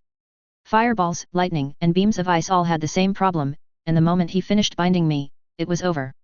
Do I risk it? I wasn't sure if anything I could do could break through his wards directly, but if anything could, it would be something that I hadn't been able to do before. There was a chance it knocked me out in the process, but I would rather risk it than just give in and accept being this monster's slave. Turning my attention towards some debris, I put all of my attention into transmuting it into sand. It took 3 tries, and tears of frustration pooled at the edges of my eyes as I worked. Come on, Taylor. You can do this. I didn't want him to catch onto my plan before it went into effect, so I sent it swirling around him as is. Despite appearing non-threatening, he made the effort to disperse it regardless. It seemed I was going to have to take a gamble on it working from a distance then. Please let this work. Struggling, I suppressed hysteria as I repeated the sand generation a 3rd time. Then, I focused on my impression of Fleshette's power, digging deep into persevere. Doing something like this was beyond me without a name, but I wasn't so sure now. Straining, I imbued the effect into the sand. The 5th ghost vanished. Mentally, I commanded all the sand to move. I didn't discriminate, I didn't care what it hit along the way. I just wanted this man gone. It swirled towards him, a violent, destructive sandstorm that annihilated anything with mere touch alone. His eyes widened in shock. It was the first time anything I had done had actually drawn a reaction. He spat out an incantation faster than I could hear, and it seemed as if the very dimensions between him and the incoming sand rapidly contorted. For a moment, it was as if there were multiple realities overlapping where the dust storm was. From what I could tell, he was attempting to send the cloud somewhere else. I tried fighting back against him, making the effort to ensure that my plan worked. The result was somewhere between both of our goals, which meant that in the end I lost out. The cloud of dust went spiraling through the broken remains of a nearby cathedral, shredding what little was left of the place. My shoulders sagged in despair. Moments later, reality folded in on itself, and my attack vanished to somewhere that I couldn't affect. That plan had failed. Worse, he knew to expect it now. This wasn't happening. I wasn't willing to accept this. I would try again and again, forever and ever, if need be. Eventually, he would slip up. That was when I felt my perception gradually start to shrink. The horizon crept in. It started slow, at a snail's pace. The effect wasn't limited to just one sense, either. It was as if a bubble had been placed around me and was inexorably closing in. Much like with the octopus. I tried to imbue something at the horizon with the same destructive effect to break the ward, but found that the warlock had corrected his previous oversight. He had done something to interfere with my senses. The result significantly hampered my ability to fight back. My attempt fizzled out. Panicking, I tried directly pushing back against the working in a clash of wills. I didn't really expect it to work, but it was better than doing nothing. At first, I had no luck, and my mind just slid into a complicated knot. But as the effect grew closer, it became easier for me to understand what was going on. I'm not going to be this man's slave. I won't allow it. So I began to innovate, creating a defense of my own. It took some effort, but eventually I was able to shape my will into a crude shimmering boundary and use the meeting point between his many gossamer threads and my barrier to stall the jaws of the trap. It was an attempt at a counter-ward of sorts, albeit without any of the warlock's finesse. They latched onto my shield, but they weren't latching onto me. It bought me a moment's reprieve, Time that I desperately needed if I wanted to break free. I kept tinkering on my defense while I thought. I didn't have much hope that I would succeed, but I wasn't prepared to just give up. In the background, I saw the warlock start up another spell. Please hold. His efforts to contain me slowed. After a while, the two of us came to a draw. There were thousands of threads wrapped around my kludged together shield, but they were unable to press in any further. The warlock scowled at me. You've made a fine mess of this city, and I mislike being made into a janitor. Your first act of civil service will be cleaning up this carnage. The man declared. Soon after, he completed his new working. 3 golden rings manifested into creation. They locked into place around my prison. Then, the sphere started to rise even further into the air. I remained positioned in the center as it began to ascend. Another, smaller ward manifested inside the first. To my horror, my ability to resist was limited to the latter. My counter ward winked out. The horizon started to creep in again. Even more of my control over myself started to slip away. It was reaching the point where it felt like there were 2 people in my body. Me, and the part of me that had to follow his rules. I scrambled against his working. My answer had not been good enough, I needed a better one. There had to be a way to bypass the wards around the warlock entirely and then just snuff him out. I wasn't willing to simply accept being put on a leash or stuffed into a box. I turned my attention to his protections more fully, trying to work out exactly what it was that the warlock had surrounded himself with. Gradually, I started to make sense of his aegis. There were many wards, far more than there first appeared to be. They were closely layered and overlapped on a minute scale, but something told me that while they existed in this dimension, they didn't exist in all the others. So what if I navigated through the void and attacked him on the other side? The half of my mind that I still had control over focused on the part of me that cohabited with the choir, then started trying to circumvent the barrier he had put up. My plan was foiled almost immediately. The warlock realized what I was doing and a new set of barriers fell into place. Enough of this. He cracked his knuckles below. Link. He stated. My heart flopped around somewhere on the ground beside the warlock. I didn't know what he was about to do. But I knew that whatever it was, it couldn't be good. The meniscus of the inner sphere seemed to change subtly. It wasn't something I could see visually. I couldn't hear or feel it either. It was just something I could sense. As if there was now a connection between the bubble and somewhere else. That place wasn't pleasant. I could taste the crackle of fire and brimstone. A world made of nothing more than lava, ashes, and dust. One of the hells, it has to be. It made sense. If he decided that he couldn't safely bind or kill me, just stuffing my somewhere else until he had a better answer would work. Now, we'll be having none of that, a familiar voice said, butting in. It tickled the back of my memory, but I wasn't sure where I had heard it before. The warlock turned around in surprise.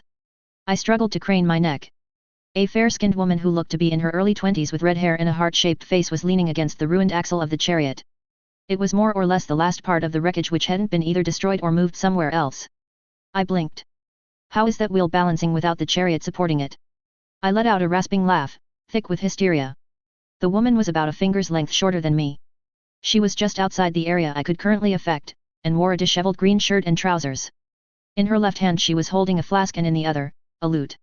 Standing on the broken remnants of a road, she raised the flask as if to salute, then took a deep gulp. After swallowing, she gagged. This stuff is vile, she stated, then glared at me. I wasn't entirely sure why, but the look she gave me made it feel like she held me personally responsible for the contents of the flask. A bard, the warlock said. By far the most irritating type of name ever inflicted upon us by creation. He paused. On the other hand, I have been meaning to dissect one of those. I thank you for the sacrifice you've volunteered to undertake on behalf of the Empire. I couldn't place where I should know her from. It was annoying me, like a frustrating buzz at the back of my head from a fly that needed to be killed. If I wasn't busy trying to find a way out of the warlock's trap, I was sure the answer would be obvious. Unfortunately, between the screams from injured people in the distance, the smoke, and the bindings I was struggling against, I was fresh out of attention to give. The warlock started to turn away from her. Nonetheless, he continued. Please wait in line, I'm busy rehousing my latest acquisition first, he emphasized and pointed at me. That got personal for the both of us really quickly, the bard replied, affecting mock offense on my behalf. I mean seriously, look at her. She's just a perfectly normal girl who isn't really there up here, she tapped the side of her head. She isn't yours at all. Fortunately, both of us are totally going to escape. Thanks, I guess? I wasn't entirely sure if that was more or less offensive than being called an acquisition by the warlock. I wasn't about to say as much, though. It didn't seem like a good idea to interrupt her, seeing as she seemed to be holding the man's attention. Why she had decided to take my side in what was increasingly seeming to be a suicidal act wasn't entirely clear to me. If I weren't currently tied down, I would probably give her a hug. Right now, I greatly appreciated any support at all. Do get on with explaining how you will be managing that, the warlock asked, amused. Oh no, see, I didn't have to actually do anything. I was just the distraction. The bard replied, taking another pull.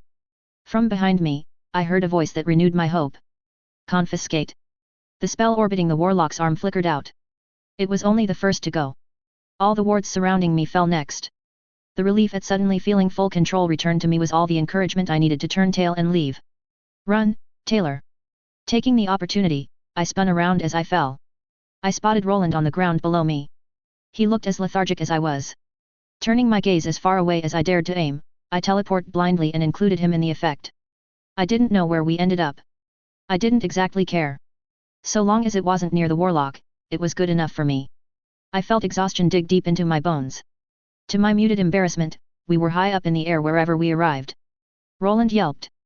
The two of us began to fall. Not wanting to become closely acquainted with the ground from up high, I formed sloping barriers of light beneath us. Behind us, I heard the detonations of fire and shattering of frost as the fight between the Fae phased back into creation once more. Run, Roland! I shouted. I didn't know if he heard me, but this wasn't a fight we would win. It was time for us to heal and tow our way out of this mess. I will, Taylor, he affirmed. It was the shortest sentence I had ever heard him say. Then, I took a brief look over my shoulder. The Prince of Nightfall was ducking and weaving his way behind buildings, using them as cover from Sulia's onslaught while he mustered up his own responses. There was a lot of incidental damage as a result. Taking my own advice, I ran on my golden bridge as we vacated the battlefield. Under us, I noted crowds of people. Far more than I would have expected, considering everything else that had occurred. Why hadn't they left? Staying close to a fight of this magnitude was certain doom. Was it some weird disaster tourism hobby shared by all the locals? It took me a few moments for me to catch up to Roland. Side by side, we continued to make our way out. Would you care to explain what manner of idiocy possessed you to pick a fight with the warlock? Roland berated from my side. I didn't pick the fight, I shouted back, my voice shrill. What I had seen of the warlock so far convinced me that if we stuck around to fight him, it would almost certainly end badly for us. Not only that, but it would end badly for everyone else as well. I wasn't willing to see myself repurposed as a tool for the man. And I thought the man was supposed to be good with fire. I felt a pang of guilt at abandoning the defense of Lys, but squashed it. The warlock had shown that he was fully capable of managing the defense of the city on his own. My earlier decision to stick around was certainly a mistake. Then why were you engaged in conflict with the man? He found me. It was then that a sense of inevitable doom began to ripple through my aura. A premonition, a warning of an oncoming storm. I had the gut feeling that whatever it was originated from where the Fae were sparring, and was utterly terrifying in nature. The two of us both froze simultaneously. Everything burns, a voice whispered from on high. It was as if the world itself held its breath. Silence fell across the battlefield, movement stopped, only the lazy trailing of smoke into the sky broke the stillness that had set in. Harmonize. A third time, another merging of Arcadia and creation. The artist was really asking to die today. But if he also felt the same sense of dread and was trying to make an escape, I could understand his choice. There wasn't a single part of me that wanted to be near whatever was about to occur, either. I didn't have time to look around and see where we were. Acting on instinct alone, massive ruined chunks of cityscape below us vanished. A huge dome of hardened light materialized between us and the horror that I sensed was approaching. My vision began to swim. My makeshift defense was centered on me and extended 50 feet out. The sixth ghost disappeared. There was an almighty flash above, as bright as a dying star. The sky turned a brilliant white. I couldn't look, I closed my eyes. Whatever it was that Princess Sulia was calling upon had an otherworldly touch to it. As if the gods themselves were weighing in. My hair started to smolder, it felt like the very air caught light. Spots appeared in my eyes despite being shut. In mere moments, the world around me became drier than a wasteland. Blinking, I opened my eyes and looked up. A seemingly endless torrent of flames poured almost languidly from above. The cataclysm descended deceptively slowly. Roland and I were only on the outskirts, far away from the epicenter. Licking my cracked lips, I tried to wish it away. My will found no purchase. There was nothing I could do. A pit of despair sunk its claws into my chest. This. Did nobody on Calernia understand restraint? I could almost taste the hopes and dreams of a city dying as the onslaught continued to fall. Even as far away as we were, the flames dripped like treacle, but arrived like an inexorable flood. I couldn't help it, I whimpered as I felt the edges of the conflagration make contact with my aegis. The cascading rain of molten light rolled off my shield, pooling in the city below. 3 heartbeats later, my barrier shattered. This is ridiculous. We just wanted to buy a book. It was a poor consolation prize, but the miracle had lost most of its momentum by that point. That didn't stop the dregs of the inferno from crashing into the city below. Eerie flaming whirlwinds swept across the landscape.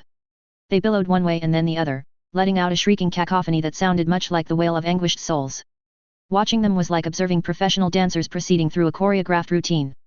It was a mesmerizing mirage of misery, played out for the amusement of the gods below. The heat on my face was scorching, and I could taste the ash in the air. Everywhere I looked, the city was broken. Up close, it was a blending of either frozen tundra or verdant jungles, and both parts were currently alight. Further away, it was just torched buildings without the Arcadian addition. Distantly, I could make out the figure of the Prince of Nightfall in the sky. I wasn't sure how he survived, but the effect hadn't told his doom. His fight with Sulia continued, and much like her, there was plenty of inadvertent damage to lease from him as well. Large chunks of ice jutted out of the distant landscape, and frozen blizzards carved their way through people's homes. The water from the lake bubbled and spat furiously, a churning mess of sparkling light contesting Sulia's flames. I wasn't entirely sure what was happening there, but I wasn't prepared to stick around and find out. The heavens above were a clash between a furnace and a freezer, with a rippling aurora at the intersection of the two. It left a bitter taste in my mouth to admit it, but this was beyond my ability to fix. Not only that, but if I was chained down again, I would likely do far more harm than good. We should make haste to depart, Roland whispered. Yeah, I replied, my voice hoarse. Broken out of my shocked reflection, I turned my attention to the fastest exit from the flaming carcass of Lise.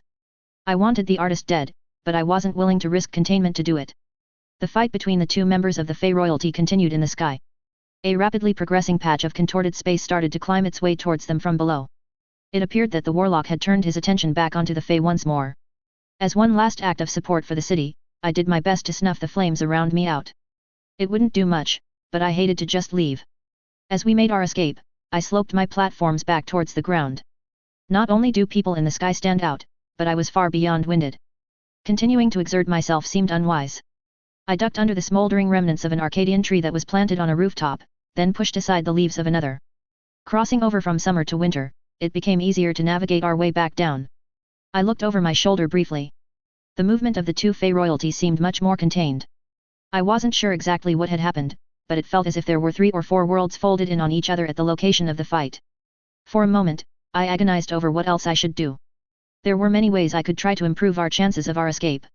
Finally making up my mind, I focused. The last ghost faded from behind me. An overpowering veil of secrecy enveloped the both of us. It was the strongest shroud I was capable of. I had no idea if it would help, but everything else had failed. Fleeing while hidden seemed like the smarted option. I looked around, suppressing the urge to pant. As soon as I could, I would need to rest. We were approaching the edge of both the artist's melding of creation in Arcadia and the city itself. The gates loomed ahead. Large chunks of the walls had been demolished during the onslaught, and their previously white faces were blackened with soot. That was when the effects of the artist's ability faded. The outcome was much worse than I would have expected. Rather than finding myself on an ordinary street, this time I was left in the snow. I looked around. A wintry wasteland spread out on my right, with sparse evergreens dotting the landscape. Footprints marked out a meandering path leading further into the snow. To my left, there was a lush jungle. Verdant trees, rich soil, and the sound of life clamored for my attention that way. Roland was nowhere in sight. I looked up. Above me was a moonless sky. A bitter wind raked its cold claws through my hair. I was stuck in Arcadia. As far as I could tell, I was entirely alone. This wasn't a place I wanted to be. Taking a chance, I tried to form a portal, hoping to be able to break my way back to creation. My will slammed against a force harder than iron. I had the sense that I did not have the right to shape the world in that way. Perhaps if I wasn't so drained, I could have pressed my way through, but right now I was running on fumes. I don't know what to do. Of course, that was when I felt the veil I had only just erected break under the scrutiny of Arcadia itself. It took me more effort than I would have liked to suppress the scream of frustration that had built up inside of me. What else is going to go wrong? Refocusing, I turned towards the footprints in the snow. I didn't know who the markings belonged to. It could be the artist, or it could be Roland. It could also be just about anyone else. Either way, so long as it was a person, following them was my only real hope. Right now, I just didn't want to be alone. Considering I hadn't really seen the Fae doing much walking around, I was willing to bet on it being a person. They seemed to prefer flying, or riding on mounts. If it was Roland, we could regroup. If it was the artist, well, I wasn't letting him get away again. Once he was dead, I could use the brush to escape. If it was someone else, well, they were just as unlucky as I was. I started staggering after the trail. It was almost nostalgic when the first painted tiger roared. The artist, then. It jumped out at me from between frosted trees. Warily, I fumbled against the world until I succeeded in dousing it with mineral oil. Once it was gone, I continued forward. As I traveled, I was confronted by two more of the beasts. They weren't particularly threatening once you knew their weaknesses. It still took far more effort than it should have. By the time the fourth arrived, my well had run dry. I drew the dagger on my side and dodged forwards as it leaped over me. Pivoting, I jumped onto its back and hung on tightly. It started to shake from side to side in an attempt to dislodge me. Despite my lethargy, I clung onto it like a limpet. It pranced in circles and swung its head frantically, gnashing its teeth, and attempting to bite at me. It was disorienting. My head ragdolled from side to side and my breath came out in ragged snorts as I made my attempt to end the creature. Its attempts were ultimately futile. I wasn't willing to let go. Gritting my teeth, I stabbed the beast repeatedly where I guessed its painted heart would be. It took far more work than I would like, and I was shaking from exhaustion by the end of it, but the beast finally came to rest. Climbing off the now still painted corpse, I panted my way after the artist. For a while, the erratic thumping of my heart was the only sound I could hear. Then, that changed. I began to hear the snap of branches up ahead. Shortly after, the sound of footfalls on the snow. I was drawing close. It sounded like the painter was desperate. Good. I couldn't make him out properly from between the dead foliage. The noise was enough for me to guess roughly where he was, though. It would be convenient if I could just kill him at range, but I was entirely out of steam. I broke out into a last-ditch sprint. Moving forward as confidently as I could considering I felt like I had been run over by a dragon, I pushed my way through the brush. My breath fogged the air before me. I wasn't going to drag this out, or give him the chance to pull out a new trick. All of a sudden, he was right before me. He hadn't even turned around before I struck. My knife sunk into his side. Once, twice, 3 times. The artist let out an anguished wail as I began my onslaught. A bunch of rolled up canvases under one of his arms dropped onto the snow. I ignored them. Feebly, he started to turn around, but I kicked out ruthlessly at his legs, sending him sprawling to the ground. Distantly, I heard him whimper as he pleaded for his own life. Mentally, I was too far away to take note. The lassitude that had embraced me was so deep that the edges of my vision had gone dark. There was only the next task. Nothing else mattered at all. Crimson drops stained both my hands and clothes as I pinned him down and continued to twist the dagger home. A few moments later, and he let out a final, bloody gurgle. His movement came to a stop. Sighing, I fell back into the snow behind me. After everything else, the act of killing him had been almost anticlimactic. What next? Escape. I needed to escape. Arcadia wasn't a safe place for me to stay. That meant I needed to do what? Find the brush. Yes.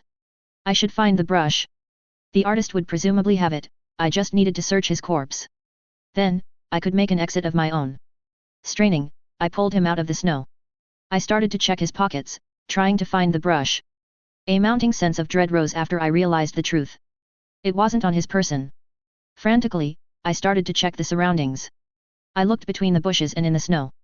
I even backtracked, carefully going over all the places the two of us had passed during his flight. By that point, my eyes must have been bloodshot. I felt like a scraggly, wild animal, and almost certainly looked like one as well. It was over an hour later before I was forced to concede that I wouldn't find the brush, or anyone else. I was here alone. I wasn't sure how I was going to escape. What would a hero do? The artist probably had other exits, I didn't know where they were, but I knew they must exist. A hero would put their trust in blind luck. It was an awful plan, but my thoughts came sluggishly. I wasn't willing to rest. Not in Arcadia, at least. The outcome would certainly be disastrous for me. That did nothing to alleviate my problems. A fog had settled over me and was weighing me down. I no longer had enough mental bandwidth to connect whatever dots existed and find my way out on my own. I made one more cursory check of his corpse for anything else of value, my hands shaking as I did so. Then I firmly shut my eyes and shambled around in circles until I no longer knew which direction it was that I was facing. I started to feel the gentle tug of fate, guiding me. Coming to a stop, I opened them again. Then I began to stagger my way forwards, hoping that the hand of Providence led somewhere safe. 2 hours later, and my movement had slowed to a crawl. I started to hear the call of a hunter's horn. Shortly after, the sound of hooves from behind me. Why? Can't I just have peace? There was only one thing it could be in the lands of winter. The wild hunt. If I were human, there was no way I could outrun them. And definitely not in the state I was in, either. But I wasn't really a human, as much as I thought of myself as one. I also wasn't about to give in. So, despite the screaming of my muscles, I started to sprint. Every part of me protested. My world had already narrowed to a point, but now it narrowed even further. The sense of my body floated away from me, as if it were distant. A part of me, but not me. Only the smallest piece of the whole. The glaciers looked so pretty. Despite how desolate it was, the environment was still breathtaking. My mind had long since wandered away. All that was left was the goal. The sun rose and set and rose again, and still I went on. For a while, it sounded like they were gaining on me. I didn't let up. My eyes began to droop. I had lost all sense of time entirely. Passing through dead forests, I followed the strings of fate as they guided me onwards. I'm really burning the candle at both ends here. The thought made me want to laugh for some reason, so I did. My voice echoed against the otherwise empty landscape. Gradually, the noise of pursuit started to fade. I need to stop tempting fate. I wasn't sure if it would prevent catastrophes from happening, but enough had gone wrong that going forward I was willing to give it a try. Eventually, the sound of my feet crunching against the snow was all that was left that I could hear. The place I was in was uncanny. Thick banks of fog had appeared out of nowhere, clouding over the sky. Even if I could see it, time in Arcadia was fluid, and I had no way to properly measure it at all. This was what I imagined being the only person alive in the world would feel like. It was so very lonely. Saying my supplies were limited was being wildly optimistic. I had no food or water, and I was too tired to try transmuting any either. Not that it would be a good idea regardless. I didn't know what consuming parts of Arcadia would do me, but it certainly wouldn't be good. I had reached the point where I was relying entirely on my inhuman biology to survive. My clothing was both burned and torn. What little coin I had was in a pouch at my side, not that it would help me, and I had my blood-crusted dagger sheathed on my left leg.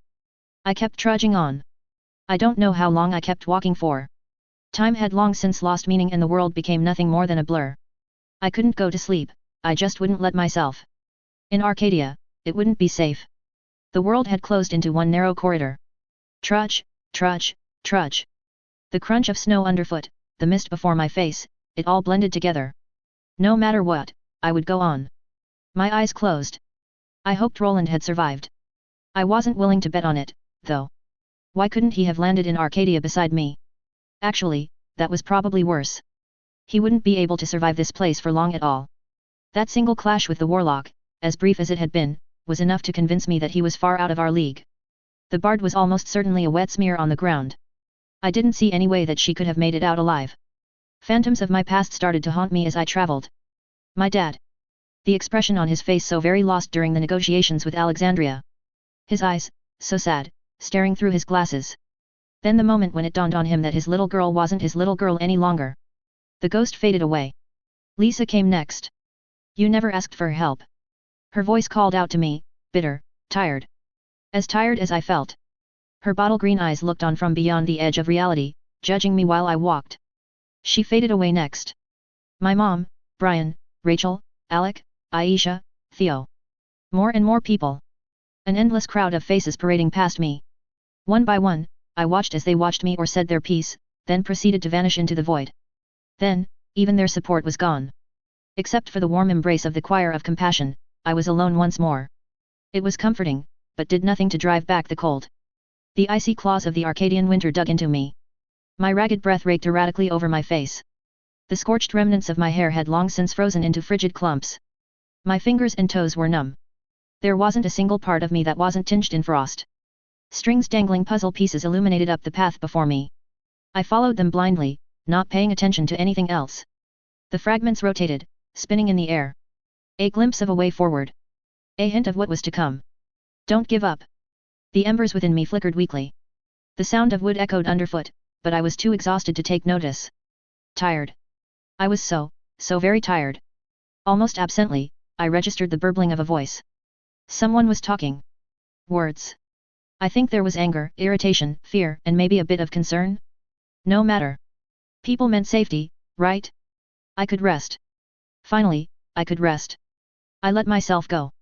As I finally stopped maintaining focus, I collapsed onto the floor. I'll do better this time. I promise. Darkness.